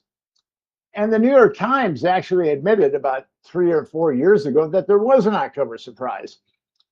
And that shows you how things can be covered up, because the House spent months and spent God knows how much money. And what they did is they interviewed a number of Iranian arms dealers, and they concluded that all of them were lying. And Eri Ben Menashe, who was a Israeli spy. So that 1,000-page tome is fiction, but that's what our government does to us. So let's talk about Reid Hoffman a bit in this. Again, Reid Hoffman's one of those people that lied about his relationship to Epstein. You've got him at least in contact for a couple more years. Certainly, there are some paradoxes in these Epstein files when it comes to his enemies and allies, I guess. It seems like at some points that Epstein is, trying to take down Trump, but he's cozy with Bannon.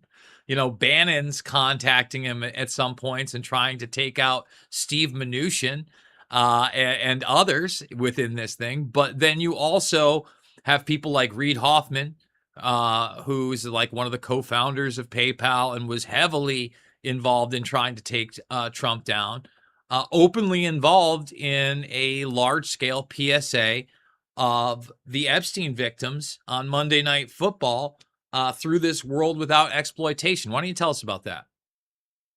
Well, he financed a PSA that had a number of Epstein victims, and their background was pitch black, and the music was haunting, and they held up pictures of themselves as victims when they were either minors or young women, and it was very powerful. Reid Hoffman gave World Without Exploitation the money to do that, and I get into how Time Magazine, the World Without Exploitation is run by Lauren Hirsch and Rachel Foster, and I show that Lauren Hirsch's background is extremely problematic, but they're named as Time Magazine's 2 most influential Americans, the top 100 influential Americans. So that kind of surprised me, because Time Magazine, I mean, they've named like Time Magazine's Man of the Year. I think Stalin was twice and Hitler was once, and Time Magazine has been a little problematic, and the people that it's made Time Magazine people here. So when I saw them in the top 100, I was a little surprised, and then the Monday night PSA came out, and I think it had power. It was the night before the legislators were going to vote for the Epstein files, but I think it was already a fait accompli that those legislators were going to vote for the Epstein files. I don't think that PSA tipped it one way or the other. But then they had a Super Bowl PSA, and I thought to myself, and I was watching, and I've been involved with Epstein activism for a number of years. And this was the first time where I really thought, whoa, because how does a nonprofit organization, or ostensibly a nonprofit organization, how do they afford $7 or $8 million? And when I initially saw that PSA, I had it was like a supernova, a burst of gratitude. But then I thought, well, wow, how did they pay for that? I mean, the NFL isn't really known for altruism, especially during the Super Bowl. So I was kind of surprised about that. And as it turns out, when Reid Hoffman paid for the Monday night PSA, he tweeted about it. World Without Exploitation talked about it. It was out there that Reid Hoffman had helped the Epstein survivors. But with the Super Bowl, it was mum's the word. I couldn't find out who paid for it. I couldn't find out how much it was. And as it turns out, the Super Bowl was on, I believe, the 8th of February. And there was that big Epstein document dump on the 30th. And on the 30th, those documents came out. Reid Hoffman was pushing for those documents, but he's an arrogant knucklehead, and he had no idea how tainted he was going to be by those Epstein documents. And that's one thing about these guys and our leaders. Their arrogance makes them unbelievably ignorant and stupid, and that's their Achilles heel. So let me ask you about that, because that's the big conundrum on this for me. You know, do you think that Reid Hoffman is grandstanding here and putting that money forward because he thinks that those documents are never going to come out, or he thinks whatever they release will be so sanitized that he's not in them? Because you're rightfully pointing out that the relationship with Epstein goes far beyond his first conviction. He's making commentary with Epstein when Epstein starts getting into the press negatively. And it's not like, oh, I can't believe you were doing this. It's like, hey, they're coming after you a bit. And then on top of that, he's still having these very important geopolitical and financial meetings with Epstein and associates that seem to be being arranged in this mutual fashion. So do you think it's just the total, do you think it's the total arrogance of these aren't going to get released, but I'll put my money out there and remain benevolent? Do you think it's, I know this stuff is eventually going to come out and I want to act like the good guy? Or do you think that he thought they'd sanitize it for him because of all the money he's donated to so many of these political causes over the years? My gut tells me that he felt that he wasn't going to be implicated the way that he's implicated. And War Without Exploitation, it came out pretty quickly that Hoffman was really dirty when it came to Epstein. And he showed, in those emails, he shows no concern whatsoever for the Epstein victims. He wants to help his buddy Jeffrey clear his name. Reid Hoffman is about whitewashing Jeffrey Epstein's predations. That's what he's about. And he's going to help Jeffrey Epstein online. I mean, there's been malfeasance, I guess, with Wikipedia. I don't know if Hoffman was involved with that. But Hoffman doesn't care about these victims. He doesn't like Trump. And so he felt that the best way to get to Trump was through the document release, the documents release. So I don't think he had a clue about how tainted he was in those documents. And then War Without Exploitation had 9 days to really understand that Reid Hoffman was not a good guy. He just hated Trump.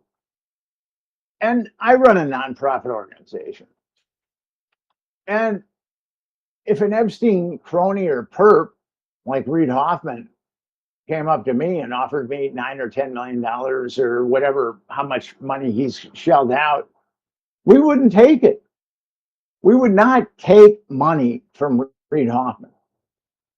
So if the women running War Without Exploitation knew about Reid Hoffman, I just find it stunning that they would go ahead with that PSA. Now, granted, the PSA was already paid for, most likely, but still, there were 9 days, 8 or 9 days, to really understand what Reid Hoffman was all about. And to not walk away from that, I think is pretty egregious. You know, one of the other individuals you kind of highlight throughout this, as we talk about kind of these tech magnates and billionaires, you know, first and foremost, everywhere I look, even when I'm not looking for something, you see, you know, Epstein's connection to another really important individual, a really important movement such as Bitcoin, et cetera. Like I was just looking into some of the Mandelson stuff and the fact that Peter Mandelson was with Epstein 2 days before Bilderberg, receiving his script for Bilderberg and then taking orders from Epstein to put things on the agenda while he was at Bilderberg. The funny thing is I was actually in attendance at that one in 2012 at the Chantilly, Virginia, at the Marriott. And I knew about Epstein. I had no idea he had somebody on the inside. But I'll just go from that email's from like on a June 10th, right? So what are they saying on June 9th? And you just find just a ton of different things going on, from, like I said, Bitcoin stuff to Epstein working with people and their mothers with these young teenage models, some as young as 16. And we're talking again years after his conviction, Nick. It seems to never end. You highlight the relationship with Sergey Brin in the early 2000s of Google's fame. He's also heavily connected into this network, is he not? Yeah, Sergey Brin would show up at Epstein's Island. And according to people that worked there, he showed up more than once. And Sarah Ransom said that she'd seen Sergey Brin there. And Sergey Brin is another guy that's giving all kinds of money to Tides. So we've got these tech billionaires that are hooked up with Epstein. And one guy that has really evaded any kind of negative publicity, which I just find amazing, is Henry Jarecki. He is a psychiatrist and also a billionaire. And he and Epstein were very good buddies. And Epstein would there would be girls that they would get depressed or have PTSD because of what Epstein et al. Was doing to them.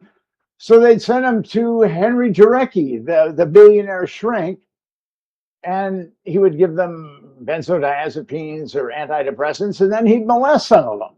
And he also gave a couple $1 million to Tide. So these Epstein perps are all over. Can we just stop there? Because I think that you, even in your article, it's described even worse than that, folks, even if you can believe it. So let's just go over that really quickly. One of these individuals is represented by Brad Edwards in these lawsuits. And the case ends up getting dismissed without prejudice.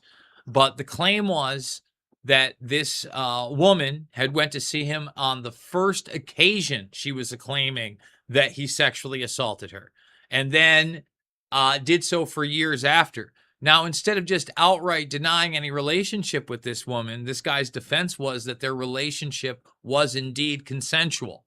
And you kind of have to wonder, and you obviously do speculate with the case being dismissed without prejudice, whether or not some type of financial agreement was reached to do so. But just the fact that a man who I believe was 5 or 6 decades older, 60 years older than this poor girl, that this victim is supposed to be a psychiatrist, like you said, dealing with literal PTSD from sexual abuse, the last thing that person should try to be doing is taking advantage of this person sexually, but it's a consensual relationship, Nick.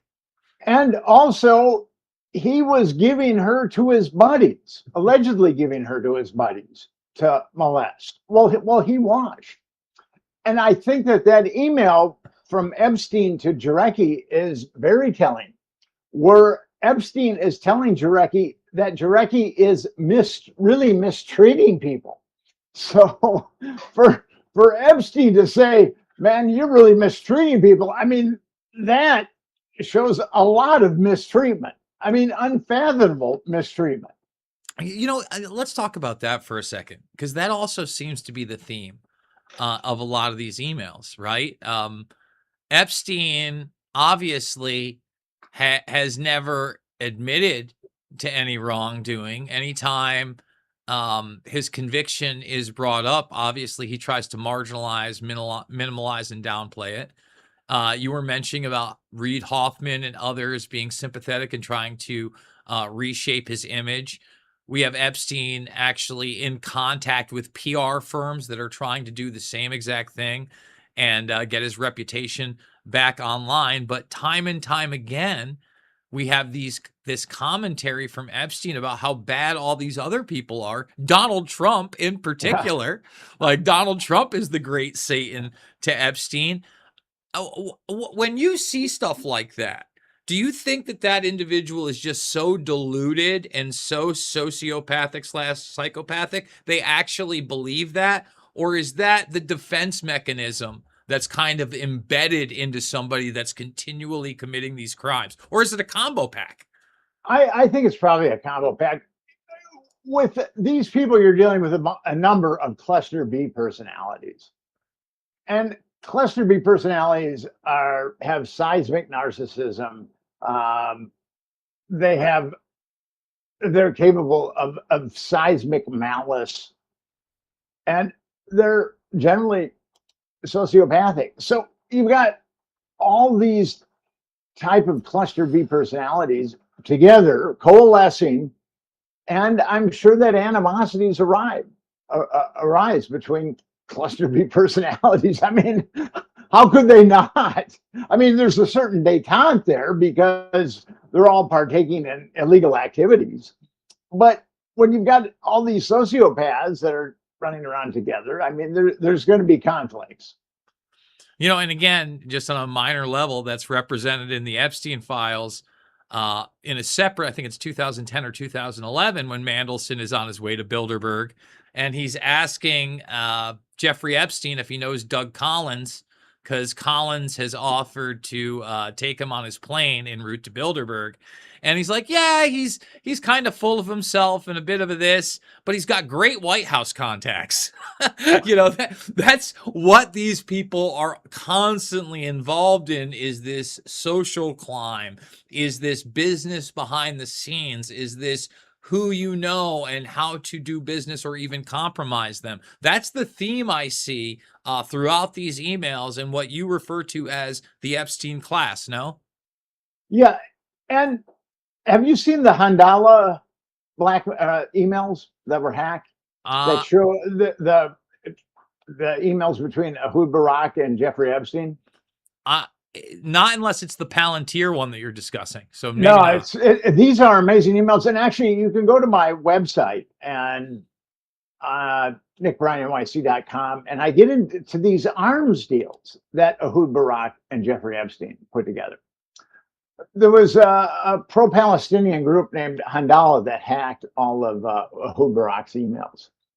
And it's amazing how much juice Jeffrey Epstein has. The first arms deal that he and Ehud Barak are going to work on is Mongolia.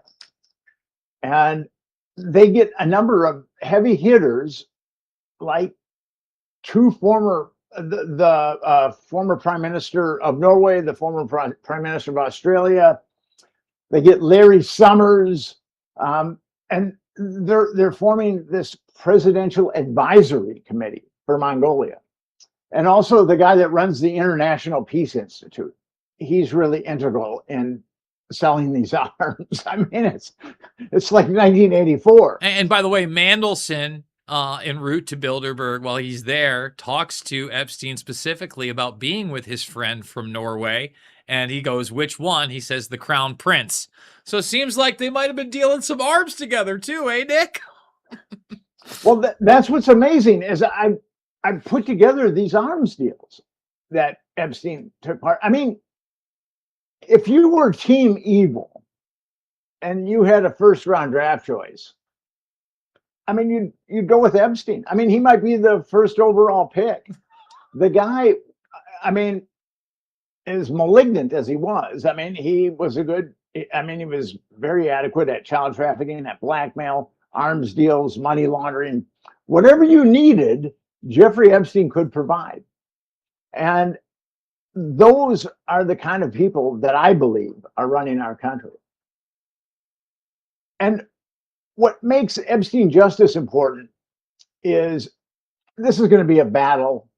I've got no delusions about it, but I think it might be our only hope to, if we can get enough Americans, if we can get 10% of adult Americans, if we can get 30 million people involved with Epstein justice, and we can shame our legislators into drilling down into Epstein, I think that we would hit the sewer, and that would give us an opportunity to clean out the sewer. I don't know if we're going to have a better opportunity in our lifetimes to clean out the sewer. That is our government. That is our political structure. And what these guys are doing to Americans are just horrific. The middle class is disintegrating. That was one really powerful thing about the United States, is it had a solid middle class. But because of the laws our politicians are passing, the middle class is disintegrating. There are people graduating from college in major debt that are going to be unable to afford a house. And that was the one promise that the American dream gave you is, if you work hard, you can buy a piece of the rock. You can get a house. And that is going by the wayside. And it's all because of the laws that our politicians are passing. They're not working for us. It's very obvious that our politicians are not working for the American people. And I'll give you an example. It's a bipartisan thing. One thing, when I was talking about the lies that led to the Iraq War, and then the meltdown, and then Snowden, and then the lies about COVID, Americans, when Barack Obama was president, the majority of Americans wanted a single-payer system. The majority. And Obama had the House and he had the Senate. He could have easily passed a single-payer healthcare system, which is what the majority of Americans wanted, despite all the propaganda that they were getting from insurance companies. But they didn't do that. They created a healthcare system that's basically totally predicated on HMOs. And if there was an alien that came to our country, and I'm not saying that there's aliens that come to the country, this is a hypothetical. And I told this person, or this being, this creature, I said, I give this organization money, and then it deprives me of my health care. They think, well, I think something's wrong there. So Americans are getting shortchanged on so many levels, and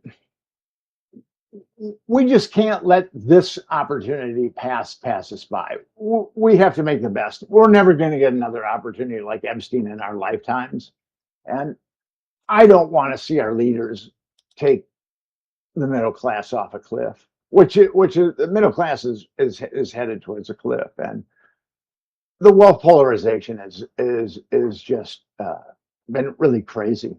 Actually, since the 80s, but it expedited even under Democratic presidents. We cannot trust the people that we're electing, whether they're Republicans or Democrats. As I said earlier, this isn't about right and left. This is about up and down. Or right and wrong.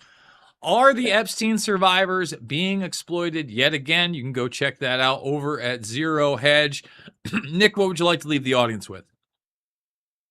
Check this out. Go to EpsteinJustice.com. We have webinars. We've got a webinar coming up at the end of this month, the last Tuesday of every month. I believe it's the 28th. And EpsteinJustice.com. And you can sign up for the webinar. And we have very good webinars. The last webinar was about the arms deals that Jeffrey Epstein and Ehud Barak put together.